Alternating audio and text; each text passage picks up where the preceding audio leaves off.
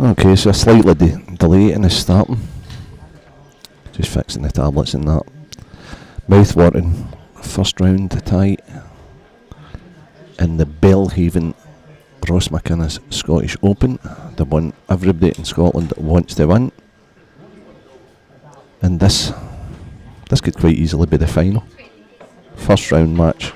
The thing about an open draw is these things can happen. We have got two professionals playing in the first round, two top 8 players in Scotland.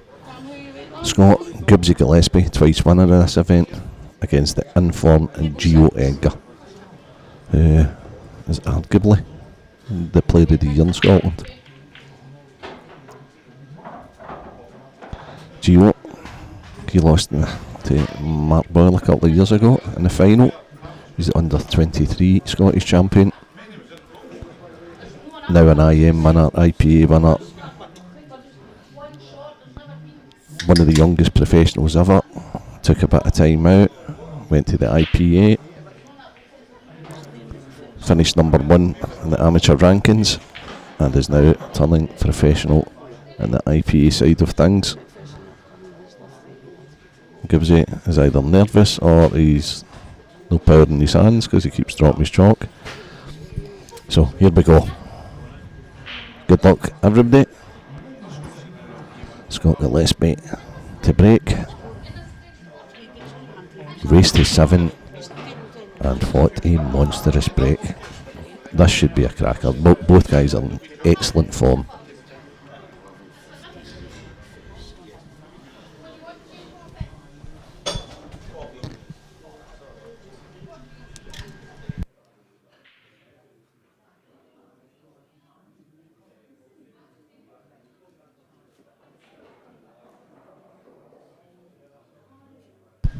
So, guy sitting next to us needs no introduction.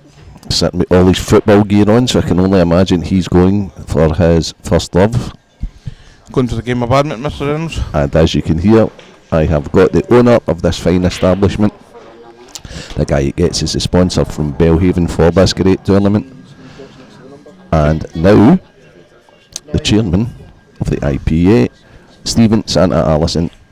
Welcome to the commentary booth, Stephen. Good morning, Alan. I'm only here for a short time, so enjoy me while you've got me. So it's brilliant to have... Who broke off this name, Alan? Scott Gillespie broke off. I can only imagine he was dry, yep. or while I was introducing you, and he must have missed a yellow, but it's not like Scott to miss anything. Gio was in here pretty sharp this morning. When I came in the building, he was sitting over there prepped to play. Was the wee man in with the clean-up? Pretty much. And doesn't surprise me. This will be a great game. This is it's an interesting game for you, obviously. It's a very interesting game for me. I sponsor Scott. Gio's when I say I sponsor Scott, I've always sponsored Scott with my name and his shirt and stuff, but I properly sponsor Gio. Gio's the new up and coming kid in our stable. And of course I've got Mr. Gillespie in the Calcutta. Yep. Well, when I introduced him, Scott's in great form just now. But Gio's quite possibly, maybe been the player of the year. Gio for me is definitely the player of the year. I watched him at IPA, watched him coming through, and for all the players I've sponsored over the years, Renzi, I've actually never met somebody that beats himself up so much. Oh yeah. he got beat in a final, and I was texting him after, as I always do, win or lose or draw, and absolutely gobsmacked the way, and I had to really grab a hold of him, if you like, and say, listen, think about what you've done this year. I don't care. No, Listen, nobody likes getting beat. Well, I'll tell you what, that wee guy hates getting beat. He certainly does. Hates getting beat. I watched it. It was the one when he got the kick out. He was playing Liam got the bounce out, remember? And then Gio got the bounce out. He lost the final. Was it an IM? Or I can't remember what it was. When he lost recently in the IPA final, amateur final to Johnny. Yep. He was doubting whether he would ever play again. Just as we're talking there, he's played short for this one. He's snookered himself on the one that he was going for, Al.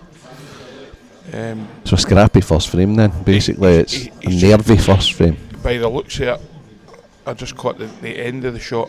It looks like he got a funny bounce off the cushion. It died off the cushion, if I'm honest with you. Recovered just yesterday. Recovered Monday, Tuesday. The tables are sliding all over the place. So as Stephen says, they're the tables for the viewers. They're going to be very slick. What happens sometimes when the tables have just been covered is when you're playing wee touches aside, it can make you look foolish because they die, but yet the cloths are so fast and responsive. So. Yep. And that's exactly just what just happened to Gio there. He played it off the top cushion with a bit of check side, and boom. I think he's got to play a double here. Yes. There's nothing else I can see unless he tries to play some sort of a kick shot. What I've found is he's very inventive with these shots because he practices so much. So these become like second nature to him. Yep. It would not surprise me if this goes. Look at the dying again. Yep. Okay. So it's got to be very interesting viewing. What's very interesting is we remember for the final that Mark beat him in a couple of seasons ago. Yep. Here it was actually a good wee crowd then because the final was held back. Yep. And you got that table recovered. Yep. And Gio missed a load of doubles early in the match, which ultimately cost him the match. Yeah, I remember it.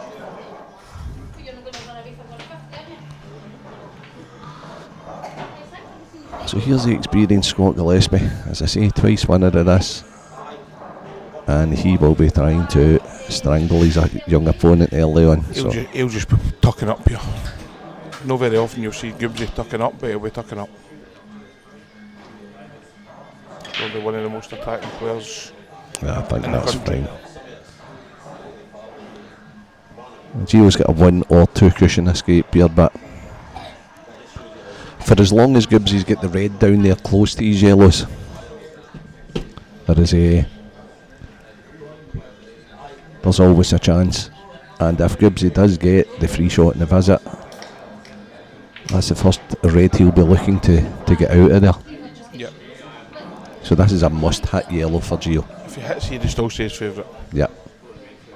Or 50-50, I'd say, Stephen. That's.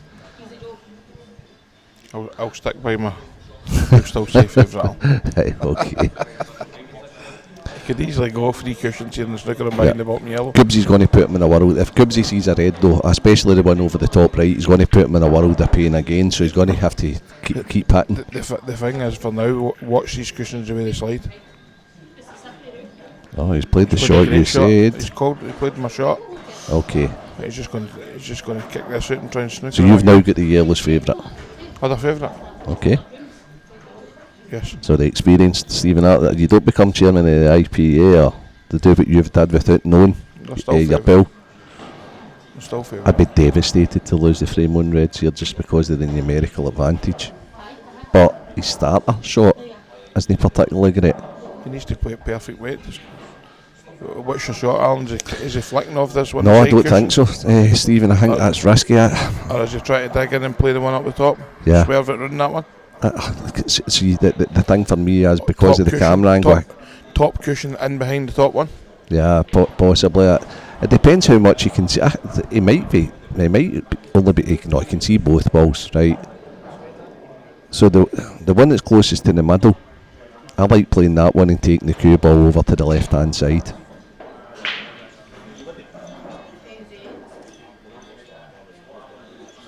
You can see that? Yeah, that's exactly. There it goes. I didn't think you could see that. Even if he misses the plant, he's parked his fight pretty good, and now he's just going to stitch him in again.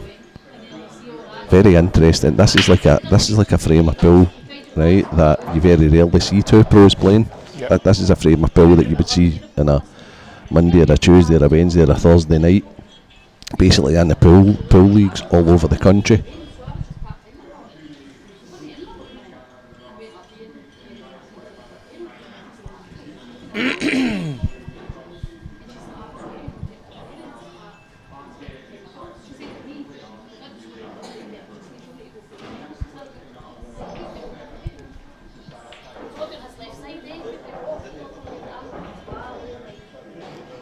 thanks golfing around, so it was a dry break indeed for you. Gibbsy Junior, how you doing? Brian Phillips, big shout out, mate. Hope you're well, son. I think you'll just try and play the same shot as you played the last time here, Andy. Yeah, I think we possibly one cushion this time though, Santa, because the angle's cut off for the. Yep. Yeah, he's certainly looking at that. So as I said, as long as that red's down there close to those two yellows, there's possible problems.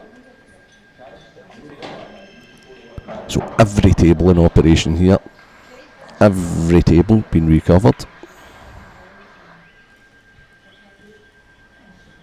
Digging in. Turn off. It's not slid as much as he thought that time. And as I say, I think we'll see Gibbsy develop that bad red. And development, did you play the plan or did you just kick it out? I think it just kicks it out, eh? yeah, I think he'll just develop. The thing with this shot is just making sure you're on the next red. Okay, I like that even better, to be honest. Development out of them. Like, yeah. Because the reason if he can develop the two of them with that shot, he can actually control the cue ball, and then he'll take the balls upstairs and work his way down. So, lovely. Great control of the cue ball. Roll-ins. Yeah. But a lot of people would have just taken the red out Like me. on its own. Yeah, probably me, to be honest. But as soon as he placed the cue ball there, you're like, okay. Because what it does is it gives him great control of the cue ball. And Gibbsy will take his time, just tidying these up and laying his marker down.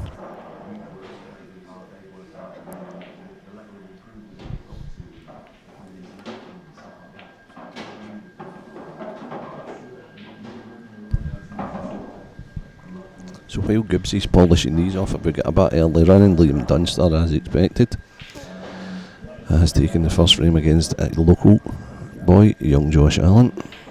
Fraser Jack 1-0 up on Mark Williams, that's young Tiny. Paul Davis 2-0 up on Gary Kelly. Tam O'Ware 1 up on Arnie Turnbull. Ali Mooney has a frame up on David Gibson. And in the Ian Doris George Payton Senior, it's a 1-0 Senior. That's all we have at the moment. I'll keep you updated as and when. Obviously, before the draw ended, it's a complete open draw, the Scottish, as you know. Yep.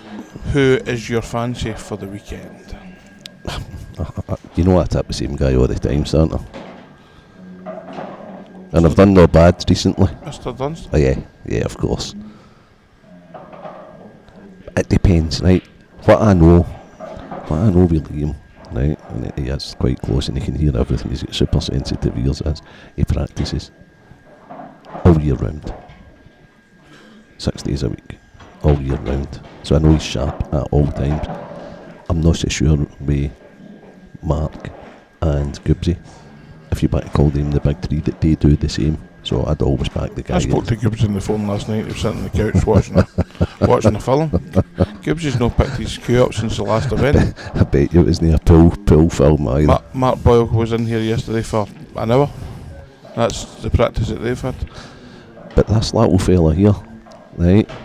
He loves on the table when he's not working. He's the Dunster. He's the same. He's actually probably plays more, right? So, but his draw is horrible. Yep. Oh, by the way, all the draws are horrible. So the other side of the draw, you know, it's You've got Fernie, you've got Morgan, yeah. You've got Mark Fleming. And I was watching Morgan the other night, and he's starting to play quite good again. So it's Hughes got a ball. one thing's for sure, this will be a great tournament. I love the format. I love the way that they're going to play more games tonight, and it's going to be the last 16 tomorrow. And I just think it'll be a wee bit of a later start. Do you think there's maybe scope in future if it's the last 16 on Sunday to up the races just a wee bit? Possibly, especially with being the last 16. Yep. You know, it's maybe just a frame at a time. Yep. So last 16 8, quarterfinals 9, semi-finals 10, final 11. Because the boys don't mess about.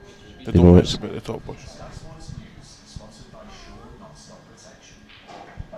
Be interesting to see how it goes with the new format.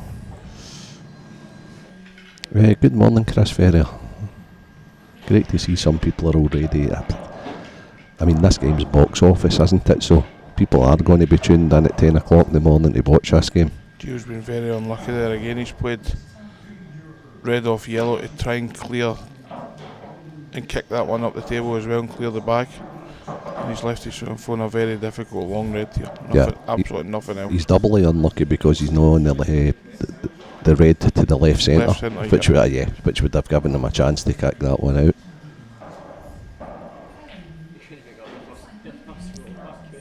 Good man. I think he's just developing it and trying to hide the fight. That's good maturity. Fair play. I think Gibbsy will just take the fin one long in at the big bag and crash into these. Wow, what a shout there from... Is that what you would play, Stephen? Aye. Right. But I'm rotten. And Gibbsy's so aggressive at times. Yeah. And the fact he's got that big bag down there, I think it's pretty much unmissable. Right, I need to get this coffee in me because when Santa's out shouting me in the commentary booth and seeing all the shots way before me. You've got your glasses on as well, Alan. If I know, there's no excuse at all. Gibbsy's super aggressive. Of course he is. But it is the Scottish. He's not even looking at it.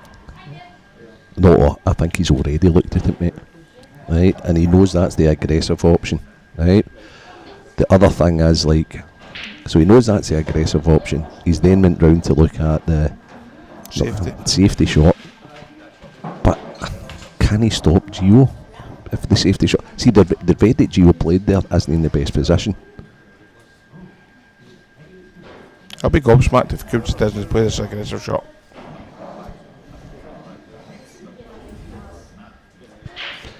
I think it's one of the ones that he's dying to, but then he's like, No, he's not.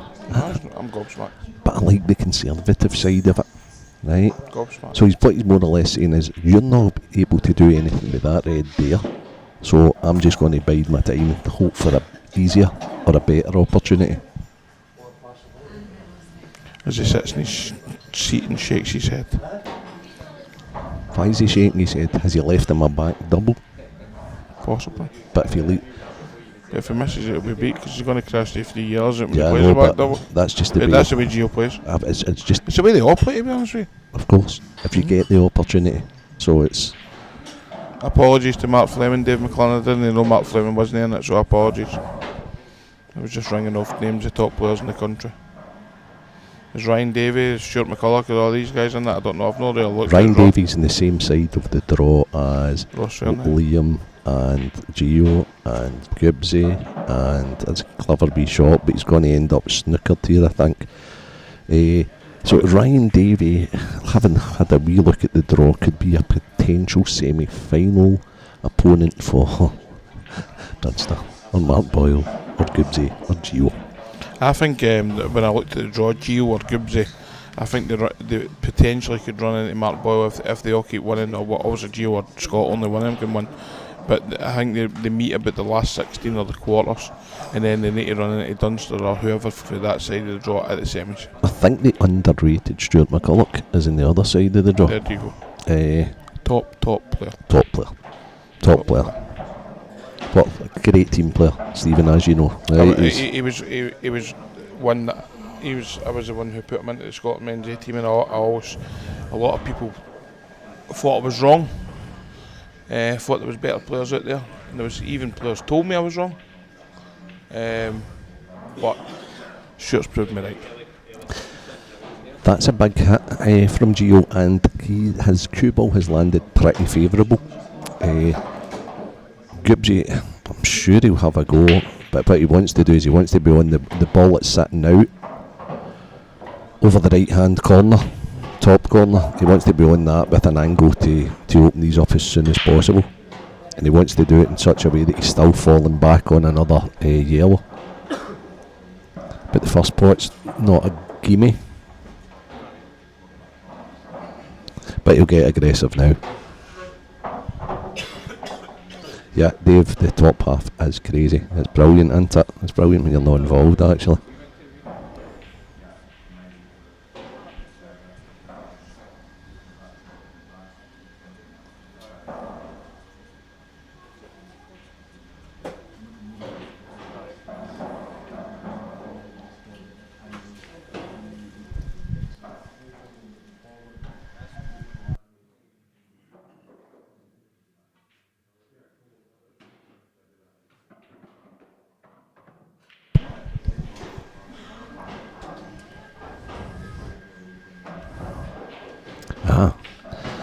Gibbsy again is going to come off the back, Kush. Yep, perfect. Plays a great shot. Just brilliant.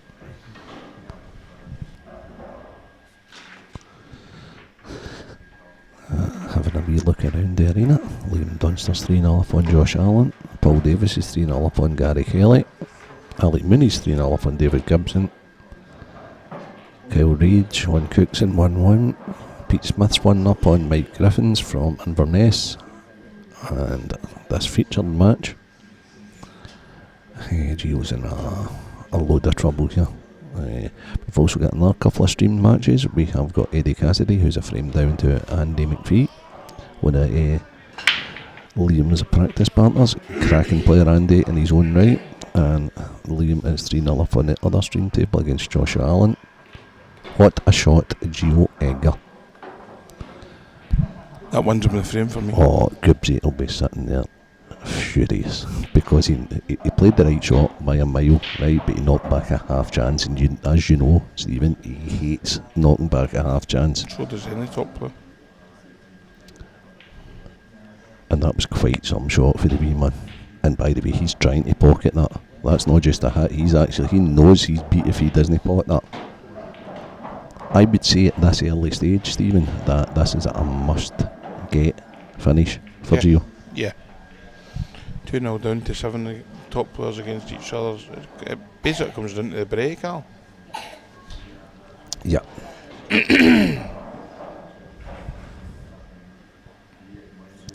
Paul Davis for Falkirk goes 3-0 up against Gary Kelly. Oh, is that the snooker boy? Right, okay. Yes, it's the snooker boy, Al. Why was he not on your team last week?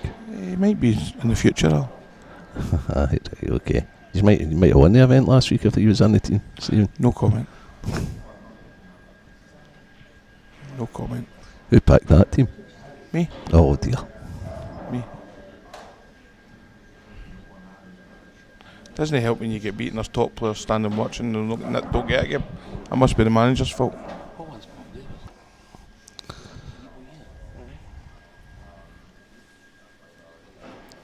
Back for more.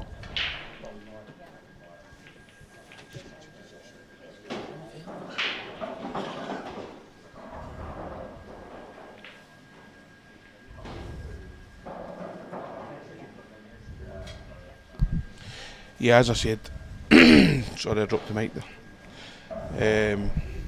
Must be the manager's fault. Gio's absolutely perfect. Yeah, it's perfect. He just wants to nick us and stop the cue ball. And then he's got a nice wee angle just to... That's okay. I think he can cue in without being hampered. Can he fall?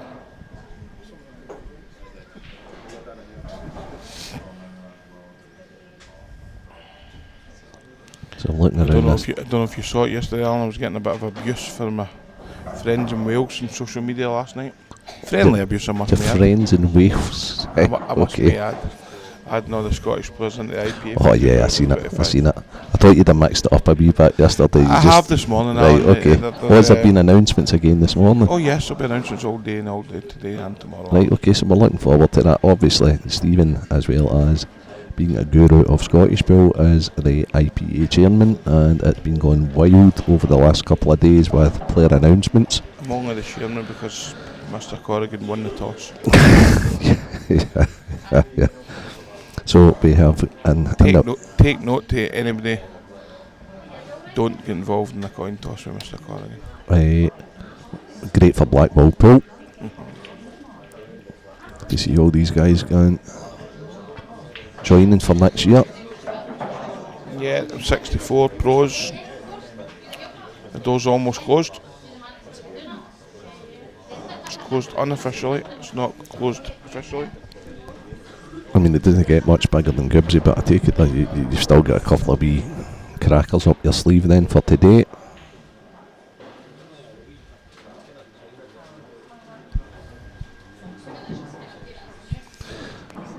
Fred, anybody with half a brain knows that the break shot dictates the results in these big games. Because if you go dry 2-3 frames, you're beat. Simple as that. And if you break like this, you should lose the frame 85-90% of the time.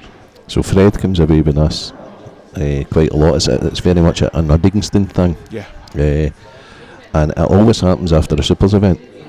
Alright, okay. But I love the fact that these guys are sitting and they're obviously like talking about Boyle when they're in their caravans. Yep. So Fred and Mark O'Hooley and Danny Kinney and Jamie Burnett and all these guys must have been sitting discussing all this sort of a thing in the caravan before Glasgow put them out. And they lost their 7-3 lead last week. I'm no believing that Jamie Burnett's sitting in the caravan talking about the Brecca pool or any pool, any Q Sports. Was that the score range? Was it 7-3? I think it was Uddingston? Unbelievable. How they won that last week's just unbelievable. When they were in the semi-final, 7-3 down to Dundee, I told Paul you are absolute certainties here, and him and Natasha kept laughing, and I could see it. The next week 7-4, 7-5, and slowly the Dundee guys started to quieten down. I see Freddie's point a little.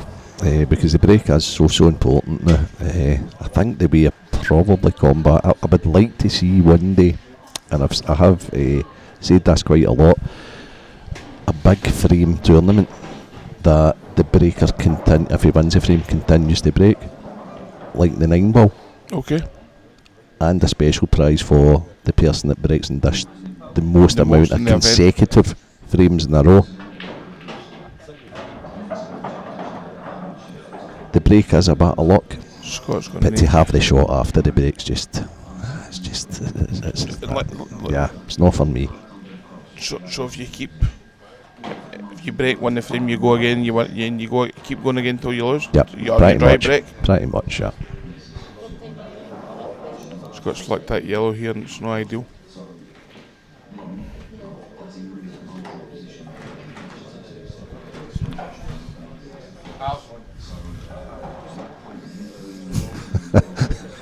And you had got a reaction for Freddie there. You're at it, Renzi. It's nothing to do with the Supers or even Uddy. Sorry, Freddie, I didn't do that. I mean, talk about the fishing rod. Hook, line, sinker.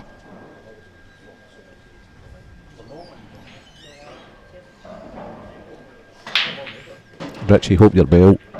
I just think it would be... alternate breaks is great. I would just like to see a real big tournament, maybe a first to 25s or something like that. As I say, with a special prize for the most breaks and runs, just to mix it up a wee bit. Got split a containing safety that. He's left Leo along. He's left Gio a long one.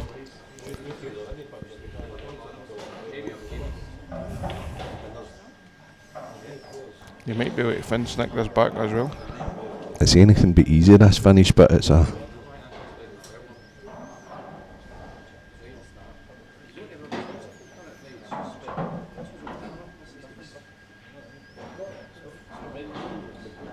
Oh, Freddie, I know the format you're talking about, mate. I totally understand it. As I said, Gio had a chance to flick that back. Well called, Stephen. His cue ball's not great, but I think he's just happy to have a next shot. He's going to have to pull some sort of a backs to the ball finish here, unless he can snooker him in there. I don't think he can snooker him in there with the ball at the top end of the table. It's fitting long one for me. Yeah. Knowing Gio, he might play and try and kick it off the red that's out the table into that bag behind the black. Yeah. That was the first shot I looked at, to be honest. So he's got 3 choices here. Sorry, Alan, I'll just start shutting up. No, it's okay. He's got 3 choices. He's got the cut into the left corner. He can play the red off the red into the right corner, or he can maybe try and tuck up. The tuck up is really difficult.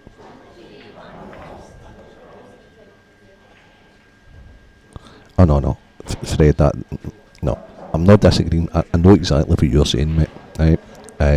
That when the guy breaks, even if he's dry, he's got the next shot, right? I totally understand that concept, right? Although I disagree with it, totally understand it. What I'm saying is I would like to see a tournament that it's breakers whoever wins the frame breaks the next frame, and a special prize for somebody that consecutively breaks and dishes. So if somebody breaks and dishes 6 times and then somebody does 7, there's a special prize for that. But again, as you would say, he's overcut it, believe it or not. In from my first shot of choice.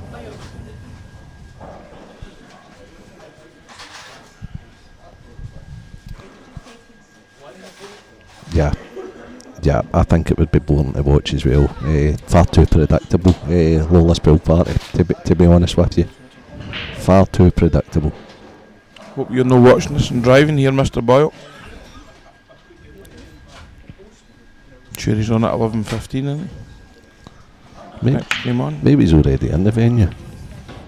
Yeah. He just can't be bothered coming over here, and he's not bought me a drink.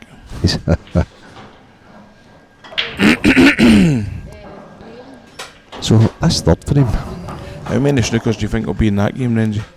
Mark Boyle versus Anton Reilly. Not many at all. I think that's the next TV game. There you go. Might be wrong. I find it strange why Craig's put this TV. I don't find it strange why this is the main game, but strange why he's put it in table 13. I think it's for commentary reasons, Stephen. Oh, right, okay. Because obviously the booth. Only on the club, Renzi. I'm glad you informed me of that. For further away.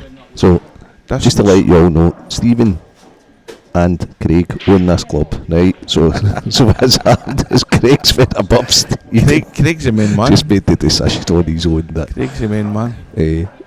Without informing Santa. Scott's hit that a wee bit hard. I don't think he's playing for this. So table 13's the furthest one away from the 3 middle tables in the Players' Lounge, and the reason for it is because it's the furthest away from the commentary booth. So when the commentary team are calling all the wrong shots, we don't want to be putting any doubts in these top players' minds that they're not going the right way.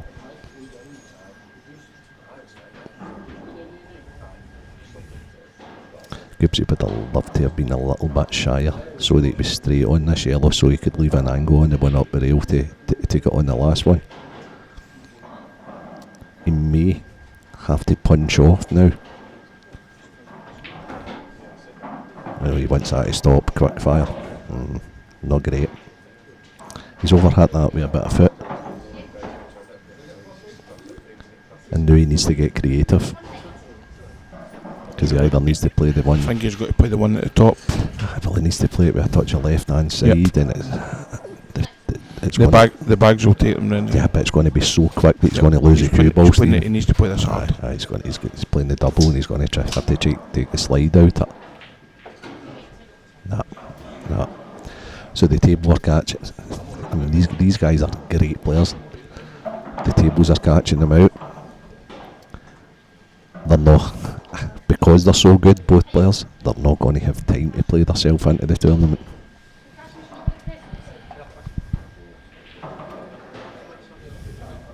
So, the question I asked earlier, are you sticking by your obvious choice, Renzi? Yeah. Mr. Dunster? Yeah. Absolutely. Okay. If anybody's here for their 11:15 and your opponent's here, I'll put Do you want my obvious choice? I think it might know your obvious choice. I know it's going to be one of 3 guys anyway. It's going to be the winner of this. Well, I've got 2 players, one's red and one's green. One's blue and one's green, if you want. Yeah, okay. One's at the table and one's on the way. Yeah, of course. Why not? Any one of them makes me happy. Yep. Have you not got this guy as well in the Calcutta? I've got Scott in the Calcutta. So any of the 3. But you prefer it to be your own guy. I would prefer it. Well, obviously I sponsor Scott as well. He's got my name in his shirt. But listen, me and Mr. Boyle been in it for the very start. I'm not going to sit here and say I want Gio over Boyle or Boyle over Gio. Boyle will always be my number 1, and Gio knows that as well. So I've sponsored him for that long. Yeah. For the very start, when he started, when nobody knew him. He's been on a long journey. Yeah, well, you say that, but nobody knew him because he wasn't like a top pool player when he started it. Yep. But we had already seen a wee bit of him in the Glasgow area because he played with a local team in Cambuslang. Yep. And I think he won the league singles through there when he was an unknown. And then when we went into your place in Camelin, Corner Pocket, and he appeared, we were like, a couple of us were like, alright, okay, because we just knew. I watched him for 20 minutes. Yeah, of course, and you just knew he was a great cruise. 20 minutes I watched him. And it was actually Big Dog. I don't know if you remember Big Dog. Aye. Great big guy. Great to see he's actually doing great for himself again after having some difficult times in the Big Dog. But no, he came into the club and after 20 minutes I was all over him, if I'm honest with you.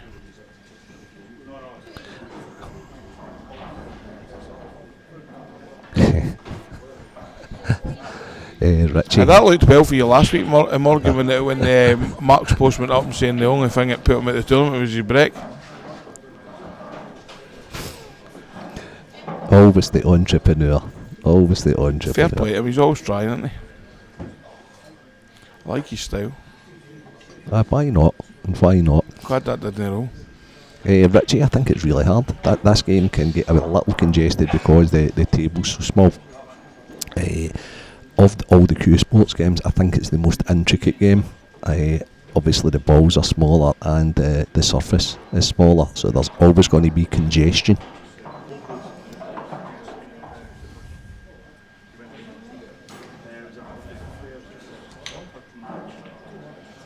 And I think if you bring something in like the 3 foul rule, it's just going to make it even more fudgy. So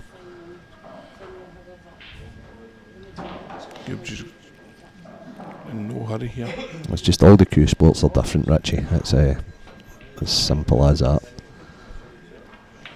And if you think this is slow and fudgy, you should have seen the game 20 years ago, Richie. The game has improved and got a lot more attacking since back then.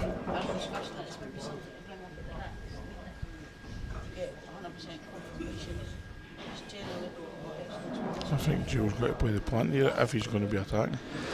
I don't think he will play that though. No, I don't think it's dead set. I think the only thing Gio has to avoid doing here. Would you play the long double? I'm not so sure about that either. I think he's just got to avoid giving Scott a cut at the yellow. Yeah, I like that shot. He's played Santa. It's unbelievable. Thanks, Alan. It's not my first day. Listen, anybody that's looking for a wee bit of help, coaching, anything like that, get yourself to the Players Lounge in Falkirk. Get Richie McDonald or Reilly Sanderson, if one there, they're not bad. Stephen Sarah, listen, is your man. Absolutely fantastic goal. Double kick. 2-1 Gio.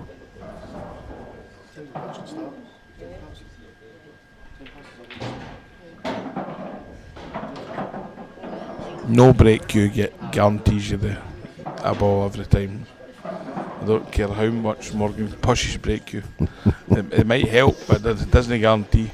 Now, if you want to witness probably the break of the year, just go into ScottishQSports. Thanks, Richie. .com.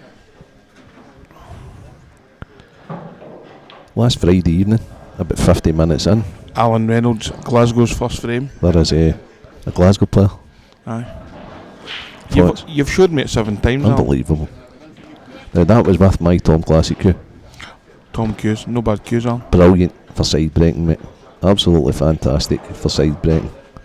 So anybody that likes side breaking, potting 5 balls and leaving themselves absolute tap-ins, there will be a reputable dealer close to you.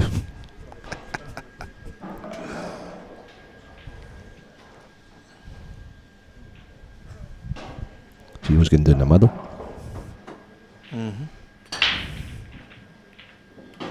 And he's made one. And his fight's good. And the yellows are absolute. Apart from one. One ball up the top. I was just about to say absolute rods. I thought that went there. It might go. Really, really thin. It's hard to see if It's when he develops it. Do you know what? Do you know the reds are actually... If he takes the red beside the black. Yeah. Yep. and he goes forward, right up into the knuckles of the cushion.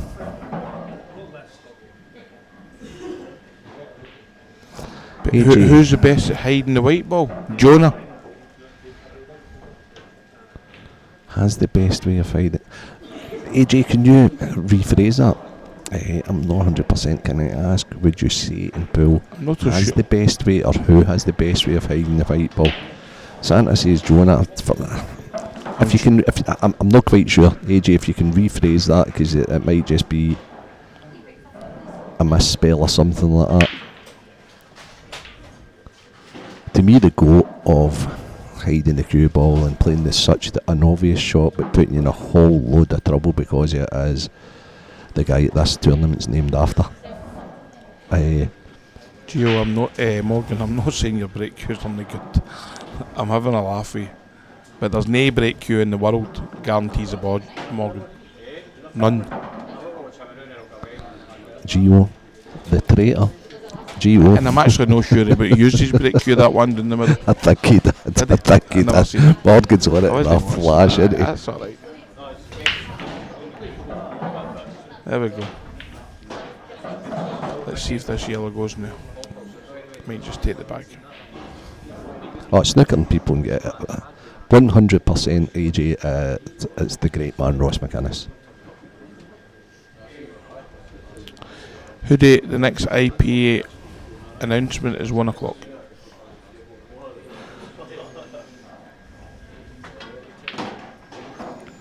Let's see if the winner of the tournament plays with a OCW break cue, Morgan.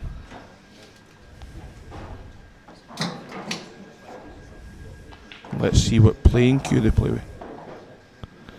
This is such an important shot in this match for Gibbsy. I'm not sure this pockets. I think he's just trying to take the bag. He'll not be happy with that. Nope. Gio, take this off the cushion, clear the bag. Yep. And maybe kick into it. Maybe So he kick might, into but yeah, he'll play with a touch of right hand side to maybe kick this ball.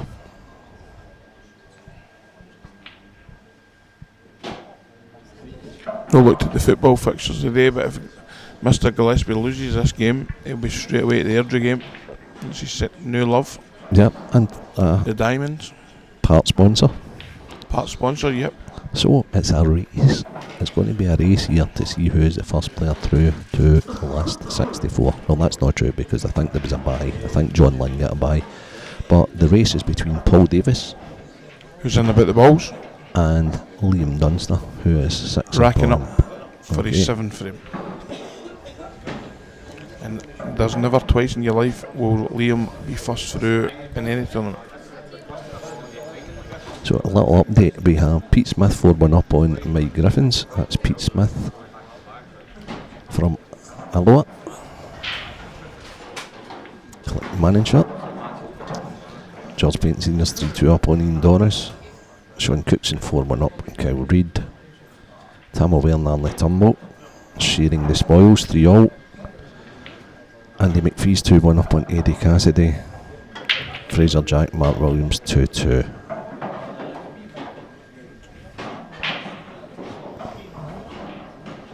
Airdrie play tomorrow. There we go. There we go. Thanks, Mark. Not sure how you're playing tomorrow, big man, but hopefully you get a result. Stuart Bowie for Ayrshires comment there's brilliant, Stephen. Never seen it. The pool will become more interesting in the next IPA player joining than who's in the jungle. Brilliant, Stuart. Brilliant. There was one up at 10 o'clock this morning. There's one up at 1 p.m.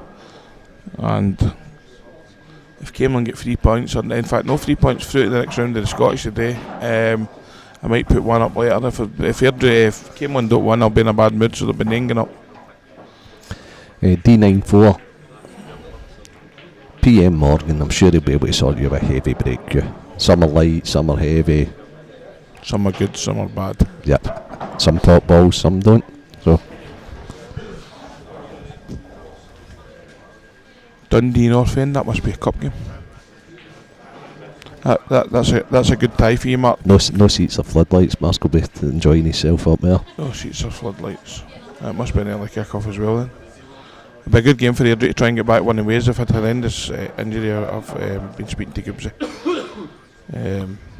Good people involved there with Mark and stuff like that, so hopefully you get a result. I've no doubt you'll get a result tomorrow, Mark. Good luck to you and all the team. So 3-1 down. It's a race to 7. You're playing against arguably the player of the year in Scotland, Young Gio Eggert. This, for Gibbsy, is a must-dish visit. Must-dish? Must-dish visit?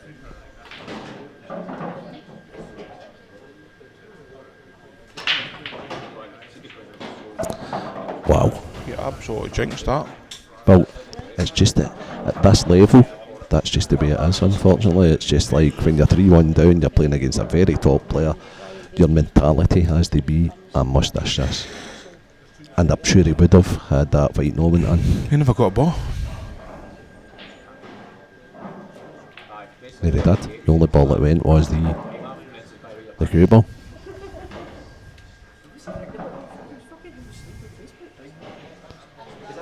And these are slightly tricky, need a bit of working out.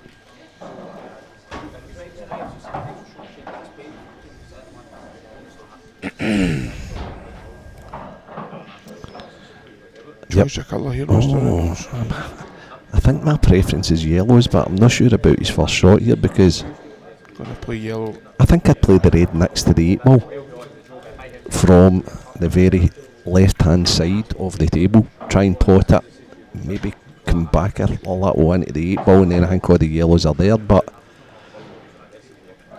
who's that in that? AG? Lockheed are not in the league, buddy. So the answer to your question is no. We've not played Lockheed. I think he's putting this over the middle so that's a connector. Yep, very clever. Now what he's done there is he's just developed that yellow, and it's a nice connector for the yellow that's closest to the black spot.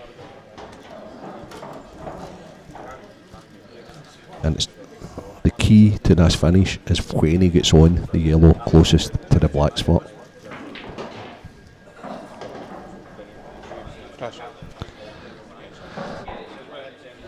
So it's starting to get busy in the Players Lounge in Falkirk because we've got the 11:15 session all joining in now, and Paul Davis is the first person to win his match and get through to the last 64 of the Belhaven Ross McInnes Scottish Open. First Falkirk playing in the next round. Well done, Paul. And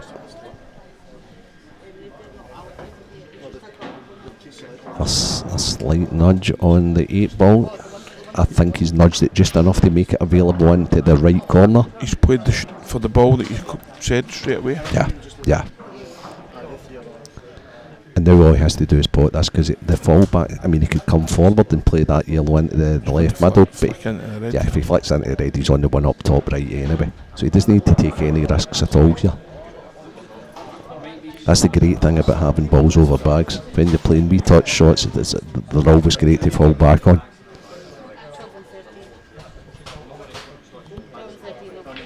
Yeah, he's very good, Richie. Just as Andrew McPhee goes in off, try to put a black there to go 2 each way of the casting. So for the viewers watching, if I was at home just now, I'd be watching one match probably on my mobile while I was watching the other match on my TV. She was taking the ball over the top right, playing it with a touch aside. Oh my God. Oh wow. Wow. The slide of the cushion again. I think he thought he was loading that up the left hand side there. He's actually still perfect. Just drop this in the middle and get on it. Yeah, but there's a certain way he needs to go. He needs to be on the ball to the bottom left here. So he needs to go forward here. He's got to watch.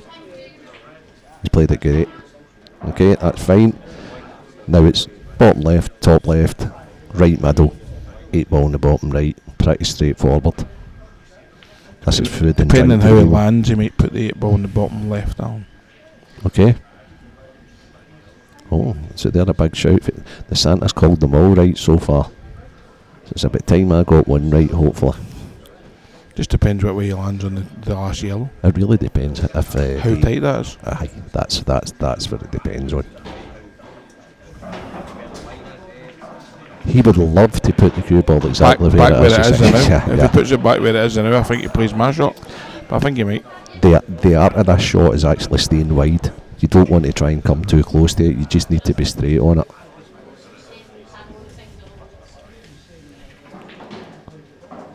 It's getting too far. That's perfect. I just got to drop it in now. It's getting too far for my shot. The thing with your shot is it was a smaller window to put the cue ball in, whereas this one here, it's from sitting here, it looks tighter than it must be.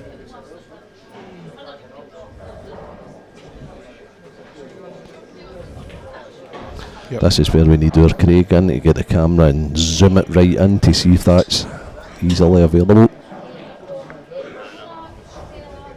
Kyle, Ryan, Davey, table 11, please.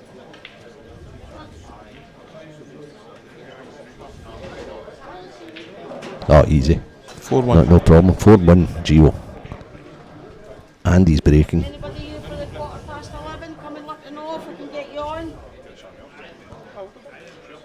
And that's our tournament director for today.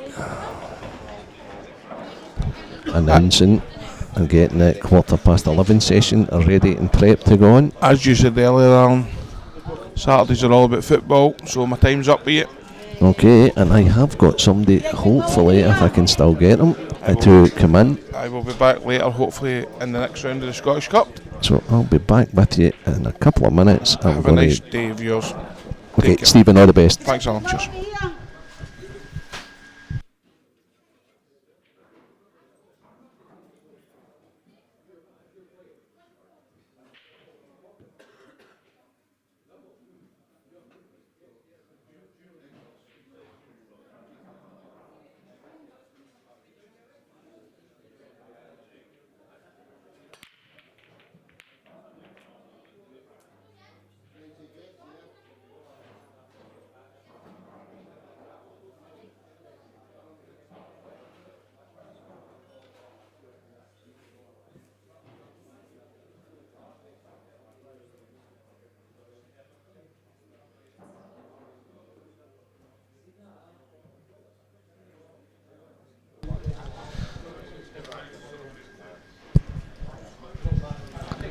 Okay, so 4-1 Gio Eggert.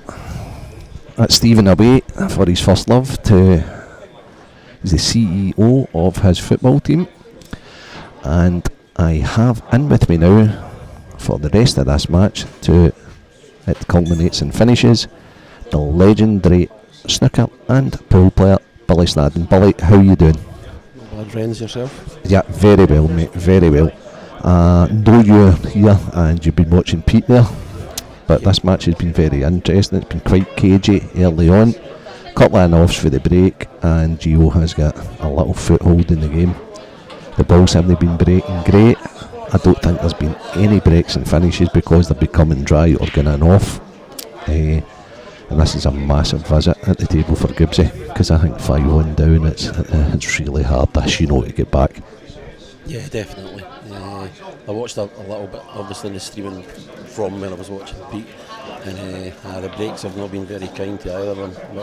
But a massive visit. This is two top class players in Scotland, probably in the world as well. So I don't think you can get a tougher draw than Gibbs or Gio Eggert in the first round. That's for sure. No, as I say, this would be a great final. Yeah, it'd be incredible. Gibbs is playing really good at the moment. Gio is arguably the player of the year with the IM titles, IPA titles. He's turned pro again. He's done it the hard way this time by topping the amateur rankings to go pro. So it's been a very interesting game, but this is a must finish visit for Gibbsy, and he'll know that more than most. Do you see any problems here, Billy? Obviously the yellow next to the red at the top. That doesn't go anywhere, it doesn't look like, so have to put a cannon somewhere. Maybe off the one next to the rail, if he can get on it, or the one at the middle, two cushions maybe. It just depends what way he wants to go himself, obviously, but I think if anybody's going to dish up for here, it's going to be Gibbsy, because he's one of the very best. I mean, the one closest to the right corner, as you say, it's on the rail. He'd need nice angle on that. that would be the perfect cannon, because he's got a chance of falling back on another yellow if he plays that. But it's just getting the cue ball maybe inside the red, it's closest to the right middle. Yeah, I think so. I think he could maybe even just play this one and come across and leave yourself the angle, but obviously he's 4-1 down, so like you said before, then it's a must-win for him. I think he's okay. He's overdone it. He's struggling with the pace of the cloth. The cushions are, as you know, Billy, the cushions, because the tables have just been recovered, they're sliding. So the cushions are actually slow, but the cloth's absolutely lightning.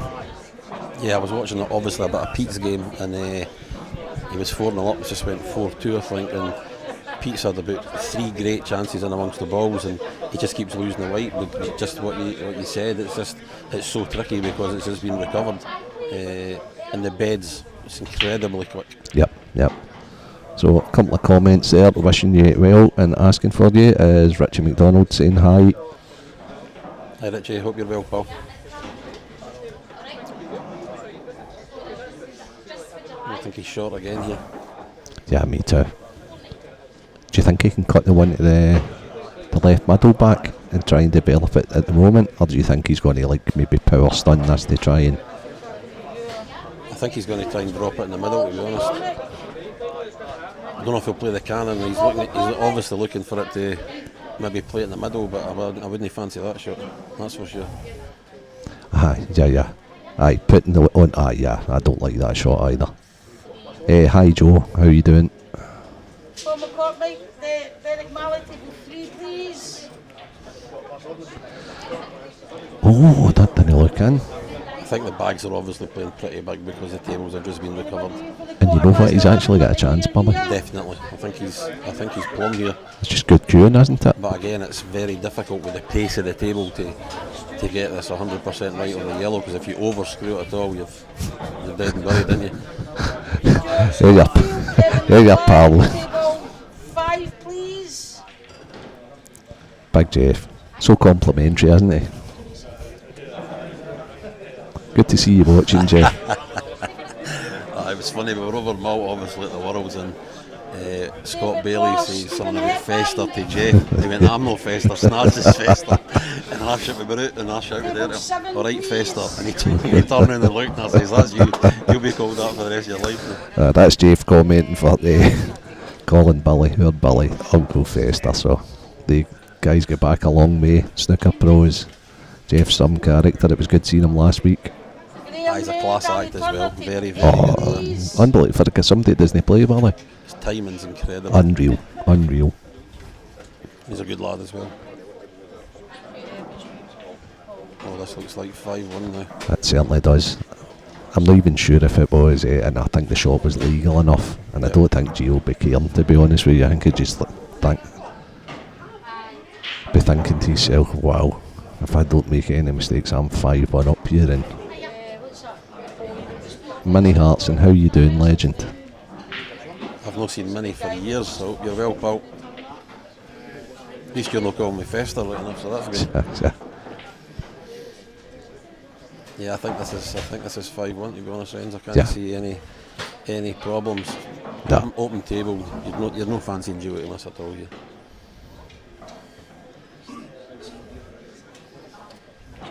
Probably the biggest practicer in the modern game. Yeah, Gio. He's outstanding, he's just a phenomenal player. And as you say, he's probably arguably the player of the year in Scotland. He's winning everything. Doubles, singles. Yeah. I think he's decent at snooker as well, yeah. I'm led to believe, so he's playing a wee bit of that at times. And his first ever 9-ball event, he just tapped a few pros in and things like that as well. So, as you know, Billy, right, just super talented. I think he's going to be. I mean, Scotland's just. It's got so many world class and top pool players. It's just to win any event in Scotland's an achievement. So, and he's dominating as well. So he's only going to get better. One really tough side of the draw, this top half, though. I don't know if you've looked into the draw much, but you've got Liam there, who has started to show the form of old. Gio Scott, Ryan Davies up that top side, and Mr. Magic, Martin Boyle. It's just unbelievably. But even the other side, you've got like Stuart McCulloch, who's pretty underrated, but what a talent he has. He's phenomenal. I watched him over Malta playing for the men's team. That's just different class. Every single one of them is different class. Morgan McInnes is up that side, the other side of the draw as well. So, but still, whoever comes from the top side is going to take a bit of beating. That's for sure. I just think the tables, like for the top class players, I think the tables are brilliant for them because obviously the control that they have, they didn't really make a lot of mistakes positionally. Yep. So he's got to watch what he's doing here if he's coming behind it, because it might slide away. He's played it perfect. Absolutely perfect.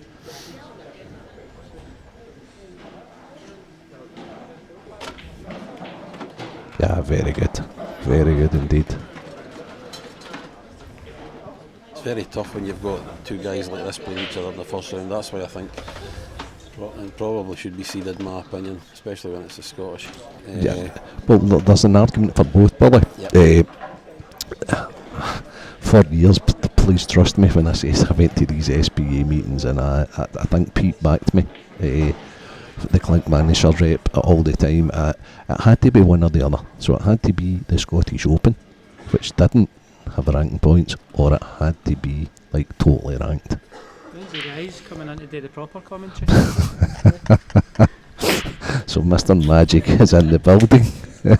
He's just come over and says to myself and Billy, when are the proper guys coming in to do the commentary? And the answer to that question is hopefully very soon. Yeah, definitely. So there's Gibbsy winning off again. I mean, that's wow. It's the second time I think he's winning off the break, and look at the yellows. Absolute rollings again. Look at the yellows.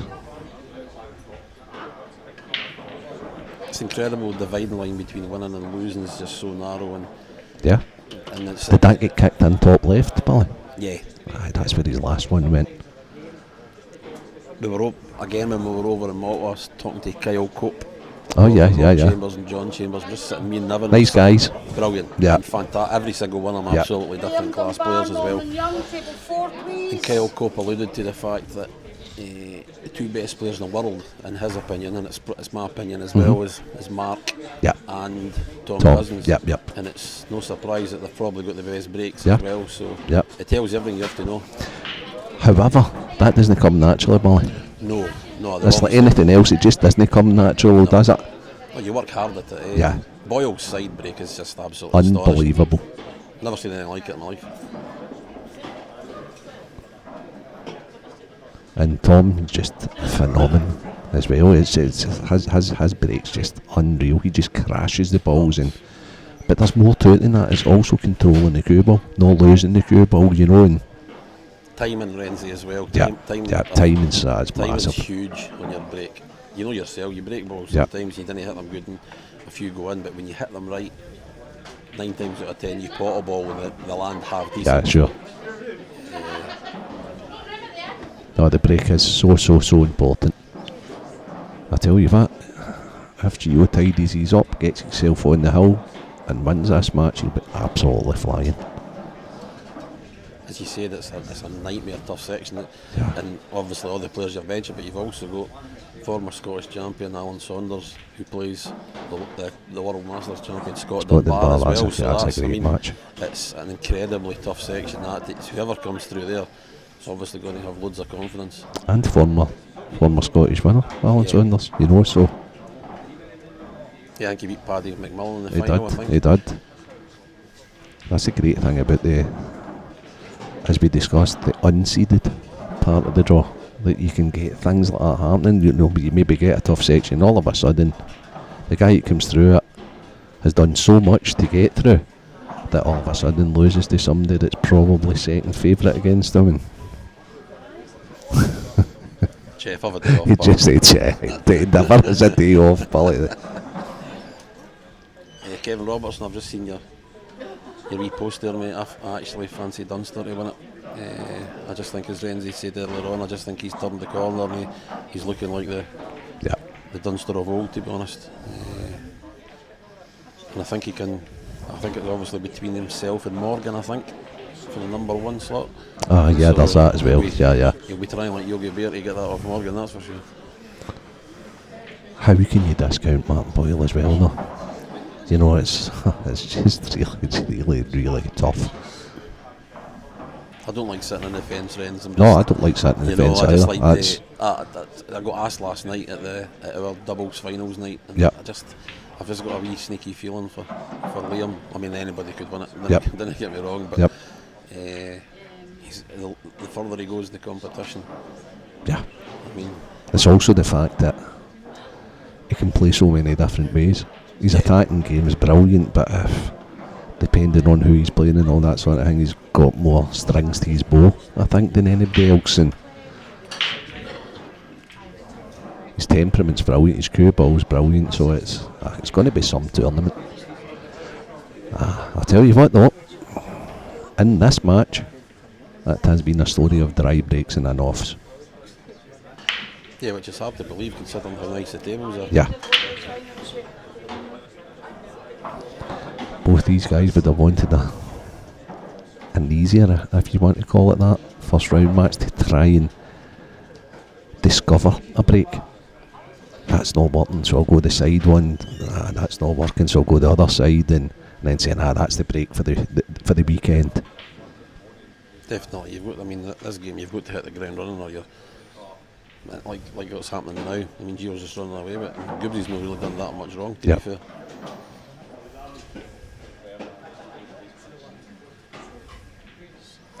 So normally this would be a straightforward finish for Gibbsy on the yellows. Yeah, but he's under all sorts now. That's the problem. That's the thing.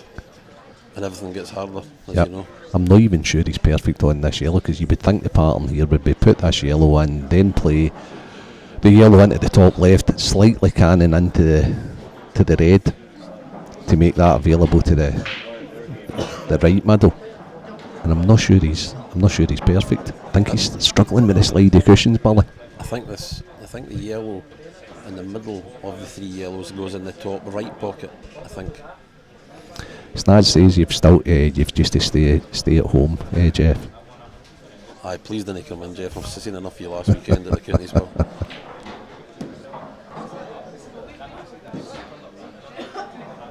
It's actually great to see Jeff back playing like for Scotland as well, because he's just absolute phenomenal player. It's a pity wee Benny didn't play as well, but I know with his work situation it's hard for him to get time off, but what 2 players they are. Yeah, of course. And at the right age now for certain age groups. And Well, Stephen Benny would be in my men's A team if he was playing all the time, without a shadow of a doubt. Jeff would be in the Grandmasters, obviously.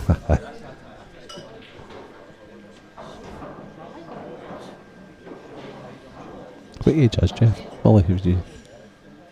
Must be late 40s, I think. Right, okay.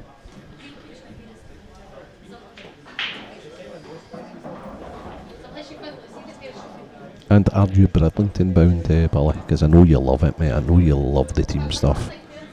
Yeah, I think Billy's waiting on Kevin McLoud announcing his team. Okay. Before he announces his team. Right, okay, so he's got it all sorted. I think he's got it all sorted, and there's no clashes between the players. I don't care if he's on anybody that's in the Masters team, and the Masters, obviously Jim McGee could put his name down for seniors and Masters, or if he put down Masters he'd probably be in the Masters team. Got you. But because he obviously had a great event over in Malta, played very well, obviously Kev's selecting him, so we've got, I think by the players that have been told, we've got an incredibly strong, probably the strongest team I've ever went away in the Masters. Okay, good. So it's certainly needed just now then, isn't it? Right, okay, no, I get that. Before Billy announces it. But yeah, we've got a real strong team. Good. So we identified, I'll try that again, identified the problem being the yellow that Gibbsy's closest to just now. And it's still a slight problem.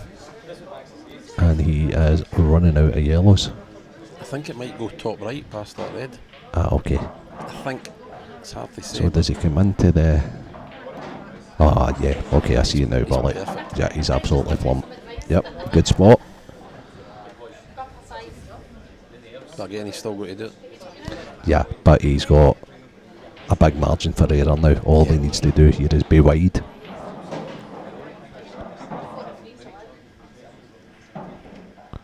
Yeah, this is looking like 6-2. Yeah, definitely. He's just taking his time on it. The hardest frame to win is always the last frame. Yeah. So, but okay, it's not like he's not going to get chances. You can imagine he's not going to get a few chances to get over the line. Unless the brakes change drastically and Scott starts getting a ball and not getting an off.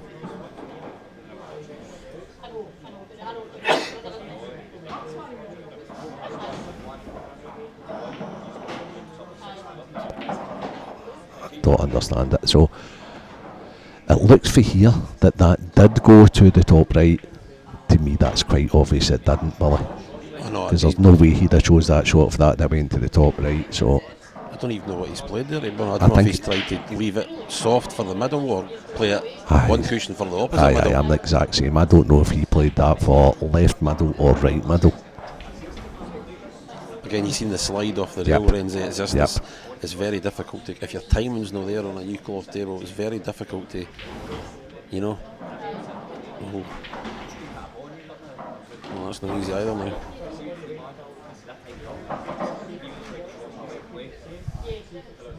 I don't think I'll be too happy with that shot. Such a nervy frame. Maybe seen the winning line there. He played very quick, Billy. He played it very quick. I think the two guys standing behind us, Martin Lehman, would have taken a lot more time on that, knowing it was to win the match. And that's still, even though we sing his praises so much, Gio, that's still the wee bit of inexperience. But I think the more he plays, the more he wins, the more he realises how important it is to get it the very first time. He'll start taking a wee bit longer. But without getting out of his routine. But I think he just thought, pull that back, no problems, done. Yeah, he couldn't see anything going wrong, and obviously the wee cannon, it's just landed on top of the red. Now he's not even got an easy safety now. Is Johnny McDermott done this today? I think Johnny might have lost in that, is he? Because he's got a real chance if he's in it as well. He's playing very solid. He's a tremendous young and player. It's great to see. He's played a fantastic shot there. He has the half. Yeah, I think Johnny's got the minerals to win, and that's for sure. He has now. He doubted himself, Billy. He was very self-critical. Yeah. I think he's in a good place off the table as well. Obviously, going to be having the wee in, so that's fantastic. Did you see the thing last night that he broke the balls? How good was that? That was brilliant. So Johnny, Catherine, and all the McDermotts and McIntyres, or what have you, all the very best with the wee fella when he comes along. I think this is curtains, to be honest. Yeah, I think you're right. Where he can go wrong here.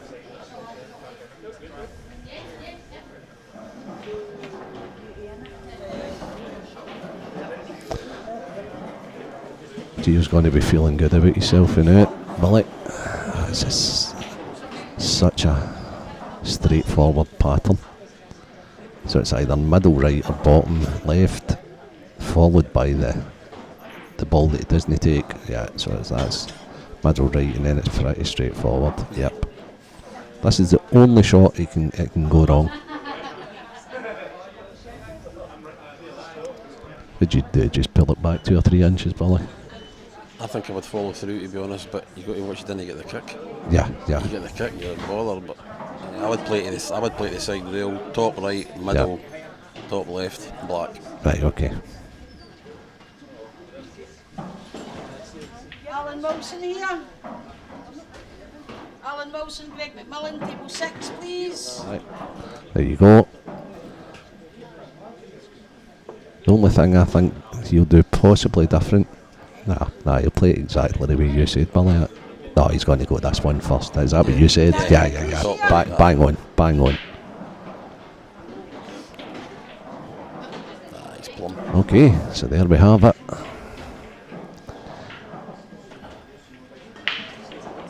The clash of the heavyweights, first round match.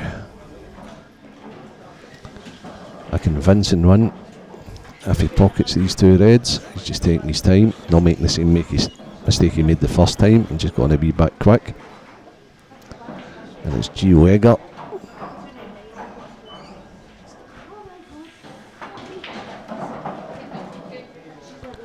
Who is basically 2 balls away from a 7-1 victory against Scott Gillespie. Scott's now conceded. Billy, thanks very much for that wee stint in the commentary booth with me. I'm not 100% sure on the next match. I think it could be Mr. Magic. It's up against Glasgow's Anton Reilly. If Stevie the Talker Walker isn't here, I will try and come back in. If you're about all day, Billy, if you could make another couple of guest appearances in, I'm sure Stevie would like that as well. So it's over and out for the time being. Gio Egger 7, Scott Gillespie 1, Gio through to the next round in a very tough opening half. Billy, thanks for your time, and hopefully get you back in to do a wee bit more at some stage today. No problem, Renz. Cheers, mate.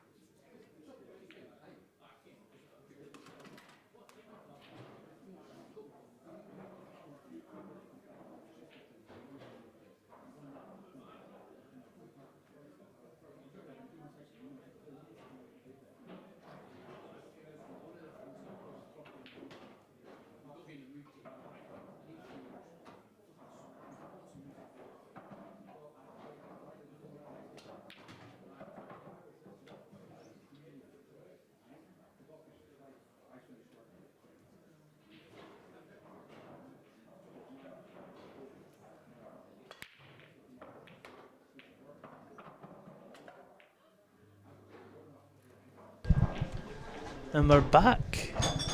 How we doing? We've got a special guest here.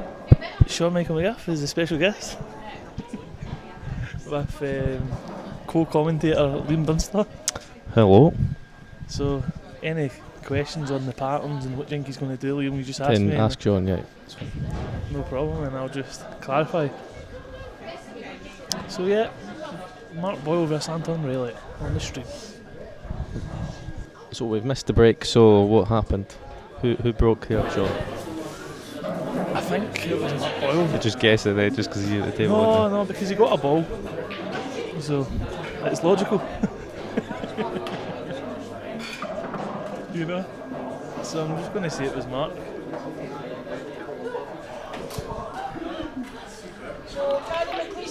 So aye, pretty simple.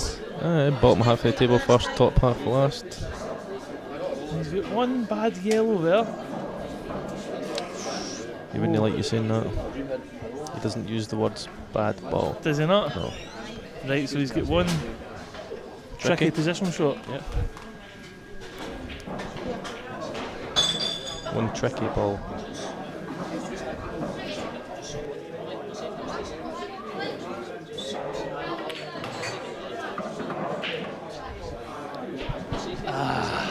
See, just moving balls into better I position. don't think he quite meant that. I think it'll take a couple of frames to get used to the tables because they've just been reclothed, and I don't actually know if Boyle's played on these tables since they've been reclothed. Right, but so you must have, because you were first finished in the venue today. I didn't want to bring that up, Sean, but just really fast. I missed out 25-1. You were this morning to finish first in the venue. Printing money.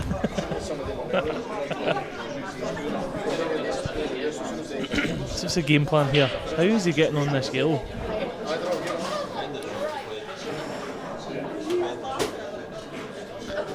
Well, Sean, I need to turn to you and ask you, how is he getting on this bad ball? Well, it does go. It goes if you get on it. It's very true. Wise words there, people. Anywhere wise right words. side of the blue spot, low centre table, and he's potting it and going into the red, or he can finish again above the black on the right side of the table. But he's obviously. Yeah, I think he's just trying to nip this in the middle, hold off the top cushion, and leave himself a little angle on the one at the left. He's just trying to flick it out. If he flicked that half ball, it'd be perfect. But he's the white's in a little bit of a tricky position now, so he's either going to have to play the slice or the double. But the only problem with the double is they've just been reclothed, so they're probably going to slide. You can't really judge how much they're going to slide. The good thing was with the slice, it'll slide in. Yeah, but position's not guaranteed at this. So I think he'll play this maybe harder than normal just to try and straighten it up. Oh, he's played it soft and it slid. See this? Wow, look at that slide, by the way. I thought he'd have been punching that every day just to straighten it up, just so that the slide doesn't really come into it. He's got no excuse for lack of knowledge, because I think he can actually play the game. So he should have been banging that in, as good friend and co-commentator Liam Dunster has quite frankly suggested. But there's another good finish across from the G round McMillan. Can we focus on the game at hand here? Yes, no. Sometimes honestly, you like to browse out.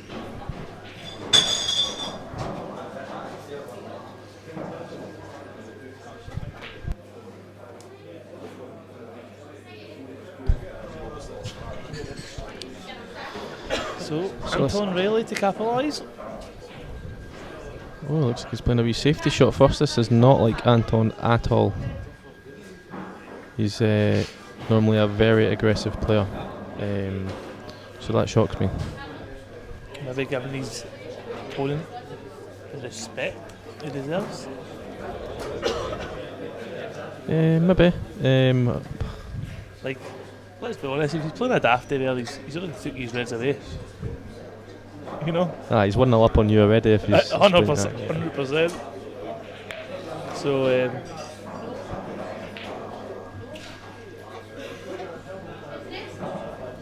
just both players will be feeling themselves out here, as he said. Brand spanking new cloth for this tournament. I noticed when I came in like a minute early, nobody was practicing as well, so I didn't know if if there was even practice allowed, because all the balls were like clean in the boxes, ready to go. So I don't think anyone's had a hit in these tables. Oh, really? Well, today anyway. Yeah. Obviously there might have been people playing yesterday or the day before, whenever it got reclothed, but definitely not today. Probably for the Scottish, that's probably what should happen. Tables should be ready to go, and everybody's in the same boat. Nobody coming in and getting a hit and getting a feel, I don't know. I think people have got to get rewarded if they turn up early. If you're lazy like me and turn up at the last minute, you shouldn't get a hit.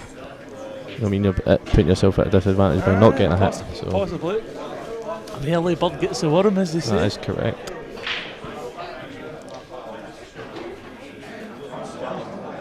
This is going to slide and then hit the top yellow of the two. He's judged that well. So I think that's exactly what Anton was looking for. Yep. So now it's just game on. He's even made a big bag for the tricky red up the rail. I think he just leaves that last ball. Last ball, yep. Possibly. So should be 1-0 Anton.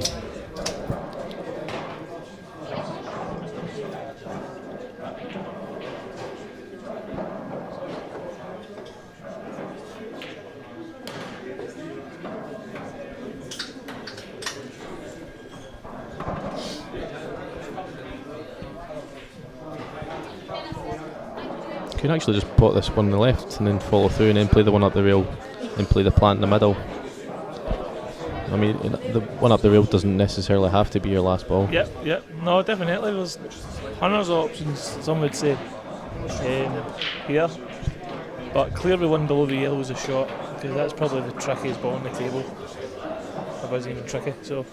What, that one there that you just played? Yeah.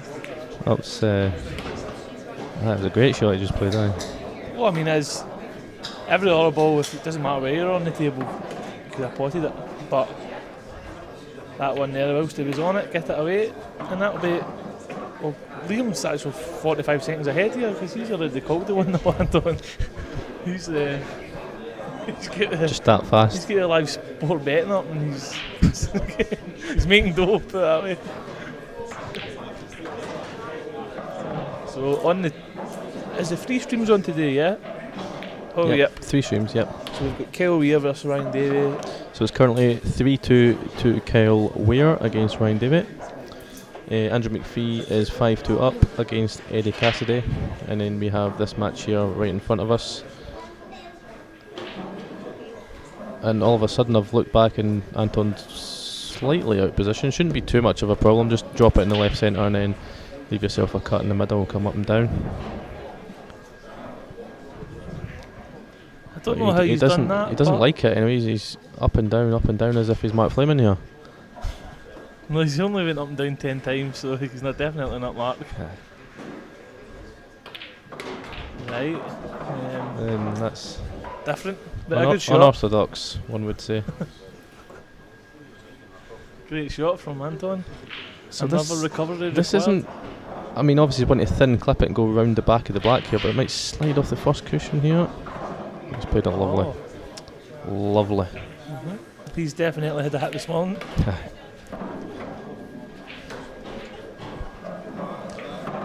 Aye, and it's good to just get the black in the hole, get over the line for the first frame. Some would say it's the second hardest frame to win. The hardest would be the one to get actual over the line in the match. Surely, Liam. How many people, including myself, have seen twitch your black for the match?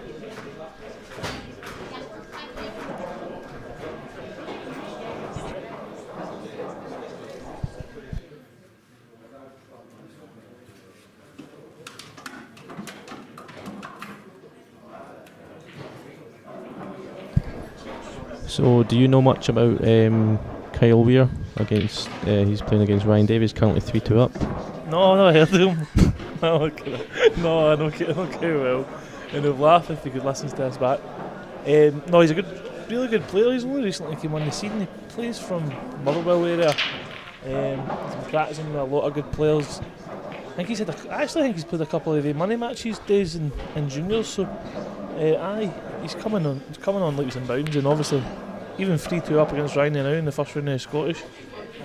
You don't do that if you can't play. In fact, some would say it's hard enough to qualify for the Scottish. You know what I mean? Yeah. A decent area, and Motherwell is obviously a good area, so he's a really good player, Kyle. He pots him off the lampshades, so he does. In fact, he could actually be a better potter than Barry McVeigh, if you've ever seen him pot. He's a good player, he pots him off the lampshades.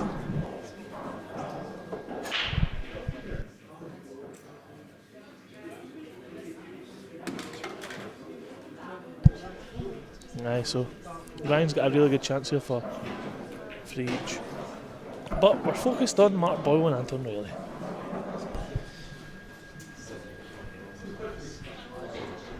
So I think Anton broke dry there. We could actually be back to front on the brakes here, but no, definitely Anton's broke dry because Martin's at the tail.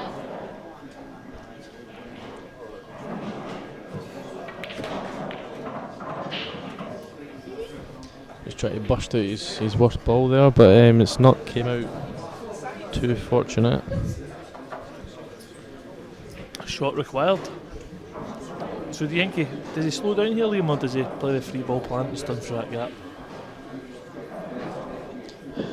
He's an ultra aggressive player as well.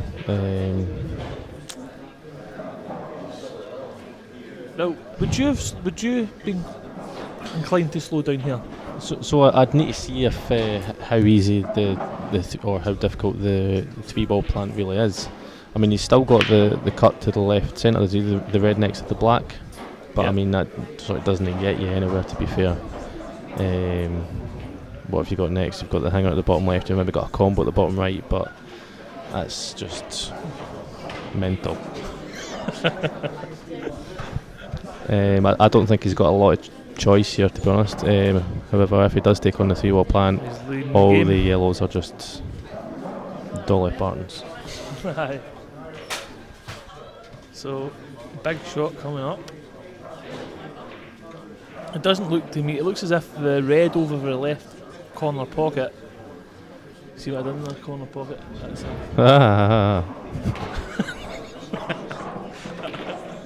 Oh, he's played that well. Really well. Very good shot. Very, very good shot, and he's judged it to perfection, pace-wise.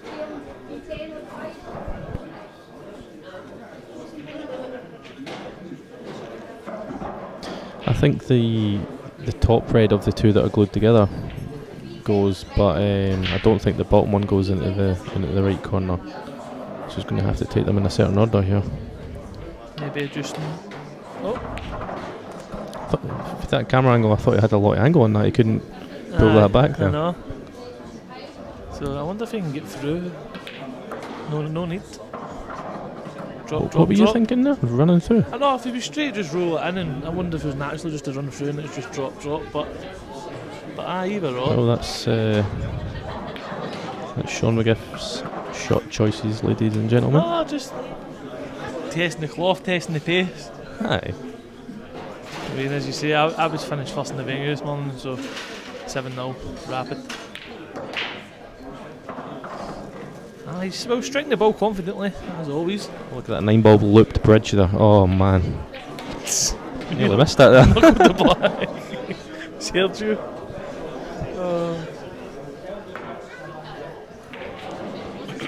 Ryan's fell really bad on his last yellow here. Now we need to take it off the red. Yeah, you do know people watching this cannot see it. So there is. Honestly, you'd be surprised. I've seen people with 4 tellies. 4 tellies. Aye, one in a room, one in a living room. Aye, went and borrowed the siblings' tellies for the game. Got the laptop out, got the iPad, got the phone. The phone and everything, aye. The smart TV hooked right up. Definitely. But 1 each. Oh, cheers, Keith. Bring back Renzi. First to 7. What was unbelievable last year? What was the format last year in the Scottish, Liam? If you remember, mind filling it in. What do you mean the format? So straight knockout. Yeah. What was the races to? And I think we've changed it slightly this year. I'm not too sure. Before I came here, I actually thought it was first to 8s, but I don't know. Maybe it was 7, but I think it increases in the later stages. I think 10 in the final. I think it's 9 in the semis, maybe 8 or 9 in the quarters. Yeah, so I think I could be wrong, but I think last year it was actually first 8s in the first round. All the way through till maybe even the qualifying stages. Was the qualifying stages first 8 as well? If anyone is in the chat, would you like to inform us? Yeah, we need some Clarification.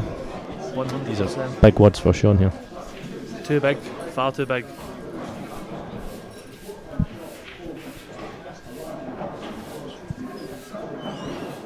Chris, that's very peculiar because I thought I'd done that Peculiar, also. Incomprehensible. No, I did. I invented the multi-screen TV setup. If you go into Curry's, if you're buying one out of Curry's, if you ask them for the book, my name's on the front page. So I did. Oh, we have clarification here for Dave. Yes, it was 8s. So I think that means it was 8s, guys. Right, we've got the English police in the building here in the commentary. Come on, guys. Increase the vocab, or you should be getting pulled. Oh, they're just flooding in there. Look at this. Flooding in? 8s. Right. Yeah. So it's shortened this year. This is actually going to be a slightly different commentary session today. At the end of each frame, we're going to come out with a question, and we want whoever's got the general knowledge answers to answer in the chat. Oh, for God's sake. Yep. So We're going to be chucking quizzes out in the comms here. there's one question. It could be Christmas related. I've just been handed it off a sheet of paper. There's 7 questions here, so hopefully it's only maybe 8-2 or something. Because we'll have enough to get through the match. So, Unless we just give them half a question towards the end, let's see who's really clever. right, come on, let's watch the pool here. This is the main attraction. Yeah. So That's Anton why rolling people in the are watching. yellows. Not to listen to you. Well, to be fair, the viewers have tripled since you've came on com, so I'm not sure. Oh, I can see that big graph in front of us there, just rocketed right That's up. a really good shot.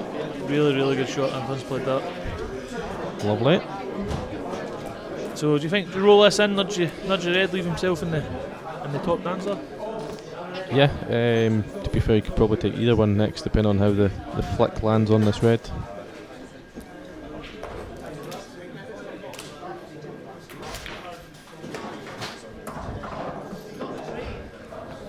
Perfect. Not perfect, but just about. So he's got options. He's looking at the left one here, but I think he might be tempted by the right one. If he takes the one on the right, just follows it through, yeah. As soon as I can, alright?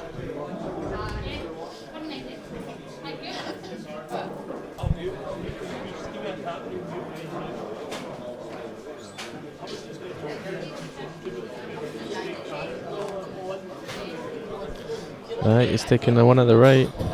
He looks like he's up, is he? So, I'm sure before COVID, even the local qualifiers were first 10. What?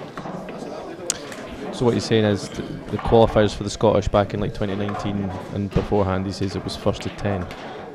Well, can you remember that? Because I actually I didn't cannot play even Pro then, remember. so, Yes or definite. so that's different.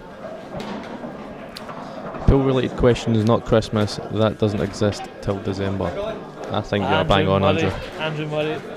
Whether you, man, we could have got you in the commentary because that is sharp thinking from Andrew, Mr. Murray. How did you get on in Wimbledon, Andrew? Are you still playing? You still batting away? The Waddle, only here for the gift. Love it, Ewan. That's 2-1. With Anton to break. That's a decent finish here from Anton. I know we were all sitting, but he had a couple of shots to play.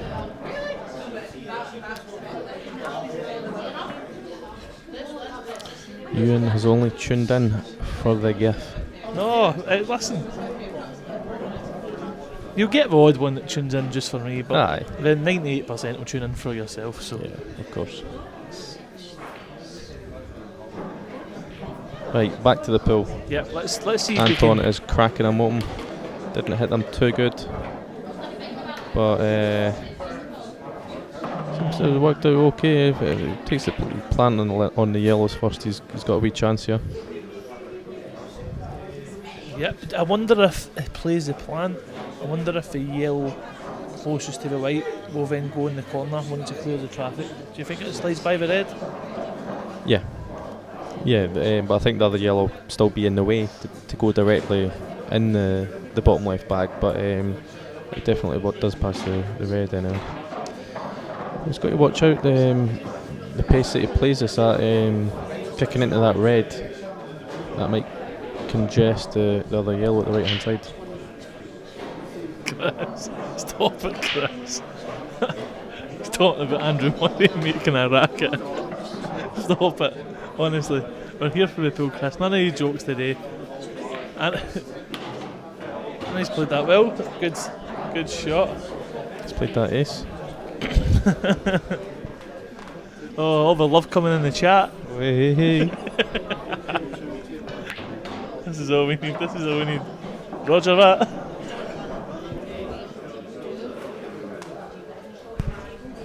So Let's just stop. So I think he can take the yellow in the middle here. One good shot.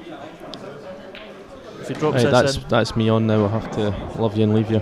Oh, the viewers are going to drop dramatically. Oh wait, he's up for the tap dance up. I'm not sure if that was a shot. Oh wait, I've just asked him. He said that's not the shot he would have took. So finally, can I actually focus on the pool now? He's all full of hilarity, that Liam. So Mark with a chance here, which he'll be happy he got after Anton playing a good plant.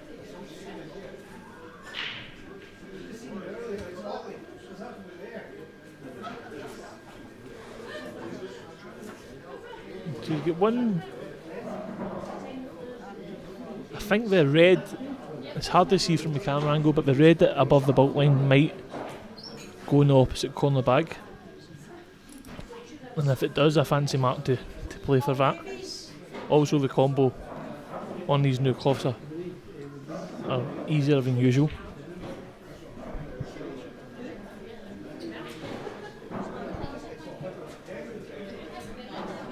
So he's really, this is tricky because Anton's got essentially 3 bags covered, blocking the reds.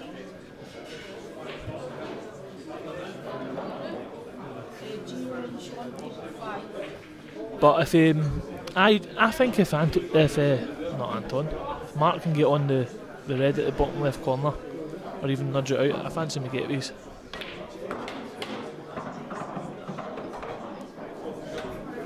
Very good attacking first shot from Mark. So now it's just about the one in the bottom left, because obviously the ones above the yellow in the bottom right, you're going all sorts of bags if you drop in behind. Long middles. And these middles are quite generous as well for those that don't use the Supremes much. Mark Flynn, what time are you? Honestly. We shouldn't have started jokes, honestly. That's all we need. Chris Ferrier and Mark Fleming bouncing off each other on the chat.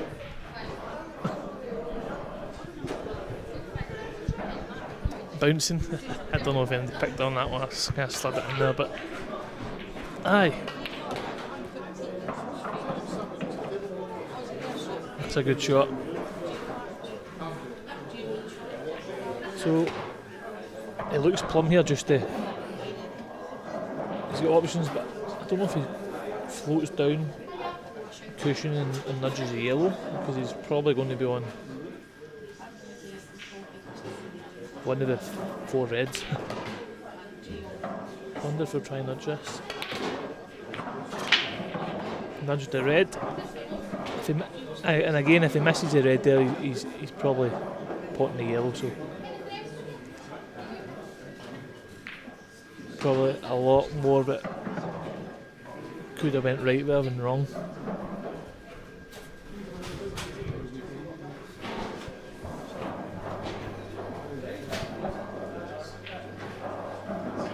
So Mark will be tempted just to put this in the top.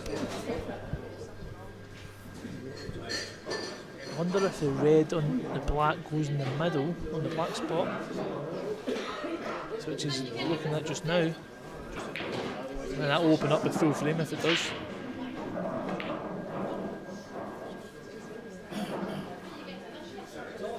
The bug coming through with a douche. I think that joke was already made. Aye, Andy Murray beat you to it, the bug, sorry.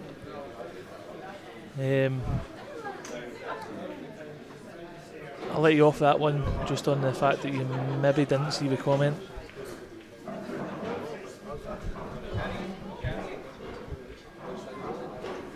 Oh, Mark. So good shot from Mr. Boyle, Mr. Magic. Took it in the top.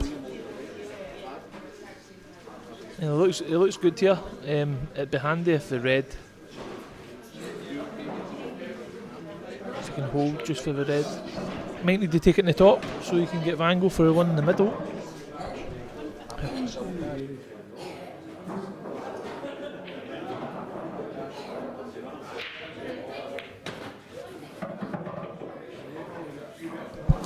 So he's just checking to see if the red goes by the yellow into the corner, which I don't think it does. But again, it's very, very hard to tell from here. How are we doing? We've got a special guest making the return. Just in time, Renzi, the chat was going crazy with the tennis jokes. I was getting out. Tennis pun? What was getting on? It was getting out of hand because a special guest joined the. Andrew Murray. Ah, yeah, of course. You know, and obviously with Chris Ferry and Martin Fleming bouncing off each other. Okay. I have to take this quick call first, 2 seconds. Oh, in fact. I'm not reading the tennis puns anymore. That's fine. I'll let her know that's absolutely fine. Alright.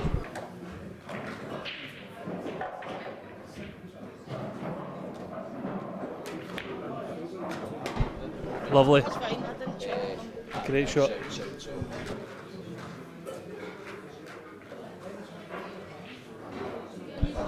Chris, the answer would be a net there.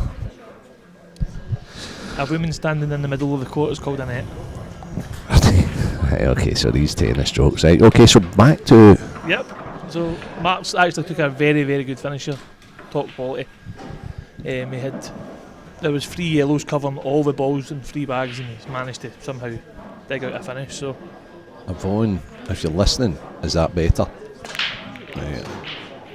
Because I do hold the mic a bit close to me at times, so if that's better, give us a wee thumbs up or a wee message, please. good black. And so, how did the early running go in this match, Sean Michael? Well, the first frame Anton nicked. Then I think Anton just went 2-1 up there, and obviously it went 1 each. Anton went 2-1 up, and Marcus pulled it back. But I think Marcus got a grip of the cloth now.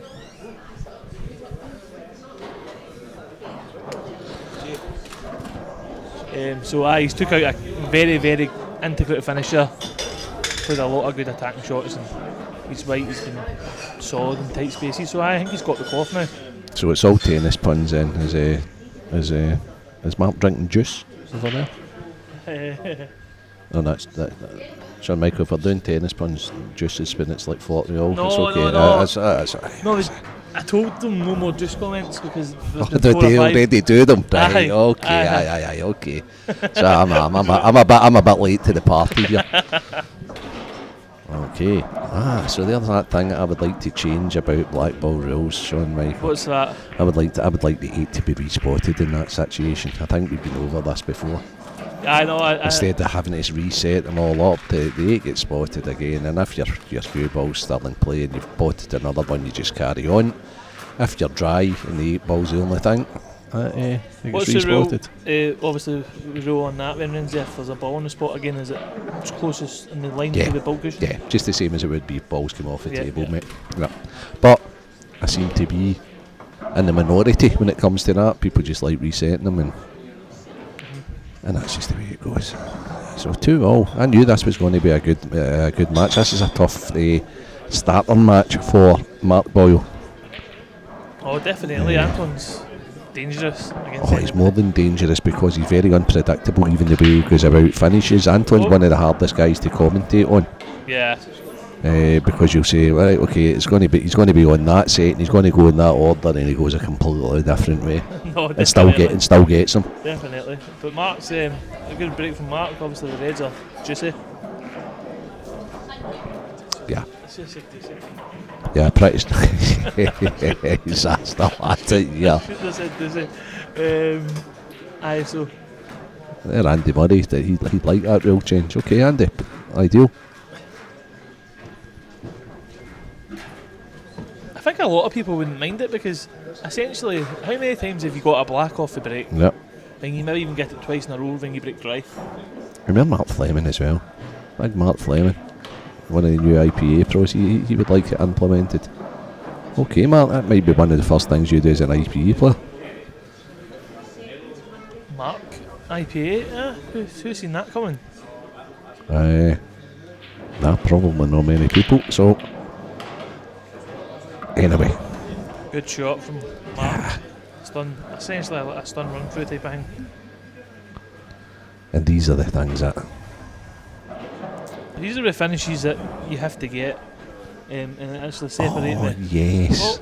He's here. Oh no.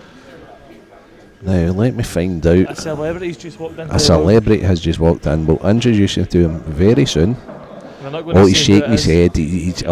What is he doing? Right, okay. So he looks as if he's been either a few rounds with Mike Tyson. He might have been playing football earlier on because he's got all the gear on. I think he needs 10 minutes, so we'll build him up a wee bit before we introduce him in. It's actually, I might just have to jump off here and get his autograph. No. You stay exactly where you are. That's fine. So, just to let you know, we have the main commentator has just walked into the building. We have got Stevie, the talker, walker. He's away at the toilet. I think he's either been working or working out, or I don't know what he's been doing earlier on, but he's now in the building. So I can get out of here, leave the dream team together of Sean Michael McGiff and Stevie the Talker Walker. Hi Paul, I hope you're well. Good afternoon. Lovely. Mark, if I have my way at all, I think it's just a thing that needs to go you professional players and say, is that for the betterment of the game? And if it means copying anybody, do it. Anything that's for the betterment of the game needs implemented, full stop. And I think as a professional association you should implement the best rules, and then the associations, or even like Blackball International and the EBF, whoever it may be, they just follow suit. What happens though, Renzi, when Ultimate Pool or international rules sue them for copyright? Nah, they can't sue for copyright. No, I know you're joking, right? Yeah. But as is with just make the rules the best they can be. No, that's that. You know what I mean? At the end of the day, the games, there's not many things you can change, but that's one of them. It just speeds the process up. Yeah. It's very frustrating, you know.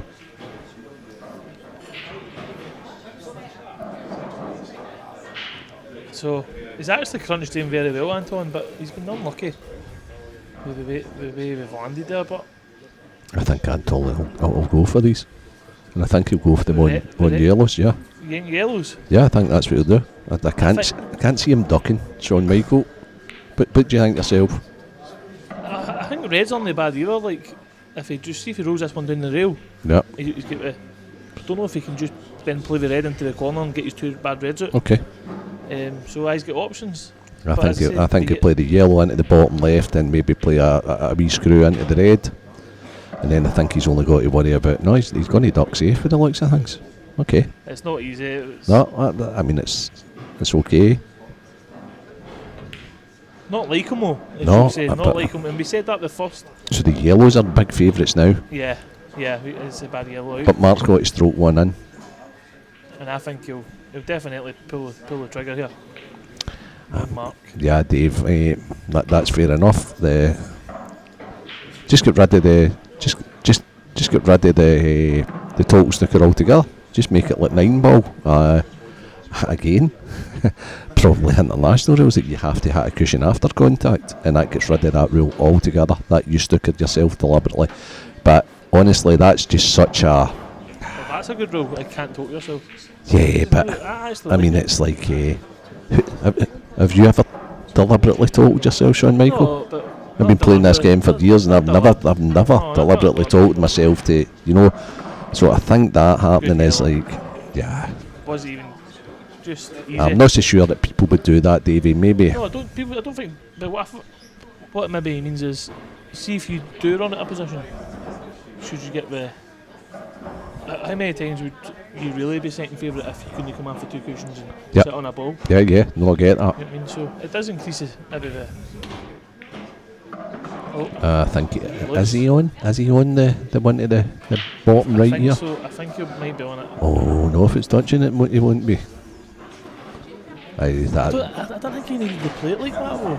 Yeah, but that's the way Mark plays. But Mark just floats in at times, and and obviously a wee nudge here. Again, the guy that was in co-commentating with you earlier on, I don't think he'd have played it that way. He'd have been more intricate. He wouldn't have depended on the kick out, so. It's fascinating watching all these top players and all their different styles, Sean Michael. I think what Mark was maybe thinking is, worst case he's on the bottom one, but then obviously it's keeping it touching ball. Yeah. So. He still needs to try and make this off a cushion, kicking it in.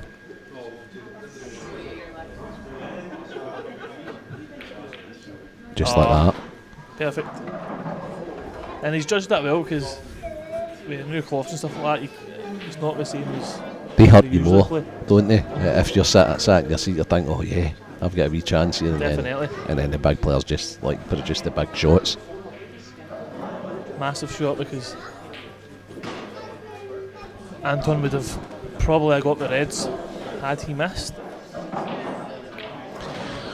Stizen, we adults, I would have copied somebody's homework if I thought it would have got me the right grades. And if you want to be have the best grades, you copy anybody's homework if it's the right thing to do, as long as it sticks with you and it makes you better. So bottom one first, Rens? Yes, very much so. For the yellow and maybe the tap bag or... Yeah, on middle. That's what I'm saying. And because he's playing this one first, he's got his choice, and now it's probably going to be the middle. Yep. Does he avoid the 8 ball? I think he does. Face the right hand side, I think. Yeah, well called. So, from 2-1 down, lovely. He is now going 4-2 up. Yep, and if he keeps playing like this, he'll be tough to beat. Even when he's running the trouble, he's producing the trick shots. How's his break been so far, Sean Michael? It's been good. Aye, it's not been bad at all actually. Been splitting well. He's arguably got the best break in Scottish pool. That side break he uses. Aye, crunch. He hit some.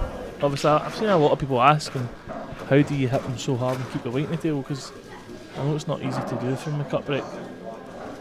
But he's found the act anyway, hasn't he, Rens? Yeah, it's a thing he worked on. I was talking who was it earlier? I think it was Snads when he was in earlier on with me, and we were talking about how important the break is, and it's and how Mark and Tom Cousins, who are arguably the best 2 players on the planet, breaks are so good. Yeah. That's not by chance. I think as well, what you really need to see, obviously, I think obviously the amount of pool players, and you think you notice their breaks so good because of how good they are. that are winning, you're more like zoned in on they too. Whereas like players who don't have the success rate they have, maybe even have just as good a breaks, but they're just not as good. You get me? Yep. If they just get the credit for having, obviously their breaks are great, but there'll be a lot of people just with as good breaks, but they just don't capitalise. You know what I mean? Agree. I totally agree. Right, but it's the consistency of the of the ball going down, and these guys are the top players. Right, there's no doubt about that. But in order for them to dish regular, they need to pocket the ball. Yep, definitely. And I just believe Mark does that as frequently as anybody else. Definitely. He's got a wee chance here, Mark. I think he maybe goes Reds here. He's got a chance on both to be honest with you. There, but he's looking at the yellow there, but the problem with the Reds is his opener has to be top left, and he would need to play the kick out on the one it's closest to the right middle at some stage, and he's got a very small window to get on the kick. Yeah.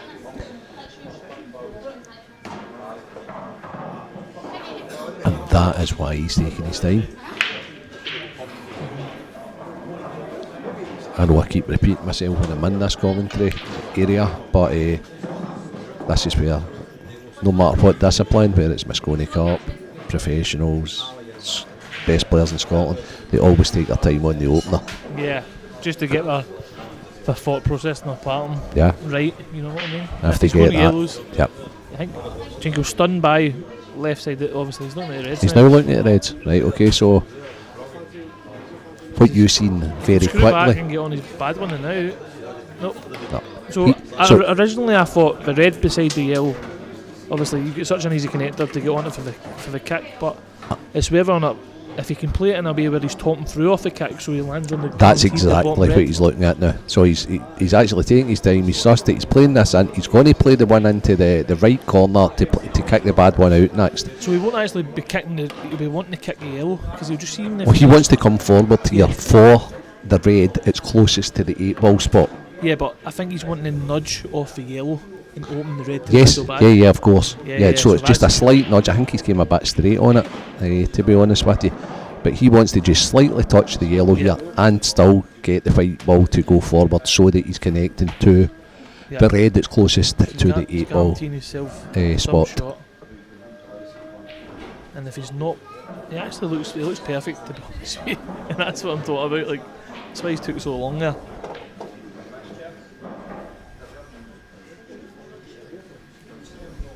Yeah, Paul Laird, that goes without saying, mate. Played that really well. Okay. What he hasn't done though is he's not quite got the angle, because he's had to play it a wee bit harder because he was straighter. Might need to just go up and take the red in the opposite corner now. Really? Can he not draw back for the one into the bottom right? He could. No, over to the left side cushion. Yeah. He's got the option of either. He's both, doesn't he? Yeah, that's correct. He's got the option of both if he doesn't like it, because obviously worst case that is your last ball in the corner, you're swinging off to, and it's hard to see the angle he's actually got. But if he, I think on a new cloth you can nip it. Yeah, if he avoids the yellow, it's closest to the what would be called the blue spot at snooker. I think he's then going to be able to get on the red to the right corner, bottom pocket. Yeah. So for an area here. Yeah, so that's what he's playing. You can tell by the way he's going to just draw it back to the left cushion. Wow, look at the reaction there. Lovely. Excellent. And now it's not even hit that, you know what I mean? There's numerous places now to play the last red. Yeah. Okay, guys, so I think this is just about the perfect time as Mark goes 5-2 up to get the main man in with the other main man. He's just at the bar just now, getting himself a soft drink.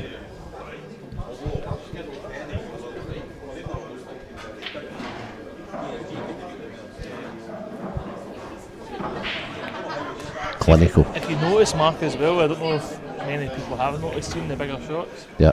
takes extra feathers. Yeah, that's fine. Yeah, I like that. See what I mean? But I actually talked to him about it a wee bit, and it's a thing that I think that Mark, when he does help people out, right, insists upon when it's the big shot. So that's a thing that Mark's had in his game for quite a long time, and obviously it's very successful. Yeah. Okay, guys, I'm going to hand over now to the main man, Stevie, the talker walker. He's just at the bar, he's just getting his cellar soft drinks. So I'm going to switch off and make way for him, and you can enjoy the rest of the Mark Boyle Anton Reilly game, and I'm no doubt I'll be back in later on. Thanks, Sean Michael. No problem, Rent. Oh, yep, you're right. At this level, the break is 100%.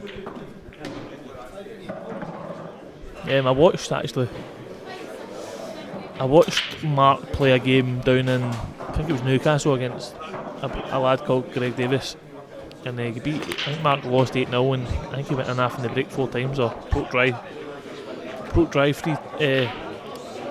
4 times and went in half 3 times. I think it was something like that.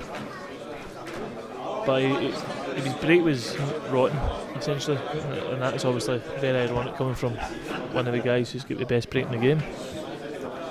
But it shows you anyone can beat anyone if obviously the guys are playing well and the breaks aren't happening. So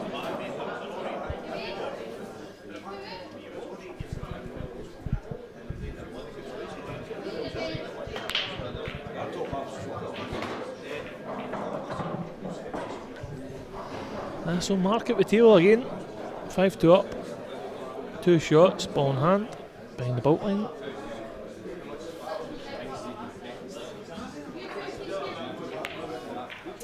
And obviously the black, he'll be looking at this, he'll probably not even be bothered about moving the black, see, because he's take with cloths now and stuff like that. If he's got a good connector for the middle bag, now obviously he can move it, but essentially if you leave the red in the middle to your last ball and can just roll through, you're right behind the black, you're not missing it in the rail on the new cushions, the new cloths and that, sorry. So Mark's got options here. I like the reds myself, but you could have, if you've got argument for both, if you clear the bottom bag as well, the yellows become decent. So. But I think the reds are the balls here.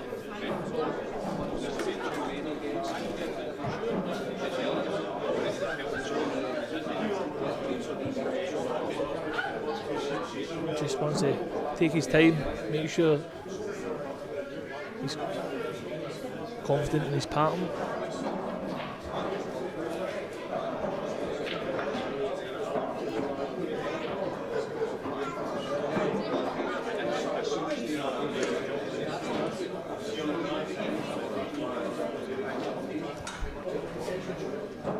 So I wonder how he's going to play this, because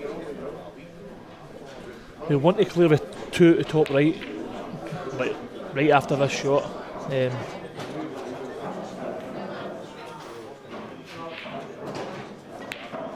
So he's opting to move the black out,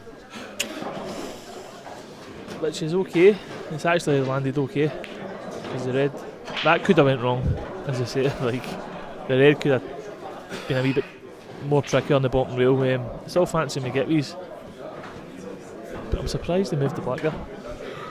But he obviously knows it doesn't really matter, because if he gets the black out, he's finished him anyway.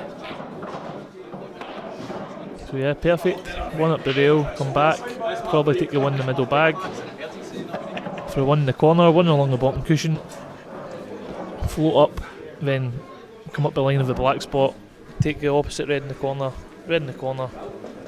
for the black in the same corner. And obviously that might vary, but you should get these. It's all about this shot here, getting right side on the red to drop in the middle to come onto the side rail. And I'm going to, special guest has now arrived. He is here. So can you roll that red carpet away, guys, because I don't want that getting dirty. Ladies and gentlemen, and he's here all day. Walker the Talker's in the house. Are you not playing today, Walker? I am tonight. I was unfortunate I had to work this morning, which was severely unfortunate because it was hard work. I've managed to get it finished and leave a couple of guys just to do a bit of grouting for me to get me here. And I've walked into Mark Boyle absolutely flying by the looks of it. Yep. Oh, Is that the Walker the Talker commentator? could be. Wow. Maybe he's heard your voice and went, oh my god, he's in the building. The funny thing is, I was walking around the corner and I sees this girl and the wee lassie walking towards me, and I realised it was Mark Williams, young Tiny, his missus and that, and she went, yes, thank God there's a good commentator in to take over. And I'm thinking, you're not watching? You're in the building. How do you know who's good or not? No, she knows. That's it. The only thing she didn't do was ask for. The women's always right. I was kind of walking by with my hand out. I think she was going to give me a pen to sign something, but it never happened. No, but Anton wasn't. So basically, that's very bad. Not bad, but it's unfortunate for Mark because he had 2 shots there. Came to the table and you're batting to get the finish every day of the week, especially with 2. So the fact Anton has now got a chance. And is it open table? Have I walked in on an open? No, he's on yellows. Right. And I think he's obviously going to take his bad one now, just below the red at the left corner. Or maybe not. I'd be taking the one at the red at the left corner for now. But he must obviously have a... It's not easy, but he's just one of these ones. You shouldn't bet the table. You're free rolling, you have to get them if you want to try win this match. So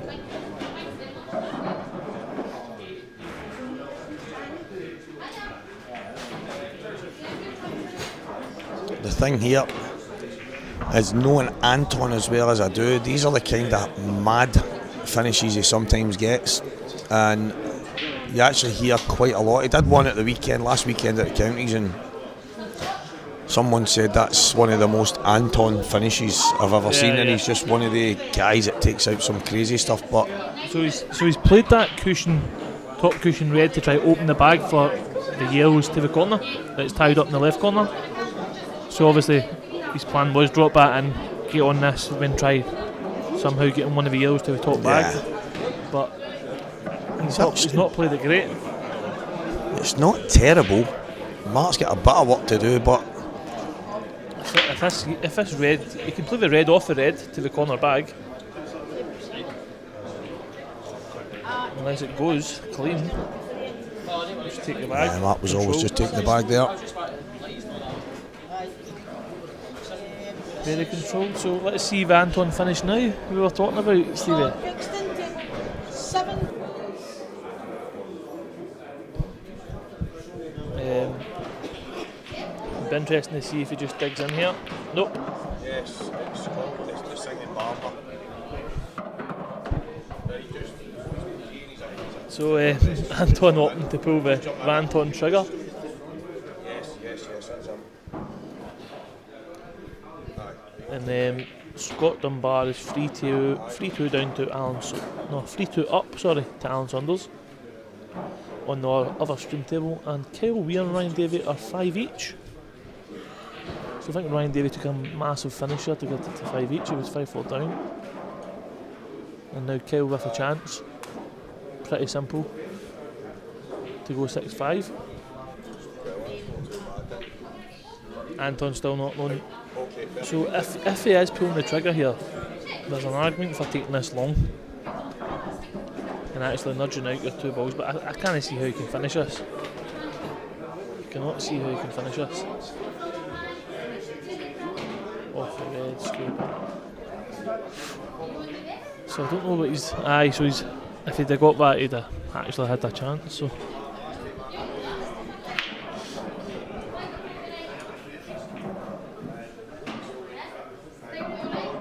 so Mark will just be biding his time. We're looking to go game soon himself here. I don't know if he plays, if he could do with bouncing out the red, tying this yellow up.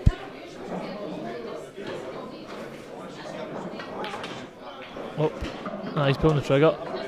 Now this is the difference on obviously the top level. Mark backs himself just to come up and connect to these top ones. Obviously the red must go, it does go in the top left corner, but it might actually go off the yellow as well.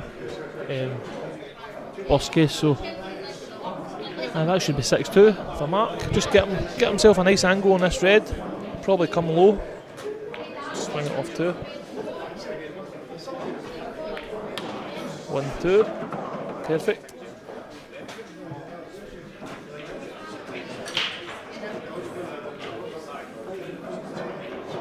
Clough's so reactive now, obviously being brand new. And the Feely players like Mark, who like to float stuff in, when they adapt, they usually adapt quicker than like, obviously hence why they're so consistent. But I just done up the line here.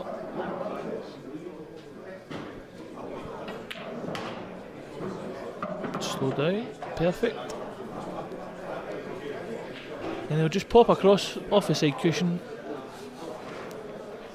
I wonder if it's got actually option to play us in the middle now as well. So maybe a slightly bigger area, but either or. Again, if it slides off the side deck, he's always got the middle. So aye, just pop across for the top. Try kill the right off the side deck.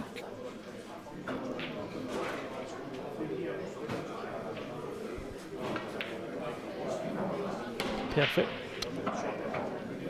And he looks straight, he could probably just roll us in, leave himself long.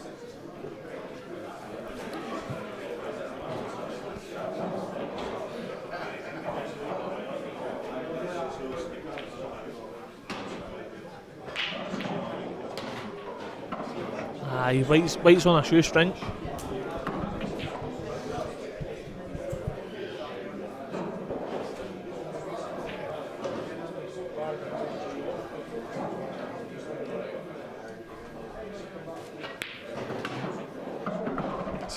Mark Boyle. So it's 6-5. 6-5 Kyle Weir now. And I think Ryan Davey might have tapped the pack. I'm not sure, but yeah, it looks like it. Unless there's just been an absolute horrible break, but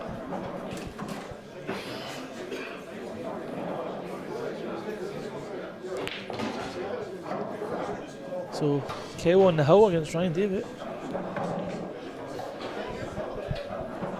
Mark Boyle on the hill against Anton Reilly.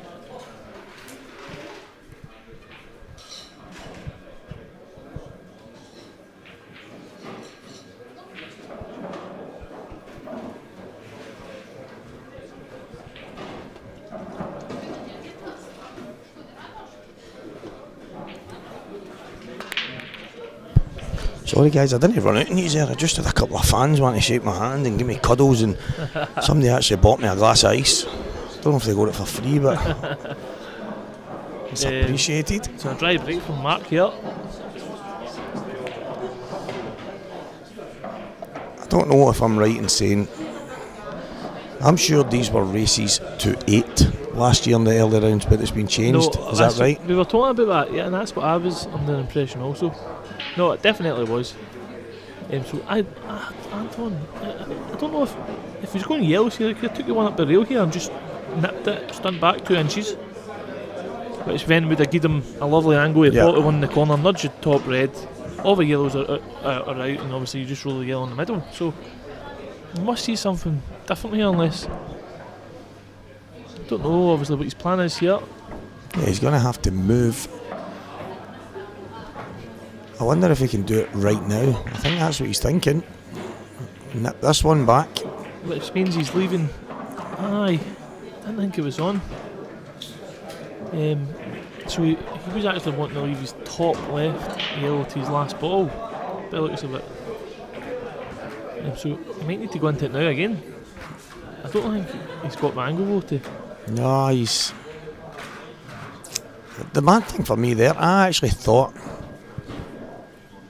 that he could play the shot he's tried to play there, so I'm just wondering if he's maybe went high on the left hand knuckle, and that's what's meant the cue balls came low, because he was just off straight. I think he hit it too hard. Yeah, because it just didn't react the way I was thinking, and our brand new cloth are so reactive, and it just didn't look like he got It looked more like a kind of stun away rather than Get a it now, screw wants back to- in there. wants to But nudge the red here. Full ball would be perfect. Nope. do you know what? That's okay. Does it nip by? Does it just slide by into the top corner? It now goes in the bottom corner. Will. Yeah, I think that's exactly what Anton's going to play. I think he's going to try and get to the left-hand cushion here. I don't know if he's not seen it yet, but if he can get to the left hand cushion, he's got a chance here. Chris Ferrier, you're actually spot on, mate. I was getting off my head a few weeks ago when the missus came in with a bag of ice from Iceland, constantly in there buying all those frozen goods. If you're not making fresh ice, instead of buying that frozen stuff, you've lost the actual plot. Oh, Anton, why so hard? Does it go in the other corner? No, I don't think. I don't. From here, I can't see it going, but I don't even want to guess. so you can double this yellow in the middle. He might play a snooker. Yep, optional. But I mean, Mark will hit a red. It's just, does he leave a shot on?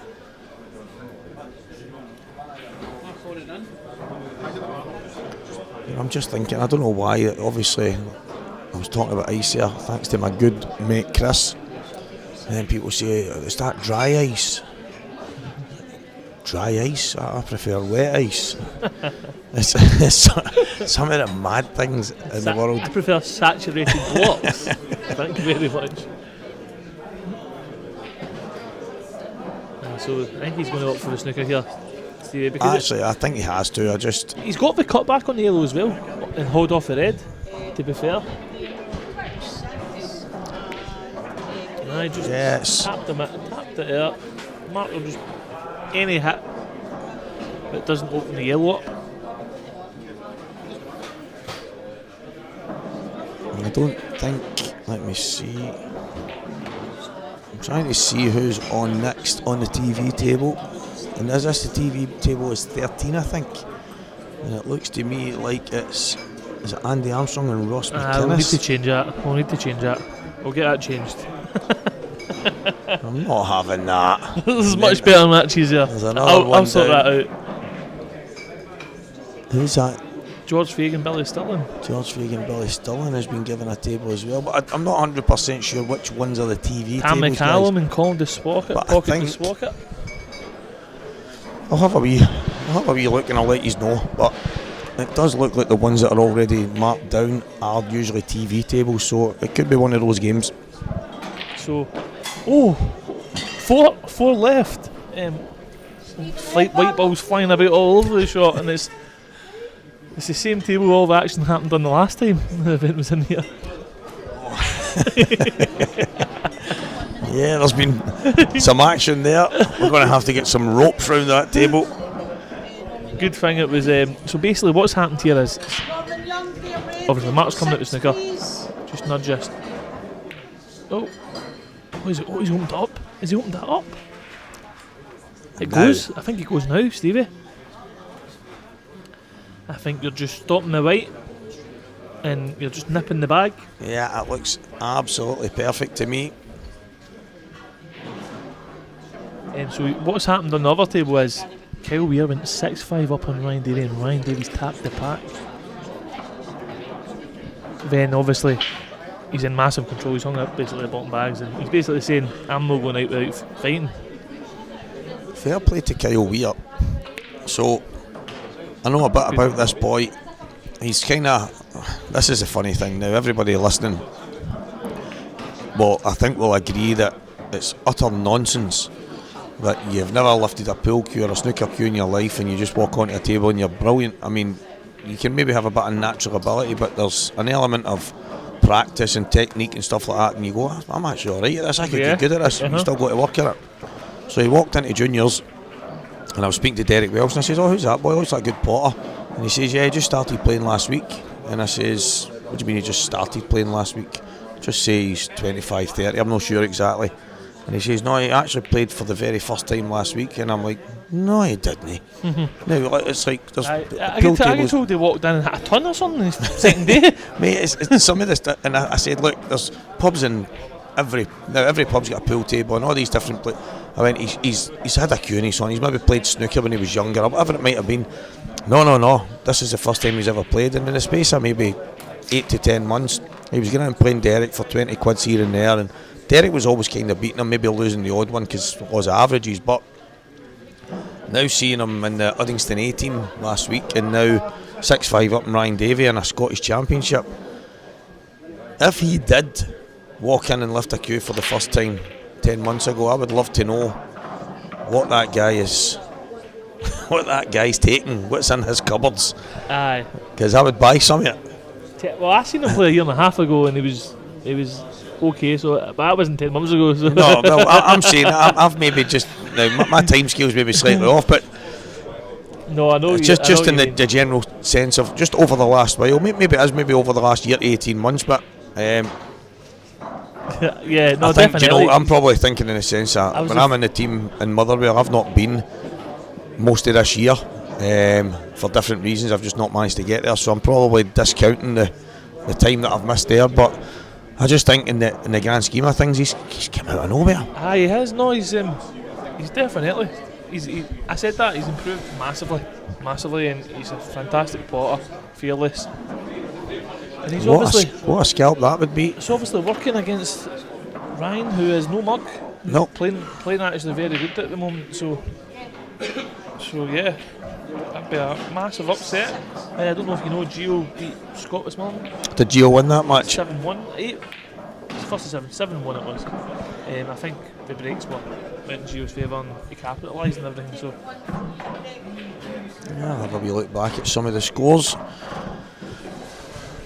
So remember, guys, if you're out there and you've got children and whatever, and you say, oh, you need a trade and all that stuff. No, they don't. Nonsense. Do not get them in the building game, because you end up dragged down a Saturday morning when you don't want to go. Get them on a phone selling stuff, making money. Round the doors selling macaroon bars or something. Some big scores.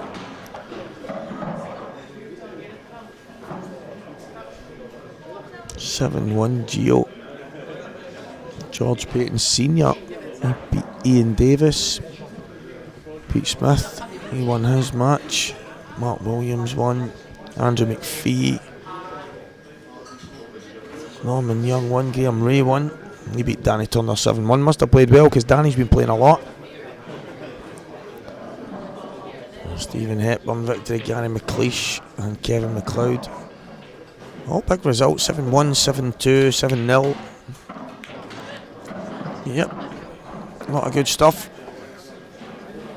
And Walker the talker. I think I'm on at 7:15 tonight. I don't know who made those times up, but 7:15 tonight. And if I was fortunate enough to win my matches tonight, I need to play down to the last 16. There's a good chance I'll be staying here tonight. definitely. Anton's actually he stroked on a lovely red there to keep him in this match.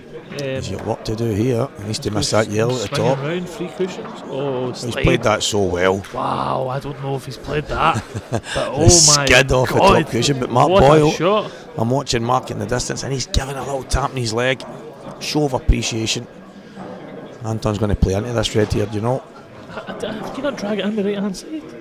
He's put left hand side on it. He's put the wrong side on it. Wait a minute, maybe it's a bit early in the afternoon. I think he's obviously felt he could drag slightly forward, and then I think maybe he's. I don't know. He's having a laugh. Who's he blaming? Whose fault was it? It's the wrong side, Anton. He's looking over at us. Maybe he's heard us say that. The side. They put the wrong side. No, I think so. He's played that with left hand side. Probably should have used right, but I just think he plays different. He plays different. He's maybe just thinking that nuke off and stuff, so he can just. But I don't know. Normally Anton would have kicked into that red. I don't think he had to anyway. Maybe no, I know, but it's just the way he plays. Maybe he's tried to come back. Anton normally tries to hit every ball on the table. Right, okay, and he's got. And he can't even double it. Well, he can the bottom, can but he cut it? Can he cut it? Double in the bottom corner or cut? That's thin, man. I know. It's thin, man, innit? It's But thin. listen, Take the yellow out of the equation. Do you get the cut? well, I think the one thing that's out of the equation is the off. It's not going straight. Unless it double kisses, which I don't think it is. Oh, he's doubling this.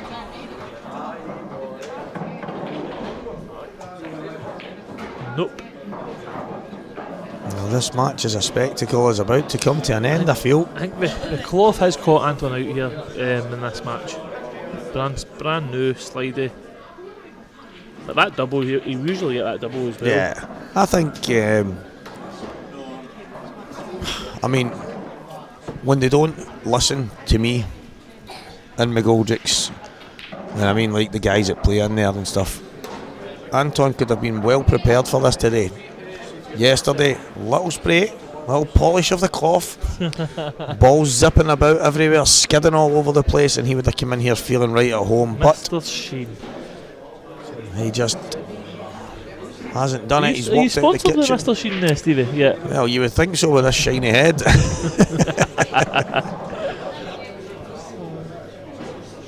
Ryan Davey here with a chance to equalise 6 each. Oh, he's overcooked that one. I tell you what, that is not an easy black for Ryan. I actually, do you know what? I don't know if he's. I think he's came. I actually think he's just tried to screw back for the corner, and he's just cued it, and now he's got a shot to play. Yeah, Andrew Westcott, it's So Mark the Boyle brand here new cloth is just so reactive when the balls come off the cushion. We actually hear people say at times that the cloth is, the cushions are dead, and it's not. It's just they've got a slidey silicon type polish that's through the cloth when they're brand new, and it just basically takes that bounce out the equation. But you can play so many more controlled shots. Something similar to what Mark's just played right there, but when you try and play a double when these are brand new, it's so tough. Great shot Again, from Mark. that's what you can do, nice and delicate. Loads of splash on it. And it's absolutely perfect, and Mark Boyle is going to be in the next round. Well good, done, Mark. Good black from Ryan Davey as well. 6 each. How over that. Some Well massive done, Mark ties Boyle. on the go. Now, after the first 2 frames, the first 3 frames, from there onwards, Mark was very, very good there. He looked at home, so he'll be tough to beat if his breaks continue. No limit, Gary. What's next on the stream? Well, unless there's some dancing competition going to show up, I'm going to assume it's another pool match. Nah, I'm only kidding on, mate. I've had a wee look, and as I say, I'm not 100% sure. 11, 12, 13. So, as far as I'm aware, on table 13, which is listed, it's going to be Andy Armstrong and Ross McInnes. But we'll get that changed. The Flying Scotsman himself. Ross has been told no fudging. I've not even seen him in the building. I know. That's scheduled. That's 1:45. That match is scheduled for, Stevie. Right, okay. So that's because that's why. We need to come down the rounds. There we are, there. So I think it's Gary McLeish. What we like, what we like. No, listen, I'll keep you right, Stevie. I know you're just off back of work and something. And you're Yep, so next up, guys, Gary McLeish and Kevin McLoud. That's a mouth-watering tie. 2 guys that had massive results in their first round ties.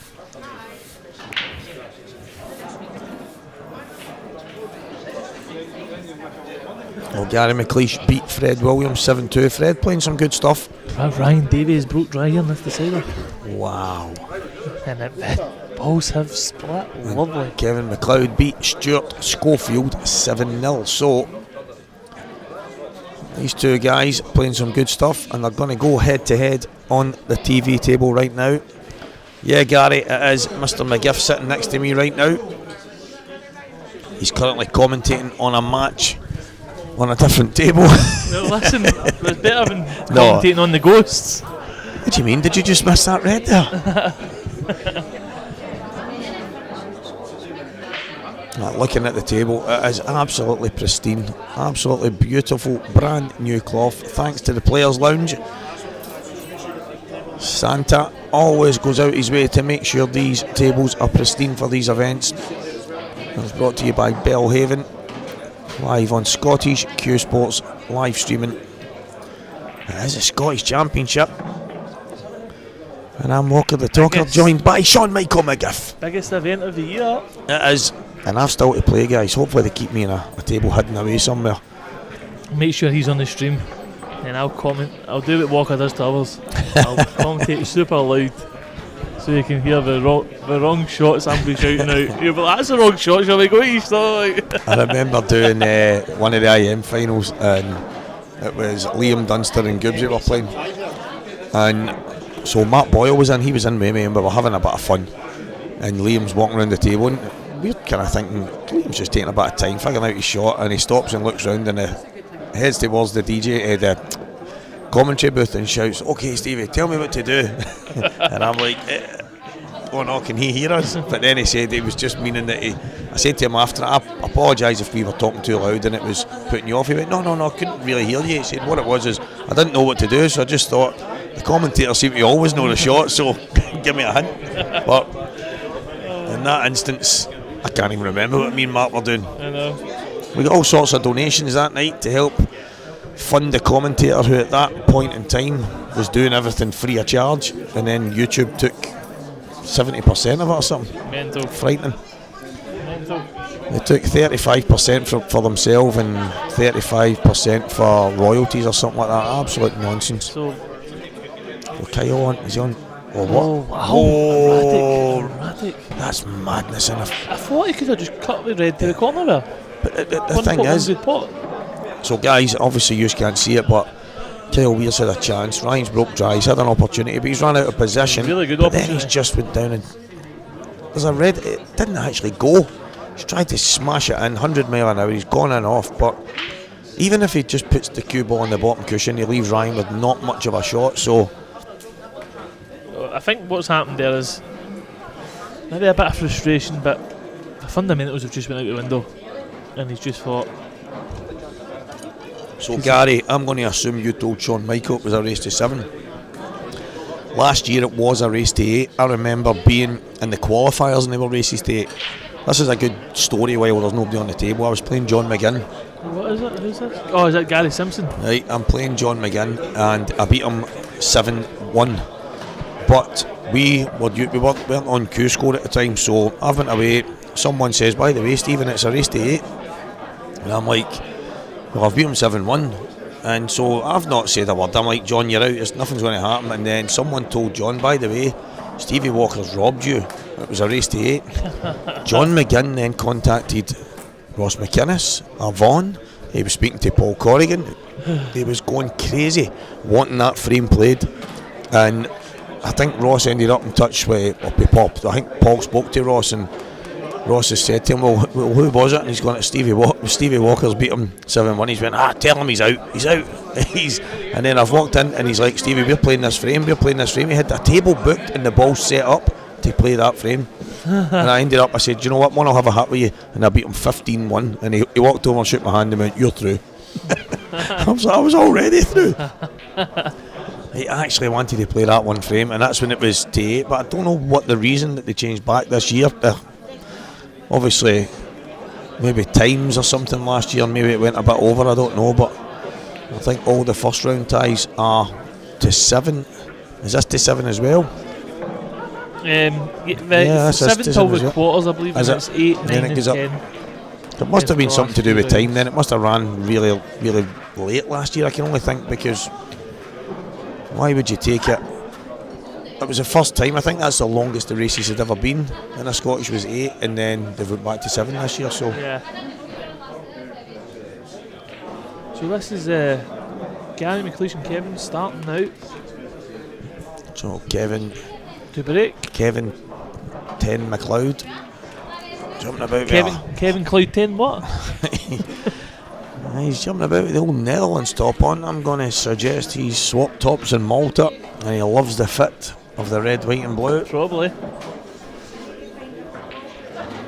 I did that once. I swapped one of the boys, Shane Fell. What a guy! What a guy!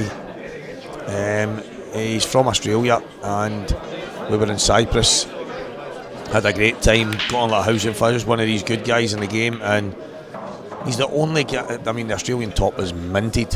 It was absolute class, and I think it's the only top I've ever swapped that I wore at a pool event after it, because it was that smart. That red, white and blue, yes, it's not going to work for me. This one was green and yellow. Yeah, Dave, that makes sense. So the final ended up played on another day, and it definitely makes sense to cut it back. I hear a lot of people over the last while. I don't know if it's actually some kind of consensus that's happening, but a few people are saying to me only last week, why do they not have longer races to 10, start it on the Friday? I mean, IPAs and this and Ultimates and who knows, they all start on Fridays, and why could a Scottish Championship, such a major event, not be longer races and start on the Friday? And I'm like, well, I'm only the commentator, I don't know, but I suppose it's not a bad shout. 100%. That was a good shot. Gary's class. He didn't need to play it right enough. It all went, but it makes it much easier now, because when he goes upstairs now, he's fine. Completely blank in the corner. So I didn't like taking that one first there. Again, I just think he went the wrong way about it again. Like, everybody's just flicking and moving balls this morning. Yeah. It's crazy. But I think if he was going to take that first, he had to run it in with the opposite side and come out between the two. Now, because if he's potting this, he might be hitting the yellow. That's good. That went really well. I didn't think he was on that one. That's again something that you can do when this cloth's brand new. Listen, I'm a great advocate for stuff like Hainsworth Match, and that I think it's a fantastic cloth if every single club is using it. But this cloth, when it's brand new, the Strachan 861 is second to none. Yeah, it really is second to none when it's brand new, and it can be kept good, guys. There is some tricks. There is some things you can do that keep it playing really, really slick for longer.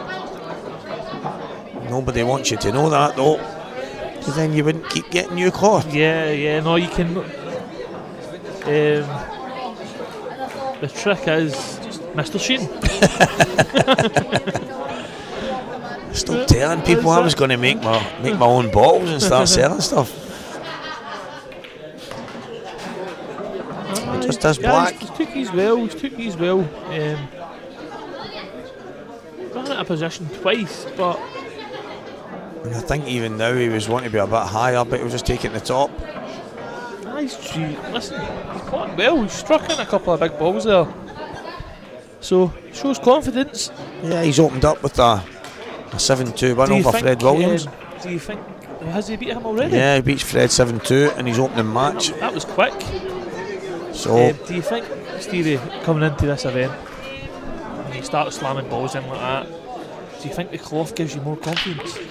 I think I think it does. I think the fact that the way the cloth plays, if you can get a good feel for the tables early, I don't think there's any doubt that it helps your game. But I've also seen the flip side where people come off and say, the slidey cushion caught me, or I've ended up overscrewing, that cloth's too reactive when it's new. And I think there's a kind of flip side, but for me, even if I go and play bad tonight, I think it's absolutely phenomenal when this is new. Yeah. And if you get a feel for it early, the confidence it gives you, I mean... Alan Saunders looks a wee bit like Dan Davey from behind on the stream there, guys. It is actually Alan Saunders. Alan's a quality player as well. That's a good match, Alan and Scott Dunbar. Scott's 6-3 up. Alan's 2018 Scottish champion, I think. Scott Dunbar has just won a world title over in Malta there. Was that team? Or was he it won the singles, didn't he? Did he win the singles? No, did he get in the final? Did he win the singles? He won something. He won something big over the last... Well, maybe he won the singles, I didn't know that. I'm sure Scott just won a major title. No, I know for that. I think he did win, but... He won the Saltire. Did they win the Worlds? What did Scott do in the Worlds there in Malta? The Masters? So he's singles, master singles. so Scotland Bar's won the Master Singles and the Saltire, beating Andy Masters. Lucas in the final as well. So he's a man in a bit of form, and there's nothing to suggest that he couldn't come here and do well this weekend as well. So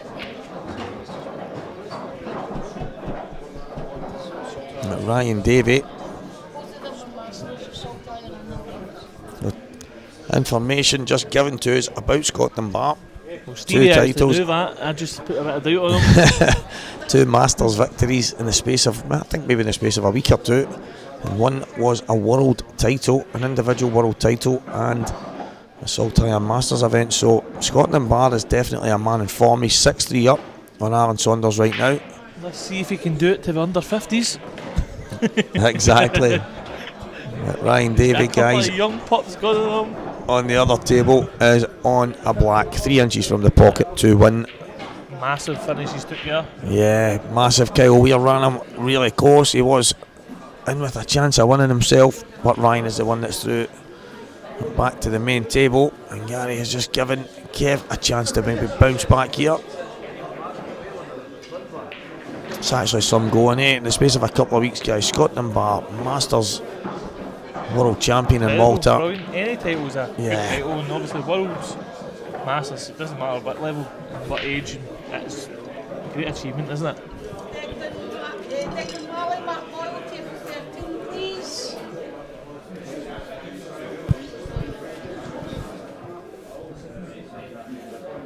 What's Kev on? Is Kev on? Red's here.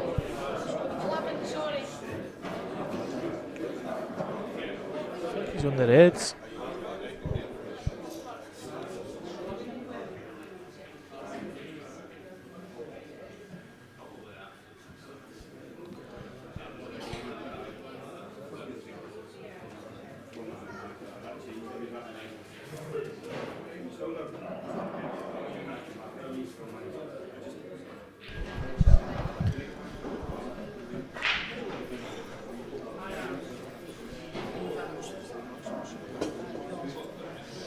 There's a big event coming up as well next week.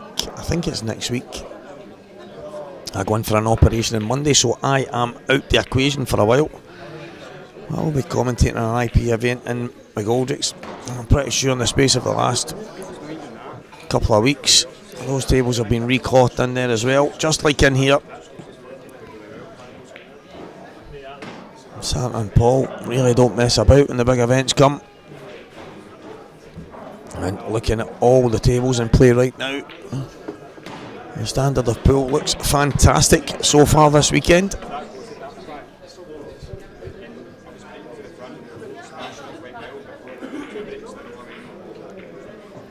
And he's got most of the back here, so he should be okay.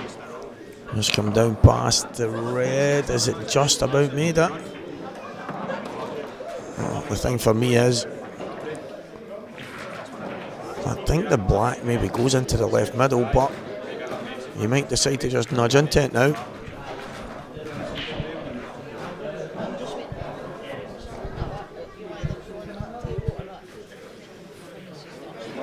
It's just how he plays it. Does he decide to screw off them or just a nudge into them? And it is the nudge in. But again, he's got a shot to play here. I have to screw straight across. He's going to want to get past the black, off the side cushion. That's okay. Again, he's got options. He can just play a little dinky shot, just missing the black on the right hand side, but taking the cue ball to the left for the black into the right middle, where he can just push down, try and just slide inside the red and out for the black into the left. He's played that shot to come round. Don't mind that at all. A little bit of pace, make sure he's out. Allows him to cue it better, especially when he's bridging over. So, brilliant shot. And a good finish again from Gary, and he's gone to the good here. I've been summoned for food, and I am not usually one to turn it down. Good finish. Gary's playing well. Looks very good. Might be the beard. It might well be. Looks super sharp. Yeah, he's looking really good here. He really is. He's taking another good finish, and he looks like he's cueing the ball in. A little bit of authority. He's not messing about. Kev, he won 7-0 in his first game. He's going to have to up his here to hang on to the coattails of Gary McLeish. He's got one. Good break. Has he got a starter? He's got a red. I think it might pass into the left middle. I think he goes in the middle. And if he gets this in the middle, I fancy him just to roll these in. It's just the opener. Gonna have to play it in with a bit of pace, I think. I don't think he can actually roll this in and hold. Does he have to pop across the right for the red in the corner? Or is he going through and nudging him? Nudging him, right? Yeah, I think he had to do that, and he's landed absolutely perfect. If that just, yeah, it goes through. It definitely goes through. He's on the hanger, worst case, isn't he? He can float through the gap. Yeah, so he's fine here. Gary's off the leash. Gary McLeod.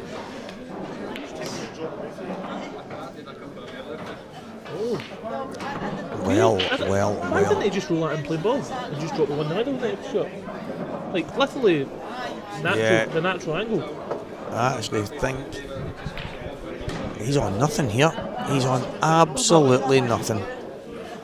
Maybe he just thought he could. I mean, just fancied it. Yeah, he's maybe trying to bring himself just round into the middle of the table, blue spot kind of area, but as you say, there's no need. It was such an easy connector, though, wasn't it? Just even if he comes and lands on the side cushion, he can decide where to take it into the left middle, take the one to the left top corner. He's got options that way, but yeah.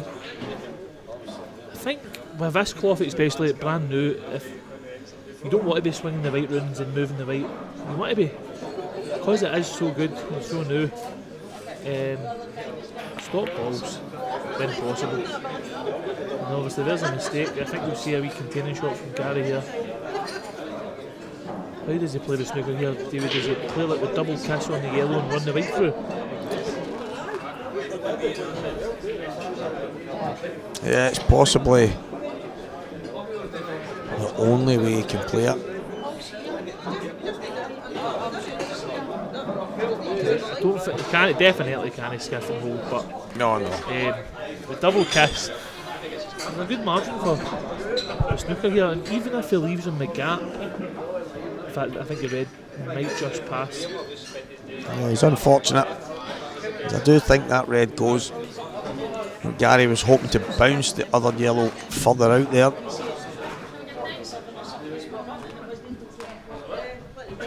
Mark Boyle, Declan Malley just starting on the other table. 11. I thought Kev was looking for his chalk there. He was down the ground, he was looking to the side, and then he looks up and it's on the table.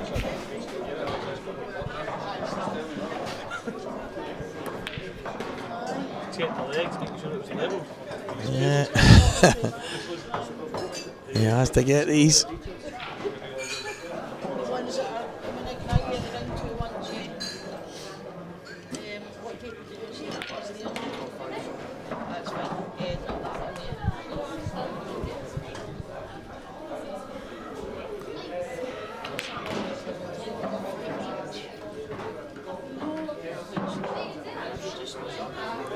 This is tough to hold. I know you can nip it on a brand new cloth, but I think he has to take the top one now. Does he feel he can go off the top and round? I really don't think so. I could be wrong, and it wouldn't be the first time.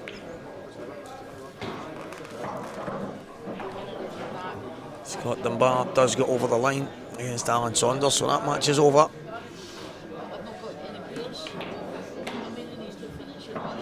Yeah, that's a good shot.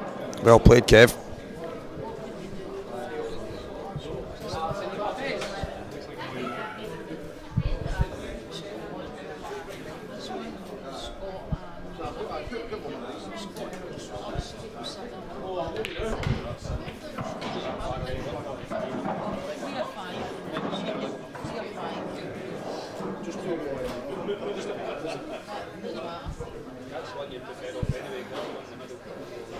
Good afternoon, Craig Martin. Is he coming back for this, for the bottom right or the right middle here?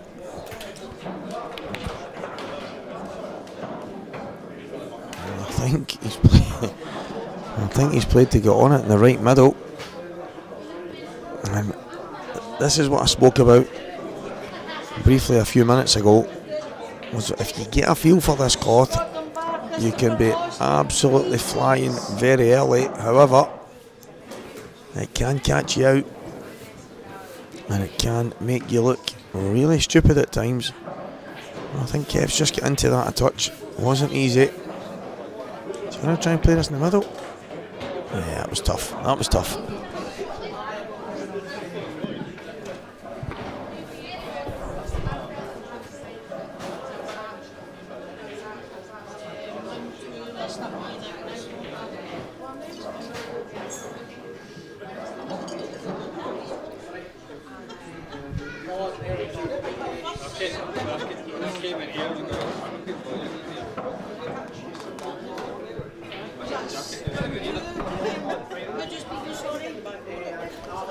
That's not perfect. There's big gee off. Oh, gee off the Dunster. Gee off, done. Whoa, whoa, whoa.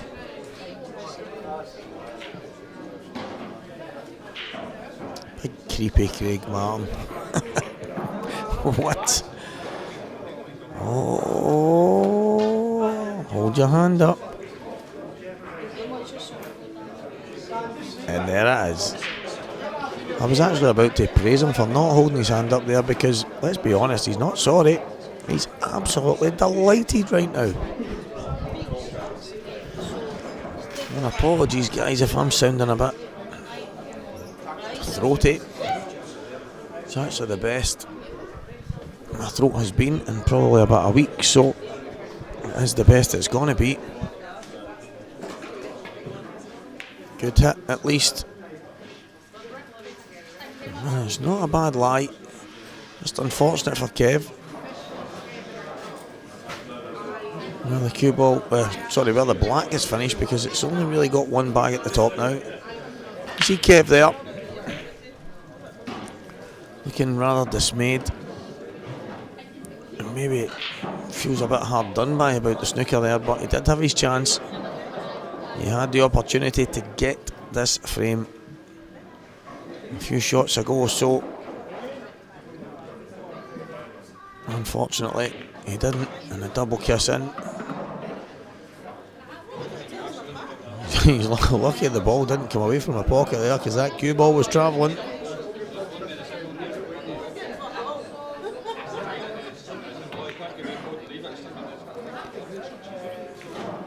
And there's a nice snooker.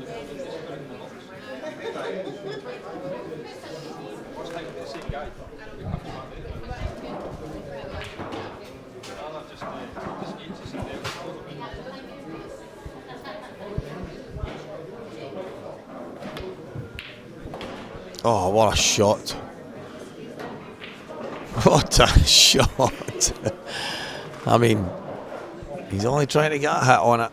And he's playing it hard in the hope that it might bounce somewhere, it might go somewhere. And he sure as hell did. Straight in the top right hand corner.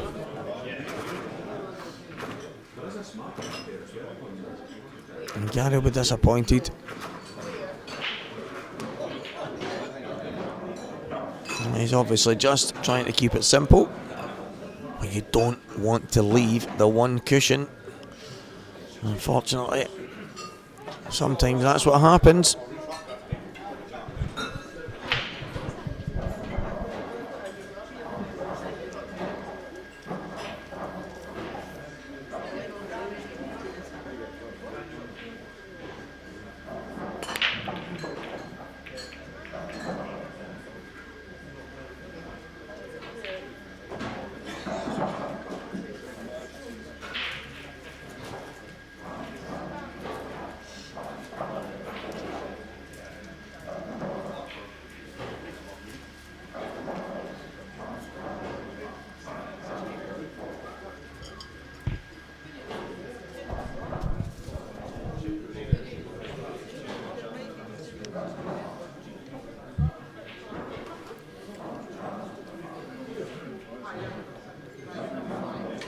chance here on the yellows.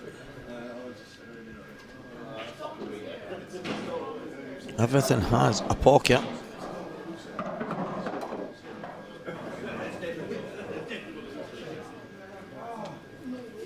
And it's just a case of how Kev decides to map these out.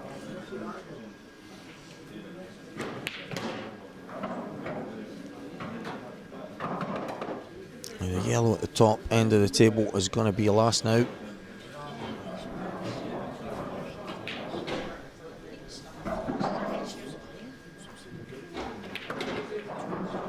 We didn't have to move anything. There's nothing wrong with it based on the angle that he had.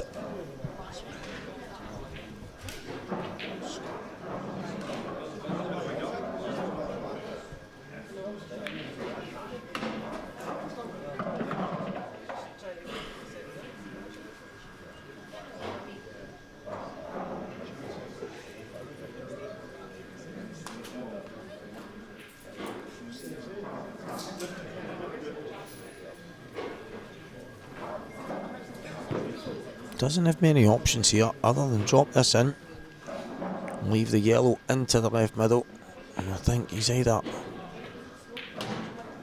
going to have to run towards the red, which I think is probably the shot.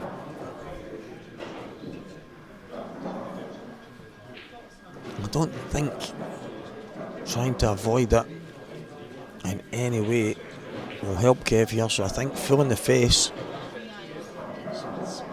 would be absolutely perfect in the grand scheme of things here.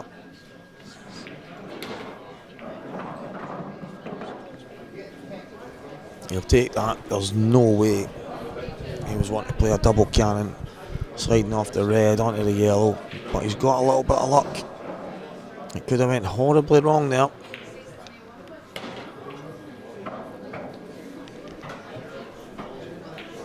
And it's 2-2.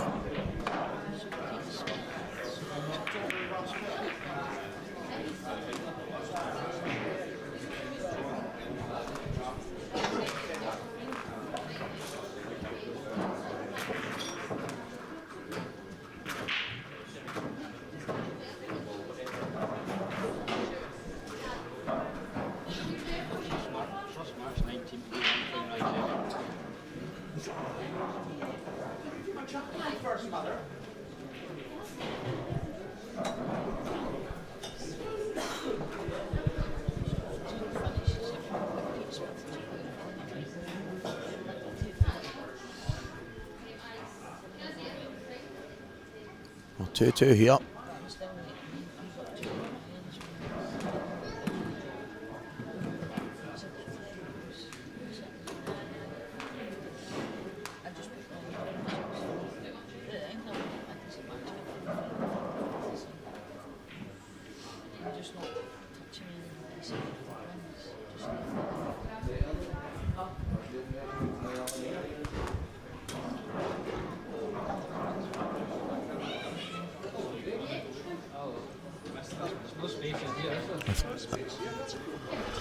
So you've got a break cue, Jeff.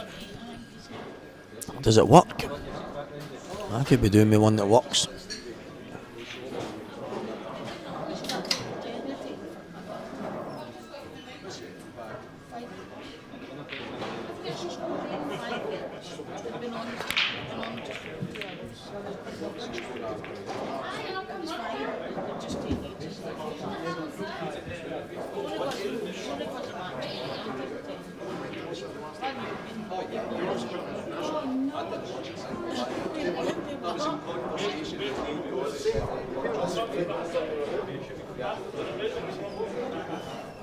These aren't bad. These aren't bad. Yellows look okay. Reds look okay. Are they perfect? Definitely not, but there's a chance here. Excuse me. Little locket in my mouth, guys, just in case you're hearing something tinging about.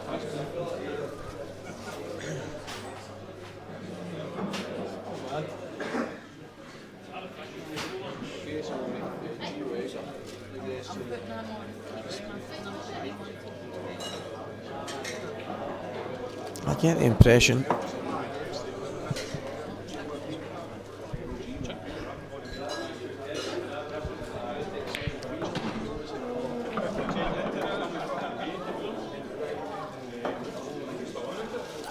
I was about to say I get the impression he's going to go for reds, and then I got a tap on my shoulder, look round, and he's taking a red.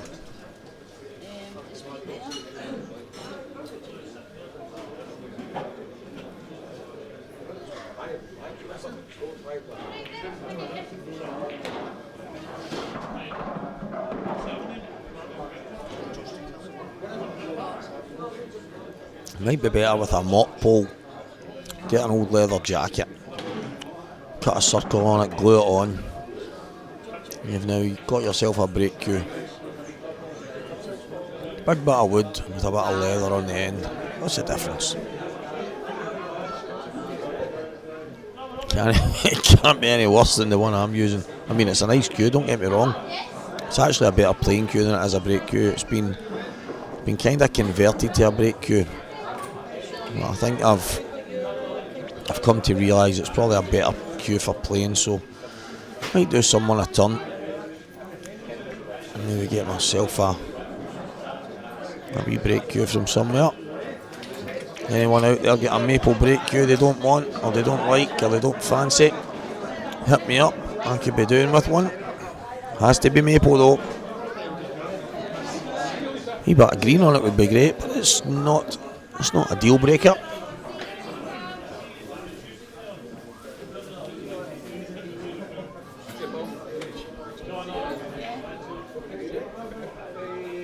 Now the red just below the black.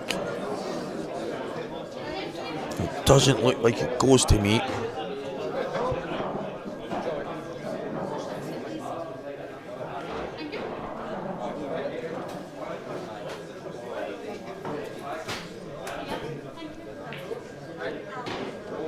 And I also don't see I don't see how he can get down here. You play a cross double? Cross double through the gap. Maybe play towards the two reds and the black.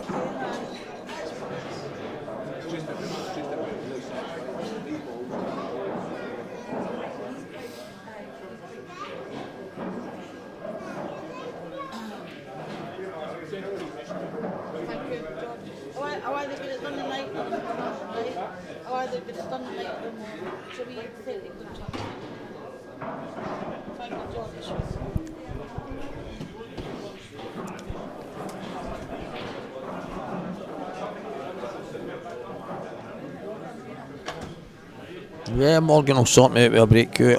I know he's doing a range of brake cues, but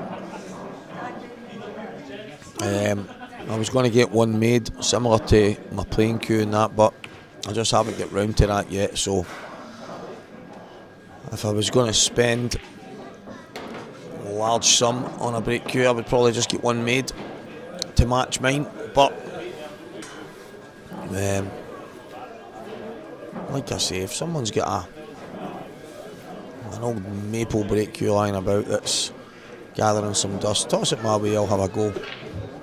If not, I'll just keep breaking with my own cue. Now Gary, what are you going to manufacture here? Is there a bit of magic coming?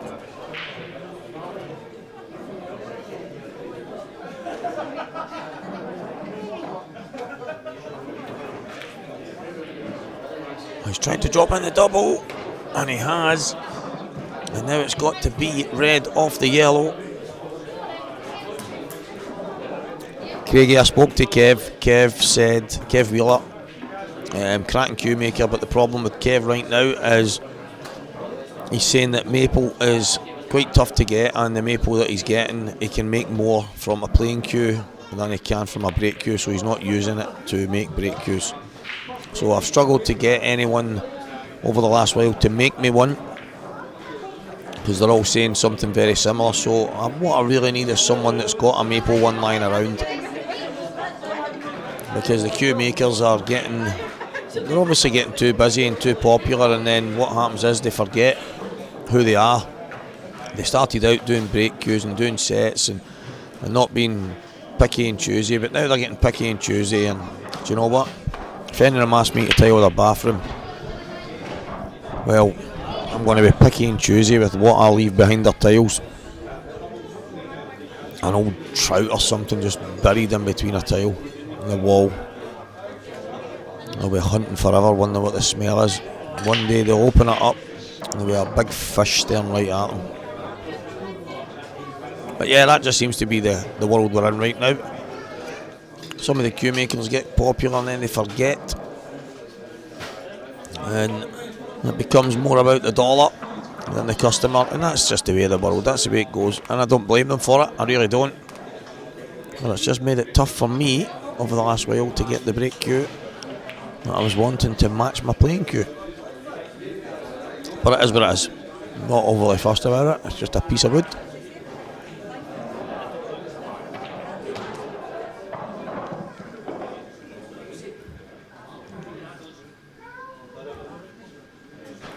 A lot of cheeky on this. Little flick, he's got it.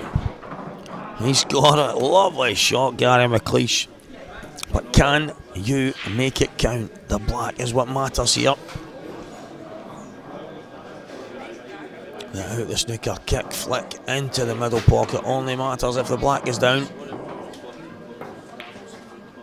Lovely black as well, and he goes 3-2 in front of Kev McLoud.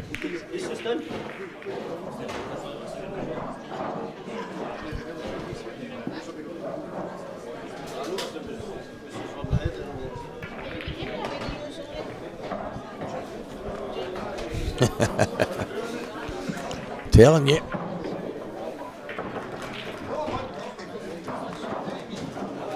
A wee salmon fillet with its wee trout pal. Maybe even toss some sardines down there. And a tin of open tuna.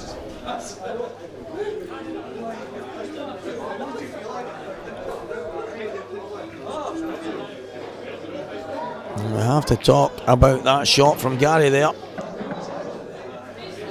The amount of splash that he had on that cue ball. Rakes and rakes the left hand side. Top cushion, flicks off the side. Just a little nudge in. Comes out, he's still bridging, he's still got work to do. But it is Gary McLeish 3, Kev McLeod 2.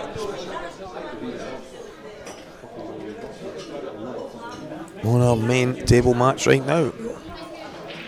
Pete Smith and Gio Edgar are on one of the other tables, and Mark Boyle against Declan Mealy. Mark's 2-0 up right now. Andrew McPhee 5, Paul Davis 3. Struan Bain 3. Mark Williams 6. Norman Young 4, 3. Norman Young 3, Graham Ray 4. My knicker's in a twist there, guys. Scotland Bar 1 up on Christopher Ross. Greg McMillan 3, Stephen Hepburn 2. Well, some games on the go right now.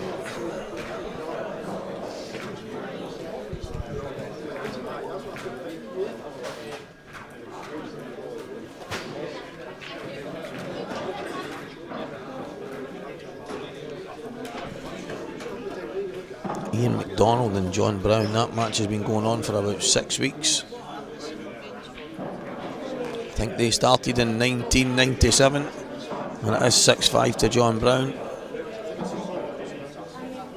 I actually bumped into John chilling out in the toilets a while ago. I thought he was just over here chilling out, and instead I don't know what he was doing, because he was supposed to be at the table. Back to the big match. Something fishy going on here.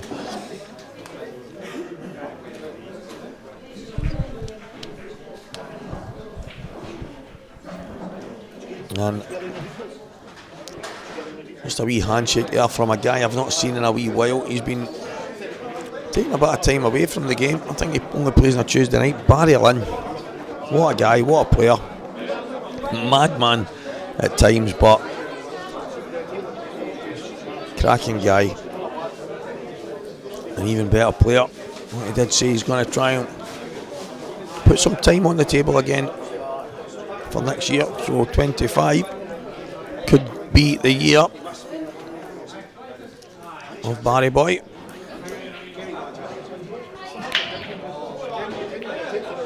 Telling you guys, you don't want to get the wrong side of a tire. They can put anything behind those tiles, man. No amount of air freshener or scented candles is going to make a difference when there's half a whale shark hovering about behind your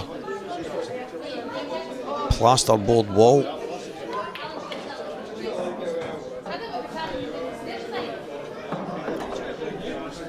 Walking about every day wondering if the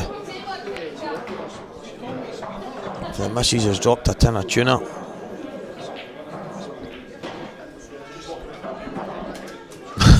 Underneath the bath. I mean, I don't know, some of the things that get through my head, man.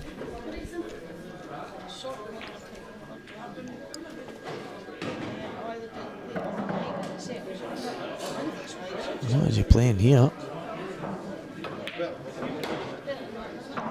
That's a good shot. I didn't think that went.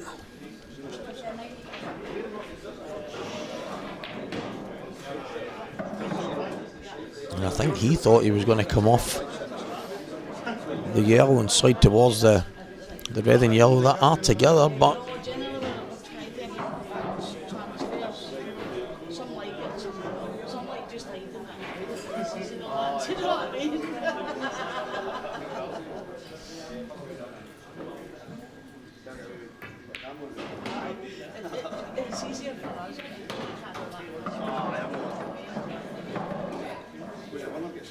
so he's going to play the double and try and drop into the space here. Look on your bathroom, mate. Octopus bathrooms. Alright, is that why there's all sorts of legs flailing about when I took the tiles off there? Might be, mate. Might be. The tentacles have got a lot of suction, so we knew the tiles wouldn't fall off. What's going on here? I think I'm just tired. Now Gary, another chance to get 2 frames in front.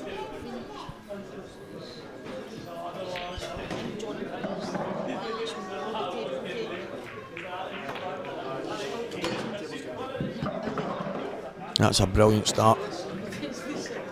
Just nudging yellow up over the middle bag now. You could get greedy here and try and play to nudge the the yellow down the right hand cushion. But for me, I don't really think he has to. I think you just bought these balls, brand new claw. Tables have all been redone for this week. He's going to have to, I would just be dropping on it, but I think he's going to play the kick. Just a little nudge. And he's going to be on the one to the top left hand corner anyway.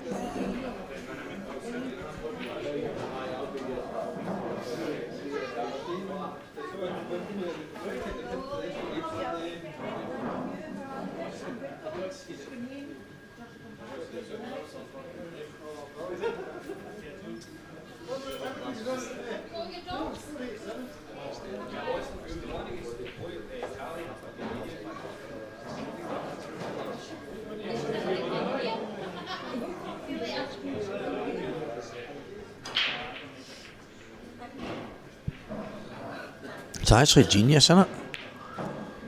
It's actually genius. What an advert that would be.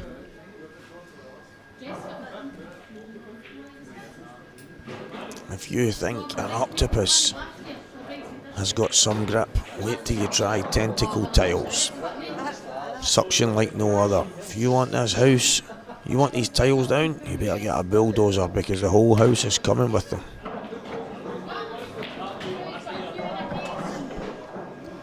Well, Gary boy, I think he was in a better position before to get on that top yellow. Needs it to slow. He might just be able to screw back past the red here.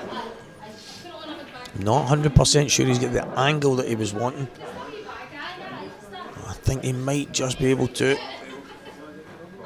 He might have to take the one downstairs first. He was perfect.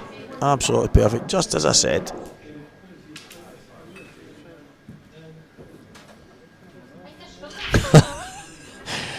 Well, Jeff, I'm not going to repeat that.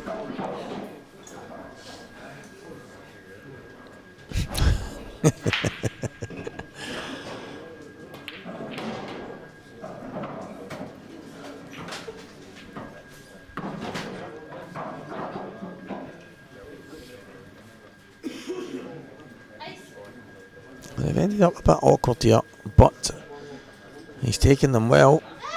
He just doesn't want to overdo it. Just take a little bit off it, nip it slightly. And the black is not difficult. Oh, he's come all the way up. Well done, Gary. He's feeling it. He is in good form. He's confident. He's queuing well.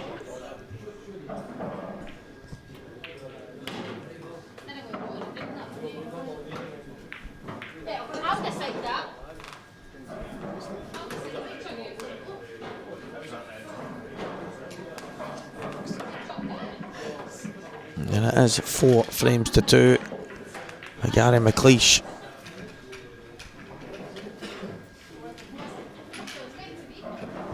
Mark Williams 6-4 up on Struanbane. 2 very good players.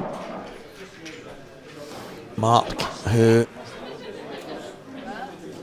done a bit of moaning not so long ago there because he didn't get into one of the, I think it was a Willie McCartney or something like that, but Mark's far too good for that. What he has said is, well, he's been nowhere near, he's been nowhere near any of the Scotland teams or anything like that, so where's the middle ground? But I wouldn't say he was a million miles away. And it's obviously family life and everything else makes it tough to go and play in all the big tournaments and things like that get you noticed. But I've known Mark a long time, and he's old boy, and he has a class act on the table and off. And he's 6-4 up right now on Struan, so 1 away from victory there. And back at this table on the main match, table 13, round 2. Gary McLeish 4 frames to 2 in front of Kev McLeod, but what a chance he's got here, and the possibility to go 5. It's been some game though. But Gary is the one that looks the most likely right now, but Kev, he's been feeding off his scraps, to be fair.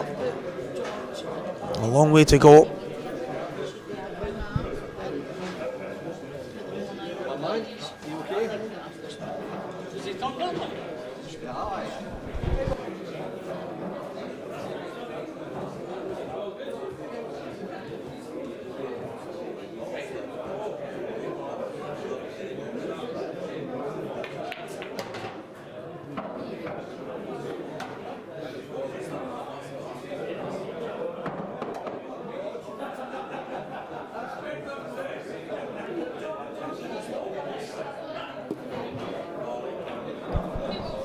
Flying Scotsman's in the building. Mr. McInnes coming in, telling me I'm docked for turning up late this morning. Yeah, Chris, that's exactly who Mark Williams is. He is, I mean, it's probably the best nicknames you can get for a guy at 6'6" or whatever tiny he is. Big tiny or wee tiny, and the two of them are 6 foot, I don't know, 6'5", 6'6", but 2 class acts. Yeah, but he's playing some good stuff right now. Struans get back to 6'5", so that is some match.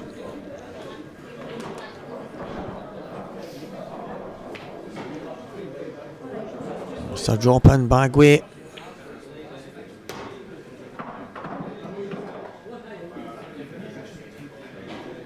Paul Harkins and Angus Coburn here. Angus.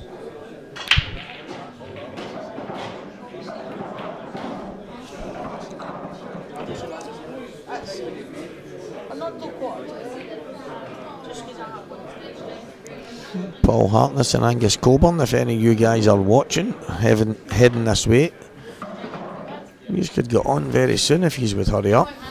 Great finish, Gary. 5 frames to 2. To be fair on Kev, he's not really done anything wrong. He's not had any major easy opportunities. He's just fed off some scraps. The one that he's got out the snooker and nailed the black. And a good finish that he's taken, but Gary's just been that little bit ahead. He's had the opportunities, he's taken them, and that has been the story so far. Pete Smith 7, George Payton Senior 1. Looking at round 2 scores, Gio Edgar 7, Sean Cookson 3, Ali Mooney 7, Andy Turnbull 4.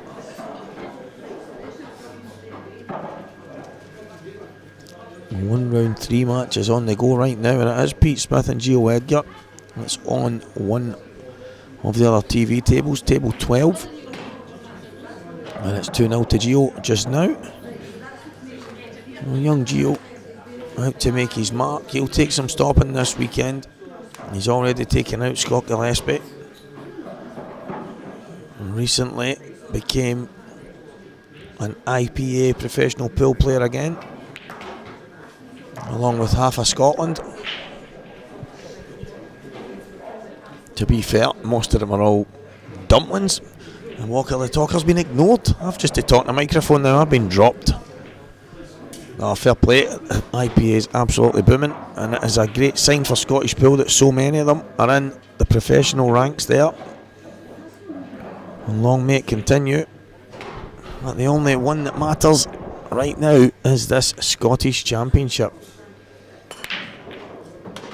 And Gary McLeish doing everything he can to stay in with a chance.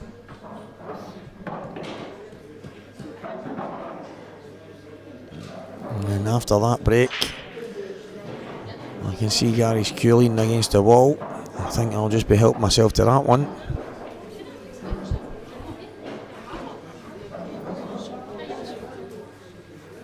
And since it doesn't look like maple, I'll just need to paint it.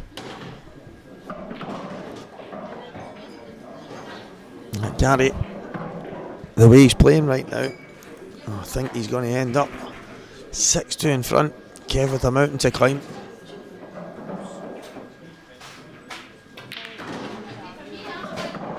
Billy Stirling's in the building. You might hear a bit of shouting and screaming shortly.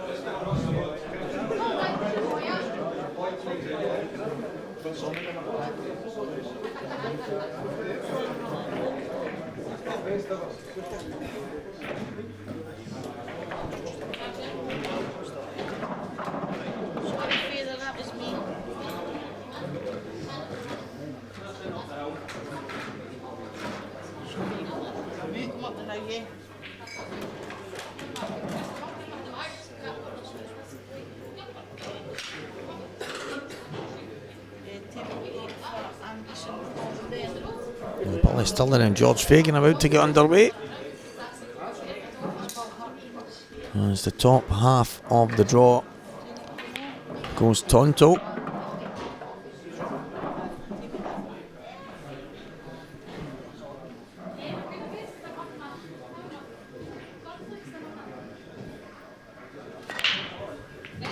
Myself, quarter to 47 tonight. What is that all about, man? What is that? What is the score here? 47 at night. Should be getting ready to watch the jungle. Watch all the absolute fruitcakes. Eat rice and beans and I don't know. I'm a celebrity. Not why I'm a celebrity. Look at every one of them will leave that jungle being able to peel bananas with their feet. They're on nuts. Anyway. Back to Gary. And another bridging black. Can he get 6-2 up here? He slow rolled it. And he's missed it. Yeah, that wasn't... Listen, it wasn't easy by any stretch. But he's got his last red. He's got to get on that black. He's got to make sure... He's got to make sure that he's giving himself a chance there. He didn't. And when we talk about opportunities, when they come, we have to take them. And a chance has been presented to Kev McLoud out of nowhere. Out of nowhere. And he has to take it.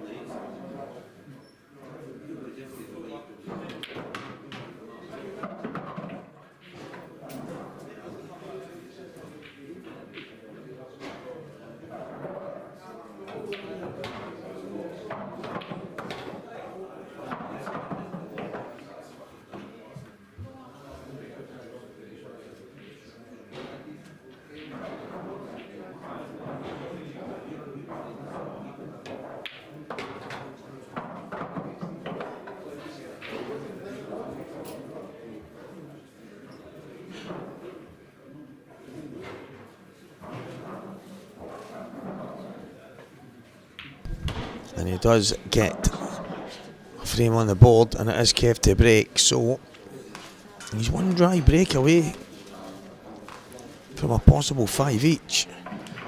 Well, he needs 2 big breaks himself within that. Not easy. He's still in there fighting. It's 5 frames to 3. Gary McLeish looking good value for it, but it should have been 6-2. Is that the turning point? Greg McMillan 4, Stephen Hepburn 4. What a match. Graham Ray 6 frames to 4 in front of Norman Young. Mark Boyle 5-0 up on Declan Melee. Declan not really getting into any kind of flow. Tough when you're playing against arguably the best in the world.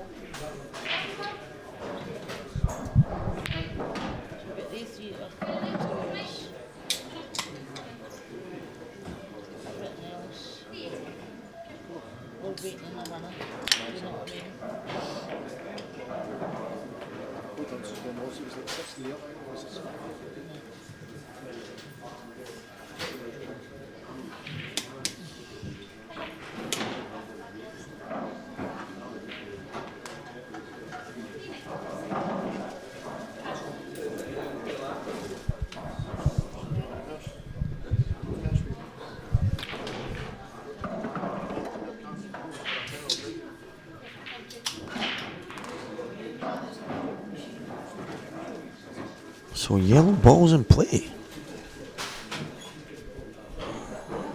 I'm going to have to get a cushion for my elbows, I think, yep. Before I end up with tennis elbow commentating on some Q Sports.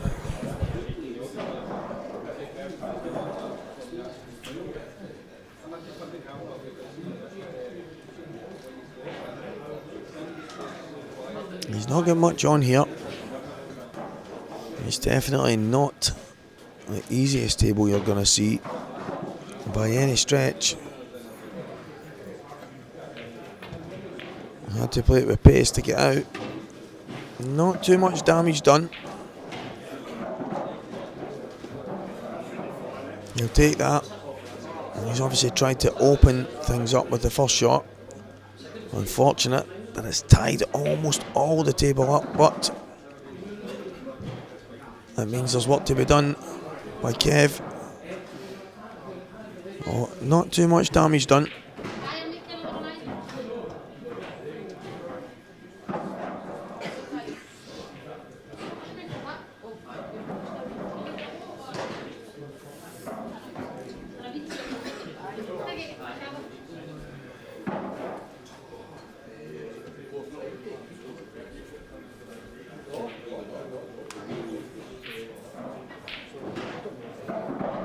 Yeah, I mean, Kev taking his time here, and rightly so. There is not a whole lot that just sticks out here. He's going to have to do a little bit of work to try and become a favourite in this frame. It is, you could argue that both sets of balls, reachy peachy. Red's now slight favourite, but there is work to be done regardless of what colour set you have here, so it's not bad. There's a bit of pool to be played in this frame.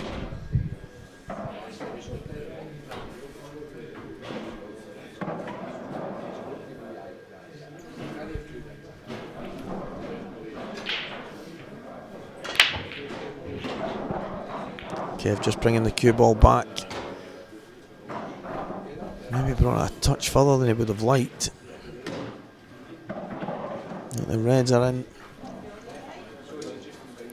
decent position.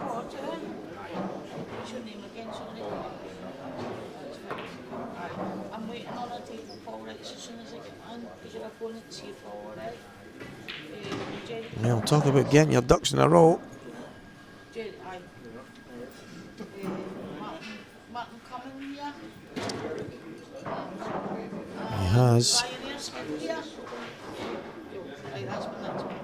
He's left it awkward.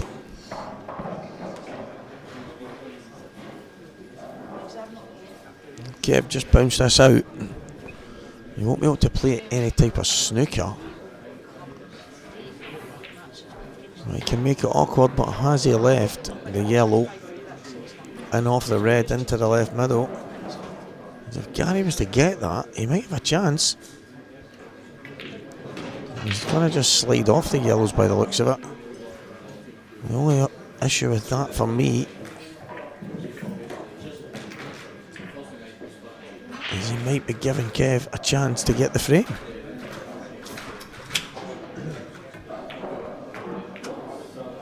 And the black is in play as well now.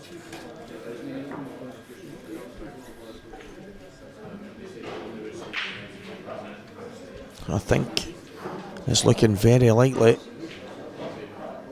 that Kev might have a go here. I mean, I don't see any other option. I mean, there's no great snooker opportunities. There's no amazing safety shot that's on offer. So it looks like it's going to be an attempt to take the frame.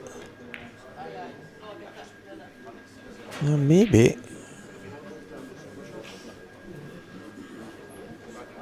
I think it's one of the things where they tell you quite a lot.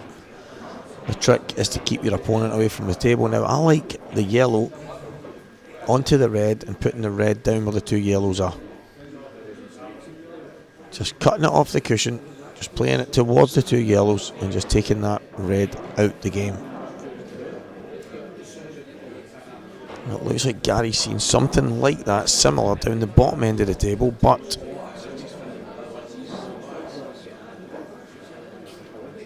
you have to make sure you're not leaving any chances for your opponent. Oh, he's seen something. He's seen something. He's seen something special, and what a shot that is!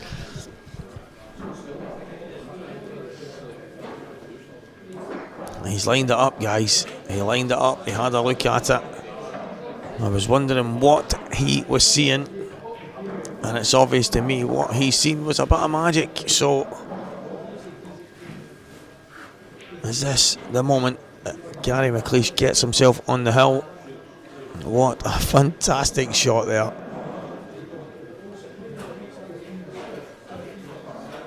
I am sitting at the bar area and I wanted to go berserk there. Well, there is a few tables directly adjacent to me, so I had to rein it in a bit.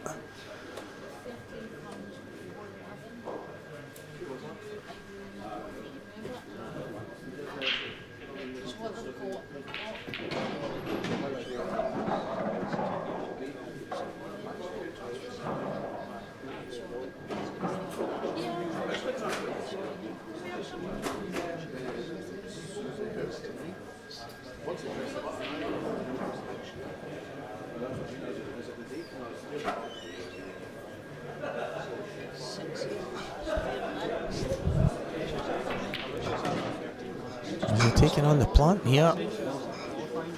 I mean, I get the fact that it's not easy to get on the one to the top by playing the one into the left middle first. So he's made the decision.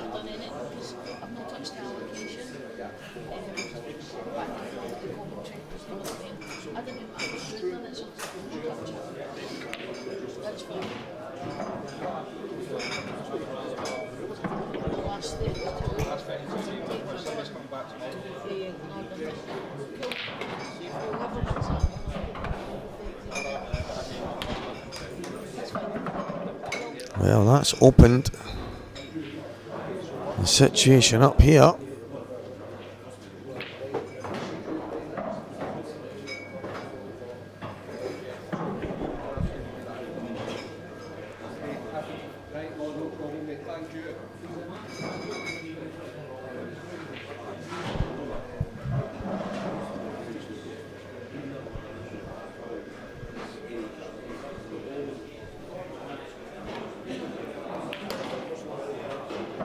Oh, what a chance that Kev McLoud has manufactured here. Fantastic shot to open the frame up. He's done that. And look at these reds. Opportunities do not come much bigger or better than this.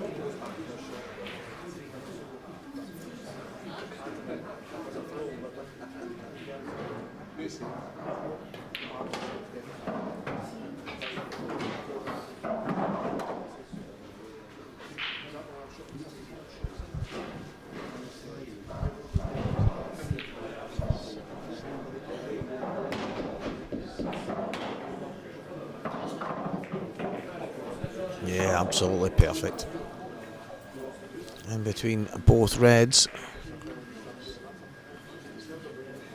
You want the one to the bottom right first, then the one to the bottom left, right middle for the black, or he could go up towards the yellow and play into the bottom right, but he's went about these very well indeed. A fantastic shot to open things up in the beginning.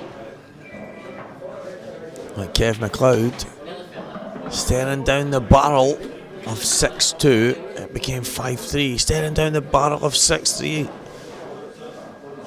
it became 5-4.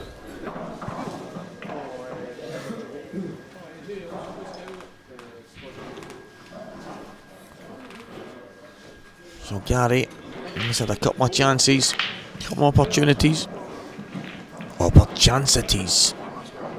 as the talker would say. But he's not managed to get them over the line, and it is now a case of pulling himself together, just calming himself down, dust himself off and go again. Just has to keep his feet on the gas. He's been unfortunate, but Kev is not going away, and that is a measure of him. 5-2 down, staring at the barrel of 6-2.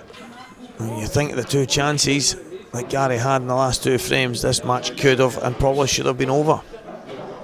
but it's not. But he has to break here.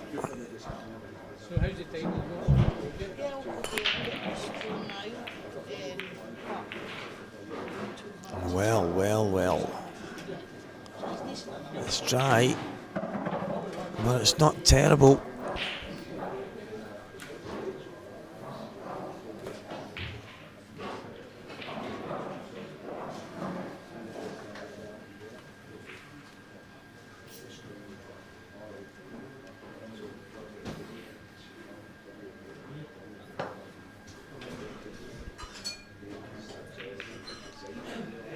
He's going to go yellows. Is he going to get across enough? Well, I think he can play this off the cushion onto the red, take the red away, and then all the yellows will have a pocket. And it's just about how he cues this. I think he's got just enough angle where he can come back out at the same time, so he could take both away at the same time. Has to go cushion first, red. He's not got it right, but he'll take it. He's big favourite in this frame now.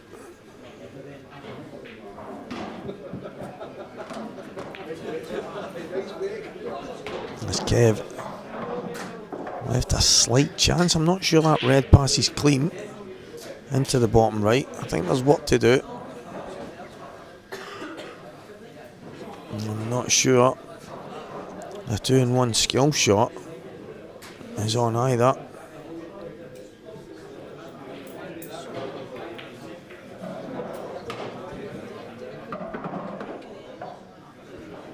What has Gary left himself here? I don't think he's left too much.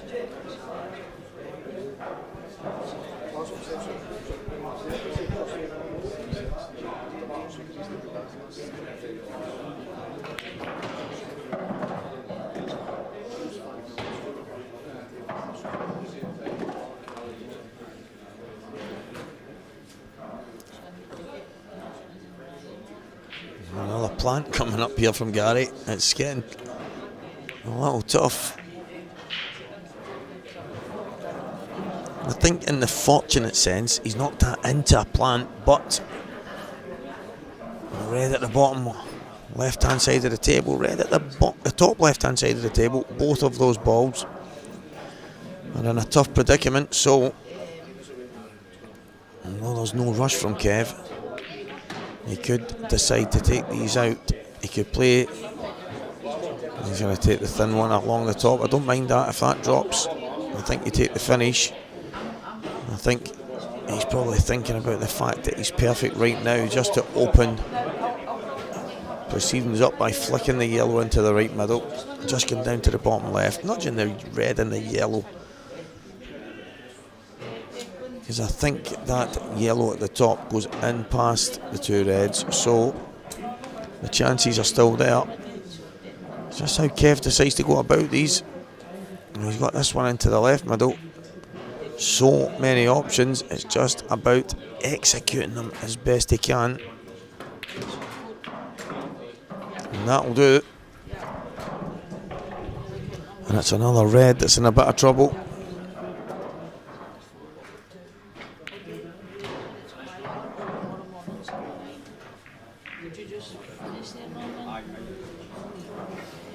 We're just going to drift round the back.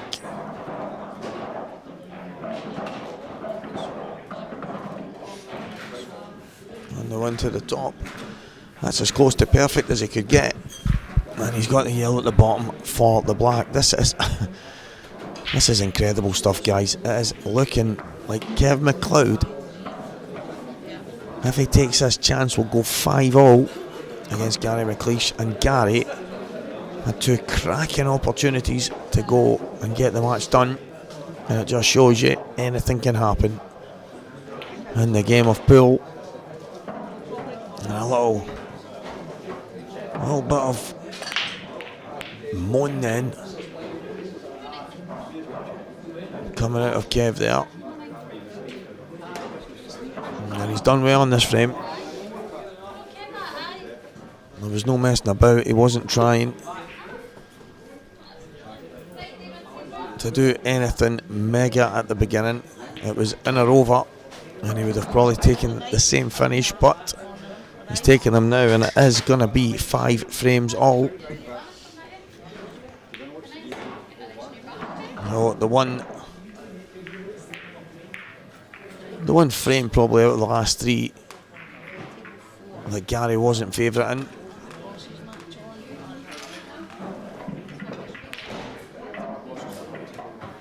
So, quick comfort break for me, guys. Back in 2 minutes.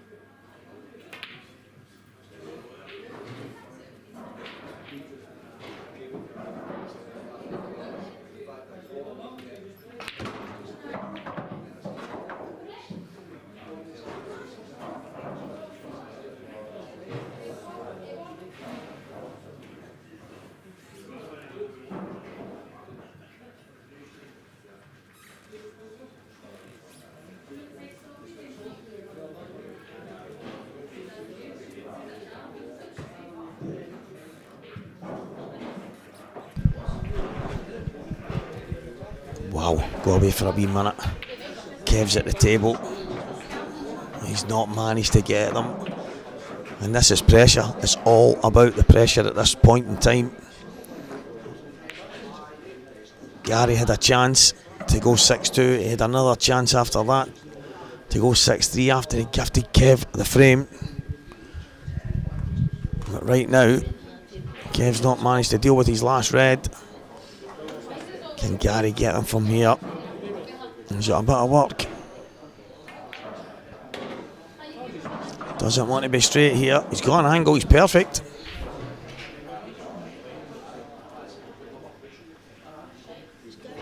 Now he wants to just leave himself just the right angle to go off the top cushion and back down. Unless he can land absolutely perfect and nip it back, but I think that's exactly where he's looking at. Up off the top cushion, back down.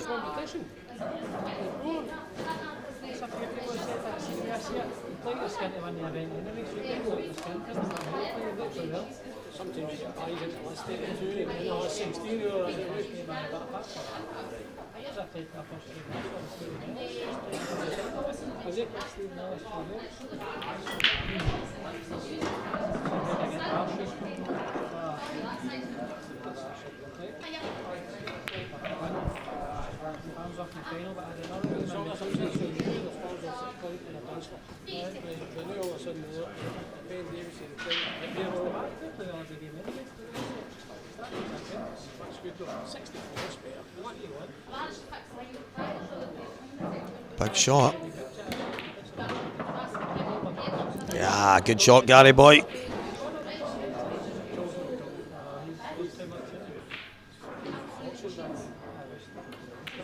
And he's got the one he needed to get on the hill, and he's on that hill now.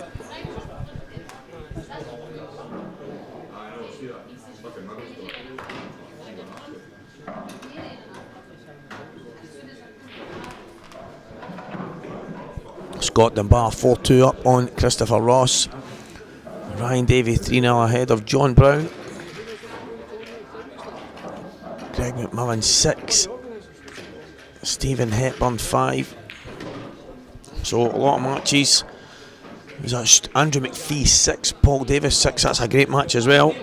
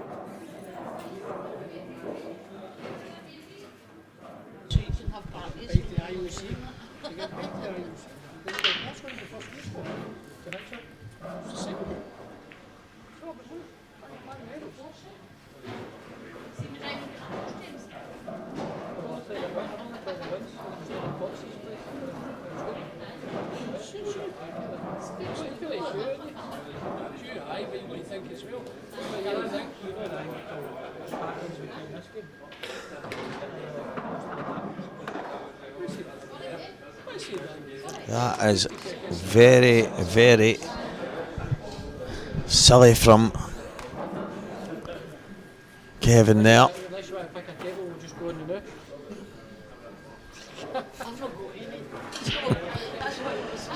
It's he's obviously tried to cannon the yellow and just leave himself in the middle, but this became more awkward than it had to be, but he's still on one.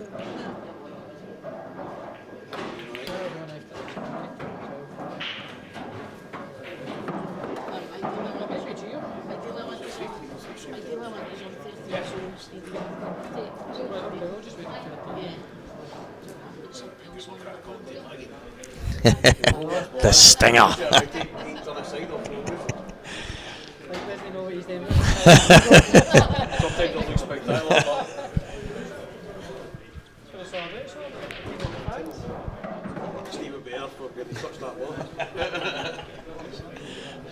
Can we get a VAR in here?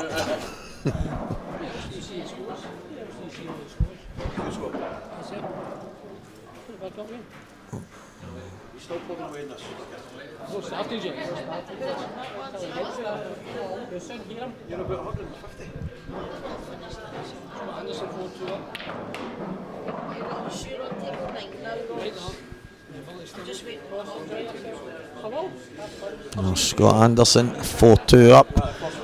The newly crowned international in Scotland, playing against Benjamin Brogan. Paul Hartness 1, Angus Coburn 1. Billy Stirling is 3-1 in front of George Fagan just now. David Gillis 3-1 ahead of Jake Gardner as well. So a lot of matches on the go, guys. What can Kev do here to keep himself fighting in this match? Because Gary, being on the hill, those yellows look mighty inviting.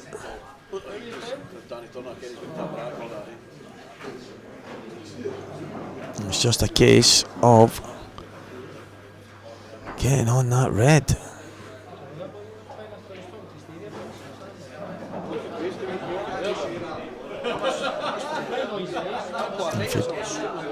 I think he's just got to get to the left-hand side of the table here. And just pop the red in the top right-hand corner.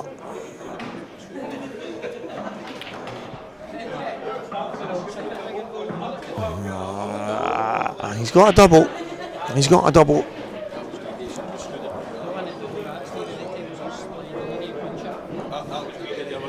Yeah.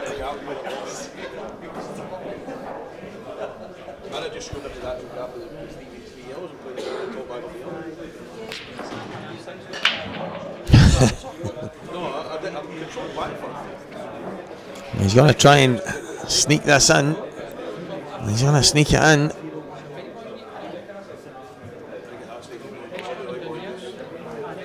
So he's got it. Has he got a thin nick on this black? I think it's a snooker. It is. You can see from Kev's reaction, he's not on it. Nailed it. One cushion, boom.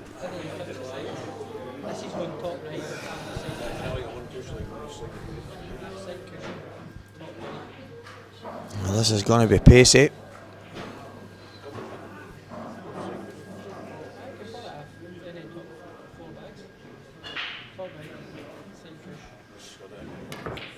Oh! Well, is that the beginning of the end for Kev McLoud? Gary McLeish presented with a fantastic opportunity here.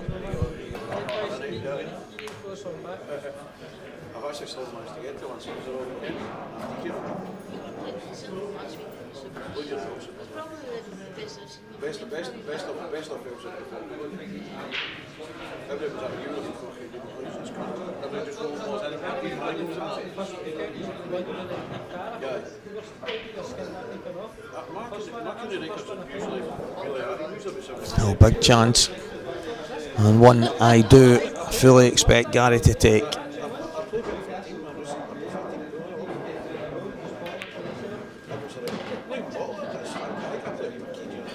Yeah, he's held it well.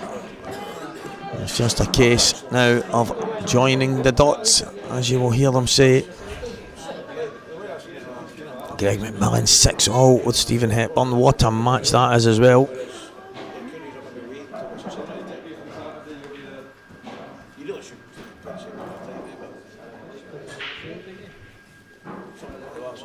I think it's just a drop in here for the 1 and 2, the middle right. Just a little jab back. Yeah, that's it. Work his way up to that yellow. Pop it in to the left middle or the right middle, whatever way he feels. Don't be negative here, Gary. Do not be negative. The chances here to get over the line, the time is now. It looks to me like he's looking for problems when they're all there.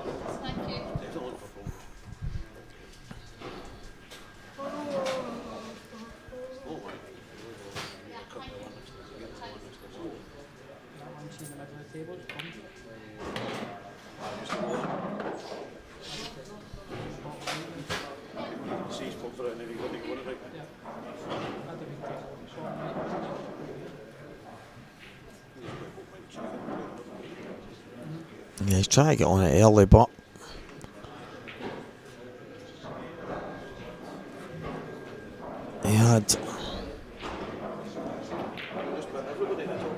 he's got all sorts of opportunities here. Is he going to try and just drop on the top ball? He is.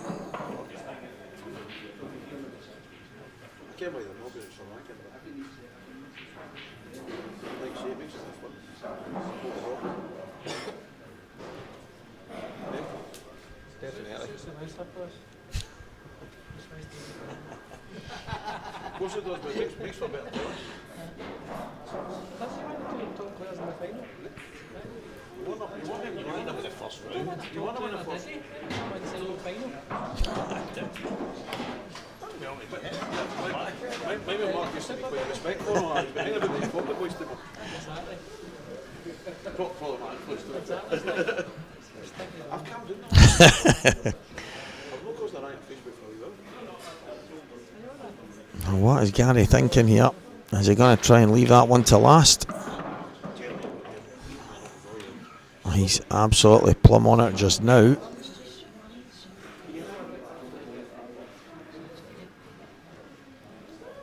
Well, Greg McMillan, Stephen Hepburn eventually getting over the line, so Greg is out, newly crowned IPA professional.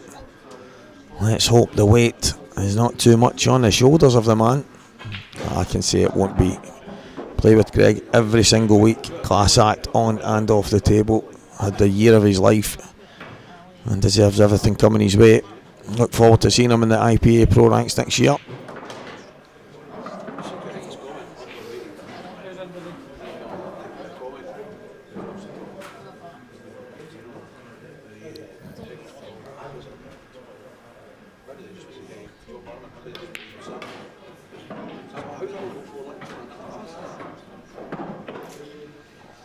This is for the match.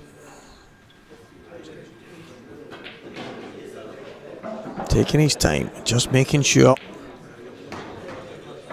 Gary McLeish is in the next round. He had some chances to get there a bit sooner. He was always just too far ahead of Kev. He hung in there as best he could, but unfortunately it is Gary who's through. And as I say, I think he was good value for his win there, so congratulations Gary, commiserations Kev. It's always tough, two really good players going at it. And that is the beauty of the Scottish Open. The open draw is fantastic stuff. We've had Gio Edgar and Scott Gillespie go at it early doors. We've now had Kev McLoud dropping out against Gary McLeish. And next up on the TV table is none other than Mr. Magic himself, Mark Boyle, and the Stinger, Graham Ray.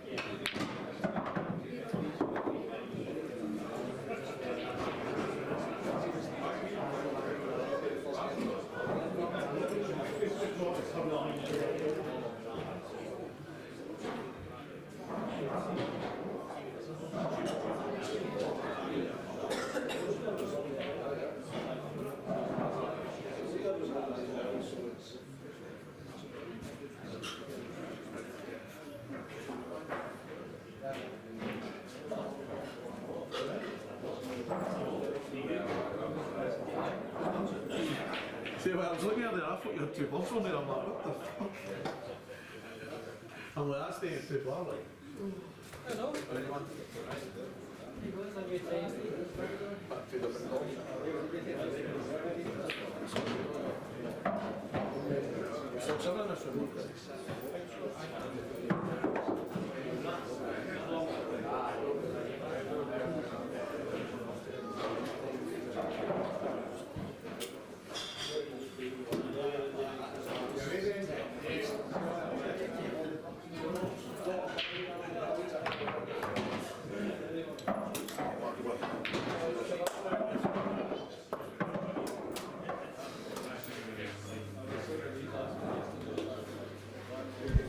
Well, here we go.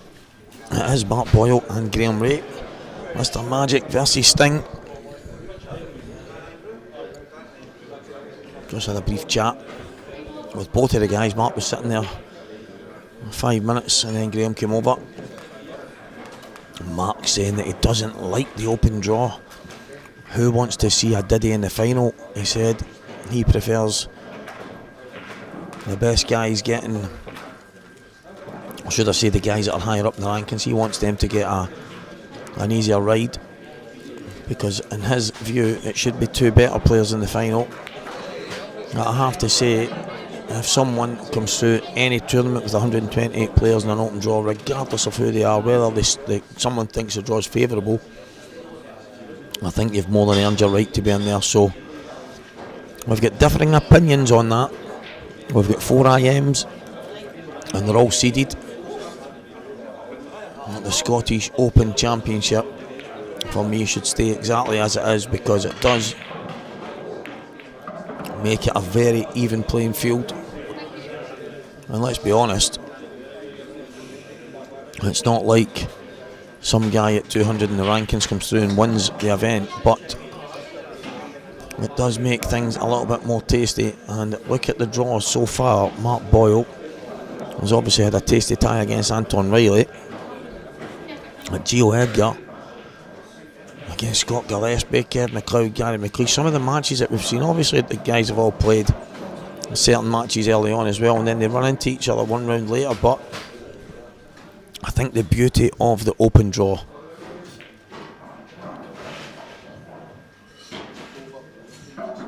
for me, it's just the way to go.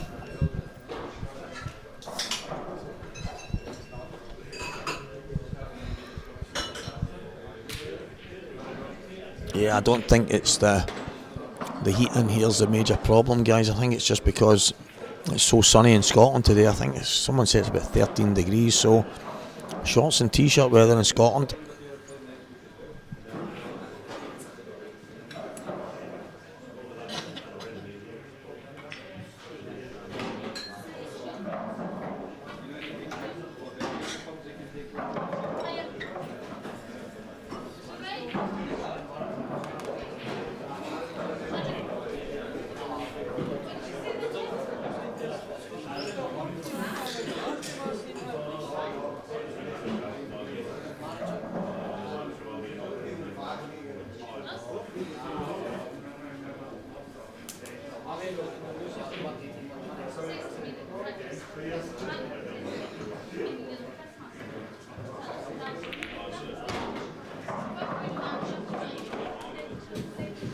I think he was hoping that the black was going to open up the reds up there. He's maybe giving himself just a nice angle to drop on the ball into the middle where he can maybe go up and move them, but he might decide to play a plant. That is the beauty of the Marquee boy. I'm going to do a bit of detangling here, guys, just for a second, because this is what happens when Renzi and McGiff are in at the start.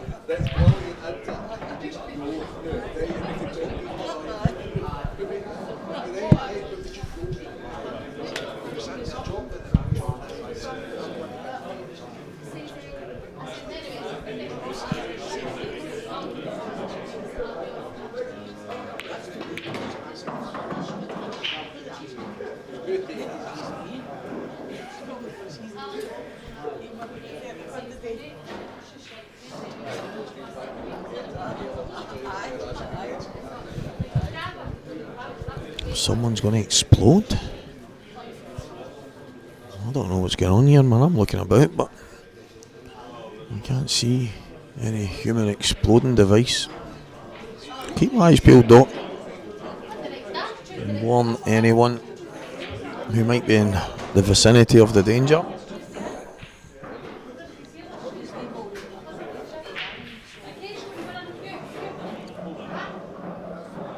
And just over the bag from Magic Man.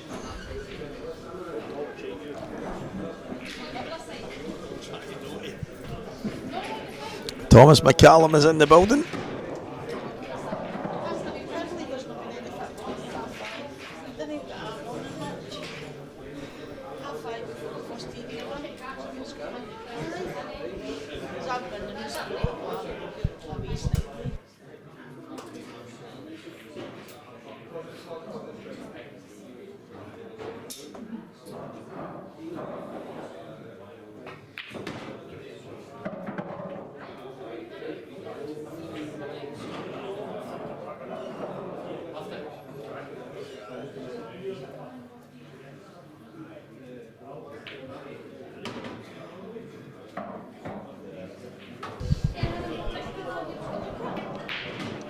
Sting's thinking here.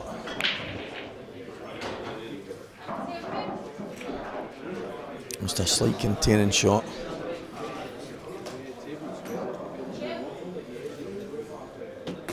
It really is not easy to keep Mark at bay here.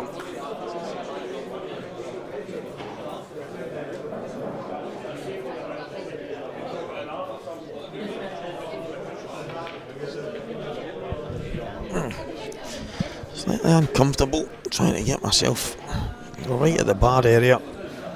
It's not a bad setup. It's just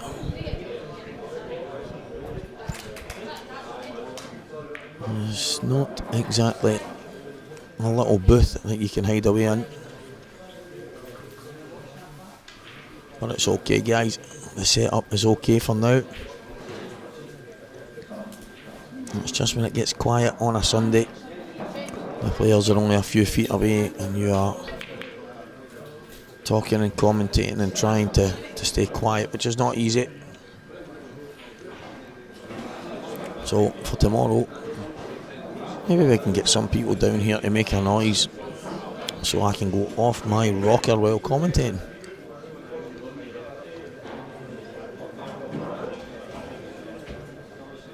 Well, I mean, could the Stinger play the combination here? And if it doesn't go, well, Mark's got 2 reds to get out with 1 shot. So, I like this. Too hard, far too hard, but I don't mind it.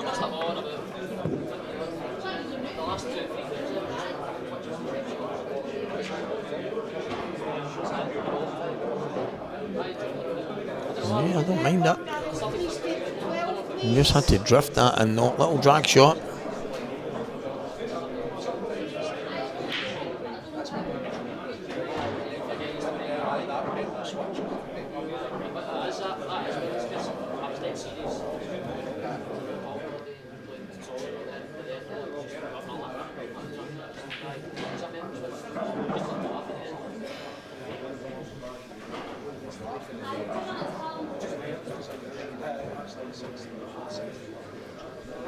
Yeah, Kieran, matches are. There's actually quite a lot of people that they were trying to get on early because we were slightly ahead of the game. There's obviously the odd game here and there, but on the whole, I think we're slightly ahead of schedule. So If you can get in early, mate, I would do it.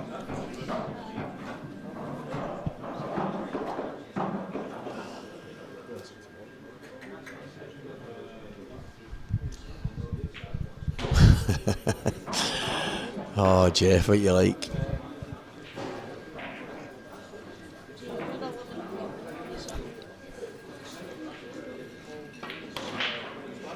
Oh, Sparky.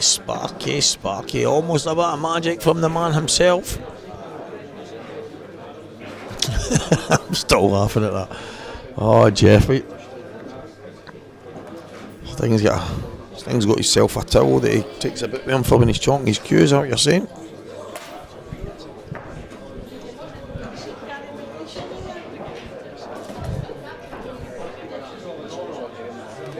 DJ Stinger, he was telling me he's doing a bit of DJing at the weekends. Rumour has it he's doing Belhaven Park soon. He said he's got a gig at Belhaven Park. I don't know if he's going to cut the grass or no, or if he's actually playing some music, but we'll find out. Oh, Sparky. Where's the cue ball going? He's held it well. Fantastic shot, Mark Boyle, and the magic man produces against Graham Ray. He had to pull out something, and it's mad. We were sitting here not so long ago and he said doubles are tough, eh? You need to absolutely bang them because the cushions are so slightly well. He didn't half give that one a stonking bash. Mark knows this type of table so well. It's a table he plays on most. A supreme winner with the Strachan 861 cloth, and he does enjoy playing on it when it's brand new, so he is and always is the man to beat.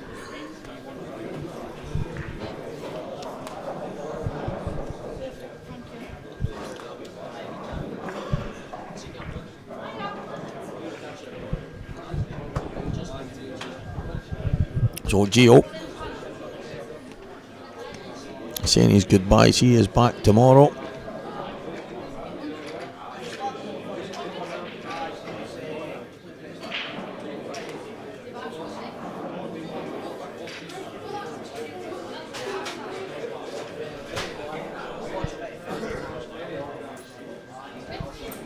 He beat Sean Cookson 7-3 in round 2 and then beat Pete Smith 7-2 in round 3.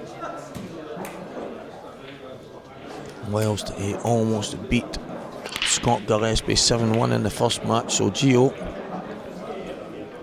has accumulated the 21 frames he needed, and he's only dropped 6 frames in the process. So,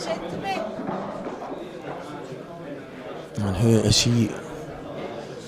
He awaits the winner of Ali Mooney or Paul Davis in the next round,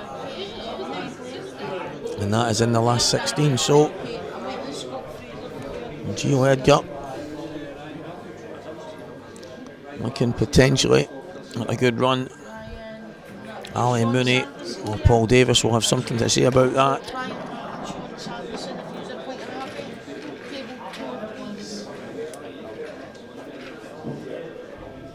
But Gio is the first man in the last 16. See some of the other results in round 3 just now. Ali Mooney 1-0 up on Paul Davis. Liam Dunster 2-1 up on Mark Williams.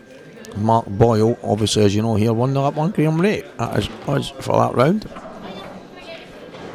Back to round 2. Matches on the go just now. Scotland Bass 6-3 up on Christopher Ross. Ryan Davey 5-2 in front of John Brown.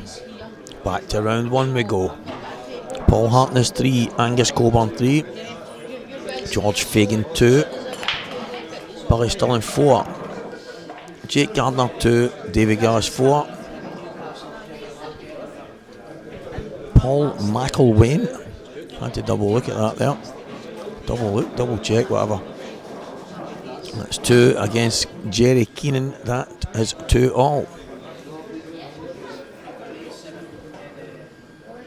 And Andy Armstrong 1 Ross McInnes 0 so far. So a lot of pool happening right now.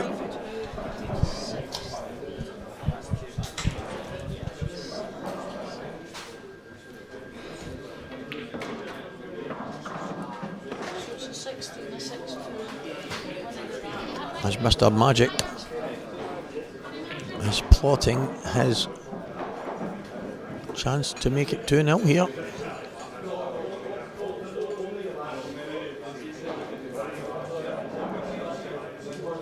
He had me curious there.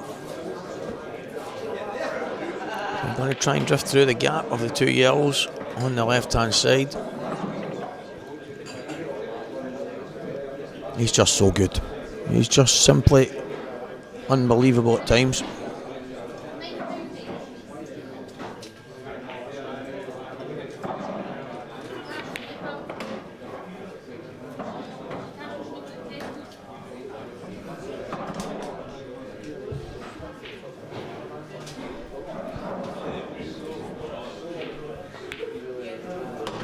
And it is going to be 2-0 here, Mark Boyle.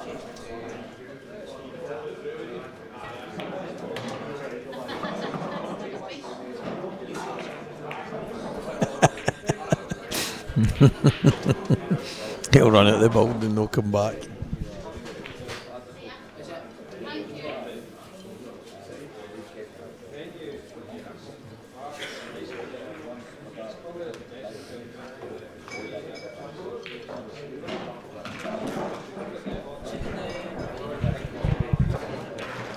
If Mark wins this match and Liam Dunster wins his match, they're on a collision course for each other.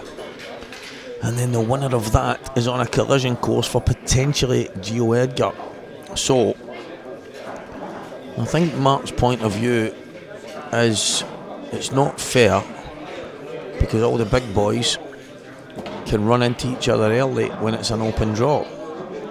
But if it's seeded, they can all avoid each other until the later rounds. So guys, answers on a postcard. Which way is the fairest when it comes to this? Because the IMs are all seeded, that's fine. So throughout the year, they all avoid each other till the later rounds, accumulating ranking points to keep themselves as the big boys. But the Scottish Open Championship, which has always been an open draw, there has been some murmurs over the last while from some players saying they want it to be seeded as well. For me, I don't think that should ever happen.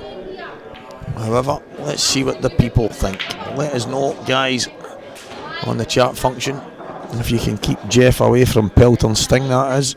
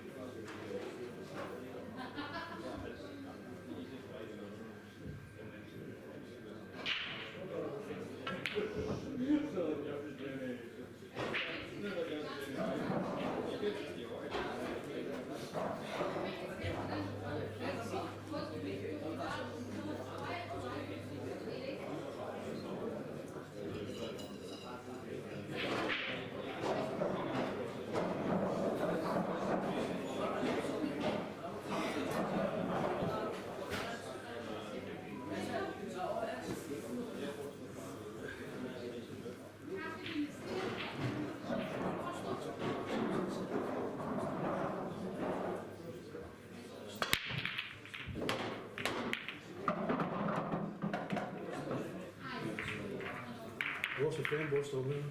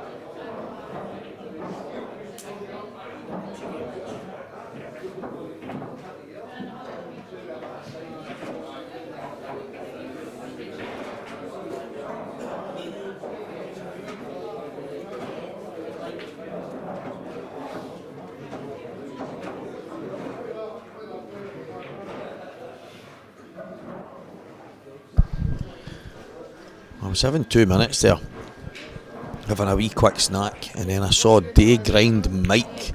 They need to get rid of Blackball. It's an embarrassment to Q Sports. Is that right, mate? Aye. You're raging, ain't you, man? Fuming.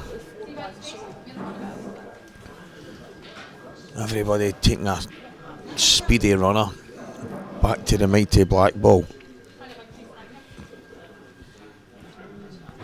I don't know, maybe you use a blue ball. Maybe you use an orange ball. You prefer black ball, you know. Day Grind Mike, yeah. What a guy. What a guy.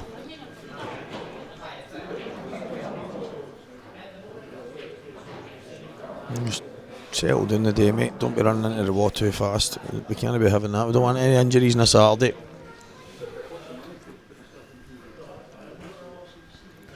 This frame's got a bit of life left in it.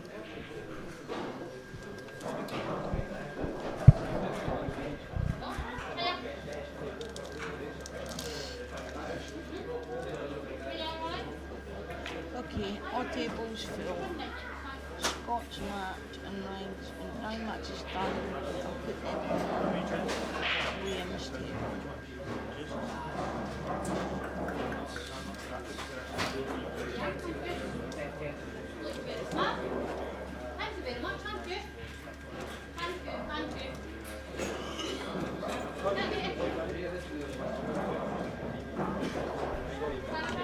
I just go for a wee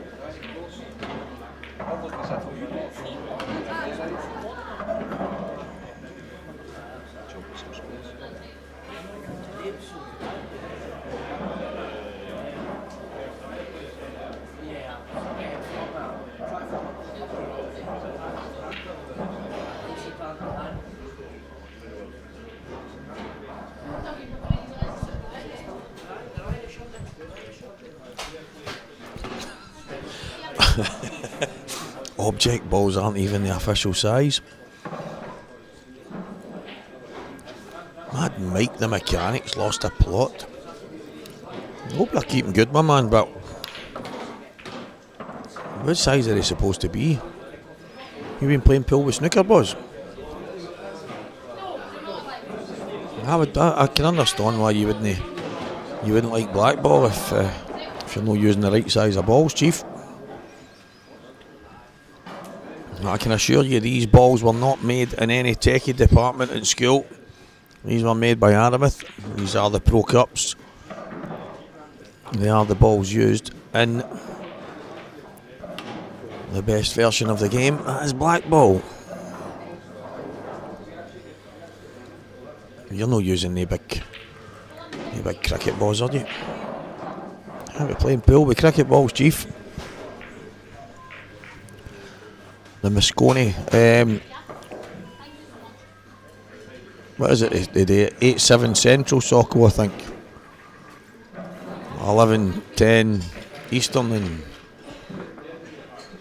1-2 Scotland.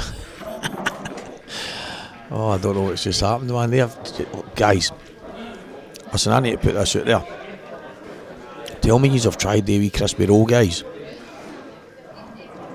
Now they do the Milky Way crispy rolls, right? Let's forget Milky Way. I've just had the Twix one, the Galaxy one, and what was the other one? The Bounty one.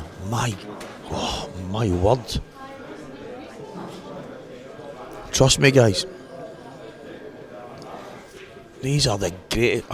Listen, I go in for an operation on Monday, and I won't be able to eat normally for quite a while. It's probably for the best because I could eat a million of these things. Absolutely exceptional. Unlucky there, Marky boy. Had to try and get it out. It didn't come off the way he wanted it.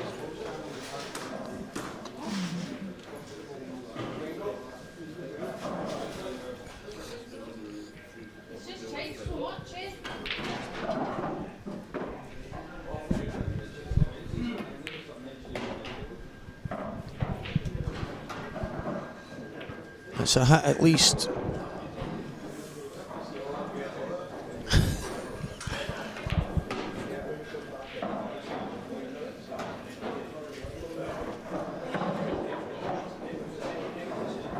Unbelievable, honestly. It's these chocolate bars are up there with the best bits of chocolate I've ever had.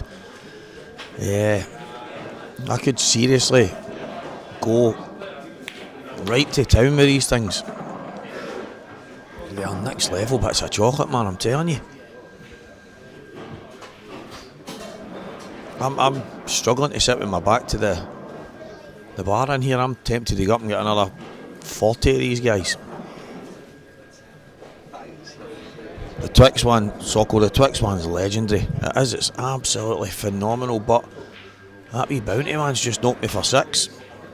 Some character at the bar told me that the Galaxy one was the best, but I think he's done me lovely.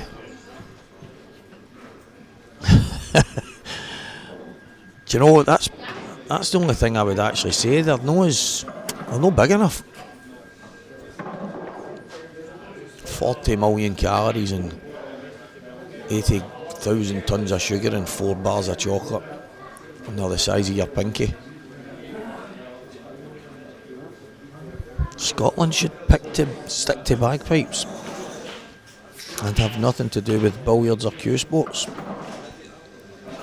Be very careful, Chief, because we do use cues in Scotland for other things, and usually it'd be a good idea to duck if the butt end of a cue is facing you, especially in Scotland, Chief.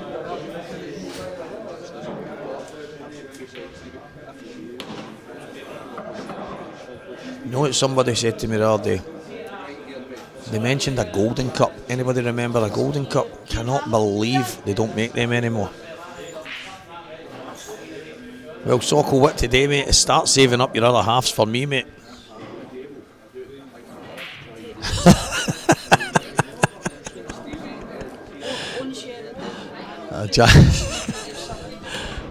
He's got a shot on the black, that's the main thing. He's got a giant bit of pecora on the back of his shirt. Oh, what? I tell you what, if it was one of the wee crispy rolls, I'd be right on top of him right now. They're up there with the best tasting chocolate ever.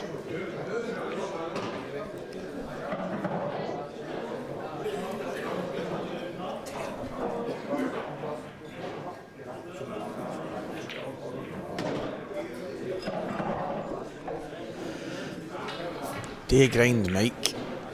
Are you like, what is it you get nowadays? Tribute acts? You get the tribute act to Magic Mike or something like that. I hope you're not dancing about a pole right now, Chief. That wouldn't be good while you're watching people potting balls. Good shot, Mark Boy. Unfortunate for Graham. He's caught the knuckle there, but I think the shot before it when he's landed, pretty awkward. Has it been the problem? Oh, this is phenomenal stuff. I've got to thank you, Mr. Grinder Maker.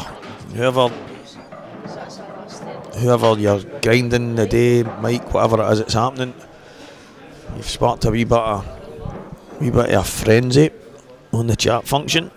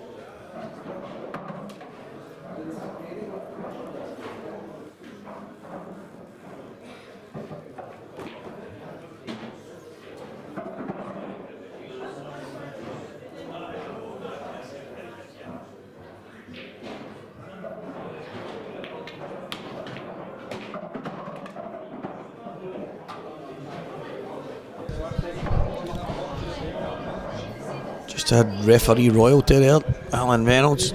We're talking about some of he's talking about Caramacs.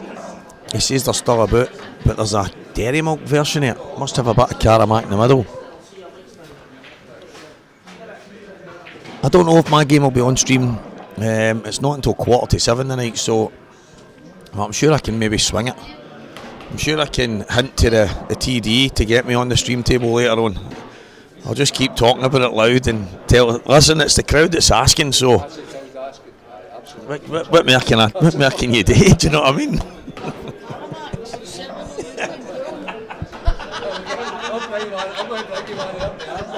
Just throw it on the table. Got a golden cup.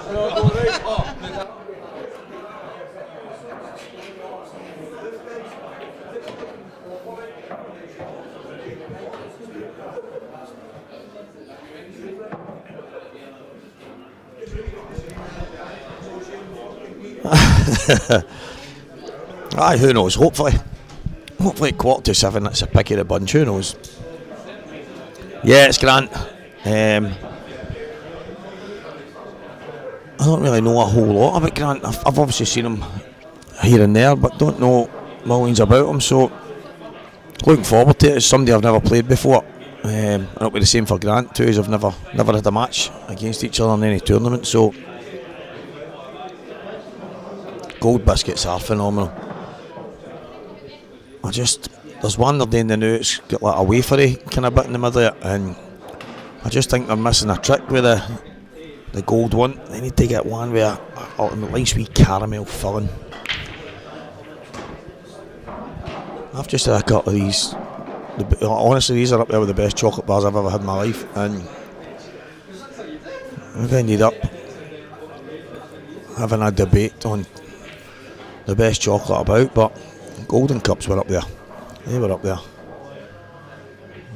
I'm going to ask Mark Boyle what his favourite chocolate bar was after this. Anybody guess? I'm definitely going to ask him, so guess what Mark's is and guess what Graham's is. I'll ask you two of them after this. And Jeff, don't say chocolate flavoured Pecora.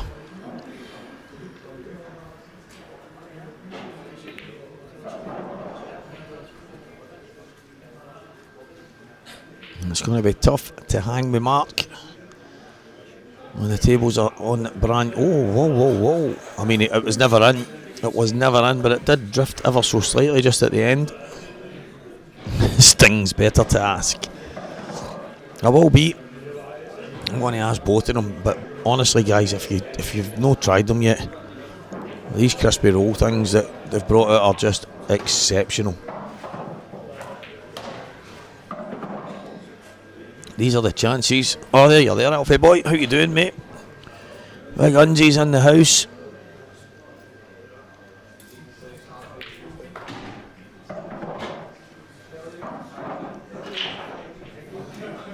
A boost. You would think, mate, there's that many players for Scotland turning pro. I might be the only one that isn't. Oh, I've sat down and done a wonderful deal with the guys for next year. I'm looking forward to it. There's going to be, when it comes to the IPA stuff, there's going to be a lot more. Obviously the commentary stuff takes care of itself, but I want to be doing a lot more of the TV stuff, so it's going to take up a lot of time, but I have worked out a good wee thing with the guys, and I'm looking forward to next year. To be fair, I only managed to finish 25th in the rankings this year, and I had a really poor year, so let's see what next year brings.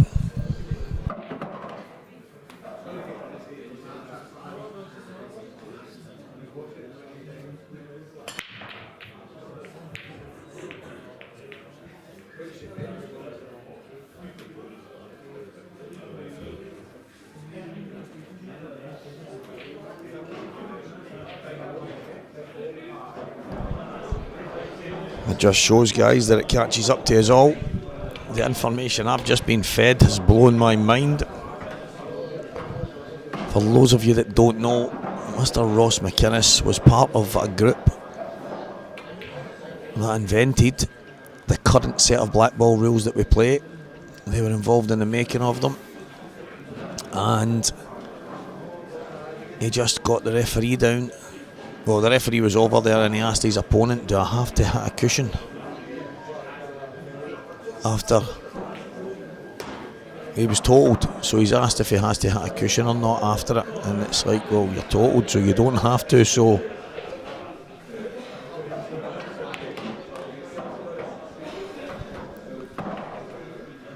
oh, do you know what? There was one or two that stood out to me at the start. I thought Greg McMillan might have a bit of a run.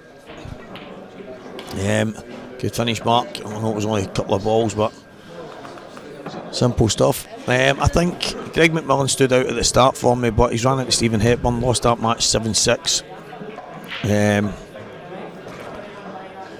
I think when you, probably the thing that will stand out as this tournament goes on, guys, is the top half of the draw is in full swing right now, but as it gets to the bottom half of the draw, there's not as many of the big names in there, so there is quite a number of players that could have a bit of a run. But I've got the draw in front of me right now. Good match from later on, 47 tonight when I play Stuart McCulloch and Brian Taylor. Bert McAdam, Martin Keenan, two guys from around the Motherwell area. Scott Finlayson, I quite like Scott when he's playing. Nigel Kitchen and David Rooney, that's another big match.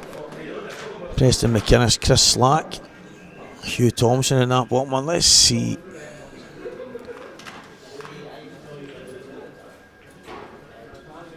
Let's see if I can pick someone to go on a bit of a run.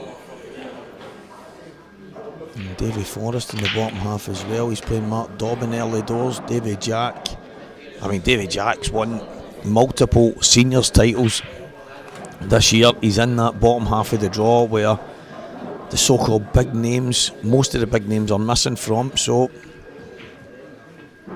Stephen Kirkpatrick, who's really high up in the rankings as well, I wouldn't be surprised if he got on a bit of a run either, but probably Davy Jack stands out for me. Obviously at some point in time everyone's going to run into someone that's potentially got a bit more than what they have, but I would love to tip myself here, but I think by the time this 7:15 match comes I might be sleeping, so we'll see how that goes.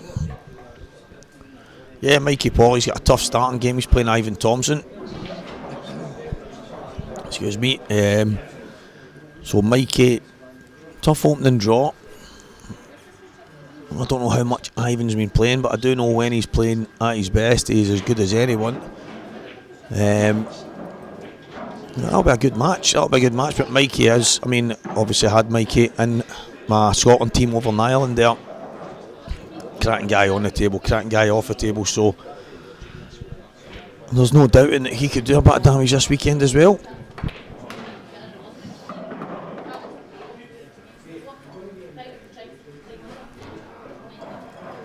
Cheers, Drew, much appreciated, mate. Not exactly looking forward to it in the sense of getting cut open and stuff like that, but I'm kind of looking forward to the potential that all the kind of pains and niggles and all the kind of things that have came with the problems I've had. Hopefully when the operation's done and dusted they all go away, but yeah, cheers mate, much appreciated, definitely.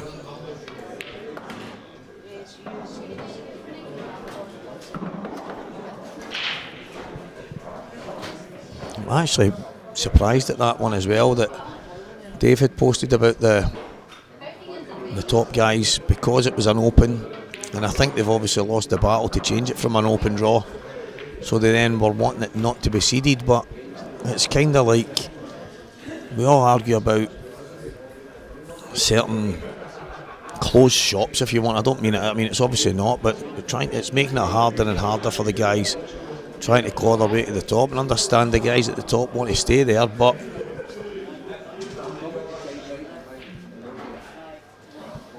you have to beat the best to get there. And I think to win this event and even have a good run in this event, you're going to have to beat one of the top guys anyway. Unfortunately, they're going to have to play each other at some point, and if it's early, so be it. If it's a wee bit later on like they would prefer it to be, well, that's just the way it goes. But for me, open draw and seeded for the Scottish is the way it's always been, and I hope it's the way it always stays.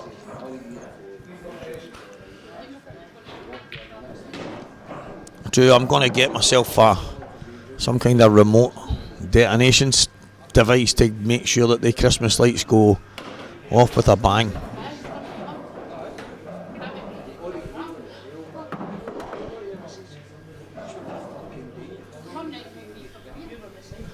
I've got enough ribbons this year. Since do you know what's mad? And obviously, this isn't me.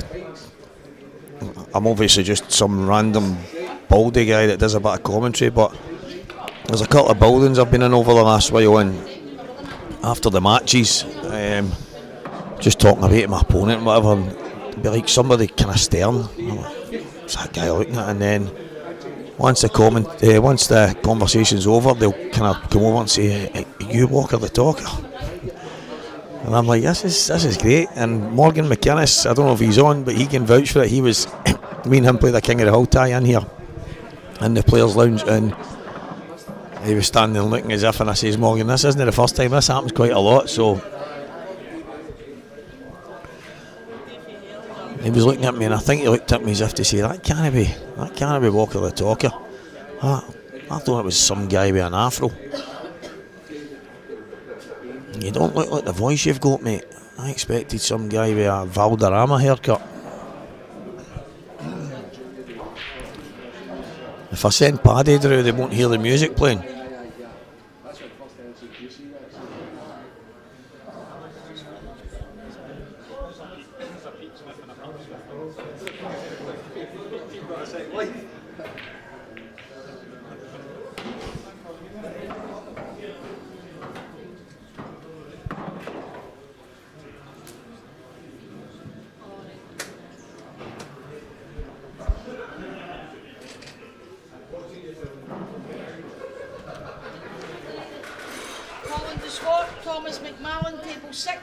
What about this Charles McCaig? I think he tunes into all these kind of things and pretends he doesn't listen to the commentary. I heard him saying the other day, I just turn it down. But then he's got a bad habit of sending you a text message about the stuff you're saying. Charles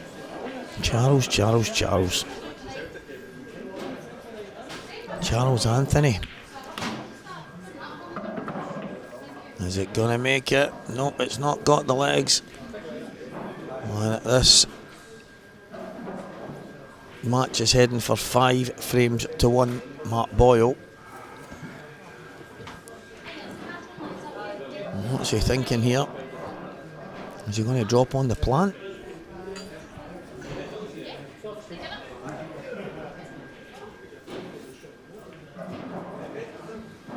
Oh, he's on the outside one. Clever shot. Should I say the inside one? Outside left to me. See me, you're a left footer. The outside's always on the left, just in case anybody was thinking. I didn't know my outsides from insides, and that's still the outside of the table when you think of the middle, so I'm sticking with that.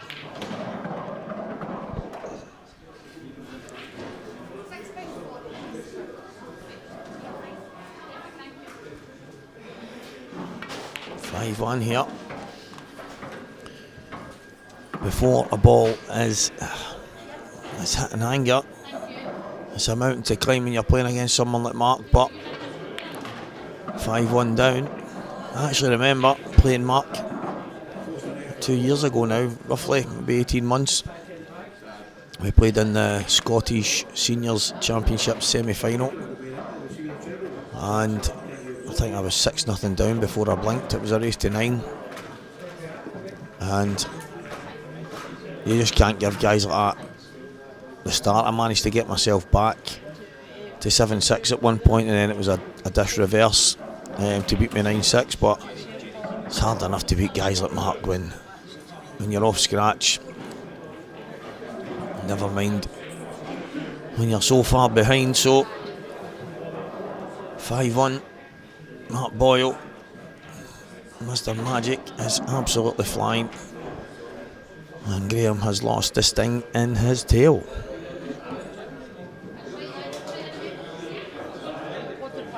By the way, boys, did I message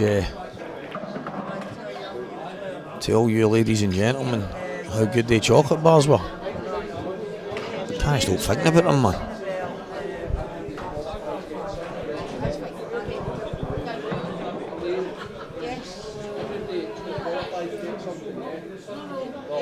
I played for number 64, so second round.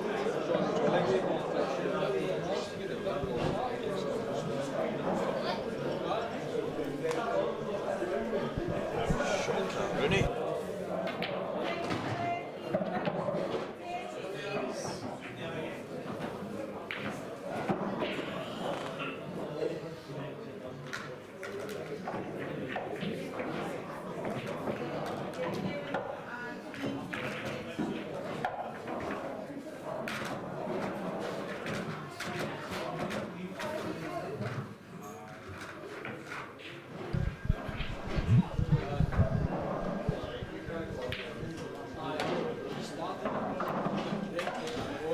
This is as good a chance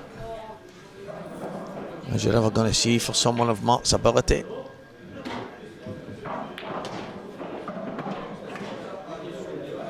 The only thing that could go wrong was something as silly as that. Now he's trying to play just on to the left-hand side of the red. He's not trying to go anywhere near that angle, and I think the red that's closest to the bottom right corner was one of the reasons why he would not have even had that in his mind, because he's trying to make sure he misses that completely with a good gap. Came up towards the red, but nowhere near behind it. And that's a big mistake from Mark. One you very rarely see. Mark Boyle and due. I mean, you just run out of words for this guy.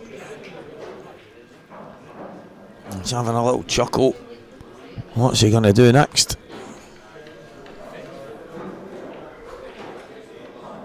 Yeah, it's just the angle. Richie, you're bang on. The angle just slightly widened when he came off the bottom cushion.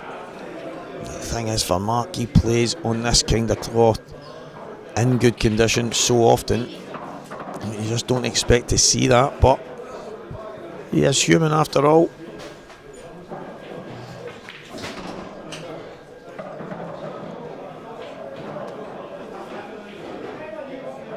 I'll trace a right hand side, come towards the red, just above the middle pocket. That is so good, the judgment on that.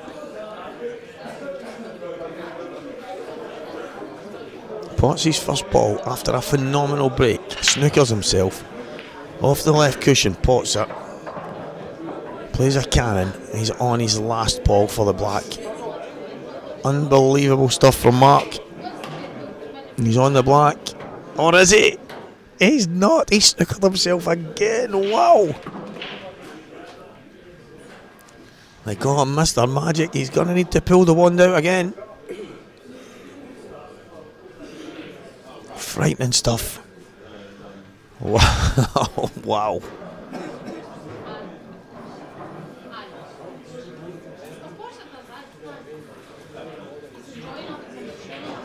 I'm not so sure this is an easy pot, but it's going to be pacey.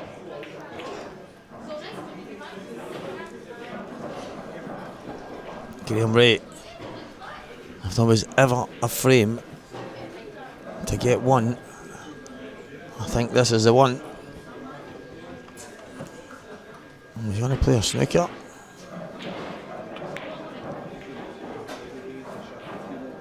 He's ended up rather fortunate there, because he's not meant to knock that red out the way.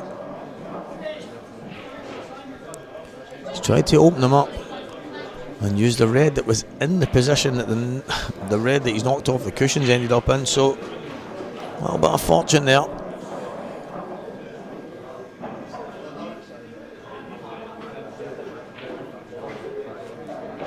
A few eventualities here if Mark catches it full in the face.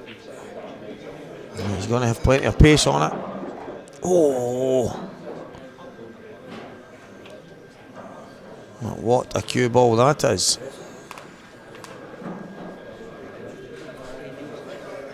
think he has to play the red that he used as a stopper a moment ago. And just play that straight up. It's like a kind of plant. Just roll the cue ball through. Well, that's not anywhere near what he was hoping to play there.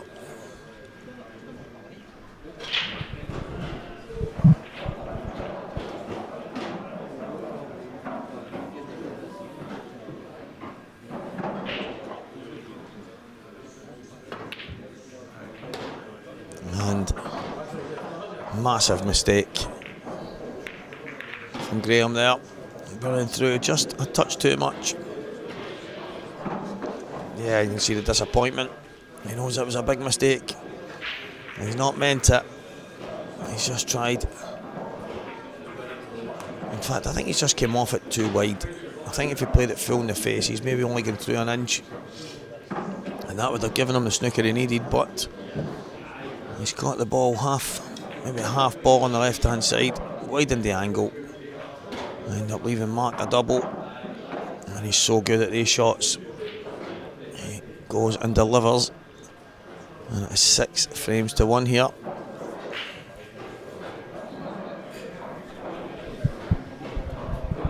While Graham's disappeared for a comfort break, I'm going to disappear myself.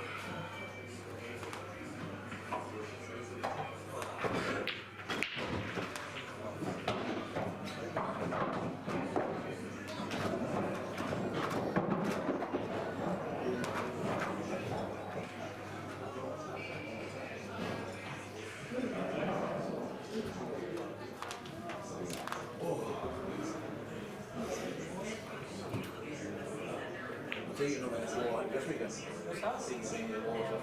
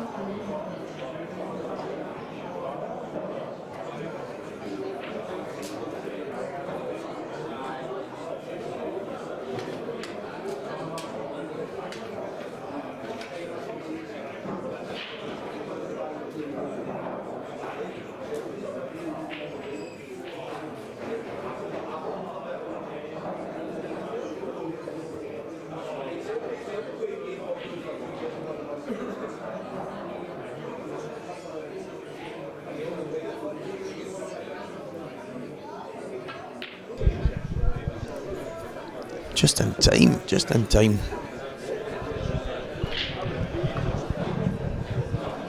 Yeah, mate, I did. Maple preferably, mate.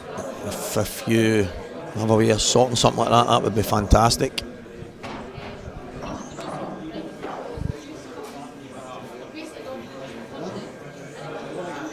Even if you can get a hold of some of, if there's any pictures of it, mate, send us a wee message.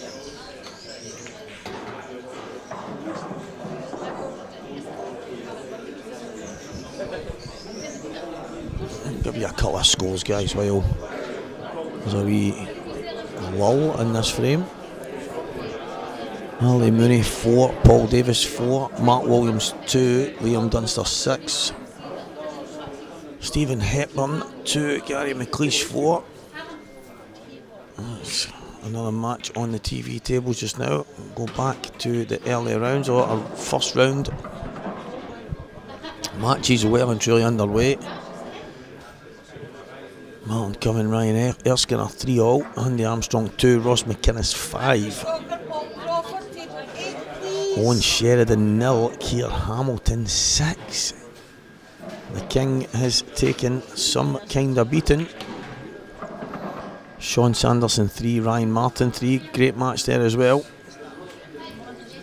Thomas McCallum 3-0 up on Colin de Swart. Kevin Glenn 0, Ian Quigley 1,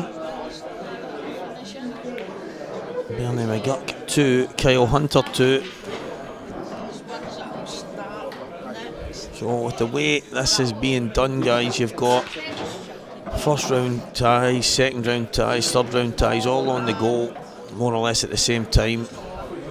Hence the reason why my first round tie is not until 6:45 tonight. What's that all about, man? What is that about? Who made up 8 times, man?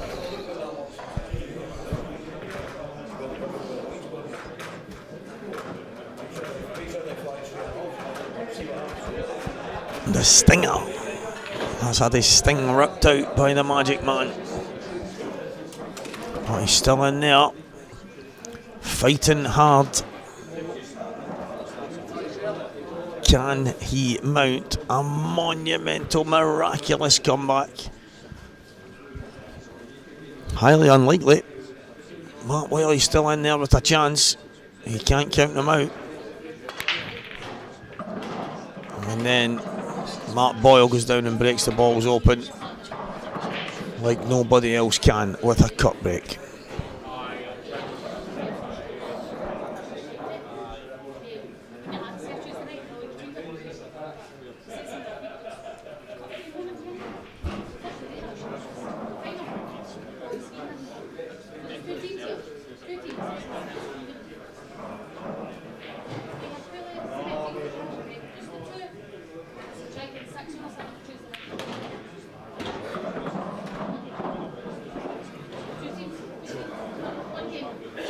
Chance he'll be able to just nip this back towards the black and red. It could be, at this moment, will lead to the end of this match. That's exactly what he's played.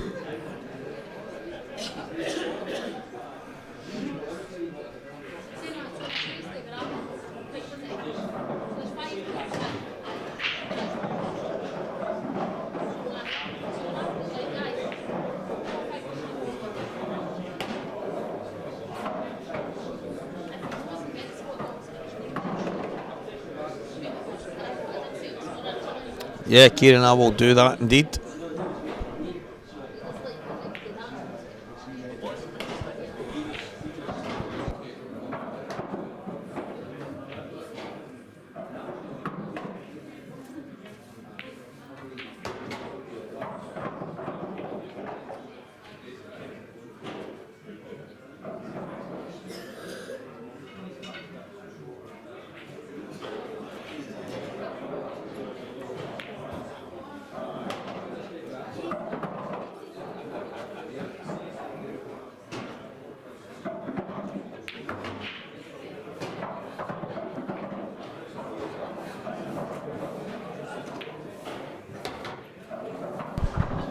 All sorted, Kieran. You know you'll be in, and Elaine has said if your opponent's here as well, you will most likely get on a wee bit sharp. Well done, Marky boy. It is all over. Graham Ray, not at his best. Unfortunately, you can't be off it by any stretch when you're playing against someone of Mark Boyle's level. So Mark Boyle into the next round. Graham Ray heading home to get ready for match of the day later. Match of the day in a wee curry or something. Something along your lines. Something along your lines, man. Aye. So Liam Dunster and Mark Boyle will be toe to toe tomorrow. Ooh, that'll be a TV one, I think. So tomorrow morning, guys.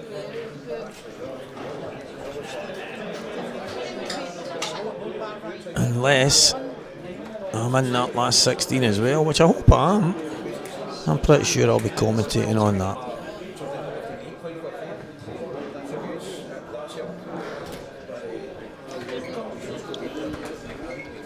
So Paul Davis is 5-4 up on Ali Mooney. Which one of those two is going to join Gio Edgar in the last 16 tomorrow morning at 11 o'clock? Set your alarms, guys.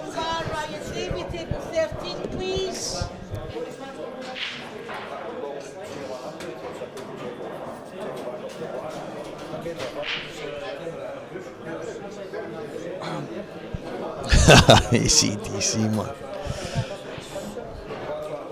Can I be about ACDC, man? This throat of mine is absolute nuisance.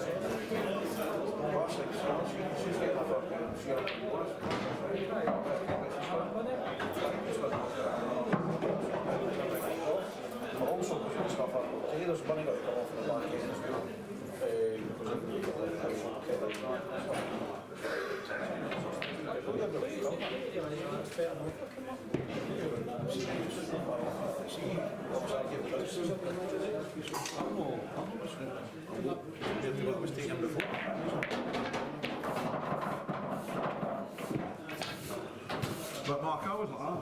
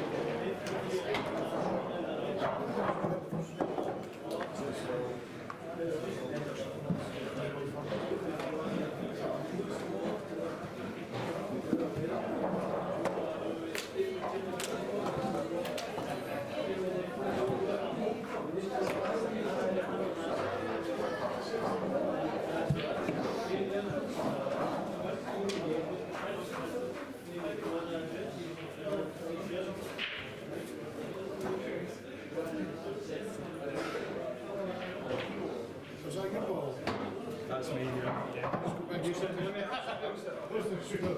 I thought I was just up here. I came over there.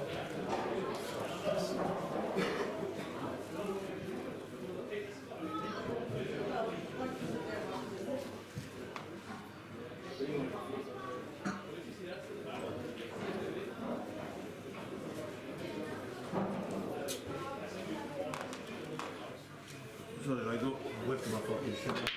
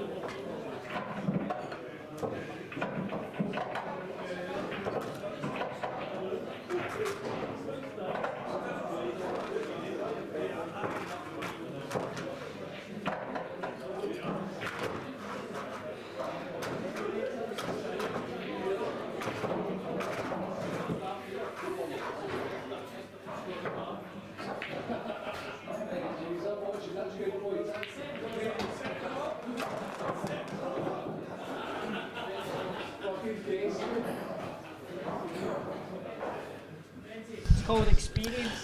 This is going to be a cracker. This is going to be a cracker. Oh, class, Kieran, class. What a break that is. Where's the cue ball going? And I think it might go yellow. Turn it on, mate. What? You know what I mean? No? Go on,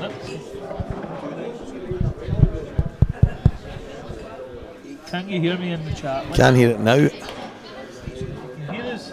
Let us know. It's not very loud, right enough. Hold on, hold on.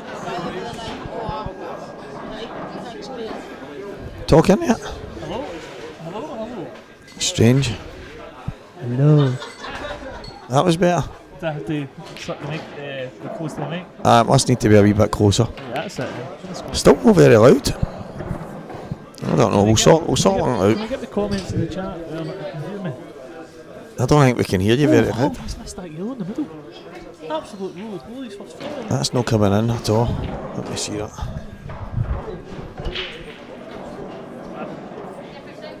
See that there? That's showing that.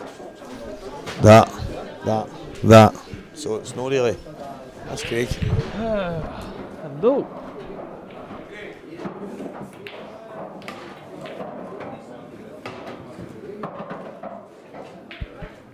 Hello. Testing, testing. Testing. Go. Testing. That's better. Is that better? No, it's away again. Don't know what's happening. Hello. Nah, it's nothing.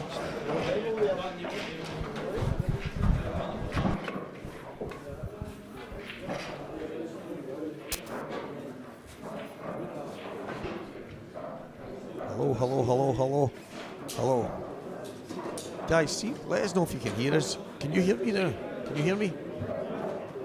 Yeah, that's going up. It's not.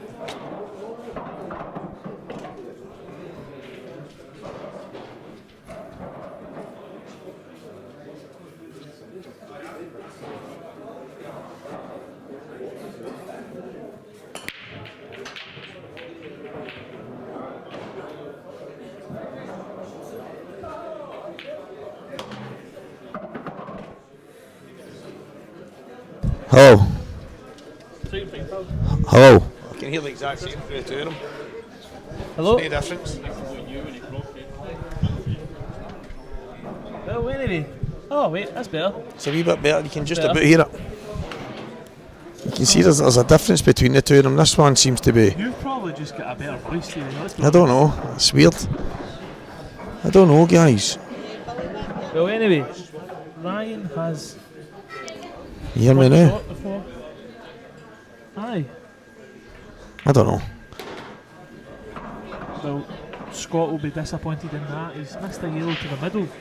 And Ryan has capitalised if he gets this card. You can just about hear that. It's not very loud, but you can hear it. Guys, let us know on the function if you can hear both of us. There's Drew saying that you can't really hear. I don't know what the script is with that. Let me. Hold on. No, that's that.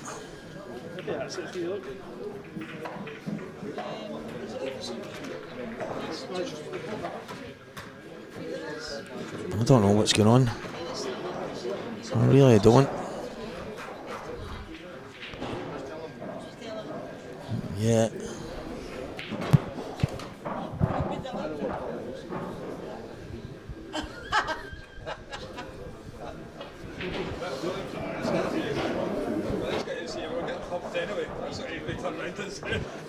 Hello. Nah, Hello. there's some sound coming from it, but it's just not very loud. Aye. Is it half working just now? Oh, that's better. Aye, that sounds better. Can you hear that better? I can hear it better. I think that's better. How's that? Aye, that's it. I think. Guys, can you hear that? Let us know if you can hear my gift better now. Hello. Can you hear me? My mic, whoa. My My microphone's nowhere near. What was the outcome of the biscuits? I don't know what the script is, but that microphone doesn't seem to be working very well. It was fine earlier. Craig came over to fix it and he never exactly fixed it, so I don't know what the script is there.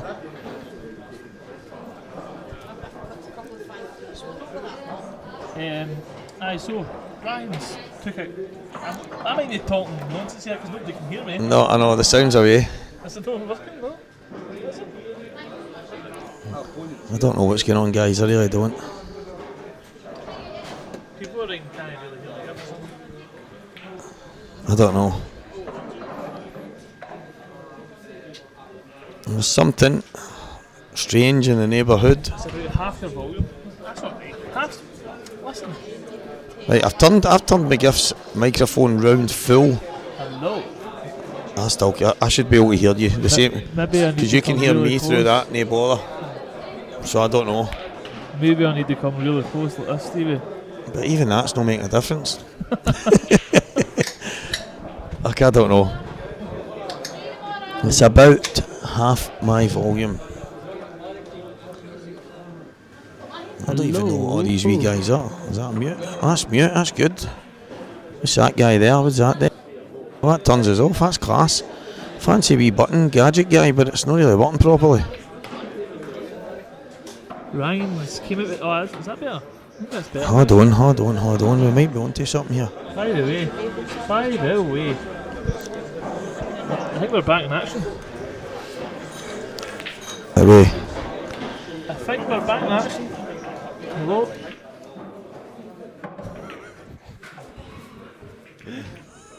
I don't know what's happening here. Oh, that's the background noise, that's no anything. Put this way, the technician's taking nothing to do with it. Yeah, I know, I'm trying my best here, guys. I'm all over the camp, but Listen. All good. right, okay. So Ryan's came out of traps really quick here.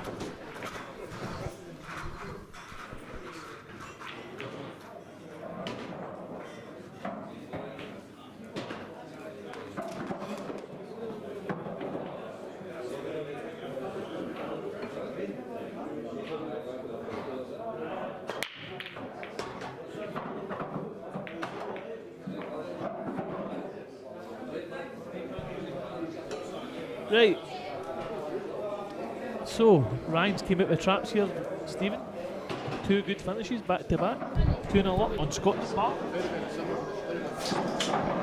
2 good finishes. I wonder if you could get 2 of them on at the same time. There's smoke coming to this gadget. Stop playing it. Oh, somebody's turned that down, that's why. Oh, that's Whoa, it now. That's it now. We're back. Get him There you go. The technician came back. Boys, what a nightmare. We can hear McGiff again. That's it. The only ones you touch are the 2 headphone ones. I don't think anyone's touched anything.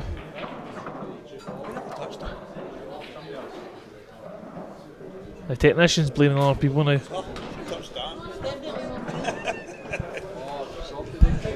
And we are back. Guess who's back? Back again. So Scott's on a finish here. I think he's on yellow, Steve. What's the score? 6 each. We've been away for the whole match. He's forced to take this in the tap dancer and stun across. He's been unlucky with a can there. Landed a wee bit awkward. Scott Dunbar. But this will be a good game, this will be a good match. I know Ryan's rattled a couple off early. Not like him, he usually loves to go 4-0 down, doesn't he? Well, that's it, mate. We're talking about a guy here who's a multiple champion in the last while. Oh yeah. We spoke about it earlier, so. At Masters. I know. Champion's champion, isn't it, at the end of the day? And that is a great shot. He'll just slide in with the new cloth. I actually heard Scott went home and he put on He-Man Masters of the Universe and started singing the songs because he won numerous Masters title. Masters of the Universe. Scott Dunbar. I bet it says He-Man on his tap next year. I guarantee it. Winning absolutely anything nowadays is an accomplishment, and obviously a world title at any level. Look at it this way. Overs. Look at Mark Boyle's in the over 40s category, so it won't be long he's in the over 50s, so it's not going to be easy to win. Aye. Any level, and then you've got all the youngsters coming through. Oh, I like that. I just clocked Scott Anderson's tap there. So He's obviously became a Scotland international, and his new T-shirt, on the back of it says the Lion Heart. Well, it's actually Brave. I told him it was Braveheart. He asked me the name of the film. What's the matter? He's came up here and he said, yeah, but there's a lion on the Scotland top. Was it not the Lion Rampant? It is Scott, it is, but just you be a Lionheart, mate. He's obviously been watching the Jean-Claude Van Damme films. What was it? It was AWOL, wasn't it? He was Leon. Lionheart was his nickname. So anyway, back to the game, guys. Stop talking about chocolate biscuits. You're knocking me sideways here. So Scott Dunbar's shut down there. Played a wee containing shot. And Ryan just bounced his ball out. Tough weight. And I think there'll be a wee bit of back and forth here, but I actually expect Ryan to pull the trigger soon. Yeah, I mean, because if he takes the red off the yellow and clears the bottom left back, Stevie, I don't know if it's easy enough from this angle, but it looks as if he can definitely play the red off the yellow. Just open that bag up. I think in Ryan's thinking it'll be a case of worst case scenario, you get the pocket, so Does he go now? Does he play the plant and top through? He's got the option to still play safe. He can bounce the top one out. Well, the thing is, the yellows aren't terrible either, so a wee bit more tough than the reds, right enough, but I think if Scott gets back to the table, I fancy Ryan pulling the trigger here. Nope. Safety. He just wants to block this lefty yellow. If he can block the long one, he's okay. Oh. So Scott having a look. Scott expected that. Scott will have a go here. He's obviously tried to just half ball it, hasn't he? Widen the top rail and block the yellow, but Scott will be happy with that. That's okay. Is it perfect? That's very okay, because every ball goes, and he's obviously good on his next ball, so we'll be happy with that, Stevie. He might decide to take the one into the bottom corner right now. Come up bottom for the right rail. corner, yeah, and then leave the other yellow. But if he pushes through here, I think he has to. I really do. I think come up for the rail when now's the shot. I don't see any, because at the end of the day, you're leaving yourself a connector, easier connector last ball for the black. Exactly. So yeah, I think coming up for the rail is a shot, and I think he's actually plumbing now to, especially with the slide of cloth, just to float up.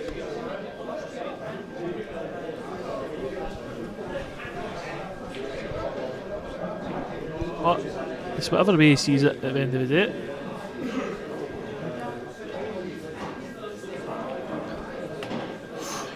He's just not hit it. Aye. I think he's tried to get on the one in the rail there. I think he's fortunate here. I think he can go round the gap between the black, the red in the middle of the table. I think he can get on this here. I think it's two cushions and out. Oh, you think he's landed good here, Steve?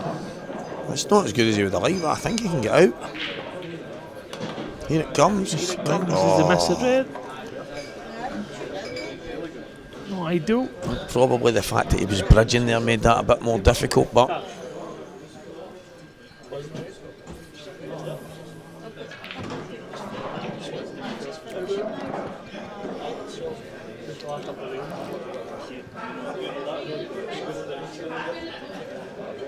so just a fin snick down the rail then.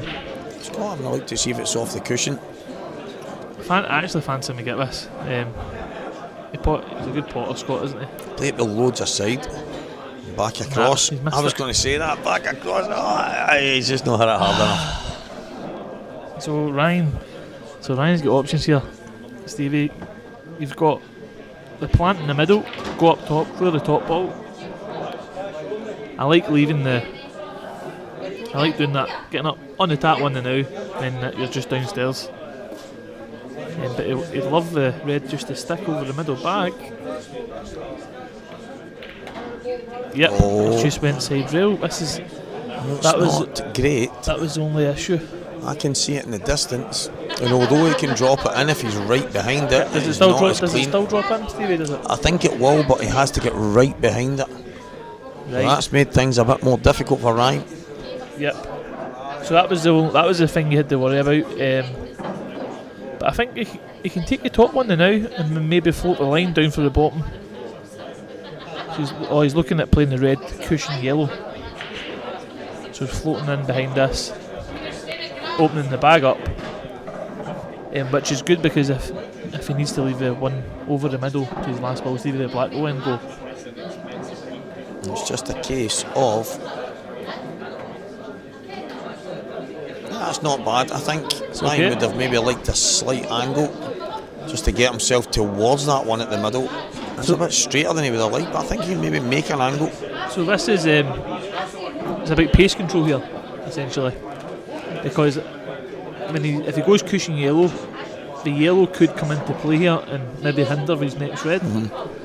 So he just wants to get it out the way enough. You either play it soft or you play it really hard, don't you? Yeah, I mean, it's more the angle for me. I think he's going to screw back and play the red down the cushion because it's stone dead to the rail. But so that's actually worked out okay. You can play 2 shots. You can play shot to nothing essentially here. So do you stop? He's got options now because he can slow down as well. Yeah, I mean, he could stop the ball dead here. And then he's got the red into the bottom left corner and just push down to the one in the bottom. Yep. I think that's what he'll do. I think he'll just keep the white where the red is. That's what he's done, but he's missed it. Is that ruled out? No. Has he missed it there, or is it had a wee turn? I think it's caught the rail. I think it was tougher than it looked. I think it was maybe closer to that curve. Yeah. At the minute, I think as soon as Ryan's hit it, it's came off it. But I think it would have probably benefited Ryan if there was a tiny gap there. But you can normally hear him before you see him. Billy Stirling. But yeah, he's left Scott a pot here. You're flirting with the middle bag. That's the only thing. If Scott pots this clean, it rolled off. It looks like an in-off. It rolled off. I thought it did. I'm hearing from the people. But nah, I'm not buying it. Oh, he's missed it altogether.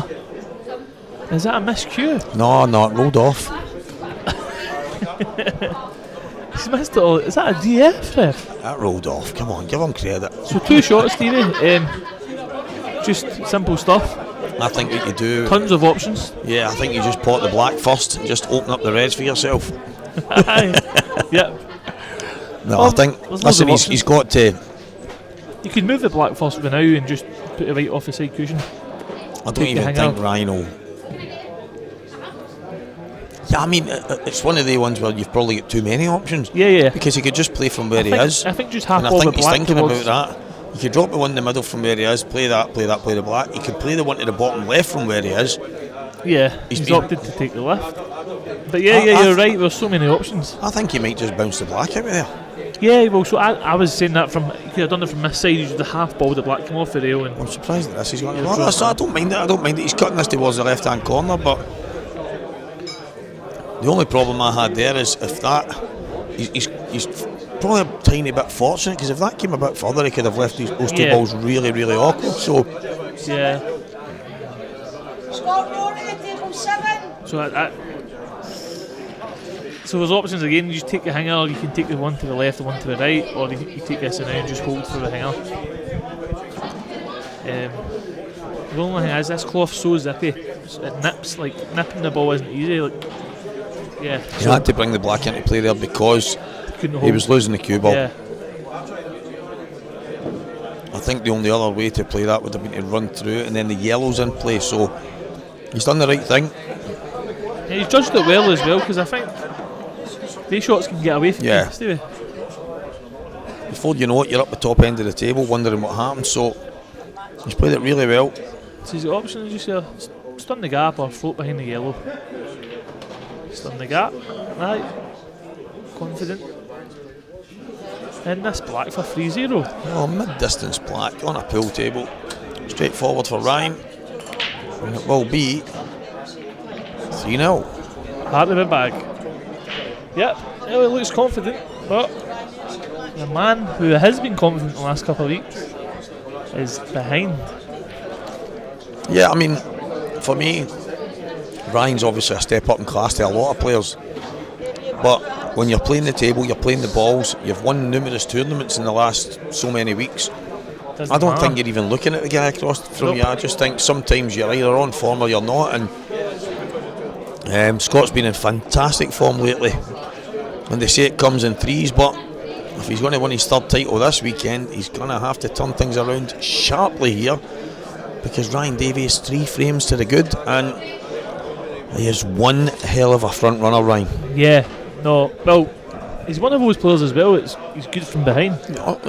He's good at turning the screw when he's in front, but he's good at dragging you back when he's behind. So yeah, I think that's just the quality. I was just about to say that. Watch out for the red in the bottom corner, because he's been getting that a lot the last couple of games. Cheat? You saying he's cheating? Nope. But tilting the pack. Listen, guys, he's actually. I know you can't see him, but I can see him. He's moving his hands to me as if to say Ryan's tilting the pack. No, I'm only joking. No, his break's been terrible the last wee while, but he's using the break cue through the side, and it seems to be working. That's all you're hoping for, isn't it? One ball. Definitely. It doesn't even matter. Over the last while, I don't know if it's just a difference in appreciation, but you can come to the table. There's numerous times that I've broke the balls. I look away, change my cue, look back round and go, look at the state of them, but you've got a ball. You're at the table. You've got a chance to make yourself fair, or even sometimes when it's a nothing shot. Does he have to go up top now? Because I don't think he can check it back. He can maybe play to nudge into these two. Just float the gap for the one in the corner. Plum, absolute plum.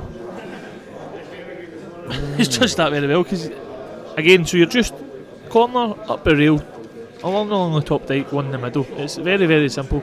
He just needs one good positional shot here. Only thing is, there's a small margin for error, and you want to be wide rather than short. He needs. But he's looking to see how wide they can go here, and I think he's got quite a lot of that yellow just above the red. So you just don't want to get greedy. You don't want to be. He can just drop this through there. Just a couple inches, and he's absolutely spot on. He's wanted to get closer, but that's fine. Played that well. He's played that really well. So you're just floating this in, run inside, and again, he doesn't even need to go forward at all. We'll just get by the red. Mouth-watering last 16 tie tomorrow. Who? Mark Boyle and Liam Dunster. Yep.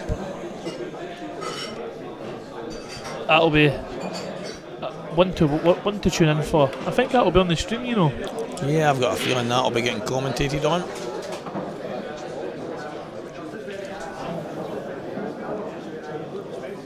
And who's this? Stephen Hepburn, Gary McLeish. The winner of that match will play the winner of this match. Some tasty ties on the go just now. So Ryan's got one shot to play here. It looks as if he's jacking up slightly. He's pushed through a bit further than he would have liked, so I think he's going to have to just run on and off the cushion, played it well. He's hitting the ball fantastic. That'll be 4-0, stop ball. And Scott is up against it. He came out the traps quick here. And I think Kyle Weir was 6-5 up on him in the first round this morning. So Scott would have been licking his lips at, yeah, I think because although Kyle was playing class, obviously to go ahead, you do often have a wee glance at who you're playing next, don't you? No, I mean Kyle he'd maybe be the one to ask, but sometimes when you're in that position, maybe can be forgiven for saying, I'm about to put Ryan Davey out this tournament here. I'm about to put Mark Boyle, I'm about to put Liam. All these guys that normally you wouldn't be given a sniff against, and you're 6-5 up and you're at the table, and all of a sudden you're out and you're heading home and your opponent's on the table 4-0 up in the next round. No, definitely, 100%. But it's a learning curve for him, and he'll obviously come back better. And I know that's what everybody says, but it is true. Oh, definitely. It's true. So Scott's wild break again. If he plays this plant on the yellows, well, these are roll-ins. don't know if he's straight on it, but I think with a bit of side he can just get make it. I think he can get it. Just the bags are playing big as well, Stevie. Look, if you play him off the knuckles, you'll slide in essentially with a new cloth. I don't think this is as easy as it looks. I think he would have played it by now. If he can't get it, I think he needs to swerve it slightly. if he can't get it, it's a shot to play. Yeah, I don't think he can. But I mean, worst case, he's got the yellow in the corner. That's what I mean. I think just roll this in. That come plant low. needs to be played, but it doesn't need to be played first. So He actually doesn't need to play the plant. He can obviously roll this in the corner, put the yellow in the opposite corner, float up, then take the hanger and bounce out for the yellow in the middle. So it's not a necessity to play the plant. However, if it was easier, he'd have played it. is it a more difficult opening shot? Right enough. Just wants to roll through essentially. Yeah, good shot, Good Scott. shot. He's played that well. Fantastic shot from Scott. So just off the side cushion here, we run inside and try and come up by the left side of the blue spot, right side of the blue spot. Sorry. And it'd be good to get on the hanger. Just kind of got into that a little bit too much. But he's okay. I don't think does he yellow still go up the rail? Yeah, but he's on the one to the top right. No, but does he tie that yellow up as well? No, I think that'll still go. As long as he can clear the pocket, I think he can still pot that. If it still goes, then happy days. He's played it well. It looks a wee bit more awkward than it. I think it does. I think it goes. So it'd be ideal to get on the middle one next time. If he could get out, just drop the one in the middle. Well, he's got the rest, a bit of distance here. Makes it a bit. He's got the option to, obviously, I know you don't, if it goes you never nudge it. But no, I don't think he has to go near it. I think it does go, but we'll see what Scott decides he's here. just nudging it out. I thought that because he's guaranteed the yellow in the corner, right? But I still don't agree with it. But there's nothing up with it, I suppose. No, if you play it the right way. I just don't think. I think most players that don't play snooker, when they use a rest, they hit the bottom of the cue ball. And I think Scott was always screwing into that there, no matter what. Did Scott not play snooker? I'm not saying he didn't play snooker, but doesn't play snooker. He might play snooker here and there, but I just think you see most pool players, even that play at a decent level, they don't really try and do anything fancy with when they're using a rest. They just slightly down on the cue ball and just pot. I think that's all Scott did there. Knowing that the ball was at the top right hand corner, he was just thinking to himself, I'll just play this. Wherever they land, I'll deal with that after it because I'm on the one to the top right. But he never even played the one to the top right. He ended up on the one in the middle. So he's not hit that great. And again there, why not run off the cushion? That was exactly. Run off the cushion and out to the blue spot. Bag. Exactly. And I just find yourself again 4-0 down. Your opponent's not done anything wrong. Good black. Good black, mate. That's a great black. Scott Dunbar gets one back. Just found yourself chasing a little bit, but that will settle him in to the match. That was an Anton Reilly type finish, but a very, very good finish indeed. Was it pinpoint perfect position? No. But he had a little bit of work to do. He had a few problems to solve, and he did every single thing he had to, and he's got one on the board. Rogue Pilking, he's got his heart monitor. He's got Scott's heart monitor on him. He says he needs a rest. I just clocked the Pilkington. I thought we had Carol Pilkington on there, but no, you're right, mate. He was away getting the rest from one of the other tables, and he's played a good shot and took a good finish. Ryan, how is your break? Watch a ball for in the bottom left corner. Nope, not this time. That direction, no. And try. Now Scott's got a plant here to open it up. The yellows are the balls. Plant this red in now for yellow, and they'll go, Stevie. Yeah, I mean, all he has to do is just take the red away at the same time. Ideally, if he can, I don't know if he's looking at it, but if he can stun the plant in and stun the gap, float the red away and just take the yellow in the top corner. These are all here for him. Looks like he has to play it thin from what I can see on the table across there, but actually it looks like a...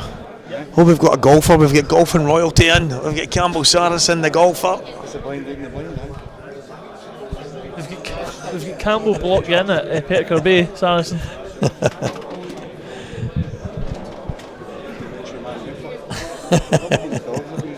I think So if anybody's got any great stories about Sarri, please put them on answers in a postcard. So here he is going. I say you just want to thread the white through this gap, plumb. That's perfect. Good shot, Scott. That's exactly the way he wanted that to go. So Sarri just said there, guys, he's like, I can't believe yous have just said my name on that. I'll be getting dogs abuse. So please, guys, do not refrain. Give him the dogs abuse. Oh, he's tried to move. I don't know why is he. I'm sure that he'll see him in. I don't know if he has to maybe be really wide to pot it. But if he's surely if you just roll that in, roll the bottom, bounce off the cushion, and roll the one in the middle, you're for the last 3 balls, Stevie. I don't know if it's as easy as that. I don't know if he can just drop it and get out. I think he's always hitting the red, so he might be worried about ending up the bottom cushion. Right. To me, it looks as if you're straight. Well, I suppose just maybe a wee bit tighter than it looks. When you look, it looks as if it goes clean a mile. If you look across to the table from where we are, it looks like the gap between the red and yellow is tiny, but on the table it looks bigger. Yeah, the table it does look bigger. And then you can leave the bottom right one to your last ball now anyway. I think Scott, you want to take this one in the corner. I think you should take that one first though. But he's not. But if he goes corner, middle, bottom right, he can screw back off the red and come up for the one in the top. I think Scott might play another kick here, and I think he's maybe just a fraction too thin. So it's another one where he's chasing the cue ball. I really do. I don't even know if he's on it, but here we go. He's going to dig this, and I think it's just too thin. I don't think he can play it. I think he's actually. I don't even think he can put the yellow in and miss the red either. So float round the back. It's mad how deceiving it looks, because if you look over to the table, you would just say snookered. Yeah. But on the table, it looks like you can see some of it. Well, let's see. He's going to play it. Looks as if he can just swerve it slightly. Yeah, he was never getting anywhere near that. But watch me. We're going to find out, Stevie, whether or not he could pop this yellow along. I don't think he can. I really don't. I'm not saying he can't pot. I think there's probably a position you can, but I think it's really close. I think if he gets, I think he'll play position and just roll this yellow in. I actually think he'll screw into it. Do you think he'll still go for the cant here? I think so, aye. Well, if he goes for the cant here, definitely doesn't go, because at this stage you're round there double checking, aren't you? So. Well, we're about to find out. Big shot coming up here. Yeah, this is Stay massive. tuned. If you need the toilet, hold it in. This is massive, guys. This is drama. Who needs the jungle when Bottom we've got left. Scott Dunbar? Oh, he's went into it. What a shot. He's played that great. So it might have went, it might not have went, but I don't think Scott was ever convinced. It was 3 times he's tried to kick it, and once he's been successful. Oh, by the way, it's a snooker. Oh my God. Wow, why? And I don't know what all that was. Drag right hand side. Exactly. Full length of the tail. You've just go drop it in nice and thin. You can play it thicker, but and just top off the cushion. You know. I would have just plain balled it thin, but I mean, the red. Even if you're half ball red, you're guaranteed a shot. He's tried to be too perfect. He's tried to be greedy. Wow. I don't see, the thing is as well, right? With the new, it's as if he swerved the weight. Yeah, like offline. As soon as it left his cue, you knew it was really thin. He's moved it with that bit of side on it. He's moved it. I still fancy him to get this black. It's just a wee. He's playing the one cushion here. Oh, he just swerve it. No. He's playing one cushion. I seen him lining it up. I would have been swerving that. Now this could be as well, like, see if your opponent doesn't come out of traps and go 4-0 up me, Stephen. I think he finishes that with ease. I know. maybe just a wee bit rush of adrenaline, so to speak. And maybe thinking it's too easy as well. Yeah, I mean, he's probably in his defence, he's done the hard work there. Exactly, he's played that unbelievable shot. Yeah, Alf Garnett, I think that was a big margin for error with the swerve, yep. But these are done. Ryan will just ...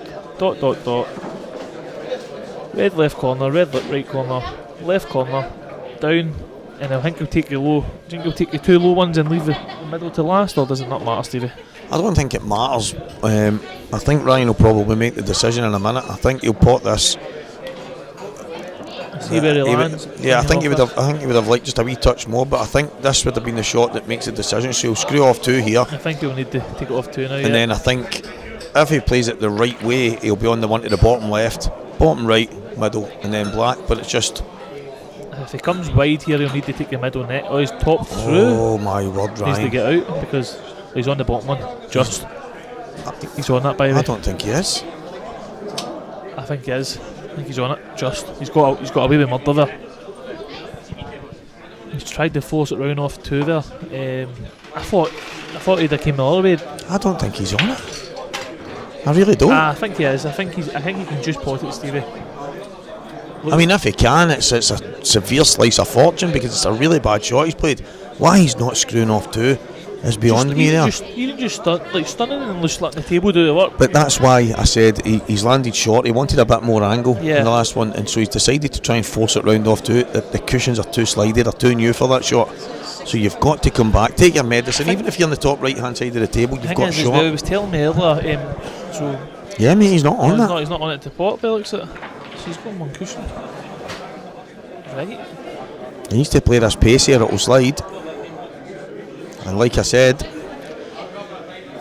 he'll be annoyed at that. Yeah, he will be. That's it's not like him. It's not like him actually. And the thing is as well, I know he's using a brand new tip that he only got fitted yesterday or 2 days ago from Chick. Yeah, Tuesday night. But he's not had it. Obviously, he's been away. This is the first I believe he's played with fit. So he was telling me earlier on, he's just trying to play stuff playing ball. He's not wanting to put side on when he doesn't need to. What I will say is, you know what I mean? Chick McCaig is the man at doing tips. So if I was Ryan, I would just be going full blooded because Chick is unreal. No, so guys, listen, he's from Belhaven. If you need your tip done, go and champ his door. Look him up in the yellow pages. Charles Anthony McCaig, he is the tip master.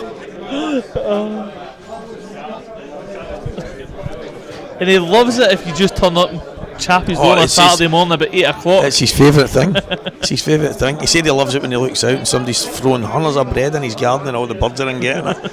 He absolutely loves it. Nothing thrills him more when he sees a team of seagulls mauling his garden.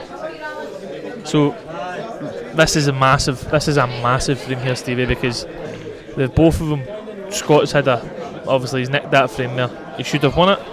Ryan had a great chance to capitalise on his opponent's mistake. He's not done. It's now 4-2 then 5-1. If Scott gets it back to 4-3 with him to break, he is licking his lips. Yeah, that's it. I mean, Ryan wants a red here. He's not got one, so it needs to be yellows. I think Ryan wants to respond for himself here because mentally speaking, that was a tap-in. Oh, definitely. Especially for a man of his capabilities. So, yeah, so he's not played that great. Kevin, everybody's got a difference of opinion. It's just whatever you're comfortable with. I've tried every single tip going, and thanks to the guys at Legends, they sent me a few tips a few years back. I tried the soft one first, it felt great, and then I moved on to the medium one, and a Legends medium LT2 is one of the best tips I've ever used in my life, and I've now been using them for maybe the last 3 years or something. They keep their shape, they've got a nice feel to them. They're just absolutely exceptional tips, so I can't see by them, but I know everybody will have a difference of opinion and everybody will like something different. It's just whatever suits you. I used to like a good elk master, and I asked about to see if there was any way of getting a tip that mimicked a good elk master, but I ended up getting led to the Legends tips, and they are absolutely first class. So, but I mean, that's just what suits me, and there's going to be a million people that like something different. So I think it's just whatever suits you, mate. So yeah, you know, it's personal preference. I use a Triple Crown. I was using ADR for a while, they were okay. I was using Laird tips. It generally doesn't. You get used to a tip and you adapt to a tip anyway, regardless. But it's whatever you fancy. See, I used to use all these different ones, all the Camuis, I would have talismans, the ADRs, you name it, and I always felt like I was having to work at getting used to them. And when I say I had the Legends tip on 10 minutes and it felt unbelievable, and I was like, what have I been doing, man? Why have I been away from these types of press tips for so long? And I've never looked back, and I just and again, it's just, I think it's because when I grew up, you only really got an elk and a blue diamond. So when I played snooker as a boy, and I think it just felt right again. So it's just whatever suits you. It really is. A big mistake. Big mistake from Ryan again. Was it his opening yellow? Oh, he's tried to stun run through from the bottom, hasn't he? And he's not got on anything. I felt as if he could have just stunned the white back an inch and played the middle one. The one into the middle, exactly. But he's tried to force it through. Obviously, he felt good and he fancied it. But it's led to a mistake, and it's short. That is super short. That's terrible. That's just not. It's not like them. There's mistakes coming all round here, Stevie. I think the slidey cushions are catching both of them out, but it's not as if it's the first round. It's not as if it's their first frame. You know They've what I mean? been playing plenty, so we're on round 3 now, and they're both flying. They were flying. Yeah, exactly. I know it's a different table and whatnot, but I just uncharacteristic from the both. To say this is a massive frame. Scott's still got a really good chance here. Jenkin needs to go up and down twice. He's looking at a double here. As you say, it's a slide big time. He needs to play this so hard, and he's so close to it. You can see like stun screw it on the right hand side. It'll flick you right away. Oh, he's got it. He's got it. What a shot. He's played it very well. That'll shake of the head from Ryan, who is one of the best doublers in the game. Yeah. A big mistake from Scott, and he got away with it. Legend. I'll have one. Drop it in. So 4-3 now. Scott to break. Ryan will be slightly annoyed from the last 2 frames. He's had a half chance there in that frame, and the frame before he's had a chance. But he'll shake it off as he does, and you'll not let it get to him too much.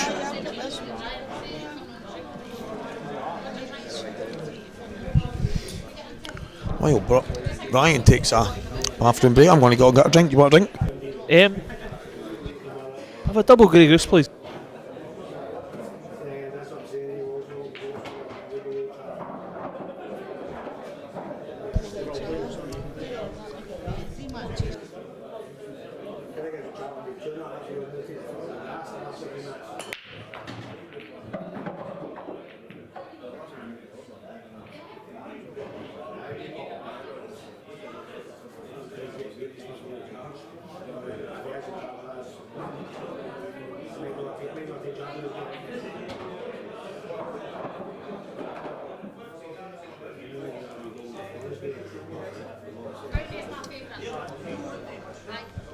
Four 3 to Ryan Davey here, who was, I believe, 4-0 up. So the match is never over.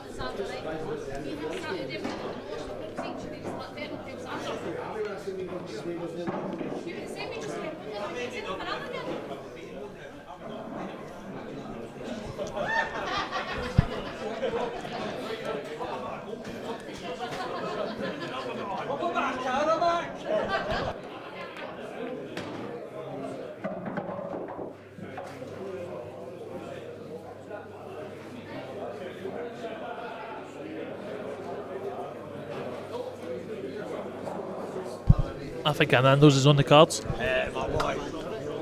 Coming in. You join me at one point. I think.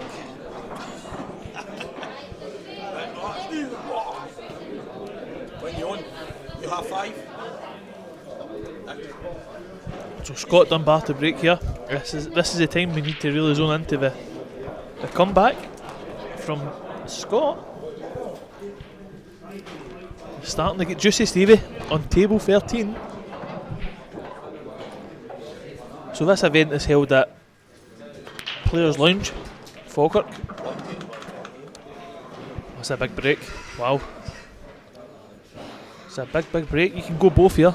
I know the yellows look better because there's nothing on rails, but the rails are playing so good with the new cloth and the Supremes.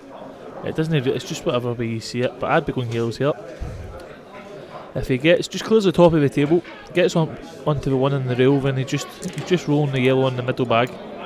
If he's high on the middle, he can roll through for the one in the corner, and if he's low, he can take the one low and take the other yellow in the top corner. So yeah, just give yourself a good angle, get onto the rail. 3 shots from now. Looks okay. Stop ball here. What a turnaround on this match. Really big chance here, Stevie, for 4 each. It's just about. It's just miss middle bag. Don't flirt He with wants it. to be straight up. He wants to be straight up. That's okay. It's not bad. I think the thing here is he wanted to be high. Yeah. I think you can drag this in the right hand side, Stevie, and come low on the other yellow, the bottom yellow, and just take it to the middle now. He'll take his medicine. But aye, as I say, there's options. I think you can get low. You can get low on the bottom yellow for the middle. Then you're just dropping in, you've got a yellow to the top corner basically for the frame, don't you? Just where he's pointing at, really.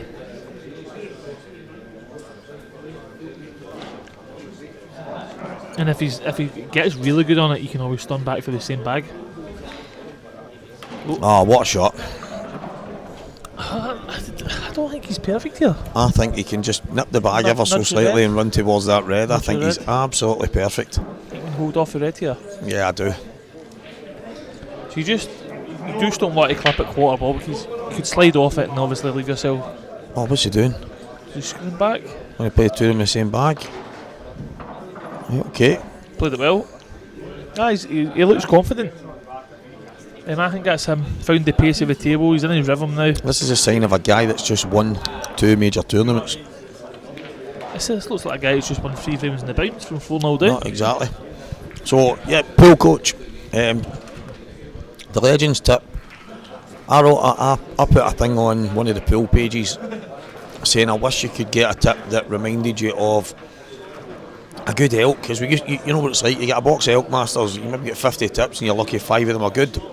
So I had basically put in that saying if only you could get a decent tip that was like an elk and it would last a bit longer and you could keep getting the good ones. And somebody basically, I think it's a guy that's involved with him, and he basically said, look, send me your address, and he sent me a couple of tips. I don't know if it was a guy for the page or whoever he was, and I tried them. There was a soft, a medium and a hard in it.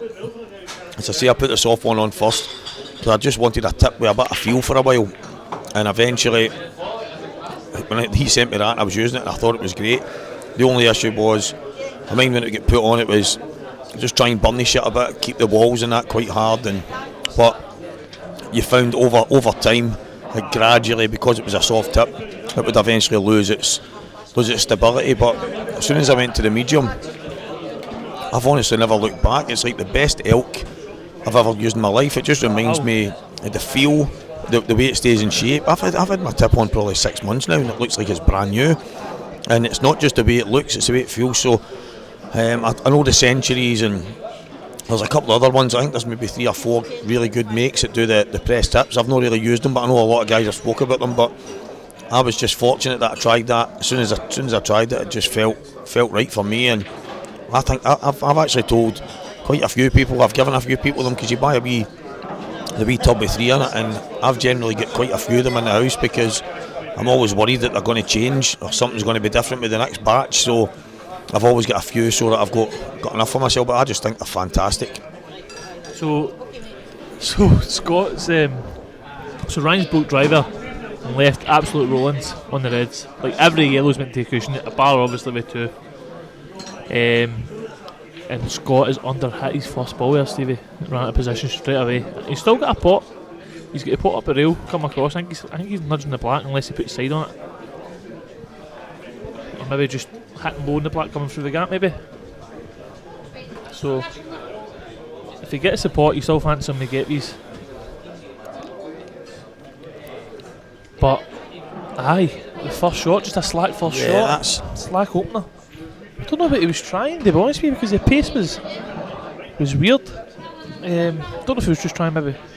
Don't know. Honestly, I don't know what he was trying. And this is one of them that if he pots this, he could come back, kiss the black, beyond the red to the bottom corner. The one awkward red he's got in the middle of the table. Watch, he doesn't find the. Oh, he's put it on the left hand side, and just came twice across, and I think he's still alright here. He'll be happy with that for where he was. I think he's on this one at the top, and he's got the option to cut that back at the bottom. Is he on the hanger over the bag, Stevie? I think it looks tight, but he might be. If he's on if that, he is, that'd be ideal. it's absolutely perfect. He can just swing round the back. Definitely, no, he's looking at it. So he's looking at the red to the corner here and just nudging the yellow. You fancy him to get this because he's a great big potter, isn't he? He's looking at that. He's obviously not in the one to the top, but he's looking at Cannon in that yellow. Knock it out the way, that's fine. He's going to have options off that. He's going to have the one to the bottom left, the one to the top left. He must be on it. He's having a second look. He needs to get these. This is a frame you need to get. You've done all the hard work. You're back in the match. And when you came to the table, a pretty routine finish. So you don't want to give Ryan another sniff at the table here. Just finned it in. Another good big pot from Scott, and he's landed absolutely perfect. Wow. Absolutely perfect. So just... Don't look your gift horse in the mouth. Get that out the way, I think. Yep, I'd be taking the... I mean, you can leave it to your last ball, but... I'd be taking it now. Because even if you land slightly low, you pot the one to the top left, the bottom left, then bottom right, then bottom left. They're all there. Yeah.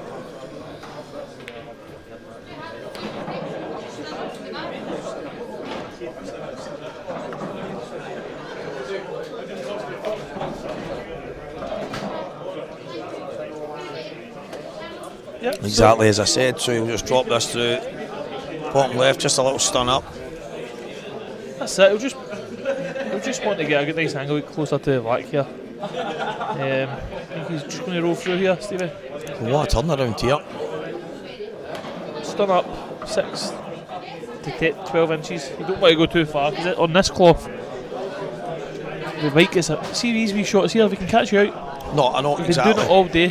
Obviously the black goes in the middle bag, so if he does look at how reactive. Exactly. How reactive this cloth is. The one thing in that position, you're either going to play it. If you're going to go too far, you've got it in the middle. Don't be in between. You either leave yourself the longer pot, and he's got it, or you go too far. But what a turnaround in this match. Yep, from 4-0 down to 5-4 up. You know, Scott was never missing that there. The two cuts he put in previously, the one to the top right, the one to the top left, were unbelievable. Good pots, you fancy him. As I said, it was the fact there was no yellows in play, no traffic, helped him a lot there. But he'll be over. Listen, 4-0 down, 5-4 up. He's over the moon now. So we need Ryan needs to respond here if he wants to stop the train. No, exactly. I mean, there's many a person, probably including us, that thought Ryan was just going to steamroller over the top of Scott there, but you don't win two massive titles without facing adversity throughout those events. So there's no doubt there's been times Scott's been behind, he's had to fight back, and he's doing it again today. Just keep the white on the table and get a ball. That's all Scott's looking at here. And it's dry. The yellow. And it's dry. No. It is dry. And that yellow is maybe saved the frame from being over very quickly. Stevie. Well, Ryan I think Ryan will take the yellows. Got to take the Might yellows be able to now. pop the one in the bottom left, just open those two up. He'll have the one to the bottom right, and then he can just manoeuvre himself about. But I think this is still a good chance for Ryan. Yeah, that's it. Just open these up, see how they come out. It's okay. It's not ideal. It's not ideal. He's tied that up. It's not ideal. I think that yellow still goes in the bottom left, so I don't know, Stevie. yeah, flies in. I don't think so. I don't think so. Wait, I'll tell you. I think Wait, I'll tell you. he'll need to take it long in the top right. Flies in. Is it flying? Yeah. You sure? I've just stood up and seen it. Stevie's just got up and ran over to the table and ran back in the space of half a second. Now the Flash, they call him the Flash for a reason, and now we know why. What I did was Everybody wondering. I stood up and I gave a wave over and I got a thumbs up. From Ryan. You guys didn't see it because it was so quick, but it did happen. yeah, this is a tough finish now. I think it's just landed slightly awkward. If it And goes, off the red. I missed it. Don't mind that. Shot to nothing. That's not bad. So Scott will pull the trigger here, 100%. What do you think, Stevie? Just letting the arm go here. Slam the double in. Roll through. Nope. Was that a containing shot? The thing is, I actually think he might have played that. I think he's just giving Ryan the finish. I don't think the yellow. If the yellow goes above the black, Stevie, then I don't agree with the shot. Mate, I honestly, I've not even got any doubt. I think it flies in. Now, I could be wrong, but I really do. I think it flies. But as I say, I've stood up and had a look from here, and you can almost see the full yellow. So, but I'm half blind, so. Oh, I know it goes in the top right. I think Ryan rolls the plan down and finishes these. I really do.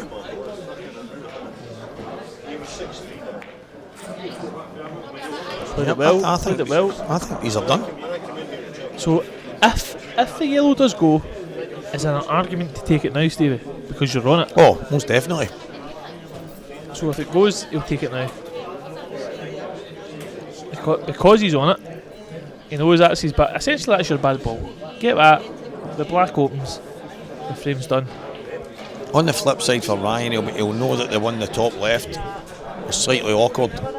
But I think you take that one closest to the black, come back, take the two, leave the hanger, the one to the bottom left, and then the black. But So I think if he's on this, Stevie, he'll roll this through. If the yellow goes below the yellow, over the bag, he'll take that and come out. Take the yellow in the middle of the table. Take the one in the top and come across to the side rail and use the hanger as his last ball for the black in the middle. I think he's going to cut the one to the bottom left here. I think he's going to cut this across and come back up. Nudge the black. I don't know. I think he's going to come up past the black. Well, if he doesn't nudge it, it couldn't have went. There's no way he'd have moved that if it went. I think it's one of the ones where, positionally for him, as I say, the ones at the top left-hand side of the table, I was looking at that and thinking, how did you finish it? Leaving that one down the bottom. It was like every position would have had to be so perfect, and I think he's tried to get his. That's probably the most awkward ball of them all. I think he's tried to just do two things in one But there. if you're on it, if he's on that ball, he pots it and rolls through. 100% known Ryan. I don't think that's what I think the problem was. I think he's maybe thinking that the angle that I think he has to jab back off it. I think if he flicks off the black, knocks the black towards this side, and I just think there was so many things that had to be done in one there, and I think the two balls at the top of the table were his issue, but not the one in the middle of the table, the one at the very top left, and he's still looking at working his way up there just now. So, well, that yellow doesn't go anywhere now. No, it's stone Absolutely dead. nowhere. Unless you leave it as a double in the gap, but to the bottom corner, I can't see him doing that. So it'd be nice to see. Oh, he's forced an angle. That's a great shot. That is a great shot. Played that fantastic. Forced the angle. He's landed okay. I think he's hitting the red here. If he can top through by the red, perfect. He'll just go middle of the table, top corner, and he'll try to get across for the rail. For the hanger for the black. A big finish. That's that one to the top left. I think that was, for me, that was always a problem ball. And I think it's going to be the case for Ryan. He's going to have to play a shot. He's got two shots to play here. Yeah, definitely. how's your queuing essentially? Because QV's in and you're home.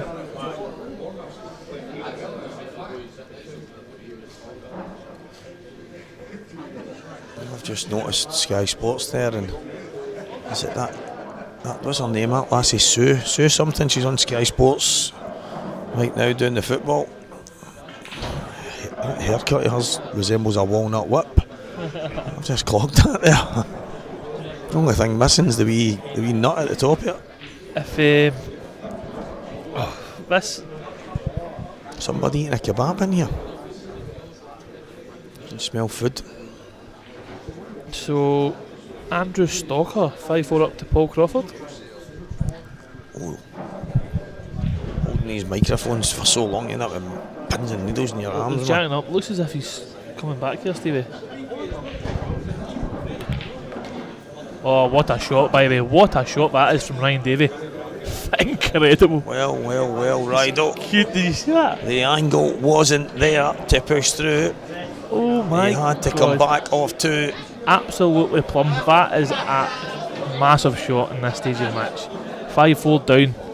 And he knows if he didn't get that, it was 6-4 down. What a shot. Scott Anderson is 6-4 down. Unbelievable. To Paul Hartness right now as well. Stunned Two forced an IPA angle. pros going at it. The reverse side to come off two cushions for absolutely plumbing prime position. Now, just let the white do its work. 100% the pot here and get across. You'll fancy this after playing that shot. And that looks perfect. Now, perfect. Roll it in. Are you playing it along the bottom cushion, or are you kind of coming out past it? No, I'm just dropping it in and playing it along the cushion, Stevie. I'll take my medicine here, especially after firing the ball in the middle. We don't want to be greedy. I think. Let's be honest. You drop this in, you've got that black along the cushion. You're over the moon. No, definitely. Really and truly. So yeah. Sometimes it's the greed that costs us frames. The old trying to be too perfect thing. What's he looking at here? Is he smiling? He's laughing. Must be a wee bit tight on the looks, but I think he's okay. Let's drag it in. Killer White. He's played that. Perfect. He's put a wee bit aside on that. Yeah, he's killed the white perfectly. I think he's played it laughing at the inside of the kick it across. No. No. S2372. No. But Ryan Davies squares things up here and in good fashion. He needed that, man. In an exhibition match, maybe. But no, it's not the shot. And after that is a monster, Stevie. Yeah, it's a big finish. It's after the run of frames that's just been before. That's now, wait a minute. You need frames Did like that finish? So that finish was actually that all came from Scott and Bar saying, "On you go, you're not getting this." Fill your boots, basically, is what Scott said. But what's happened is Scott was going for finishes early on, right, and not getting them. Ryan was motting them up.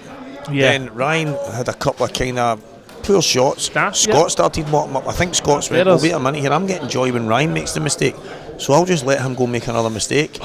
It never worked, but it just goes to show that there is a mental challenge going on with these two guys right now. Nearly worked, but that shot for me so far is the best shot I've seen. Yeah, I mean, today. Simple screw back. I mean, it's one of these shots that stun you play on the side PlayStation every couple of hours. Just the position of it, just landed plumb. Yeah, good shot, Ryan Davey. So a ball off the break here would be ideal. Both the dry breaks are coming in, I'll tell you.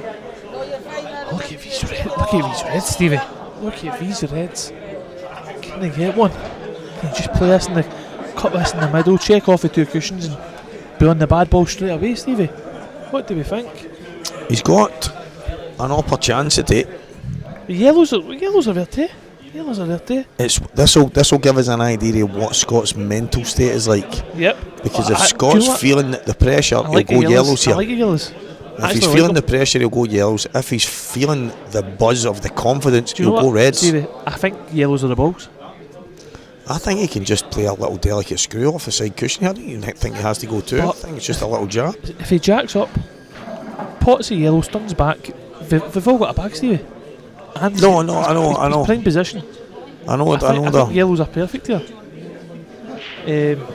Obviously, if he does go reds, you've still got a problem. These two reds at the corner. I think yellows are the balls here. 100%. But we'll see how he sees it. I know he likes to move balls, and I know he likes having balls in the open. So for that reason, I think he might opt for reds. As long as he doesn't do it in the wrong places, there's nothing wrong with that. But yeah, so in my opinion, if you go yellows here, Stevie, it's done. I think yellows are done. Corner, middle, you can take it down the rail or play the same middle bag depending on the angle. You've got the one that goes through the gap to the middle, to the top corner, sorry, between the two yellows. Stun down for the one in the bottom rail, pop that, roll the top one in, roll the yellow in the middle. Whereas reds, you actually can't predict a pattern until you play your cannon.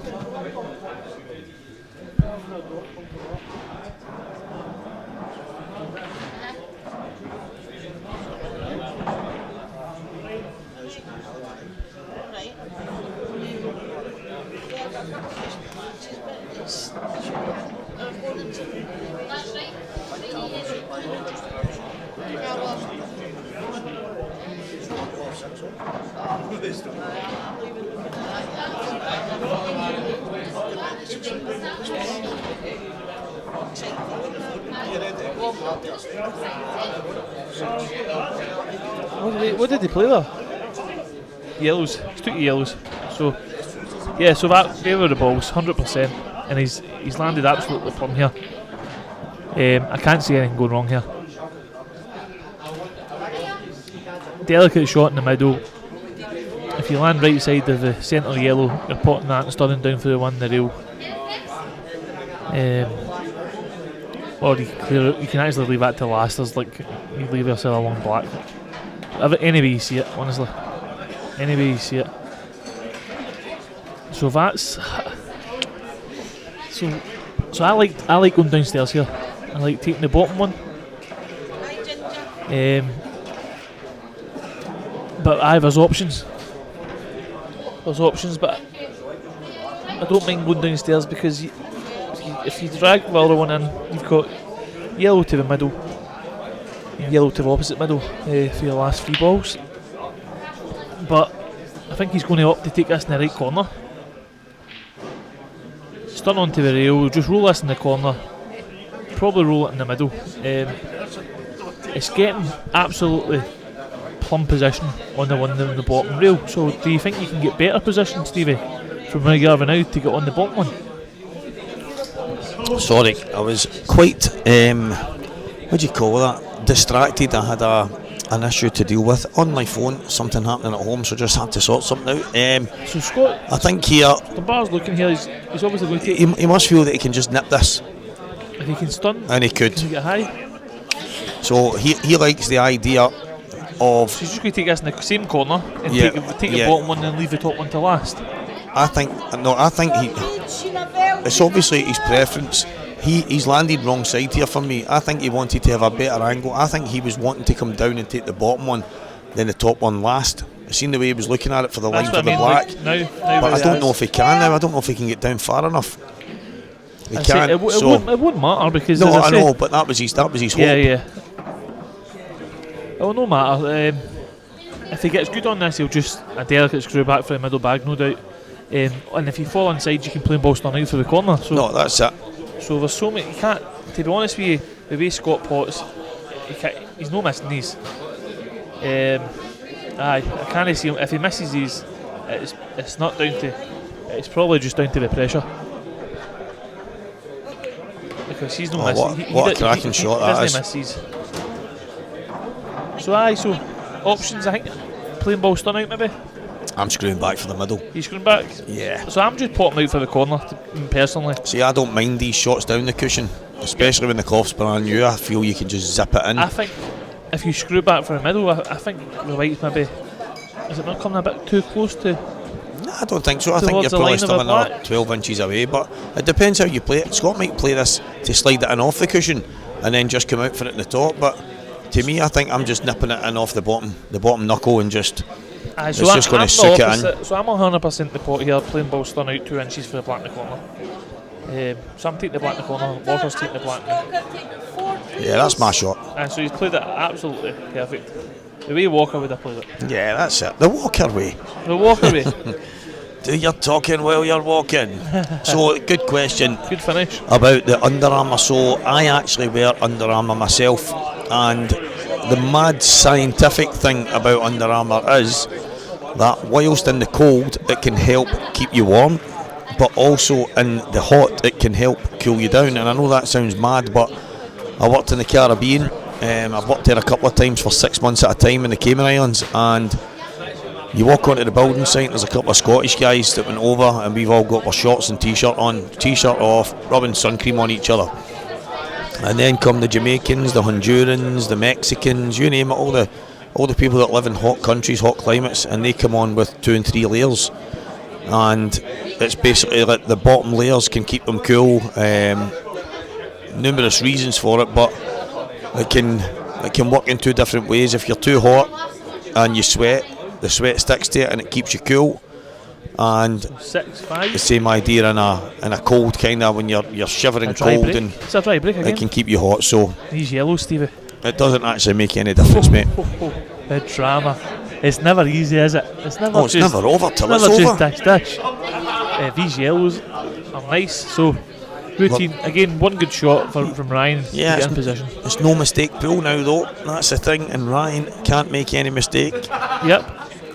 So I don't know if you can pop this yellow and flow come under the red, just come through, cushion through the gap. I think that's what we'll play. Aye. They've all got a bag. I fancy Ryan to get these. Just saw about the first shot. Just get into position here. I don't know if can you miss the red? Aye, perfect. Come down. He wants to be on the one in the corner here. It's alright. Just take this one in the middle, snip it. Stand back for the one in the corner, Stevie. Yeah, I think he's. So now, He's absolutely perfect actually here. What you need to look at here now is, so obviously he's going to need to leave his 2 at the top to last now. Yeah, but I think he drops the one in the left middle, the one in the bottom right middle, and then it's just. He just has to play that across. He's got the top 2 in the black. I think these are mapped out absolutely perfect. Just clear with 3 in the centre, leave the right middle to connect to the top. That's it. And then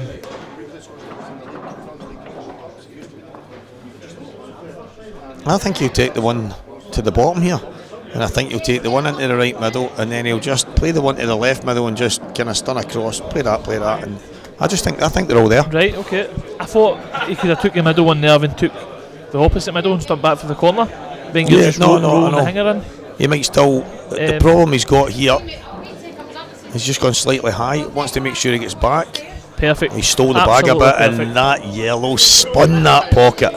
It spun the pocket. Ryan, he is good at basketball. Well, Ryan, he plays a wee bit of hoops now and again. That could have been a calamity. He's an alley-oop specialist.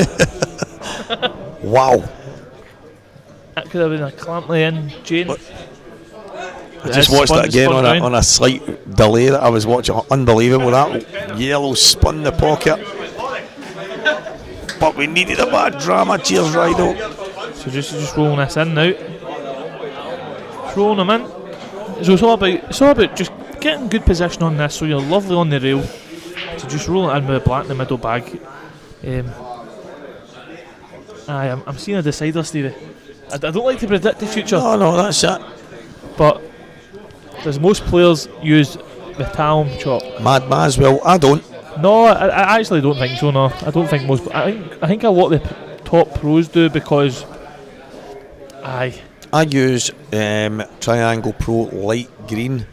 Now the reason for that is because I don't think the other green one is real. I don't mean real, but I think it's just normal Triangle. The normal Triangle chalk and one of the versions of Triangle Pro are the exact same colour. They mark the table, they mark the ball, they do everything, and I just can't seem to figure it out. But the really light green version of it for me is fantastic on the tip, on the cue ball, on the table, and I've got my own table, and it really doesn't leave much residue at all. In fact, we were playing a match a couple of weeks ago. I don't know if you remember, Sean. We were playing against the student team, and obviously every one of them were all Talm daft. And I went, what is this weird cover all over the table? And it's because I don't use the Talm stuff. It was covered in it, and it was obviously a lot of players play bottom in every single shot, but he's a bit straight, but he's okay. He'll just take he's his fine. medicine. He's absolutely Didn't fine. want to be straight because he's coming towards the top cushion now with the white, Stephen. Aye, I think he can run over exactly where he is. I think he can run off the cushion and slightly off, maybe an inch or two. So I think You he's don't fine. want to float. I'm saying just float it in. He's got a good angle. It's not great, but he's got a wee angle. He'd have loved to have been either under or out, just an inch out or an inch under. He'd have been perfect, but he should still get these. The black safely in the middle. There's no in off. Oh, he's screwing back. He doesn't like it. I think you just got to take your medicine. Yeah, there, I Ryan. mean, Just don't take your complicate medicine. things here, Ryan. Does the black go in the middle, Stevie? You can see it. You're right on the line. Aye. The line I'm in, it looks really tight. It does look It tight. goes, But it's not as easy as it looks. No, it's one of them. He wants to get close to it. And the reason for that, guys, is the black only goes in off the bottom side of the middle pocket. So I'm not. I'll be honest with you, Steve. I'm just giving myself a shot here. I'm just rolling it through, just talking through. If I'm near the cushion, I'm near the cushion. But it doesn't fly in the middle deck. it doesn't. I'm right in line with it. It goes in, but it's not as big as it looks. Definitely goes. See, but you've seen the shot he played there. I don't know why he's not. He's on. Look where he's hit the cushion. He could have ran off and got closer. As I say, just give yourself a shot, isn't it, Stevie? Yeah, I think he's taking this in the bottom. No. Surely no not. chance. He's looking in the middle now. Middle bag. He was lining up the bottom there. In the bottom, he's got about a quarter of a pocket, so definitely not.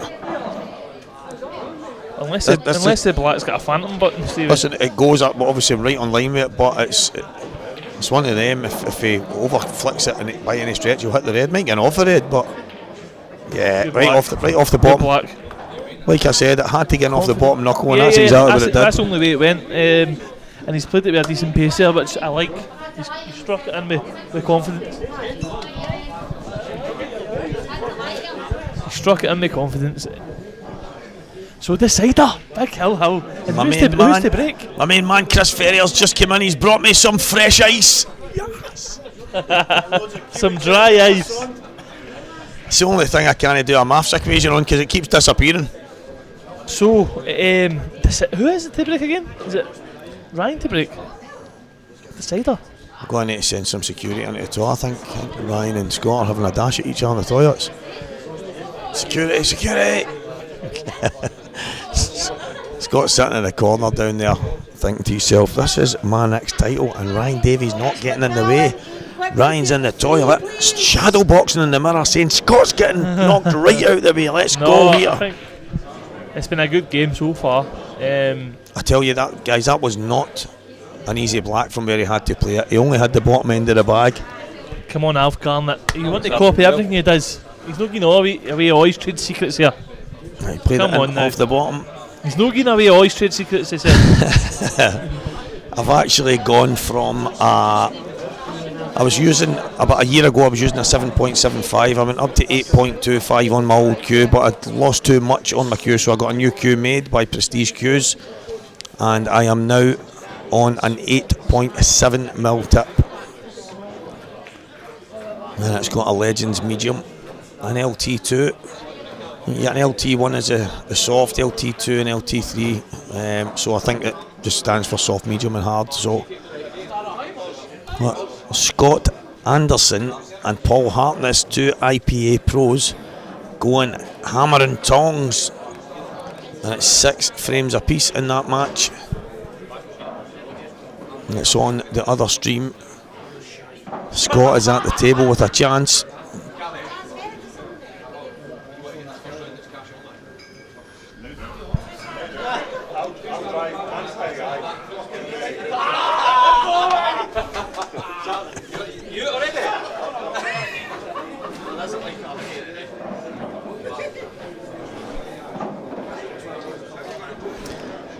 Well, Do you know what's mad? I've obviously been talking about the tips and stuff. I know Ryan's about to break this decider, so I won't go too mad on it. But I went changing my cue. He's got a ball. He's got a ball, guys. And changing tip size. And changing tip size.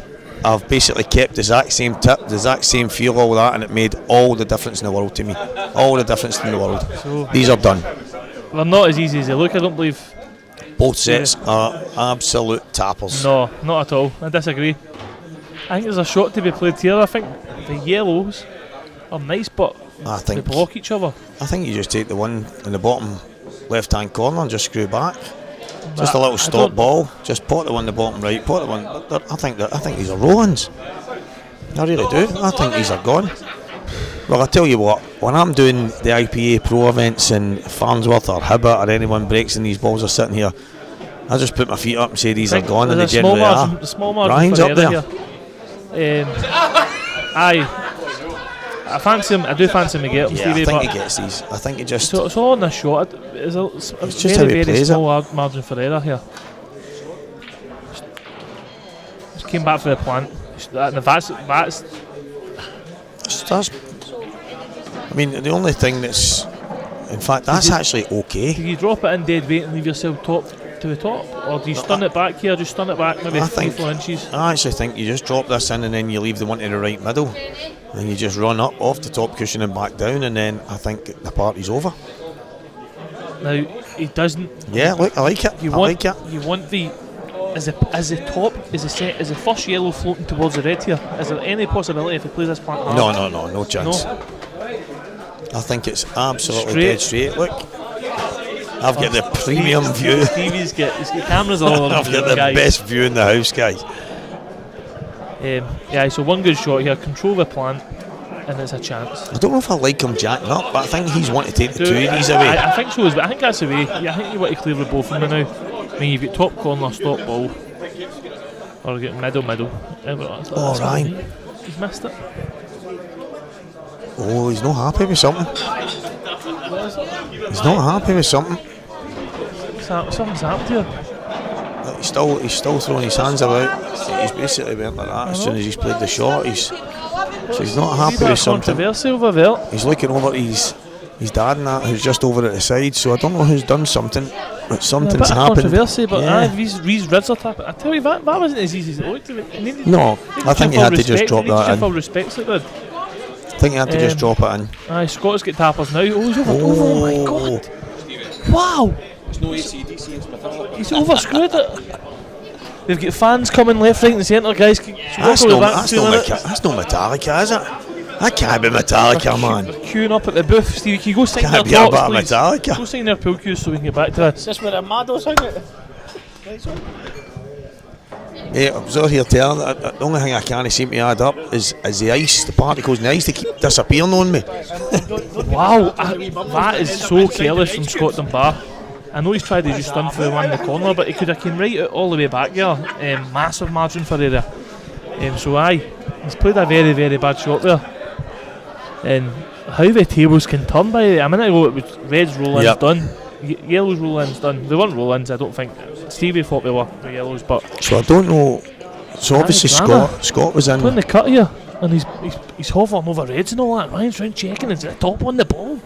What is happening here? Can I get a ref? The drama. Ryan's doing the right thing. He's asking for a referee table.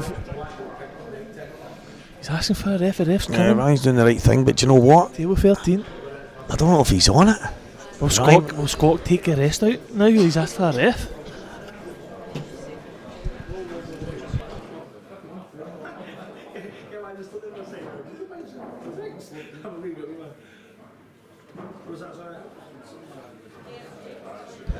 Now, a couple of spectators have said Scott was actually on the red. I'm not sure, I could not tell you. No, it's hard to tell for us from here, but if you check back the stream, has the red moved? Is the red at the top right moved? Is the question. Oh, it's very tight, by the way. He's totally different now, but before he was really right over it. He's missed it. Yeah, there might have been a case for. I think he's moved the red.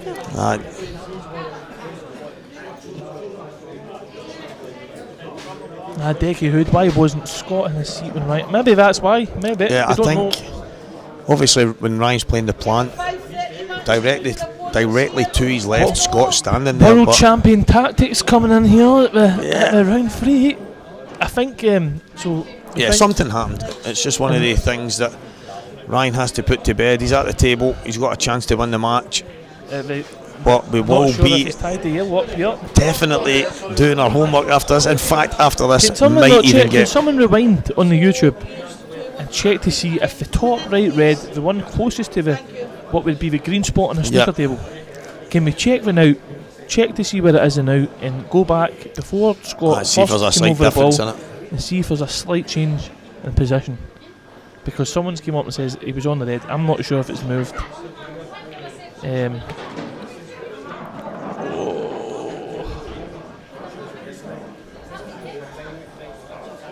Red didn't move, Decky. Right, there we go. It didn't move. Someone came up and said he was on it. So happy days. Now, does the yellow go, Steve? See, to be fair, whether he was on it or not, it's impossible to tell from the camera angle. But if the red hasn't moved, then it just means that his belly didn't touch it. But his t-shirt. Listen, from where we are right now, it looked like the red totally disappeared, and Ryan flew off his chair to get round. But we are obviously, we can see the table clearly, but we can't see.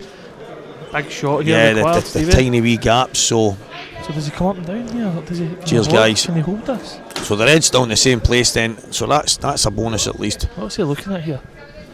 6 each in a decider. Your Scottish tournament life on the line. Yeah, good.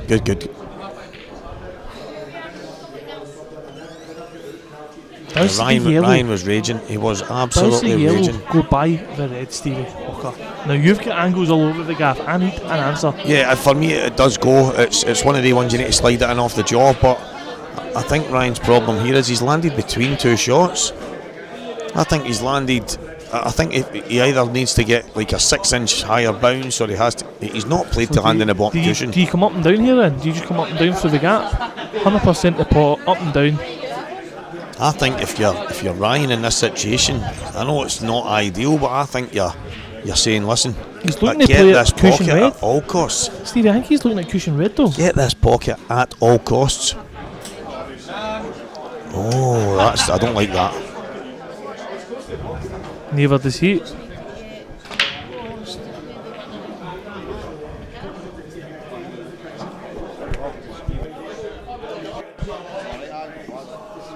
Aye, so Martin Cook, oh my god, what are we oh my god in that? Come back to us. We're intrigued to know.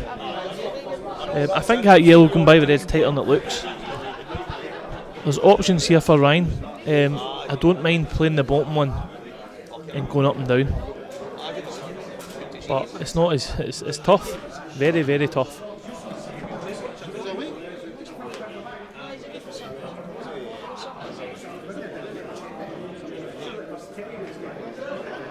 No, well, aye, S3 27462.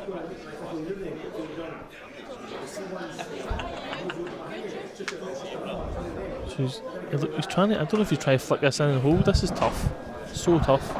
So he's trying to come the gap above the red, below the middle bag, and out just above the yellow. It's super tough. I don't know, I think with the new cushions, the spring reaction, Stevie, I think you can clip this across and go up and down. I think it's a shot, but I think it's just he has to put a degree of pace into it, because how thin it is. So he's then got to get his cue out the way really quickly, as it's going to come back that way. It's not an easy shot, and obviously Ryan knows that. That's why he's taking his time on it, and it's a 6 each decider. So well, can you play the red? You can't play the yellow in the middle, can you? The right hand side and come up and down. I wonder if you can play the left hand side and go two cushions. No, tough. No, I think it's no. I don't think it's thin enough to go one cushion and check down. I think you're automatically going up towards the two reds. But right, okay. I think this is the shot, and I think you've just got to get the pocket. Worst case. It's just a white here. He's trying to stun. Martin Cook, first time watching the kids game. Trying to stun and swing round The red, sorry. Oh no. Oh, that was the only thing. That's the only thing. That was the only thing. I looked at it. He was trying to just hit below the middle bag and come above the yellow. Wow. Wow, the controversy in this frame has been unreal. Preston McInnes, your screen must have frozen, mate. That was lucky if it was 20 seconds there. Yeah, it was very, Your very screen quick. must have frozen, young man.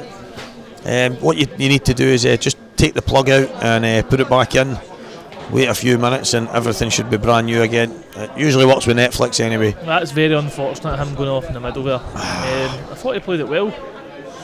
Just wasn't easy. Aye, so roll-ins for the match, Stevie. Yeah, I mean, I'm struggling to see where Scott can go wrong here. No, I don't think he can. Masters world champion, Saltire Masters champion.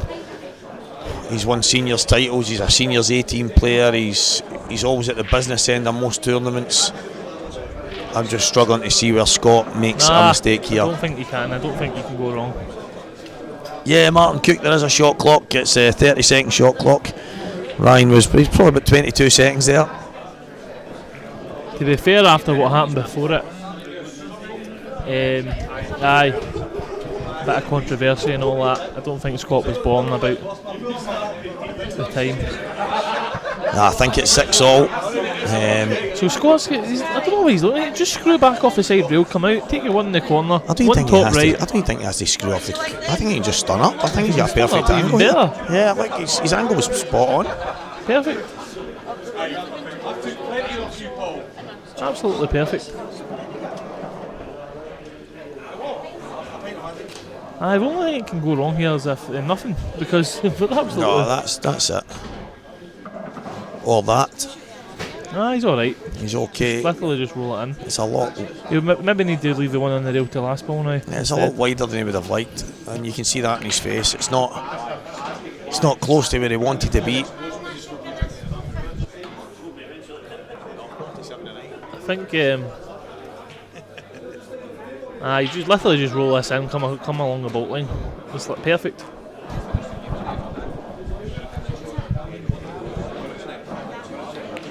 Two cushions. Wow! Listen, man, I knew he was going to do that, man.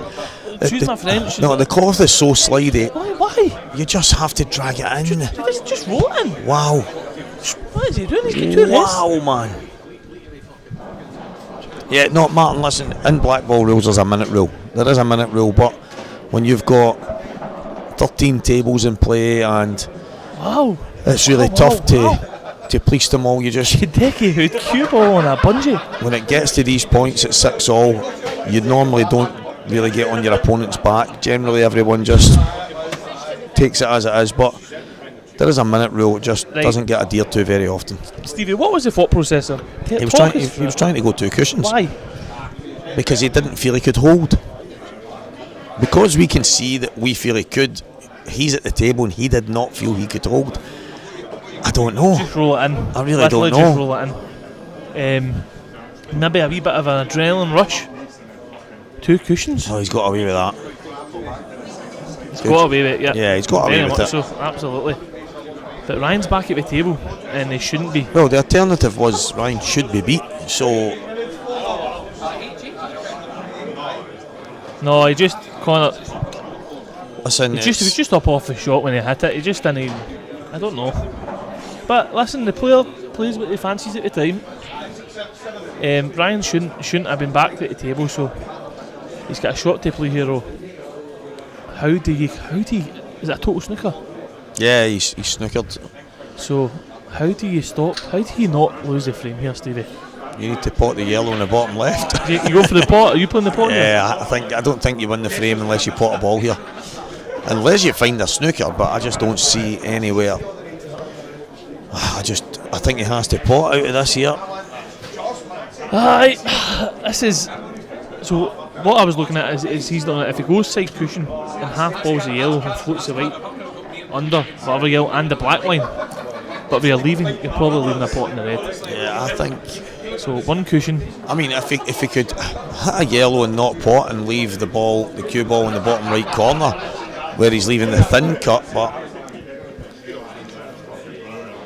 Yeah, he's been absolutely. He's got away with murder. He's got away with murder, Decky. Especially 2 cushions. The fact that he's made such a monumental mistake, but he's then managed to get a snooker like this out here. He's not played been with 2 fortunate. cushions either, Stevie. He slid.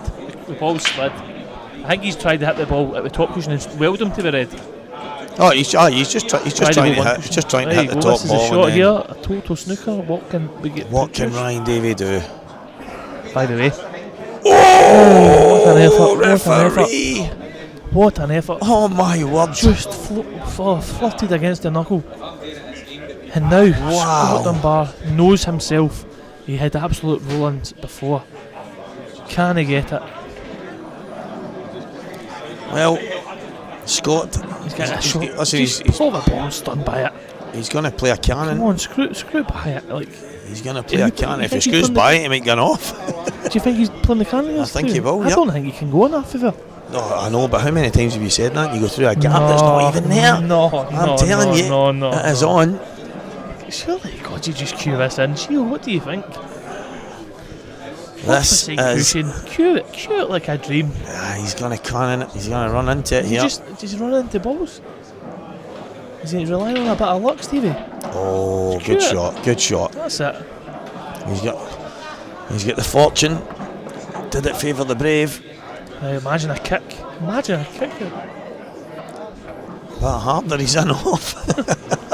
That's him. He's over the line now. Well. Well. Sometimes that's how the ball rolls, and Scott Dunbar has rode his luck. He was miles behind. He got back in the match, but wow, did he get the fortune in the end? What the controversy is now. Yeah, we will be finding out. But guys, that was a classic. It was a classic. Listen. We got a bit of drama. Listen, Gio, you should bring your bed for the morrow. You bed. Come on, son. Exactly, Gio. Exactly. I called that. But Stevie's thinking about there's a new thing in pool now. You put the phantom button on the cue ball. Not at all. If you hit the cue ball, I would say that there's a million times where somebody just catches it wrong, and you go, "How did that go in from that angle? That's incredible. How did it do that?" And it happens and happens and happens. But listen, I just wanted more drama. We didn't get it. Scott's through. Ryan is out, unfortunately. That is pool, and we'll find out what happened with a little bit of drama we had.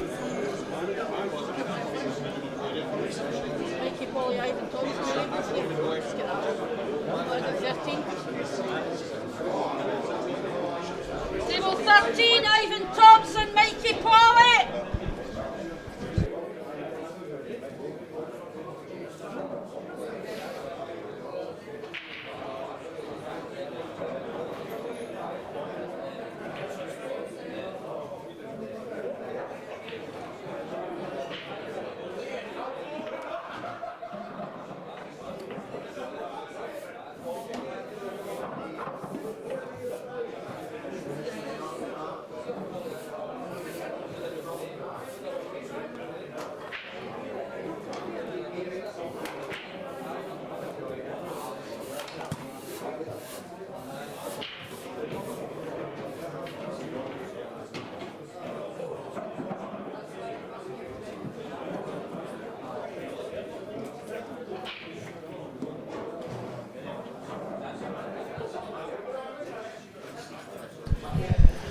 Well, that little bit of controversy, it turns out Ryan's on the ball. The plant, if everyone remembers, he's on the plant. He's just about to pull the trigger, and Scott let off a loud huff or some kind of sound or something, and Ryan had said as soon as he did it, his eyes just were drawn straight to Scott as he swung his cue, and that's what led to miss him. But he's definitely not happy. Scott's on his way home. He's back tomorrow morning, but Ryan is not very pleased, I can tell you that, guys. I'm going to jump quickly to the bathroom, and I'll be back for Mikey Polly, Ivan Thompson in a moment.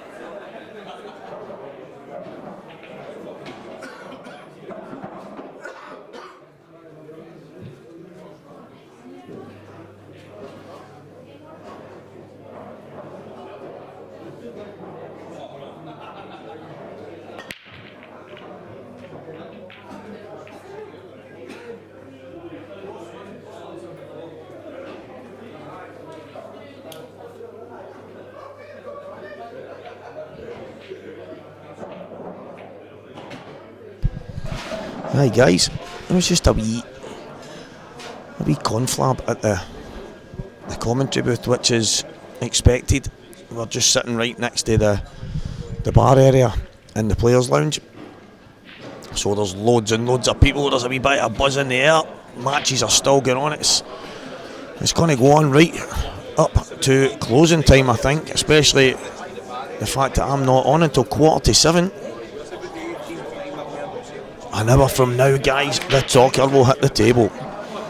Mikey Polly playing against my big mate Ivan Thompson. Mikey was in my Scotland team, as I've already mentioned. I picked Mikey to go to Ireland. He conducted himself fantastic. We all lived in a big house over there for the week. Mikey was in with the boys, ran riot on the table at cards, wiped a few pockets dry. Cracking guy, and I mean, obviously softens the blow that he's on the green side of the fence. No, Mikey, class guy, cracking player. He's up at the top end of the rankings as well, so I know a good run this weekend could take him towards the top 16 end, so there's a lot of incentive for Mikey to have a good weekend. Ivan, I spoke to him when he came in. He's not played a lot of pool. He's been working away. He's working up in Aberdeen. I think he said he'd been playing with some of the guys up there on Tuesday nights and what have you. But he had a few nights this week leading up to this, so he said there'll be no excuses if he doesn't play to his levels. But a good match. That's alright. So Ross McInnes, by the way, 6 frames apiece with Scott road tape. Scott is one of the young B internationalists against the all-time Scottish champ, and I mean, is he the GOAT? He's at least in the conversation, Ross McInnes.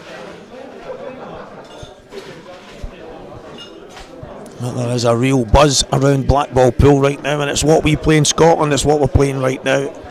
That is what the IPA is all about, and a lot of Scottish talent is on the IPA. I think the love of Blackpool in this country is a massive case for that, but some of that talent's on show right now. We've had Scott Anderson, Paul Hartness, Scott Gillespie's coming back. We've had Mark Boyle, Liam Dunster, Ross Fernie's in the house. And I've got one of the IPA elite ladies to my left as well, Yvonne Ewan. The Scottish contingent that's in the IPA is absolutely fantastic. New pros, Greg McMillan, Johnny McDermott, Keith Robertson.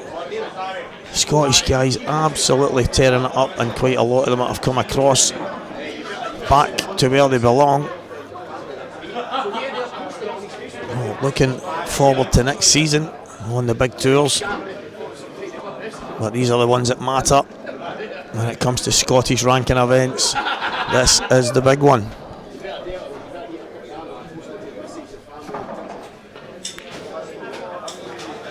No, Ivan, shake of the head. He doesn't look like he's feeling it at all.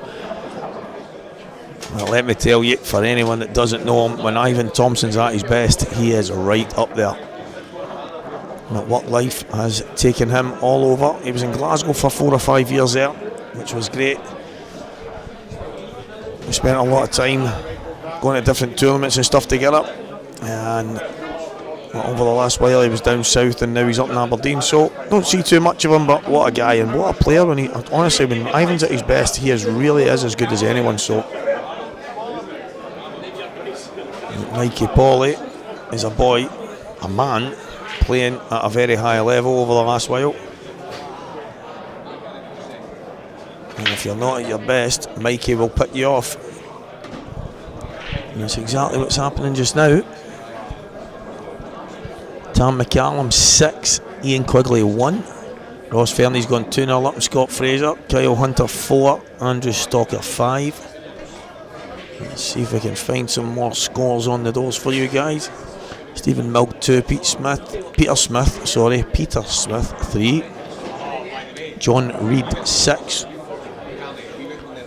Sheena Bell, Stina, is that Sheena? Yeah. Bright lights in here covering the screen. Sheena Bell 1. Mark Murray 1, Wally Bigham 2. Daniel O'Connor 2. Alan McDonald 1. Kenny Rankin 1, Kieran Gorman 3. Mark Dobbin is 3-2 up on Davy Forrest. So keep you posted on some of the scores as they come in, guys. We do have one round 3 match going on just now, and it's IPA Professional and Scotland International Scott Anderson, and he's 4-1 up on my very good friend and teammate in the Glasgow Pool League, Billy Stirling, and teammate from the Glasgow team that won the Scottish Super 15 counties at the weekend there. Congratulations. Yeah, we're just too good right now, Glasgow. 2 years in a row. Is there an era of dominance coming back, or is it just one of the things? We'll find out next year.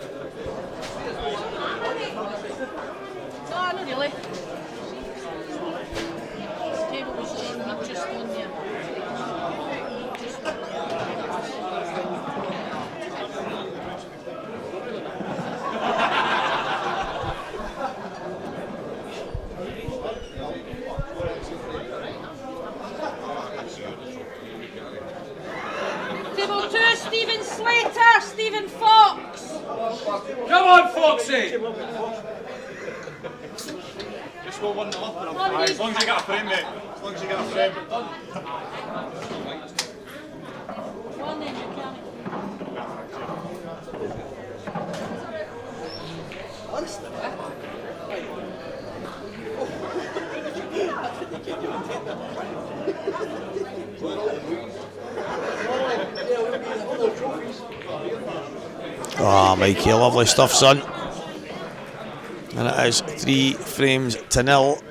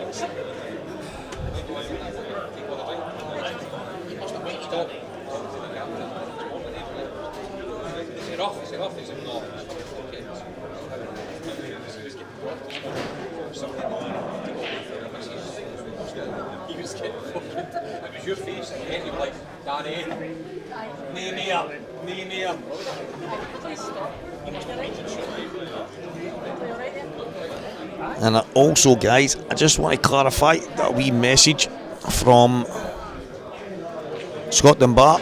Obviously, Scott was playing against Ryan, and you're talking about a world champion here. You're talking about a guy that's just won a major saltire event.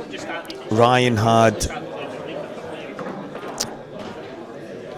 felt that Scott had deliberately kind of side or heavy. I don't know what it was. I don't know, but Ryan reckoned that he did some kind of huff. But Scott's messaged me and he said, listen,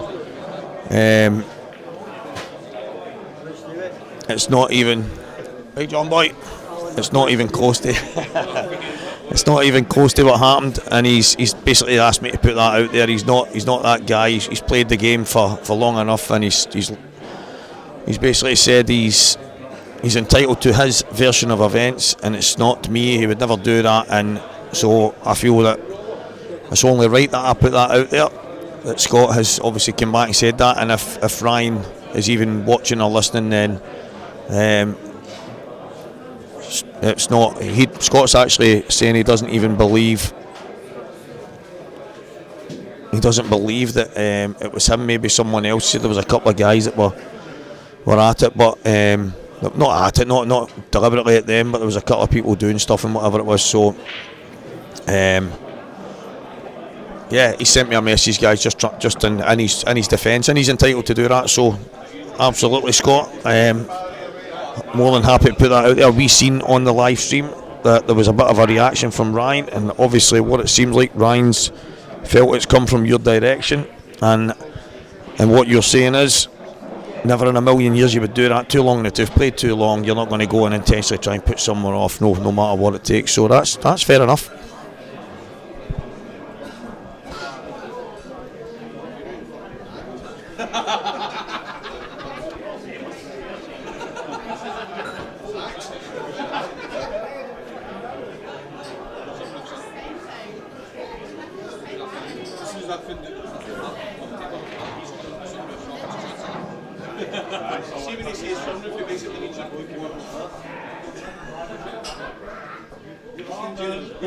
You ever seen Jim Carrey coming out the arse of the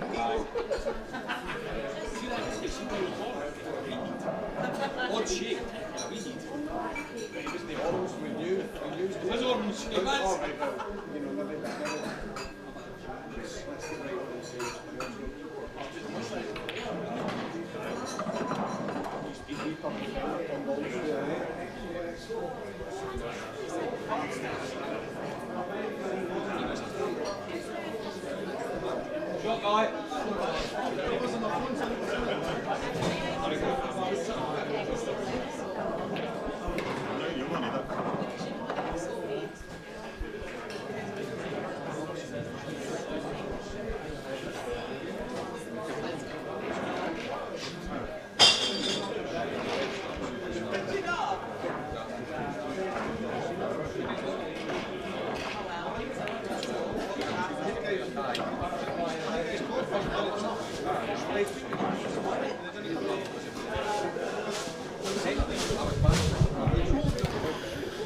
4-0 Mikey.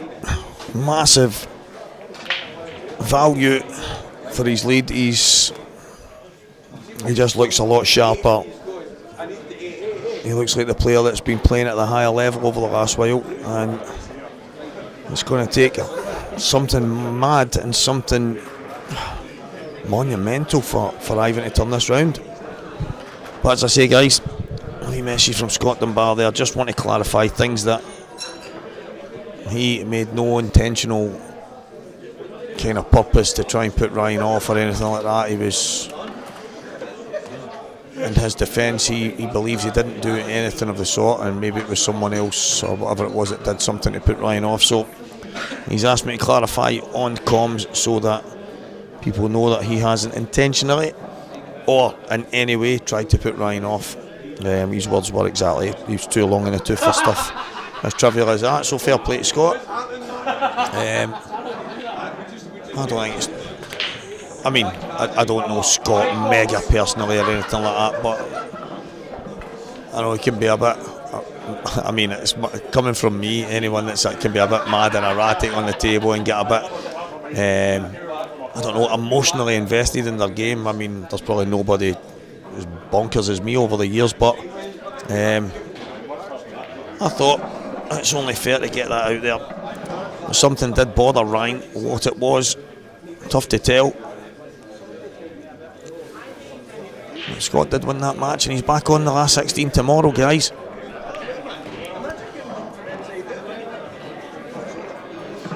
And Scott will play tomorrow against Stephen Hepburn, who seems to be playing some good stuff just now. Scott Anderson 4-2 up on Billy Stirling. Wants it to come a touch slower. Yeah, Mikey's just short there.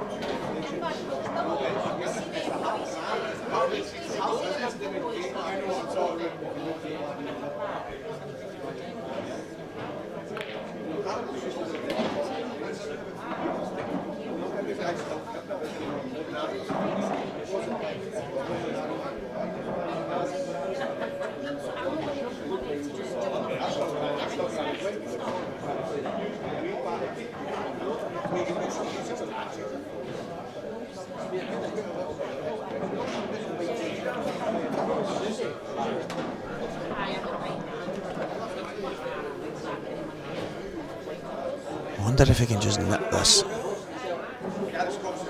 if he has to just nudge onto it nice and light, just leaving the cue ball where the yellow furthest to the right is.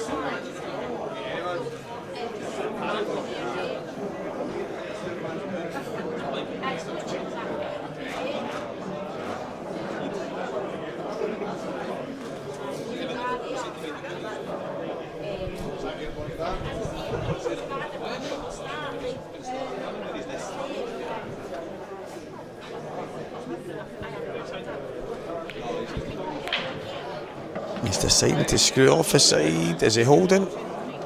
Oh, I think he might be on that to the middle. I don't think there's much else on the go. I think he has. He's quite fortunate there, because he could have landed in no man's land, and he's got a shot. He's not played for that ball. Well, you take it every day of the week. He's dropped it in lovely. Table 3, Stephen Mark, James Anderson.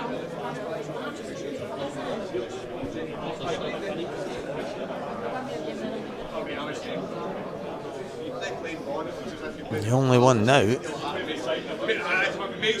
what? Can he get round the back of it? Oh, it must go. Yeah, it does. Mikey looks in good form here. Mikey Polly looks in really good form. I think it's one of the things that he's got himself in the zone early. Yeah, just drop it in off the bottom knuckle. And Mikey Polly goes 5-0 in front of Ivan Thompson. And it's good value for his 5 guys, I think. Mikey's feeling it here. He's feeling the buzz. He's in the zone.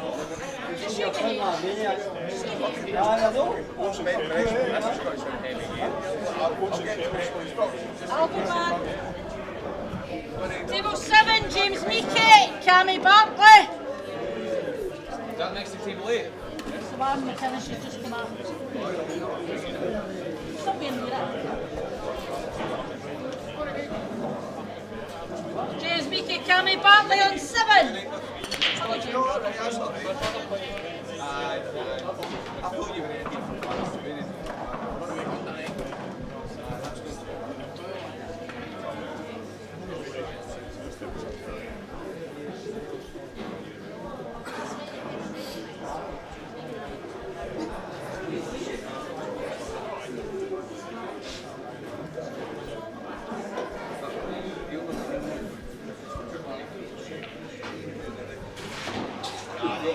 I can see that. See when you walked in, I can see that coming to your eye already.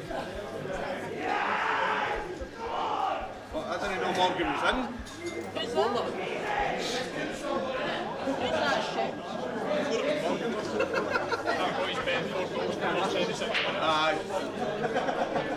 Won a wee fortune.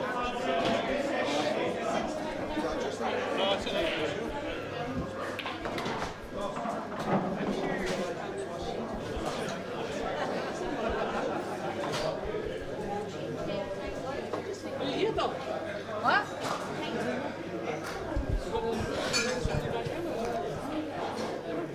You're not going to get a better chance than this. You're not going to get a better chance. And they're not. I think he's landed slightly wrong side here. And that's the problem. That therein lies the problem. Can he maybe just sneak off the cushion with a bit of side? Is he too straight? Let's see what Ivan's thinking here. He's played the cross double. What a shot, Ivan Thompson. Oh, what a shot. He's still got the magic. He's still got it in there. He's still got a bit of work to do.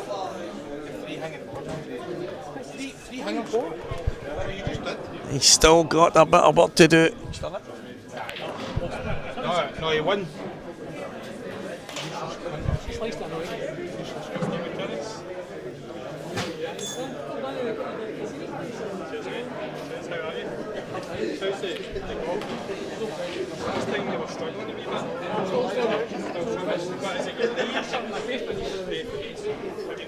Your elbows are the way another way I've seen you point through. The thing that'll never go away is his brain, but see, as long as that's intact, everybody's in trouble. Yeah, that was the first thing to go. What a shot, Ivan. Still got a bit of magic. But he has to get the finish. There's no point in rolling in the big shots if you don't get the black away.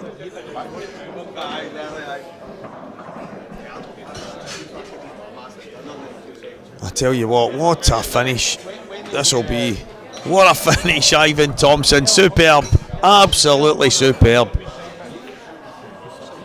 He's still in there, he's not going away. And credit where credit's due, Ivan Thompson with a phenomenal finish.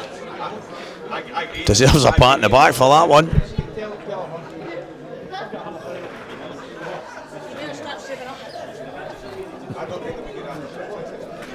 James Anderson! Is there a James Anderson in there? Stevie, just come back off and mark your frames up and put another game on, okay?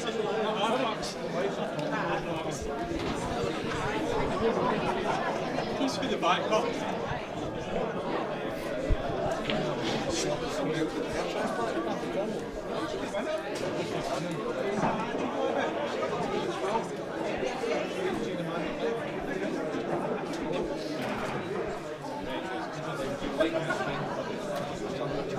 Table 3, Ryan Martin, Thomas McCallum.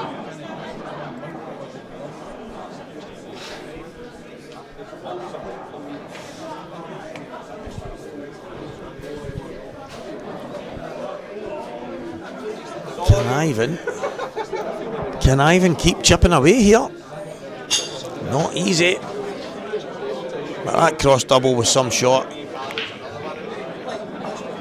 Oh, he might have been forgave for trying to force it in with side and come off the cushion back towards the kind of blue spot area and things like that. But he's nailed a beauty of a cross double. Has he got to drop the one in the middle right here and then play the double? I think he has to play the double at some point. I suppose the earlier the better. Just shouted you for table 3, son.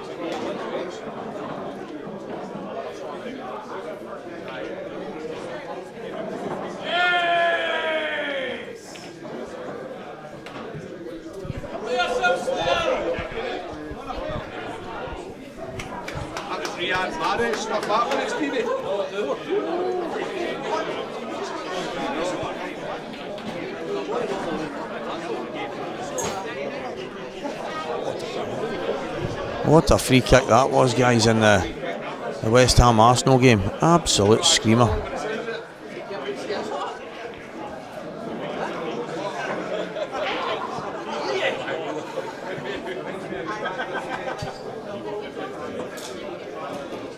So all the kind of back of five matches have all started. And the 6:45 matches are the next first rounders to start going. And I am down at the bottom end against Grant McNairn. And the only match that's behind me is Preston McInnes and my very good friend, who lives a bit far away these days, the Tish Chris Slack. Well, James Anderson, I don't know if you're watching me from somewhere, but if you are, you're supposed to be playing right now. If you fancy getting yourself down to play your match, that would be handy. If not, you're out.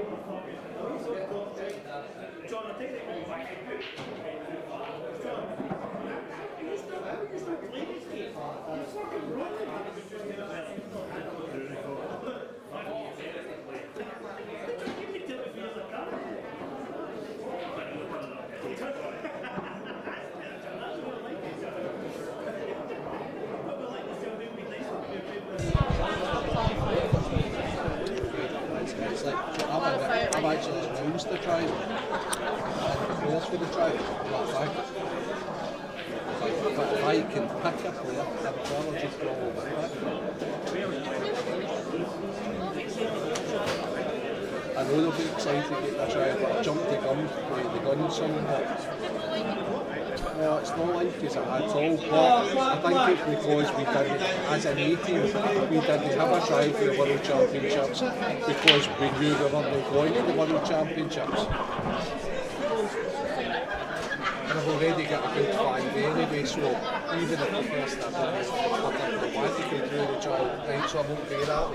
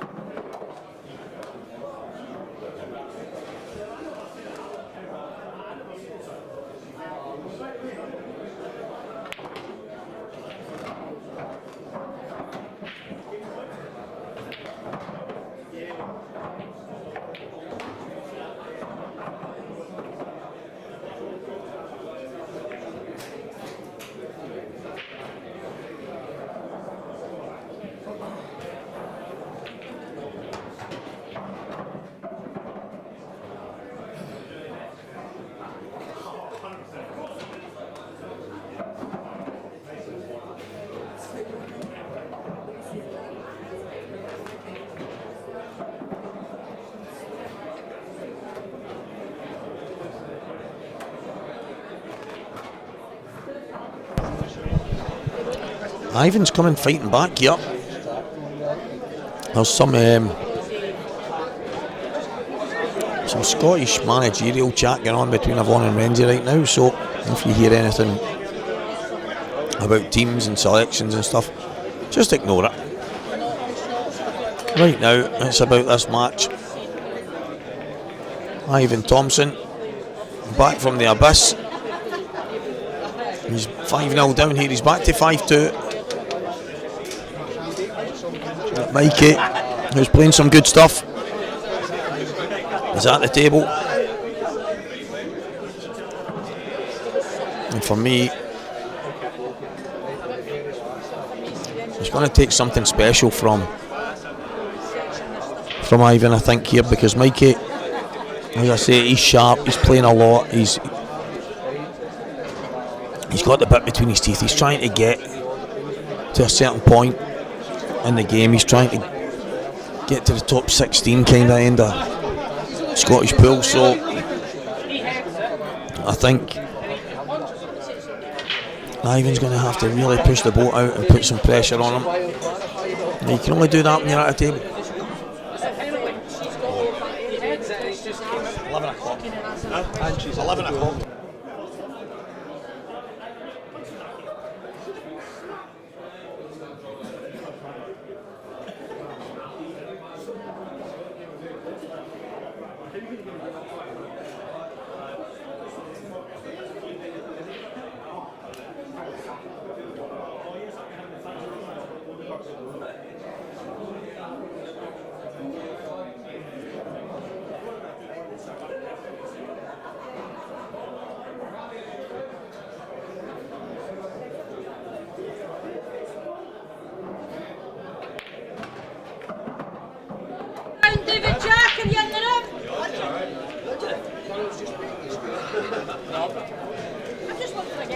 This is crazy, guys. Back of 6 at night and people are flooding in for the first round ties. It is absolutely mad. We're normally all thinking about going home at this time, and we've not even started a quarter of the first round ties.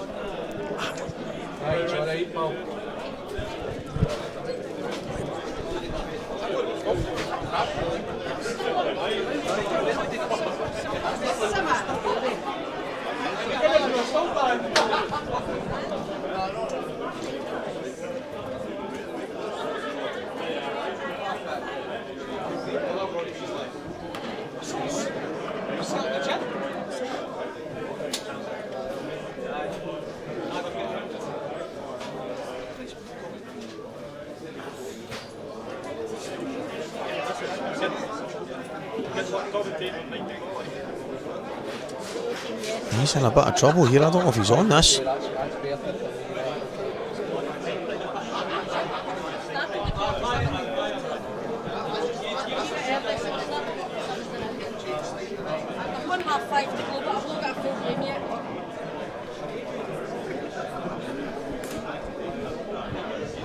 I don't think he's on this. I don't think Mikey's on it. Yeah, you can see from his reaction. He's asking Ivan to have a peek at it. Now, it looks to me like he can hit it, but I don't think he can pot it. I think there's no doubt. Jimmy Gibson, Gary Hill, are you both in?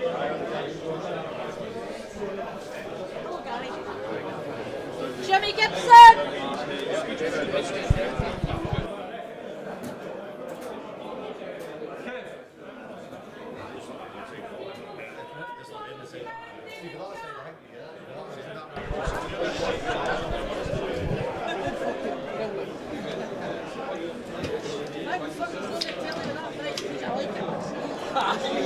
That's one of the Timo t-shirts.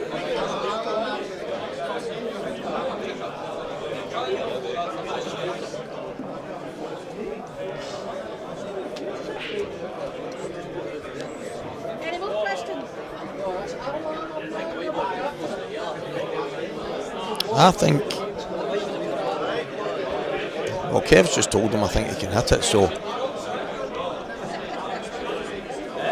I'm not so sure that he can pot it, but I think a little dink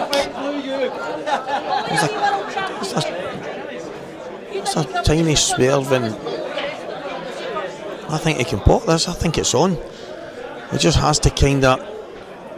It looks like he's just going to go down and put it in.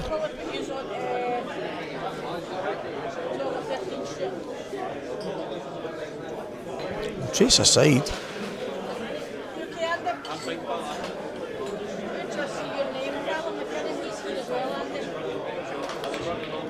Oh, he's tried to cut it at the top. Tried to cut plant. You can see with. I mean, he's hit the ball. Maybe quarter ball or a wee bit less than that, maybe a fifth of the ball, but he's cut it back. But I could see enough. And he just couldn't do anything with it.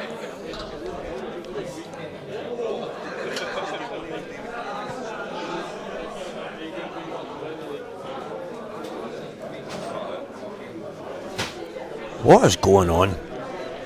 West Ham United fans, hang your heads in shame. How did David Moyes out the club?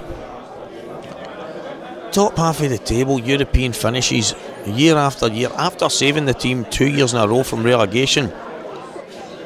Stepped in when Pellegrini almost had them relegated, and whoever else it was.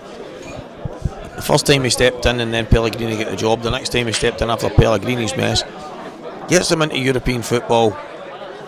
Time after time, wins a European trophy and gets hounded out the club because we should be playing better football, we should be this, we should be that. No, you shouldn't.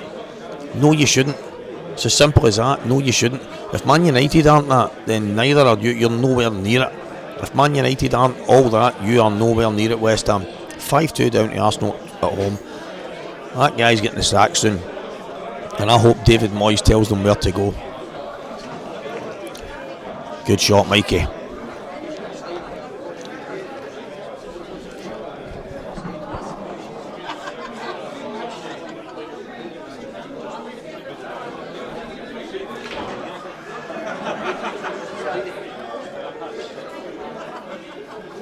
Wonder if he can play a kind of deft touch, just a little bit of left hand side,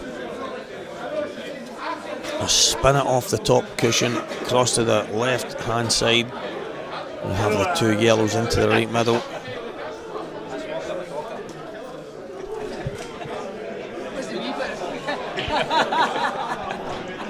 Hey, we were saying that to me.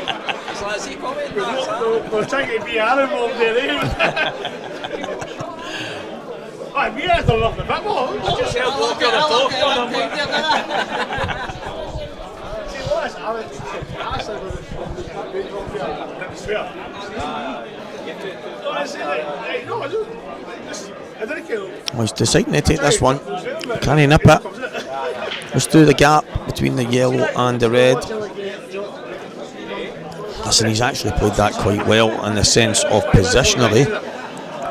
But you have to pot the ball, Mikey. It's the most important part of the game. You have to put the ball in the pocket first and then let the positional play fall after that.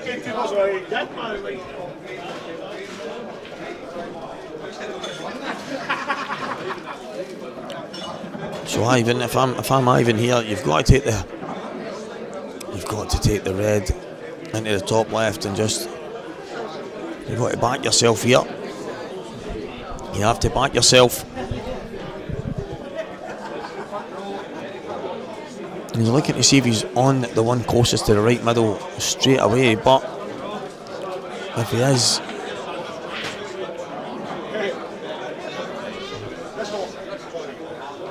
yeah, I mean he's missed it thick, so I think it was a lot tighter than it seemed. No, a lot tighter than I even hoped it was. He's not managed to get it.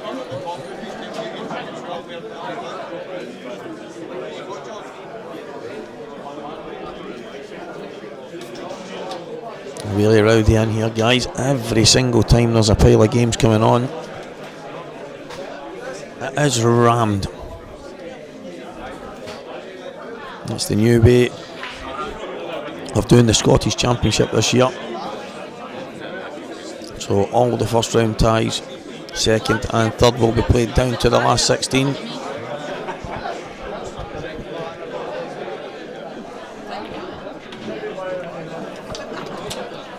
So now there's definitely no way he's played that shot. He's maybe giving himself a sniff here. He's trying to just drift past. He's knocked it over the top of that red, but has he left an angle to screw across? I think he has. I actually think he has, and if he gets it, it's frame over.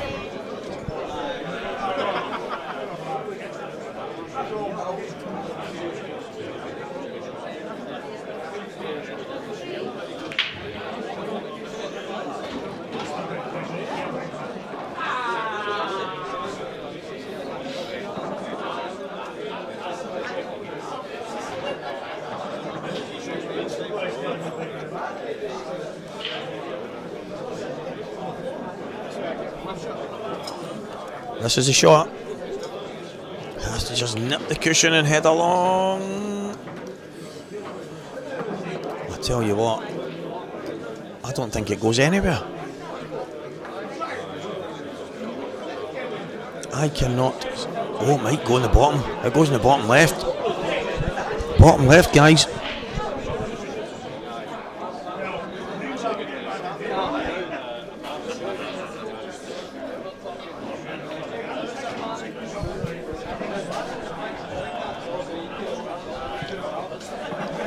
Bottom left hand corner, it's thin, it's a cut back.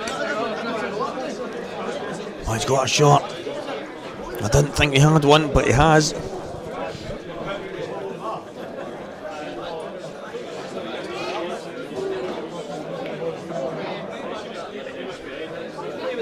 He's got it. Oh, and he's snickered on the black. Wow. Can you believe that? Oh, what a shot. Full length of the table. He slid it in, brand new cloth, and he's unfortunately, Mikey. He's unfortunate there. He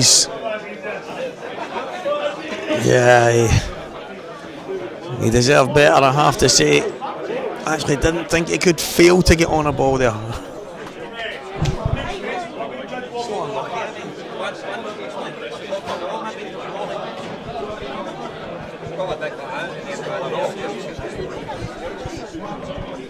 He's so unlucky there.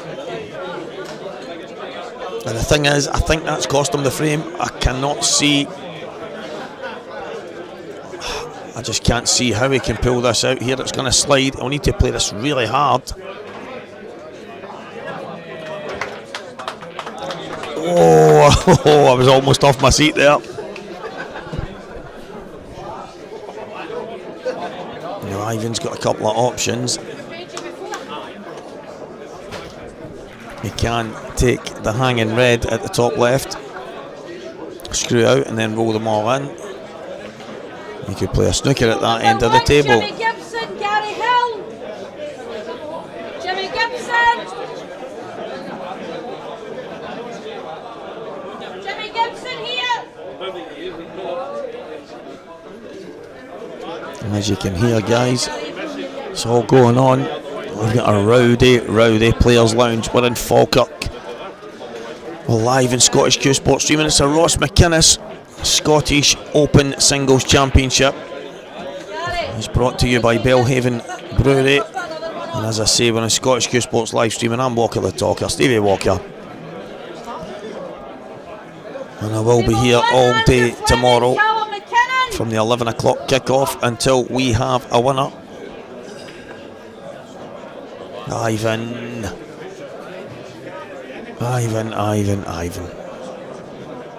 So the big man. I think the slide on the cushion here, you would normally say that this cross double was tough, but I think you're aiming slightly lower than you normally would, and if he gets it at the right pace, it's going to go from a totally different angle from what would normally be there. I think this is on, and I think he has to make sure he's not going at the usual angle. A little bit of pace, I think this is on. Yeah, great shot, Mikey Pauly. Fantastic stuff. He's gone 6 frames to 2 in front. Ivan's just not been at it. Mikey just too sharp on the day so far, and he's 1 away from a place in the next round. Ross Fernie 4-1 up on Scott Fraser. All the first round ties on the go. Willie Bigham 5-3 in front of Mark Murray. Daniel O'Connor 4, Alan McDonald 2. Kenny Rankin 4, Kieran Gorman 4, Stephen Slater 3, Stephen Fox 2. Mikey Pauly, as we all know, 6-2 up here, absolutely flying. Davy Forrest 6-4 ahead of Mark Dobbin. So a couple of TV tables going to be on the go very shortly, as we have a couple of guys on the hill.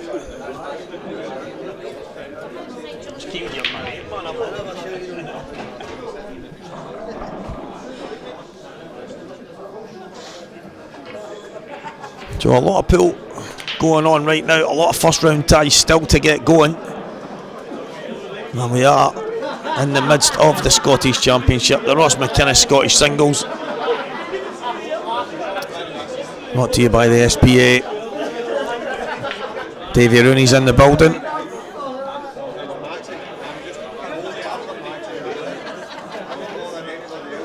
He'll be playing the man from the kitchen cupboards, Big Nige.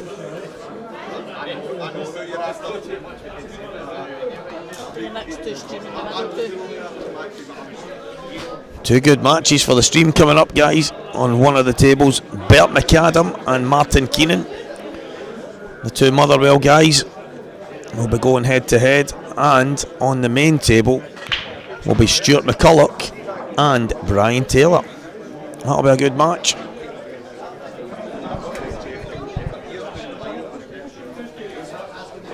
So Mikey with a chance to put Ivan to the sword here.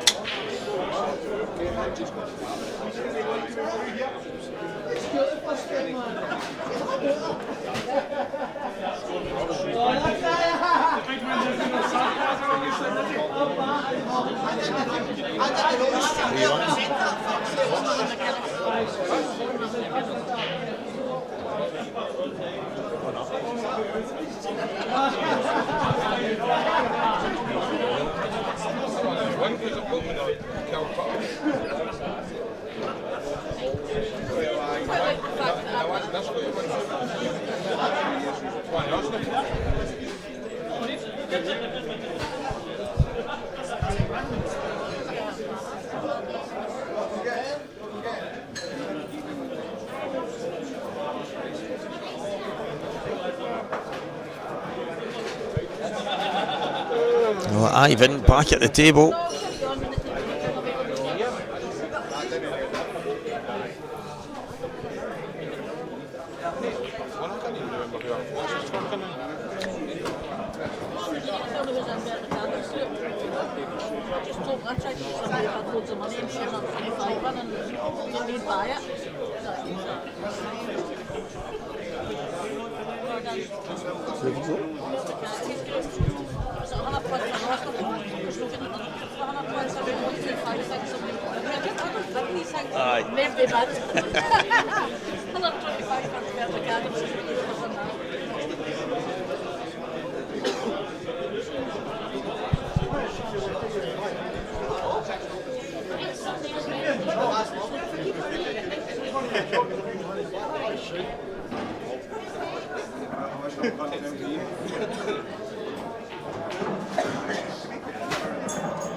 And they're over, and it goes,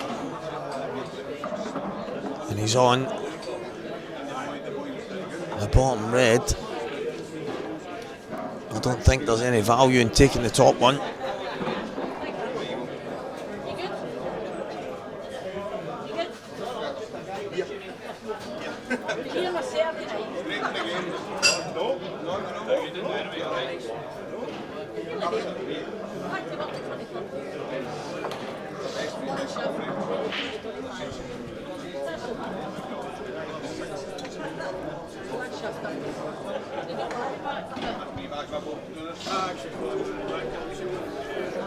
He's played that well. And the red, yeah, he's looking at it right now. It definitely goes. You want to be as close as possible to it, so he's got a couple of reds. Obviously the one closest to the left middle out with that one, and the one at the top end. He wants to land just short. Maybe just went just too short. I don't know if he can just drop.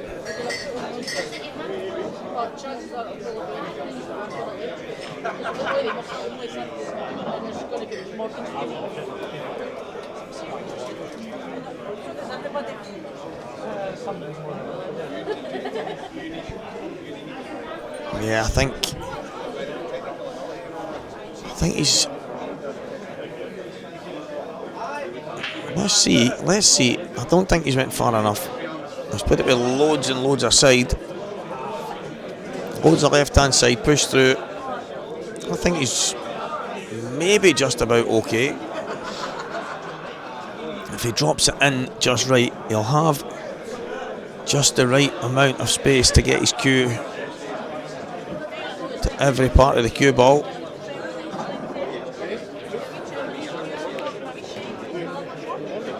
And he can. I think he can just about. Maybe just slightly bridging. A little trace aside here. Bring himself down towards the middle of the table. He won't force it too much. He'll just pot the ball, let the cue ball take care of itself, and that's even better than where I thought he could get. I thought he was round about the centre of the table. Actual blue spot area, as Grant has just pointed out on the chart. And Mikey is in the next round. There is no ifs and buts about it. Mikey was by far and away the best player there. Just looked sharper, just looked more assured. Just looked like he had a little bit more in the tank. So well done, Mikey Polly, and good luck in the next round, mate.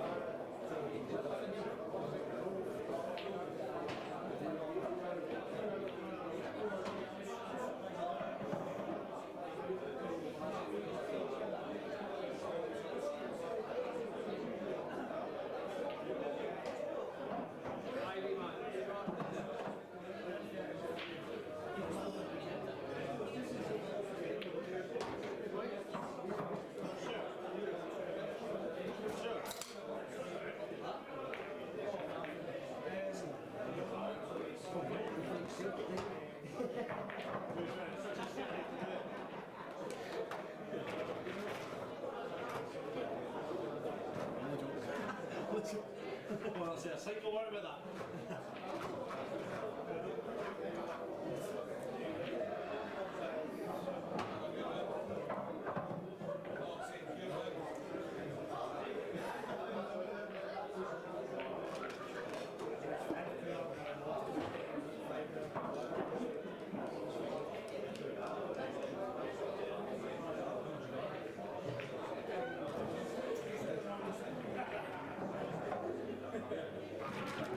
Yeah.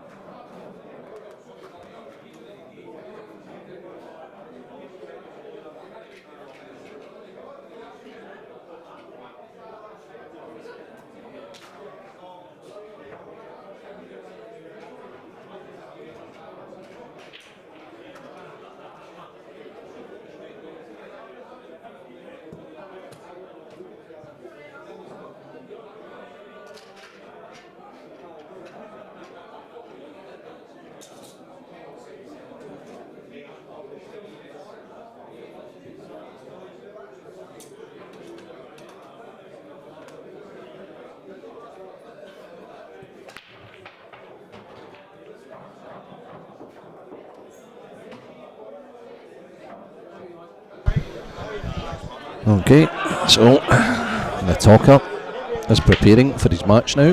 He's going to be shouted on at any time. Stuart McCulloch, 2-0 up. Oh, and the cue ball just flew off the table on his very attacking break on Brian Taylor. I'm led to believe tap broke in the last frame, which was quite a lengthy frame. Stuart's is not naive. He certainly can play that kind of game as well. And Brian needs to get some sort of a foothold in this match.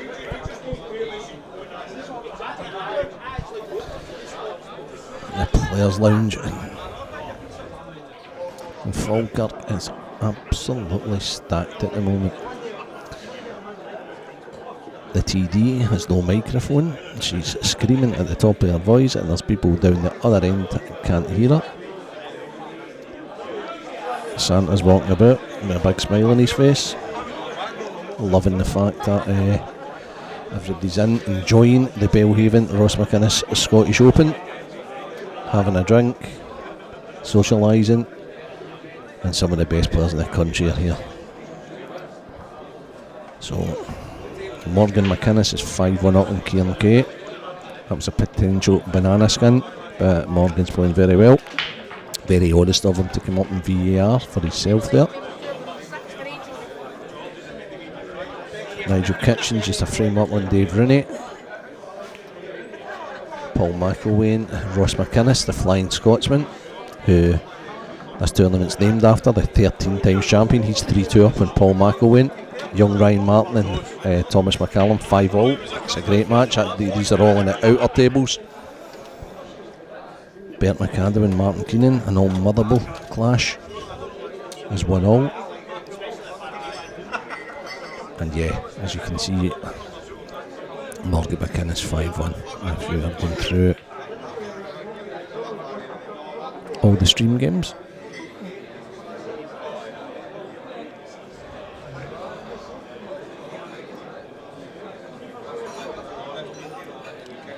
So in the early stages of this match between Scotland men's A-team player Stuart McCulloch and Brian Taylor,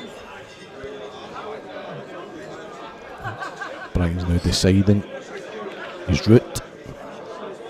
If he gets this red, he'll either stun the gap or go down off the bottom cushion, and they are pretty easy. Doesn't want to do that, but he's okay, just okay. Certainly didn't play that. He tried to avoid contact on the yellow.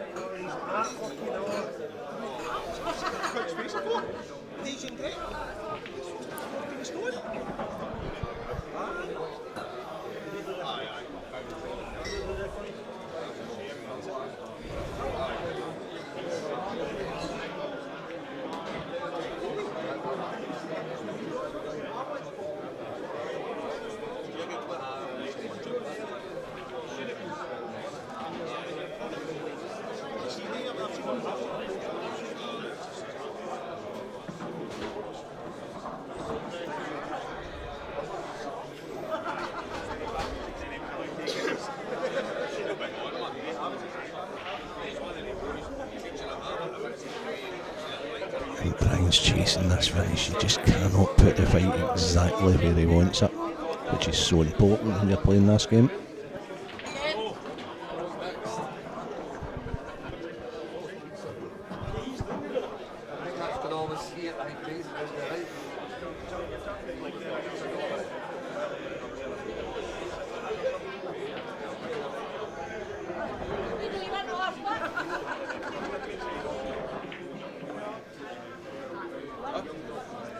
We shout out to Stephen Slater. He's on the hill, 6-3 against Stephen Fox. We'll be glad to win a frame this weekend.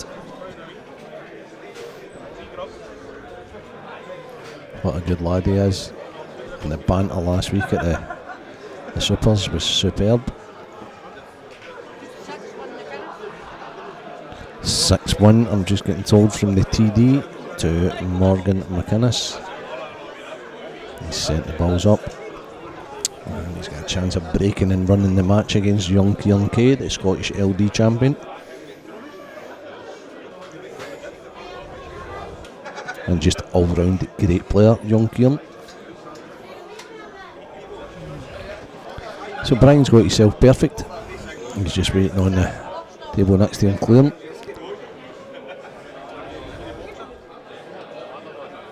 Repull back for the 8 ball in the same bag. And all of a sudden it's going to be 2-1 in the streaming game.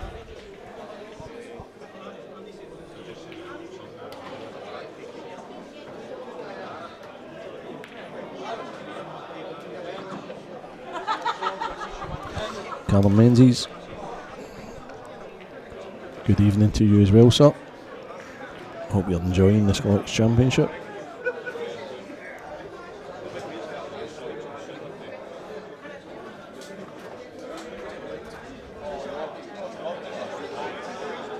I'm just catching up a wee bit here.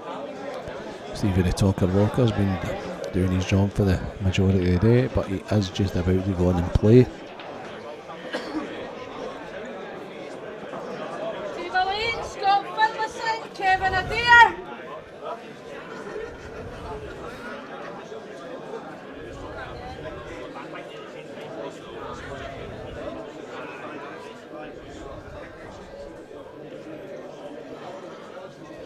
Stephen Slater's through. So Stephen Slater wins 7-3. He's through to the next round. Table number 2, Martin Ryan, Bill McEwen.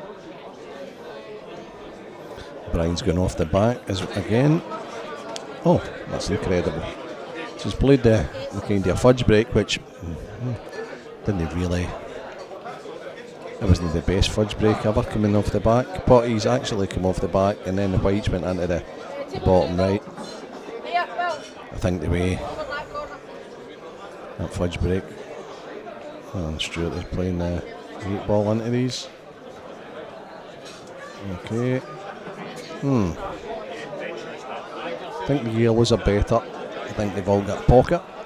So I think Stuart will be shooting at the yellows here.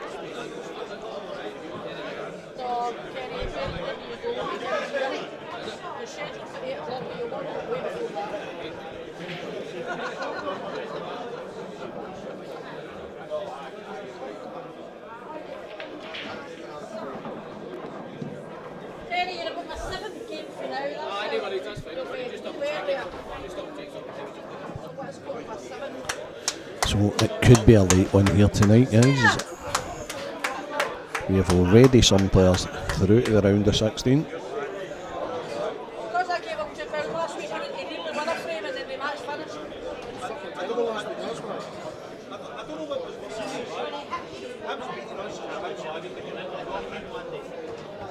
Definitely Hamstag. Stuart's just marking out his finish on yellows here. I fully expect him to get these.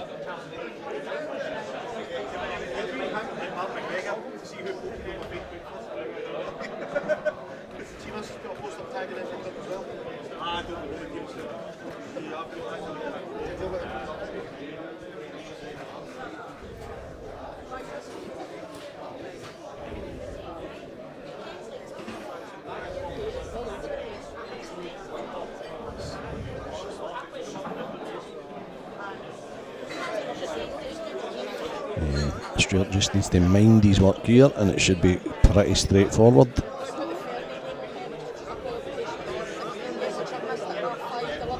I'll try and keep you updated with what's going on in the outer tables, as well as you guys being able to go into Q-Score and you'll see all of the results and all the frames as they happen. Stuart's left himself, he's okay. I can cut the one into the left centre, possibly with a touch of left hand side,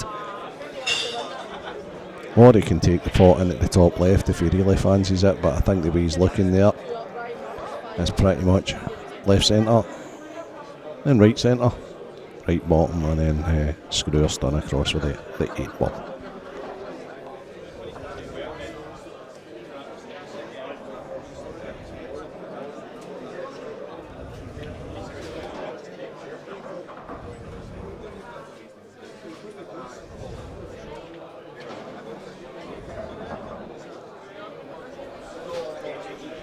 This game could be twixing between there, but he's actually, I think it, although he looked at playing the yellow he's closest to, into the right centre, I think he's actually even better here.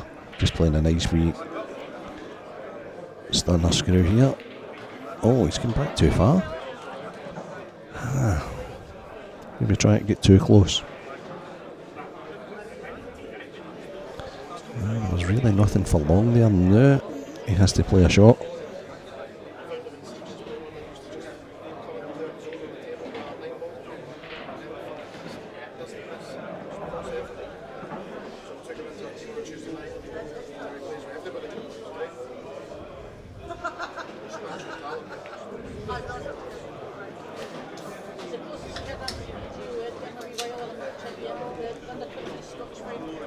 He's fine. Played it in great. Now he's on the 8 ball. We're a 3-1 lead. Oh. Now. Was that a foul? I think it was a foul. I think it hit the red first. I think that's what threw him off the pot so much.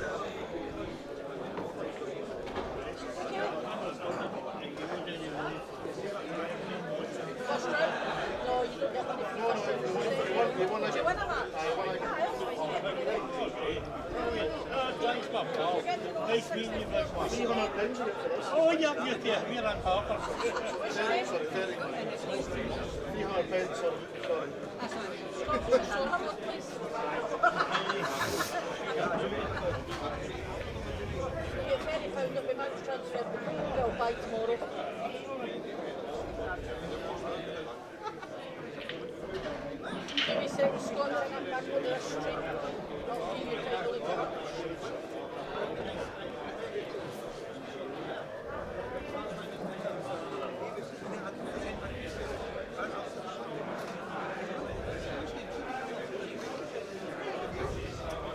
Table 11, Ross Fernie, Kyle Hunter.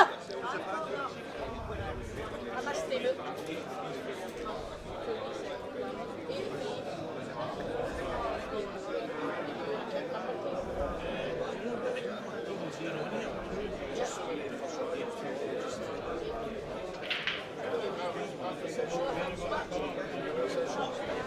So Brian with ball in hand.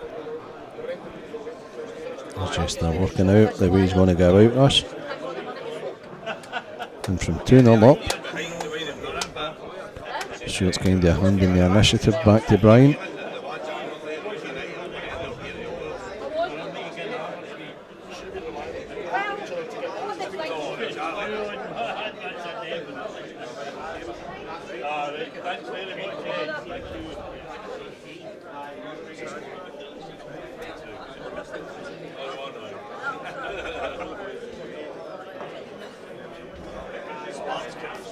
All of them are.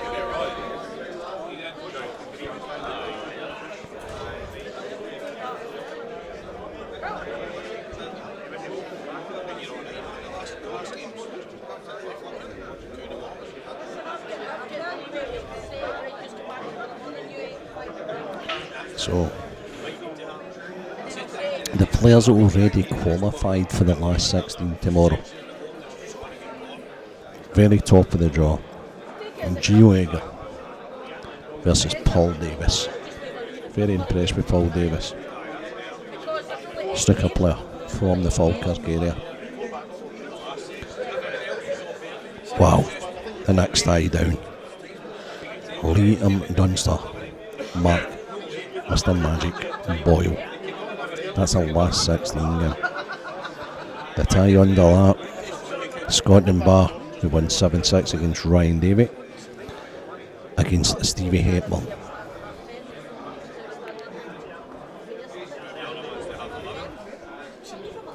And Scott Anderson is awaiting the winner of Ross McInnes and Paul McElwain. What a quartet of matches that is to look forward to at 11 AM tomorrow morning.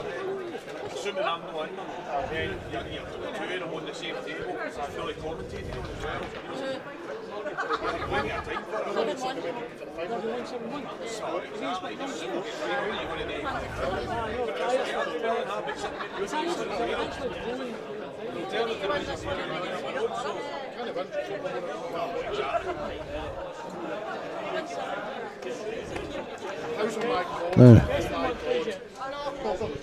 I've never seen this side of Brian's playing.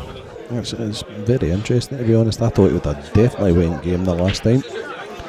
Well, he's maybe not feeling confident. Developed and then had again. And I just can't understand why he's... maybe he is. Maybe he's just marked me out again, but he's got like two pretty simple pots here. I think it's how he hides the cue ball thereafter. Unless he's just going to hide the cue ball instantly.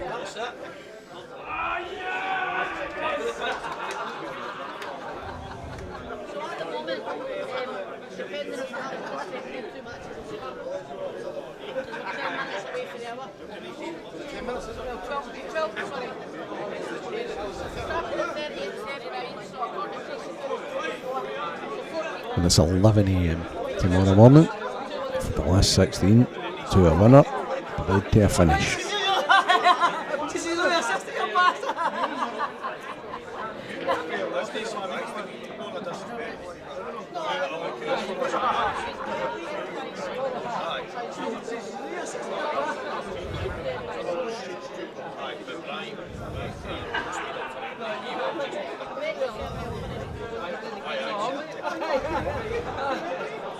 Again, Brian plays the hide, and I've just got a feeling that Stuart's going to eventually, if Brian doesn't take care of these, he's going to end up pocketing this out the snooker. Tables have just been recovered, so that, as you just see there, Stuart normally gets closer than that, but the slide in the cushions.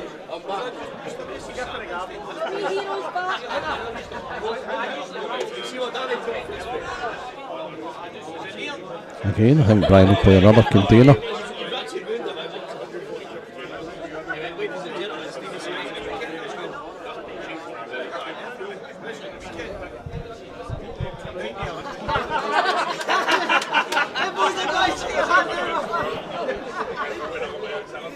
Ryan Martin, the young star from Falkirk, under 18, I think he's still only 16 years old. He's 6'5" up on Cruncher, Tam McCallum, so he's on the hill there. Ross Fairley's just starting against Kyle Hunter. Davy Jack has just equalised, he's 4-all against Donald Brown. James Meekie's 5-3 up on Cammy Bartlett. Andrew Fleming 3-3, he's a LD 18 captain. Is 3-all against the Gypsy King, Callum McKinnon.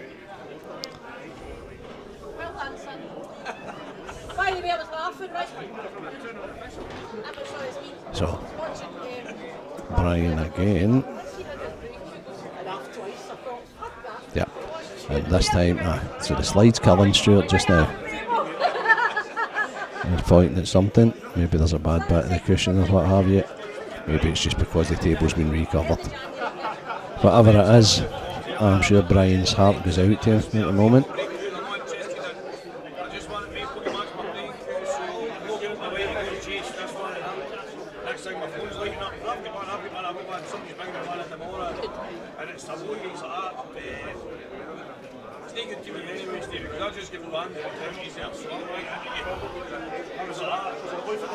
Silver linings and all that. Check my phone again. Kevin, somebody just said Kevin Roberts.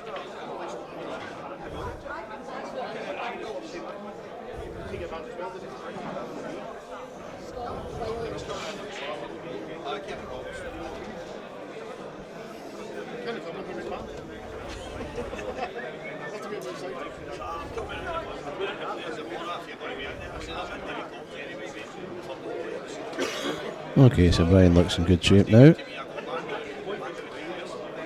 The only semi-awkward ball is the ball that's kind of halfway on the left-hand side. He may elect to go up for it just now. Come inside it. That's what he has done. He's perfect now, and he should be pretty straightforward for Bryzo.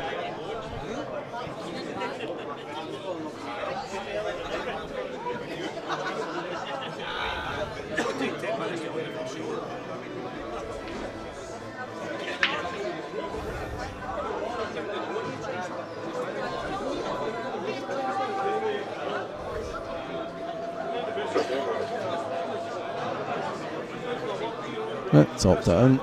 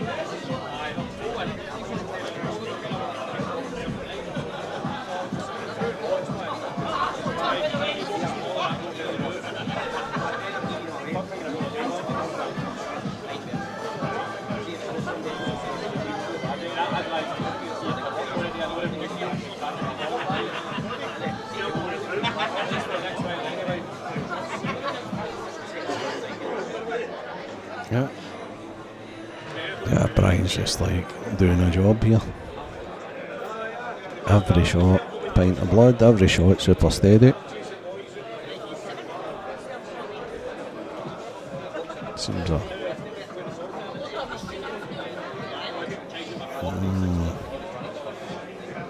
he's trying to come too close to that, should have stayed wide.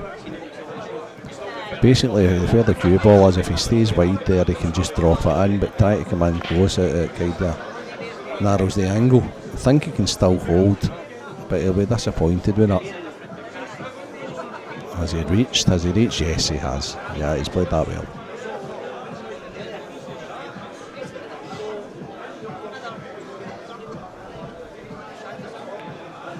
Two. This game's yet to take fire.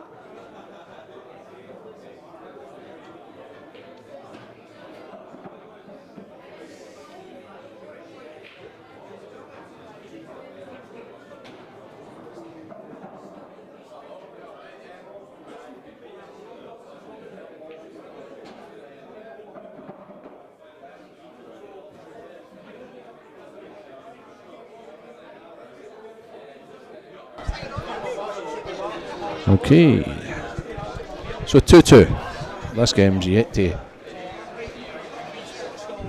take fire. Brian's just, as I say, doing a job, just steady eddying. Sure to want to get them done in one visit. Right. Great break. Both sets have got a chance. I think the Reds are slightly better, but the starter pot's a wee bit more difficult on the Reds.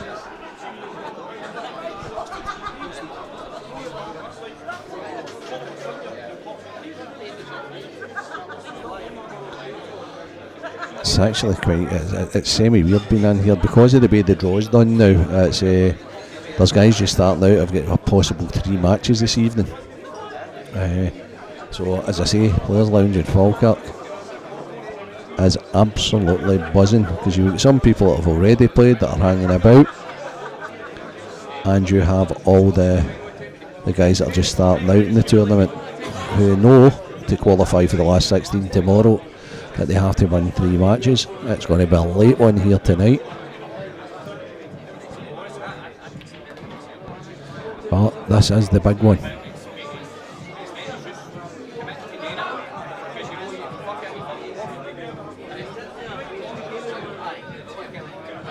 So the next shot of this frame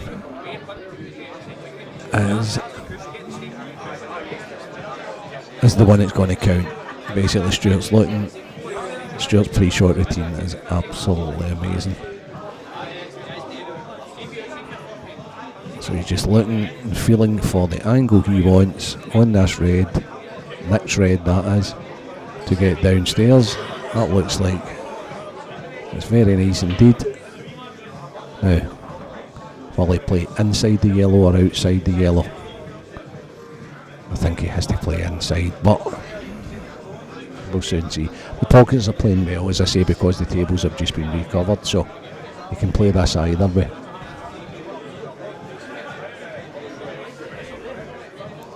That tells me that he is coming inside the yellow.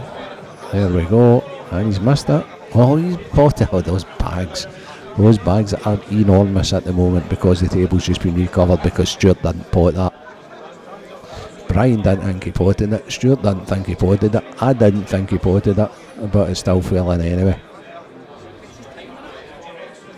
And now he just draws back, plays opposite middles. Wow, he's got hold of that as well. Stuart's struggling with the pace of the cloth. He is overhitting a lot of shots. The art here though is to still get out, because that hurts your opponent even more when you have been all over the place with the cue ball.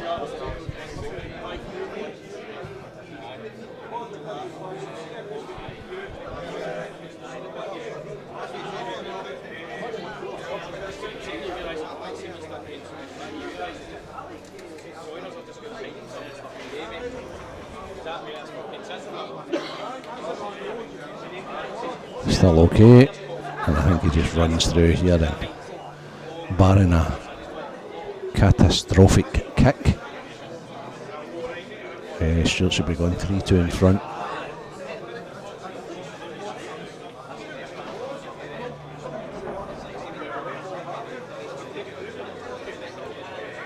Yeah, he's fine.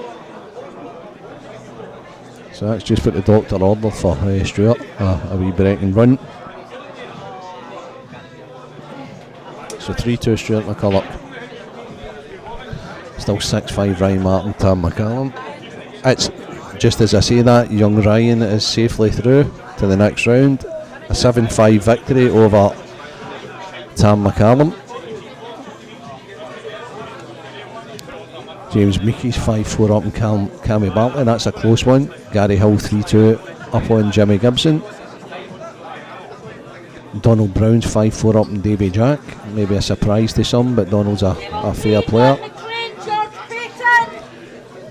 The friends from Motherwell, Bert McAdam and Martin Keenan, 2-all. Callum McKinnon, the Gypsy Kings, now 4-3 up on LDA captain Andy Fleming. Stephen Kirkpatrick, top 16 player, is 3-1 up on Mark Sheridan. Nigel Kitchen 1-1 with David Rooney, former European champion. Scott Finlayson from Edinburgh against Kevin Adair. Kevin Adair's 2-1 up. Bill McEwen's just started out against Martin Ryan for Glasgow, he's 1 up. And George Payton Jr. and Don McLean are 0-0. Bill McEwen's just went 2 up, and that's us right updated. It's 5-2 Ross McInnes, the Flying Scotsman, against Paul McElwain. The winner of that plays Scott Anderson in the last 16. And Ross Fernie 1-1 with Kyle Hunter. So that's all the matches in progress at the moment. How much does the winner get in this competition? AJ, I will find that information out from you and get right back to you with the answer to that.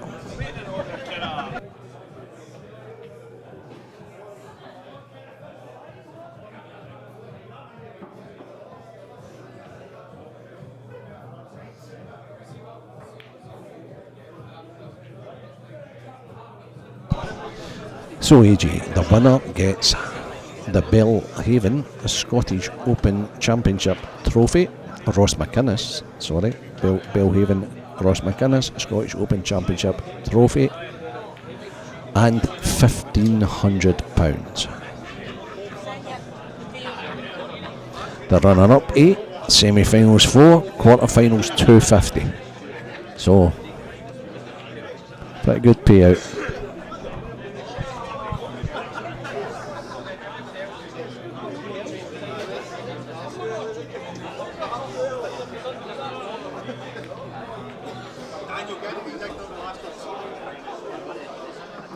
So Brian again, keeping things nice and tight.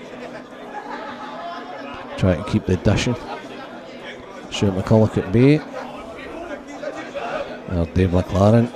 He's telling you it's on SKU score and description. Dave, it's good for people to keep asking questions. I'll just pass the buck on to the TD. The TD then sends me it, and then I can answer the questions. But anybody else any questions or anything like that, just fire them on. We'll try our best to answer them.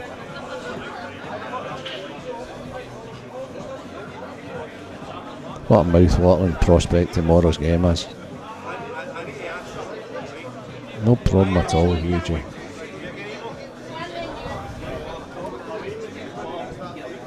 Kev.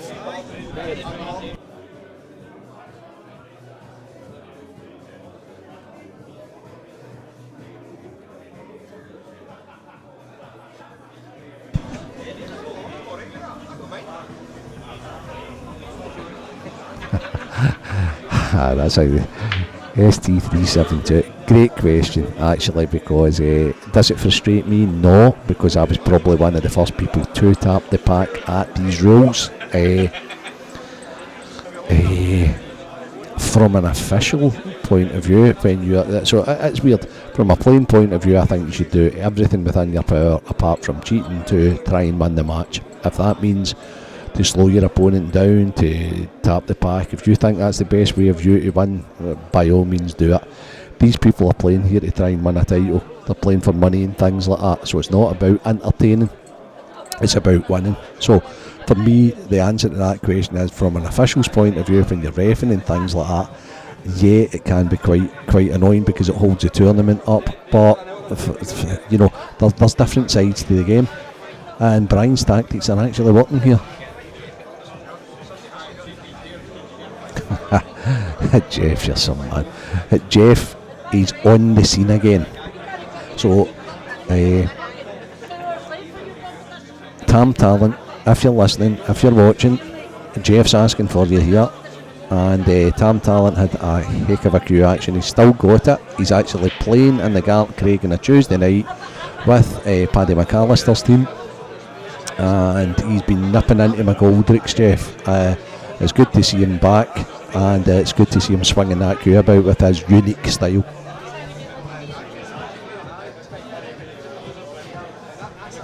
Yeah, it's I totally get that S2372, but we can't ask people how they're going to play, you know, before they go on, and we had no idea Brian, we had no idea Brian would do that.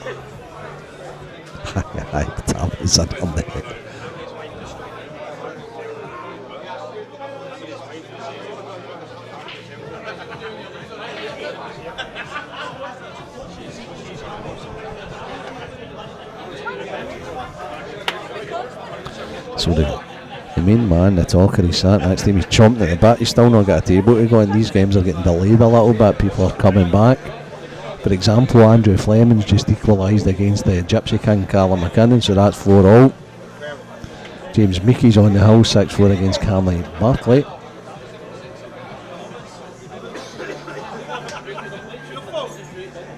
Yeah. So all the matches are the ones that I've just described to you. Ross McInnes is still 5-2, so I can only imagine that was Ross's break against Paul there, and he's terrorising him over there. If you want to see real pack tapping, get the Flying Scotsman on. I think he's playing Scott Anderson tomorrow, and that will be a heck of a contrast in styles. I think that has to be one of the 3 TV games. Obviously we're going to have the Duster against Mr Magic. That is a box office cracker in the round of 16. But if Ross does get through here, I would more than certainly have him on against Scott Anderson.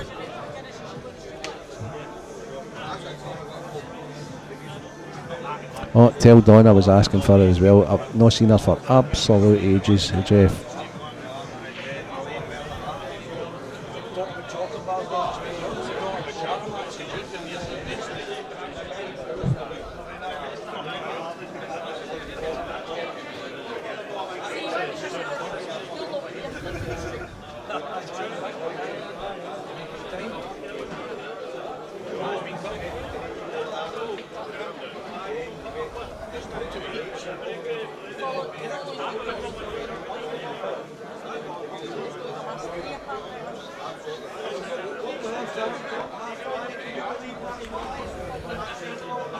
Oh, good shot. Really good shot from young Stuart.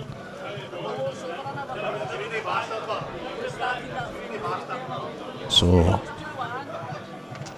this is very important visit for Stuart, because if he finishes this against Brian's soft break, that's like basically taking his serve away from him, and then Stuart will smash them and hope to dish again, and that so this visit's very important, and they're all there. It's just a matter of mapping them out.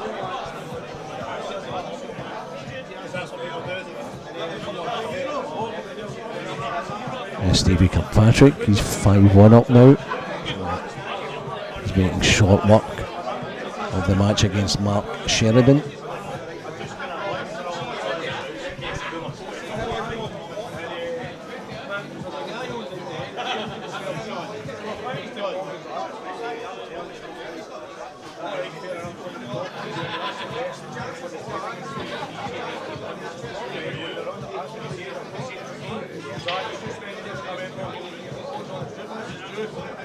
What a wonderful shot that is. It just needs to kick on a little more.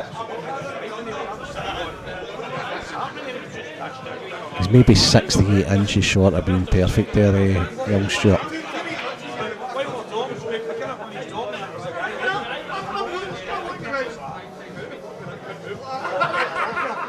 Davy McLaren, who I believe now his official capacity as SP8 Secretary, really is the bearer. I mean, I know it's coming up for Christmas. He's like Ebenezer Scrooge with the bearer of bad news. So what are you going to do about that then, Davy, when things are like scheduled for 11 AM tomorrow? And does that mean you're going to put everybody back? Are you going to be able to notify them? And I'm going to let the TD know about your comment. I'm sure the executive chat will be going like wildfire just now. If this isn't played to the last 16 tonight, there's going to be like sack the board will be the cry. Sack the exec.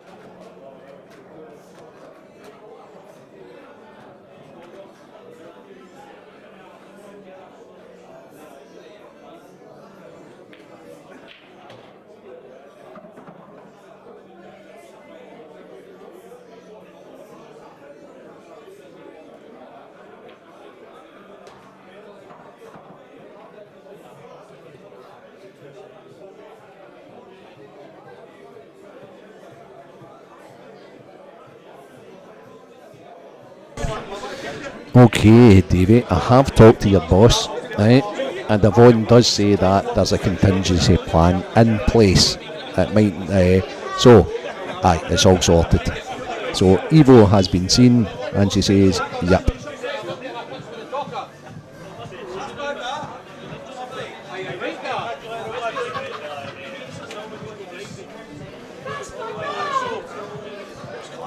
So did you watch that match, AJ, live, or were you watching it in Irvine on a mobile device or on YouTube or something like that?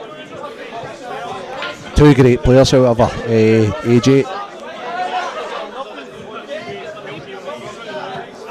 So anyway, Phil Davey was the bearer of bad news there. Stuart McCulloch's took an unbelievable finish, and it's 4-2.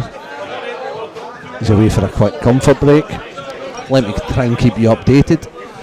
13 times champion, and the famous Flying Scotsman, who this tournament is now named after, Ross McInnes. He's on the hill. He's 6-2 up against Livingston's Paul McElwain. And if you have ever seen Paul McElwain, you will know exactly who he is. He's the guy with the ZZ Top beard, and I think it's even longer than the guys now. So 6-2 there. Ross Fairley and Kyle Hunter sharing the frames on the secondary feature table. 2-2. Kevin Adair's 4-1 up. Scott Finlayson. David Rooney is 3-1 up on Nigel Kitchen. Stevie Kirkpatrick's on the hill, 6-1 against Mark Sheridan. Callum McKinnon, an epic battle with Andrew Fleming, is now 5-4 up. Davy Jack has come back and he's now 5-all against Donald Brown. Gary Hill 5-2 up on Jimmy Gibson. And James Mickey still 6-4 up on Cammy Barkley. Hi Ross, hope you're well, hope you're enjoying the show. Top 5 Glasgow players. Big TL. Jason, most definitely. It depends what generations you go through, to be honest with you. Top 5 Glasgow players I've ever played with. That's tough. That's really tough. Obviously Ross is originally from Glasgow. Obviously we have got a great man Mick from Glasgow, so definitely those two, definitely Jason. And I love Charlie as well, mate. So it's really hard, but there's also listen, that's such a tough question. I don't think I can limit it, because Martin Shades in his time was good, so was Colin Downey. Sandy Tong, I've played with loads of good players, so no. Jason definitely, Ross definitely, if you want to count Ross as a Glasgow player, Mick definitely, Charlie, so I would say they 4 definites, and then it can be any one of the other guys. And even like, we just had a superb team. It's like Robert Stephen, modern day, Davy Markey, modern day. Aye, some cracking players. John Joe, Chick. Oh, list is endless. Absolutely endless. Keep your questions coming. That was a toughie. That was a cracking question.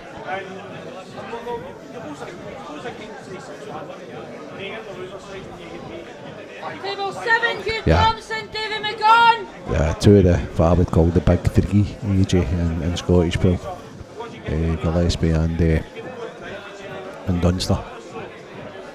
There was a 4 for a while, with Ross Fairley joining that elite band. They had a good couple of years. Now we have got the young guns coming through. Morgan McInnes, who is defending his Scottish title here. We've got Gio, who's breaking through. Has already broke through. So the pool in Scotland now is just utterly fantastic. And then you've got guys like 69-year-old Ross McInnes, who's like over there 6-2 up and making his way through the last 16. So it's disgustingly good. Hi Lewis. Just a fantastic talent. Young Ryan. Fantastic, and still learning. And his dad Alec keeps him very, very grounded. He's around very, very good people. I think that he's got the chance regularly to practice with the Fleming brothers, and I just think he's I just think the kid's a wonderful talent, and he's picking up wee bits and bobs all the time. He's getting to the latter stages of tournaments. Yeah, very impressed with Ryan. I think he's only going to get better and better.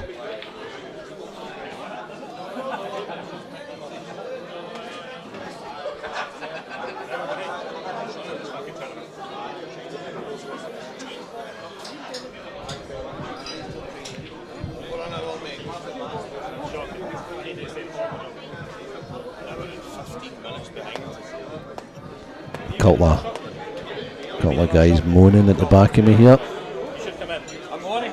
And they're on 15 minutes behind. The TT. Oh, she's taking no nonsense off these two moaners behind my back. One of them being one of the youngest competitors in the tournament. He should just be happy to be here. There's the young Preston McInnes. He's now sat next to me. Oh, he's keeping an eye on his shop. Somebody's in practicing in his shop at the moment.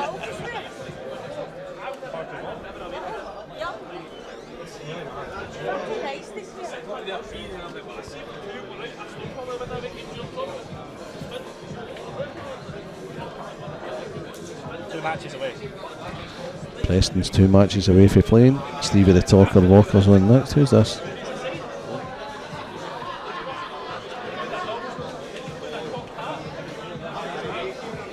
Sorry guys, sidetracked there. The Talker and young Preston were doing a bit of moaning at how the event's running a wee bit behind and they're due on and things like that. And obviously our TD, Yvonne, just put them right in the place. So Steve was away at the toilet to eat humble pie and Preston's there trying to shook in with the TD. Because she told them off basically.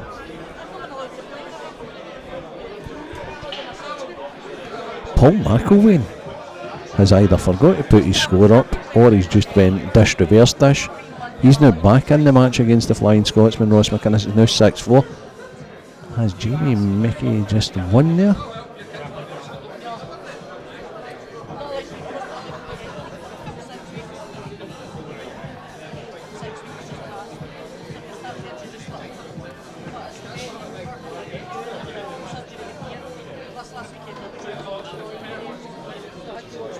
Big TL, yeah, young Sean. Young Sean is very...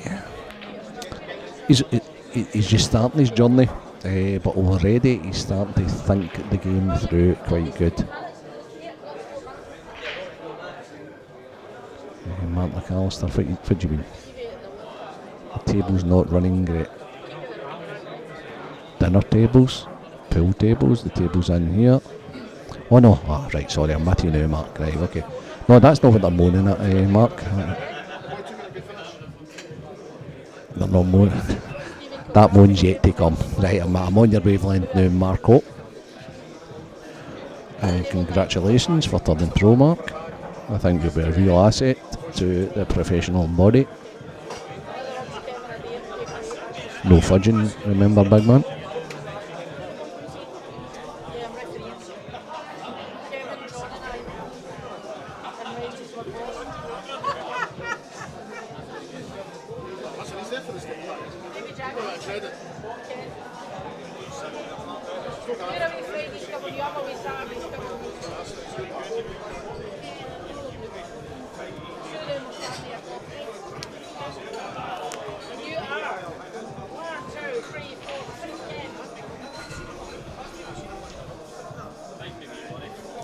Louis Armstrong, hell of a magician.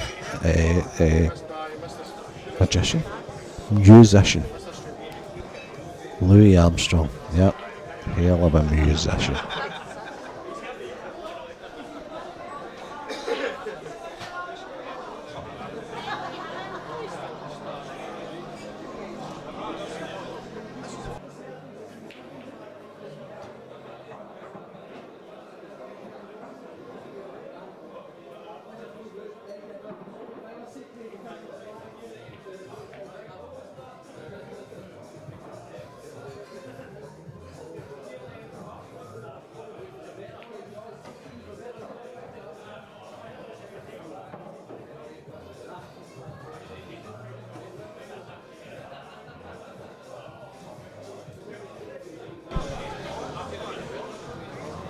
Lewis Daniela. I've not seen much of the kid at all, to be honest with you. I think he meant to go and represent. I think that's a young kid for Paisley, isn't it?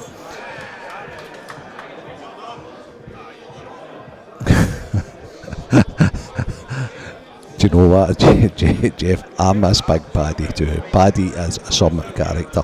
He's now golf daft, so myself and Ross, when we were playing quite a lot over the last few years, we went and played against Paddy and Alan Dixon, and he's never changed a bit, and he's still as loud, and he's some guy. Aye, we all miss him. Big Paddy, if you're listening, which I do, no chance you will be, try and get yourself down to some sort of an event, even if it's the seniors or something like that. Everybody misses you, and it'd be great to catch up with you, especially if you're on the bodies.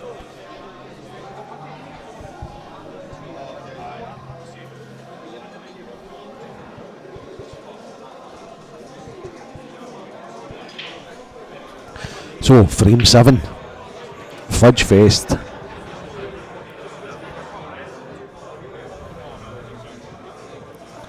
Stuart's just won back-to-back frames, and the way this match has panned out, it was 2-0 Stuart, 2-2, 4-2 Stuart. However, I think he's on the yellows here, so he's certainly up against it. He's looking at some sort of a creative plant.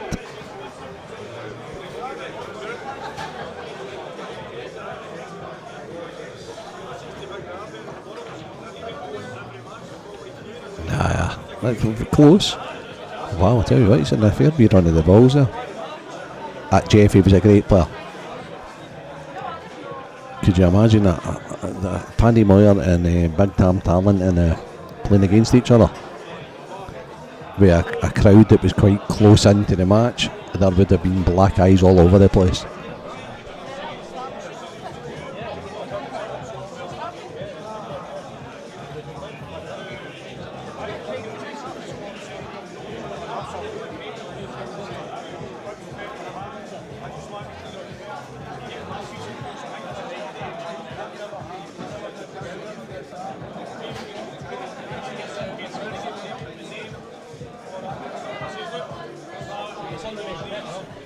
So, time for a wee scores. Oh, Paul McElwain now 6-5. So, I don't know if Ross is feeling it, because he knows if he wins this match, he qualifies for tomorrow.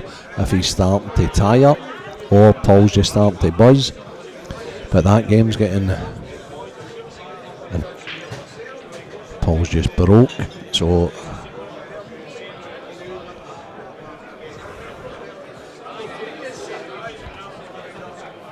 And he's potted one. I can see in the outer tables here as there's still a wee bit of fudging going on here. So, yeah, Paul's got a chance against Ross to go 6-6. But if it goes to a decider, it'll be the Flying Scotsman to break, and I've no doubt he'll tap the pack. Ross Fernley's 3-2 up in Kyle Hunter. Kevin Adair on the hill 6-2 against Scott Finlayson. Davy Jack has overturned the 5-4 deficit against Donald Brown. He's 6-5 up now, so he's on the hill. Andrew Fleming is 5-5 against Callum McInnes. That has been a battle. Stephen Kirkpatrick still 6-1 up against Mark Sheridan. 4-1 Bill McEwen against Martin Ryan. David Rooney's 4-1 up. Bert McAdam's now 4-3 up against Martin Keenan. And Gary Hill 5-2 on Jimmy Gibson. That brings us up to date with more or less everything that's going on just now. George Payton Jr.'s 2-1 up on Don McLean.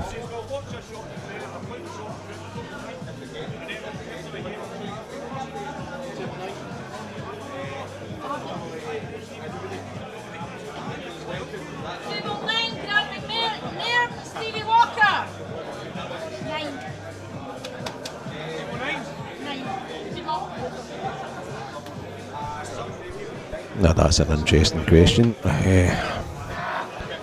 Do you know what, AJ? I would say the biggest winners are the ones that get the angriest. Over the years I have watched Scott Gillespie getting quite angry. I'd say the one person that doesn't get angry, or they may be angry inside, but outside, like Mark Boyle and Liam Dunster, they never seem phased. Scott shows his emotions.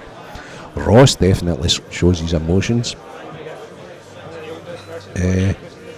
So it's an interesting one. Scotland Bar, he's another one who's a big winner, but he shows his emotions. He gets angry if he doesn't win or loses frames. But yeah, Ross certainly gets angry. And by the way, he's at the table against Paul McInnes, who's missed, so that's in an outer table.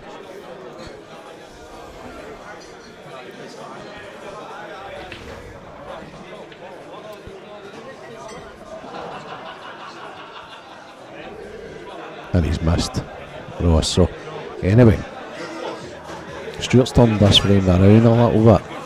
He's just played that absolute fantastic shot, and now can he cut it back and bring the fight down to around about where he is just now.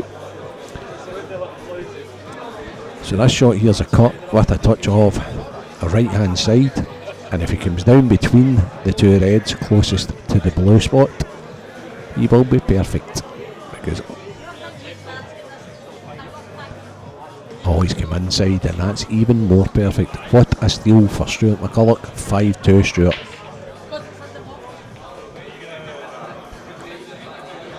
So table 9, the outer table. Grant McNairn against Stevie the Talker Walker. The Talker is now on.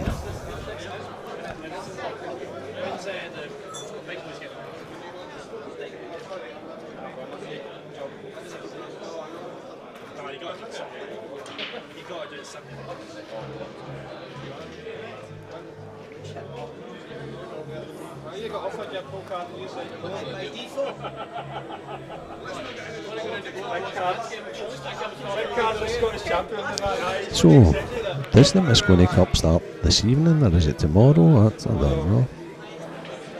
I'm going to find that information out.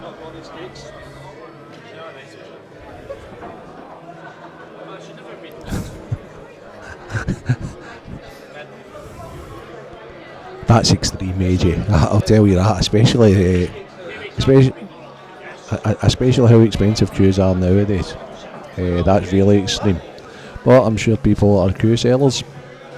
All the clubs, McGoldrick's Players Lounge, all the guys at On Queue World and what have you are absolutely delighted with these angry guys that break their queues when they lose. When I played the game, I always tried to get the queue in the case, and then I don't know, maybe punch the occasional wall or something like that. But no.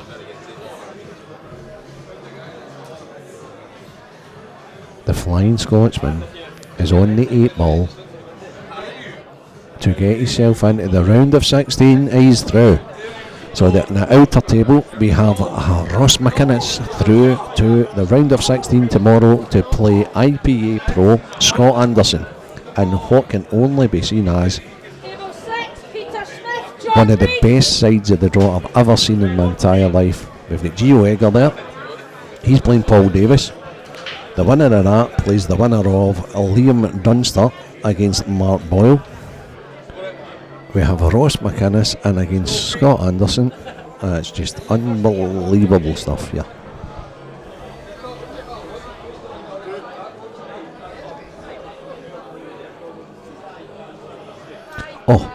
And let's not forget Scotland Bar against Stevie Hepburn, which is a great match also.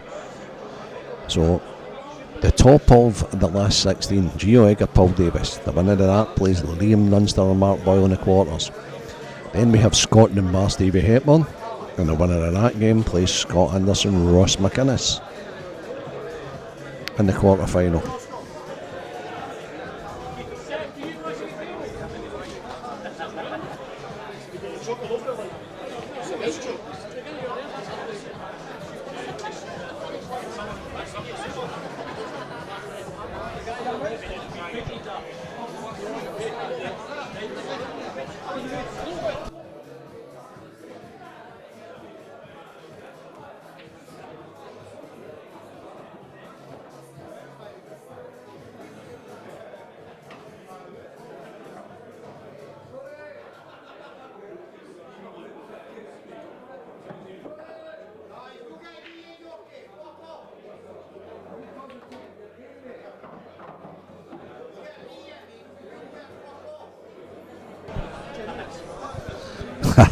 Aye, big TL. That was that was unreal. Unreal.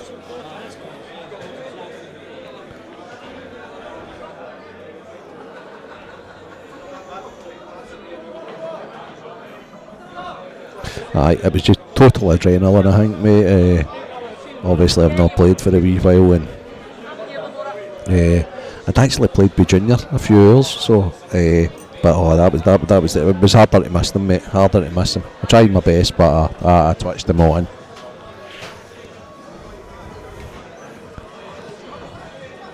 Yeah, Evergreen Dave McLoud. He's just his son boy. So he's away home now. He's just said to me there, I can't watch these two talking about his two boys. He gets too nervous watching them. And then he gets all twitchy and loud and things like that because he.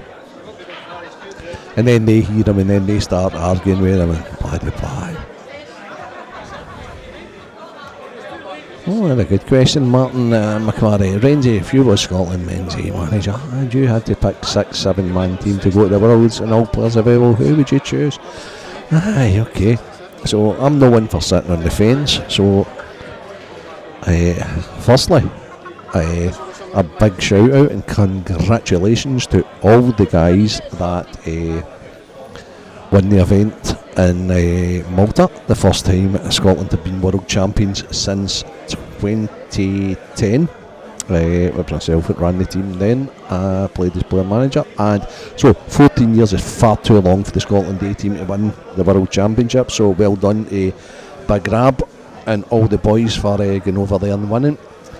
However, firstly, I wouldn't take 7 players, definitely not, because I think for a 5-man team, 6 is the perfect number. So, without further ado, if everybody in Scotland was available, my team would be, in no particular order, Mark Boyle, Scott Gillespie, Liam Dunster,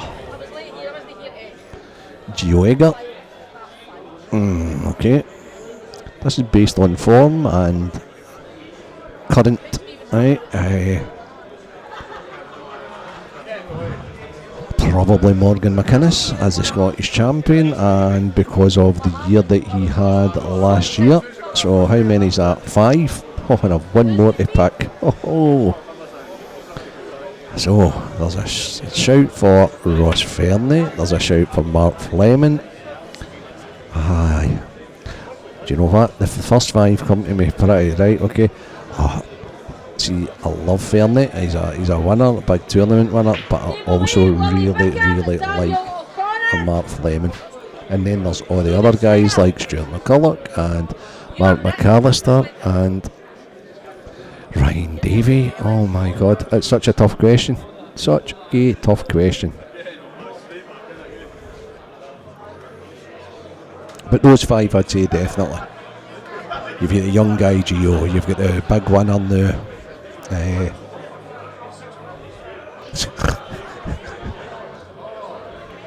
Over 40s, Jeff. You must be touching 50 now as well, big man. I was actually inquiring about your age earlier.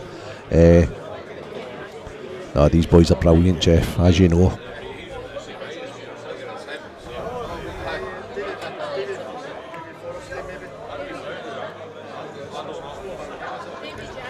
Good day, hope you're well, mate. Be nice to see you over tomorrow. Always good to see you in person, pal.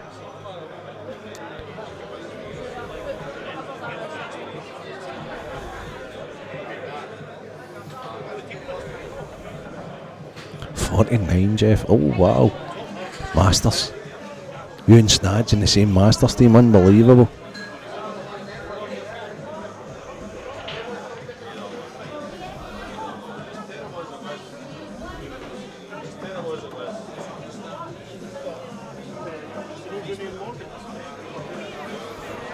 So I'll keep you updated with what's happening here.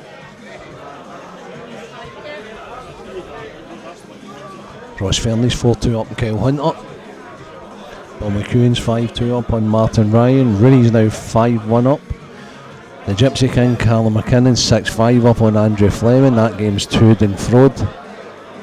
Stuart McCulloch's now on the hill against Big Bryzo.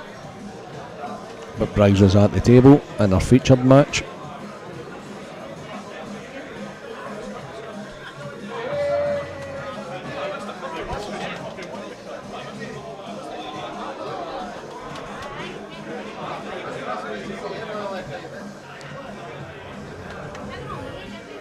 Big festa. Aye, it will be a good team indeed, Jeff.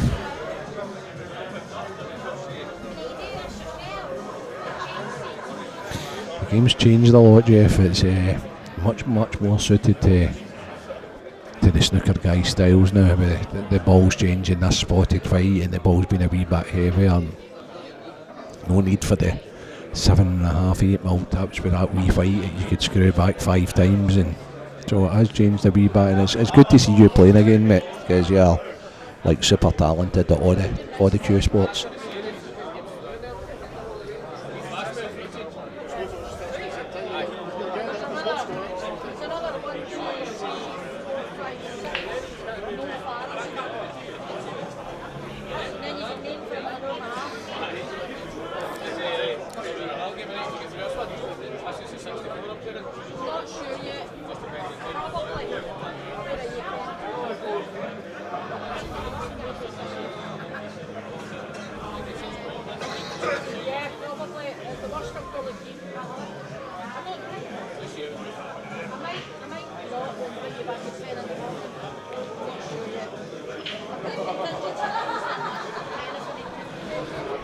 Bryzo is trying to prolong this match. He's on yellows.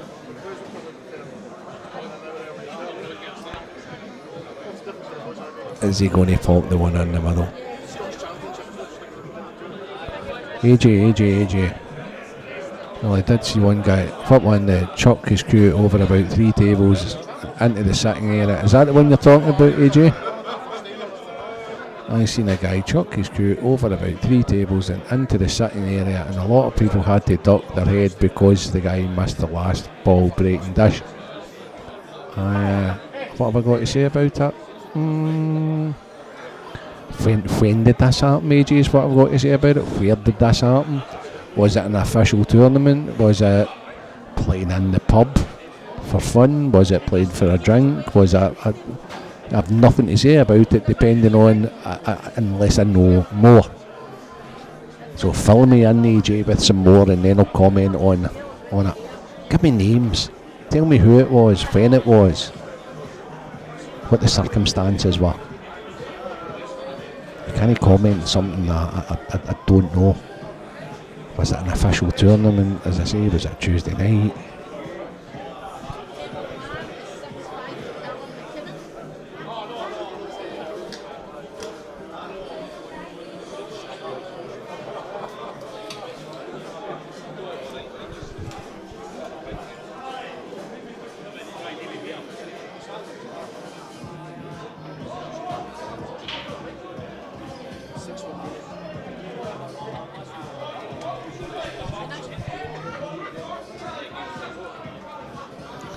Yeah, Brian's in trouble.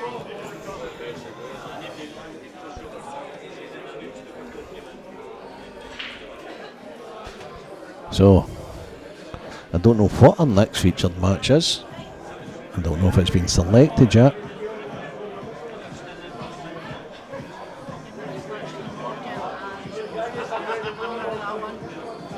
Okay, so I think the next featured match, the lovely TD has just informed me, is between the holder of this event, Morgan McInnes, and it looks like it's going to be against the former European champion David Rooney, who is 6-1 up on Nigel Kitchen. So you've got that one to look forward to next. Stuart looks in total control here. Oh, referee required. Kevin Chalmers, our senior referee, is away to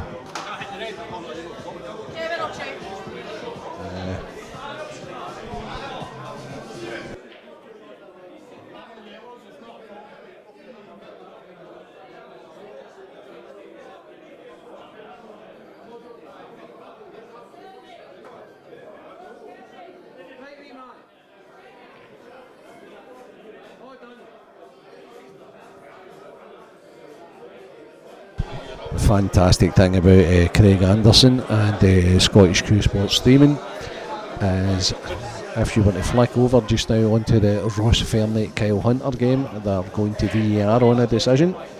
Craig will go on that just now, because both players are unsure about it. In the past, that had to be guessed upon, so if you are on the feature tables or on the TV tables, it's utterly fantastic to use the technology.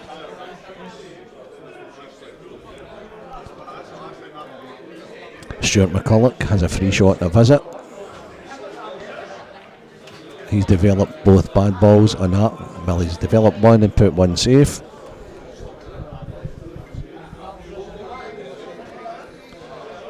So another snooker from young Stuart. He's just playing the percentages now.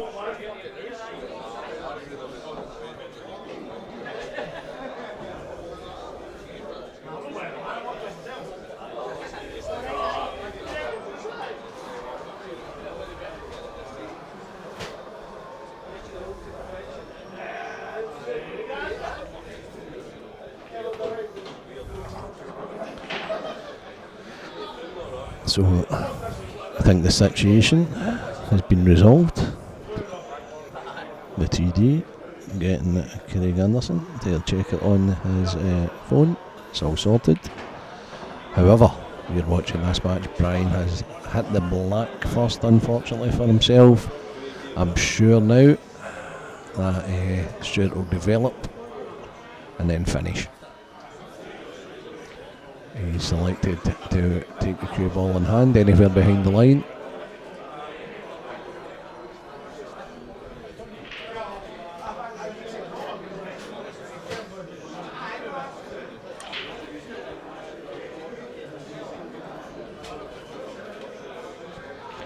Breaking cues, not got an issue with it.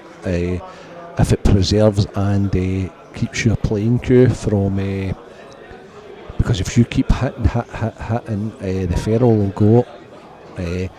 Personally, it depends where you break from. So, like if you're side breaking, I think you need a smaller tip than 10mm or 9.5mm. I may be very, very wrong on that. I think that's why OCW have brought out the new 9mm break cues, so that you can go down the middle and go down the side and alternate between the two if it's not working. Yep, so break cues for me are not a bad idea at all. Anything that preserves your own cue. Me personally, when I was playing, I didn't have a break cue, I just broke my own cue, but I can understand. I'm not a big fan of the lighter break cues that some cue makers were making. The 14-15 ounce ones. I liked if I was breaking to be a heavier cue. However, when I was playing, I did do the side break very similar to like Liam and Mark and things like that, because I just thought it was better.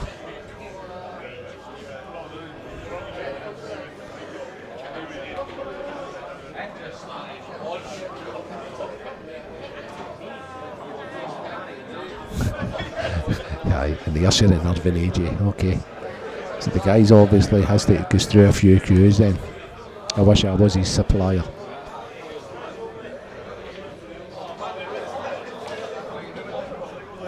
Woody, you're just old school. Dodgy chalk. If you're talking about the tie-on chalk, but it's all the players swear by it. Snooker and pool, I hasten to add a snooker and small ball, because it prevents a lot of kicks and things like that. So don't knock it, Woody, until you've tried it, mate. And with the money you're making, you should be able to have a bit of tie-home chalk, no problem, mate. I could put you onto a stockist of the stuff if you want to try it, mate.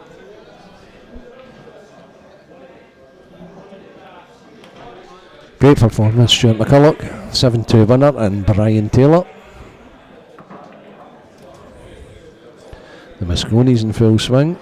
The Scottish Open, the Belhaven Scottish Ross McInnes Open is in full swing. Our next featured match we are awaiting, because David Rooney's still playing at the moment, so be back to you soon, unless I can get somebody else in here to do a wee bit. I think the next match will be between Morgan McInnes and the winner of David Rooney and Nigel Kitchen, and 6-1 David Rooney at the moment. So I'll be back to you soon, guys.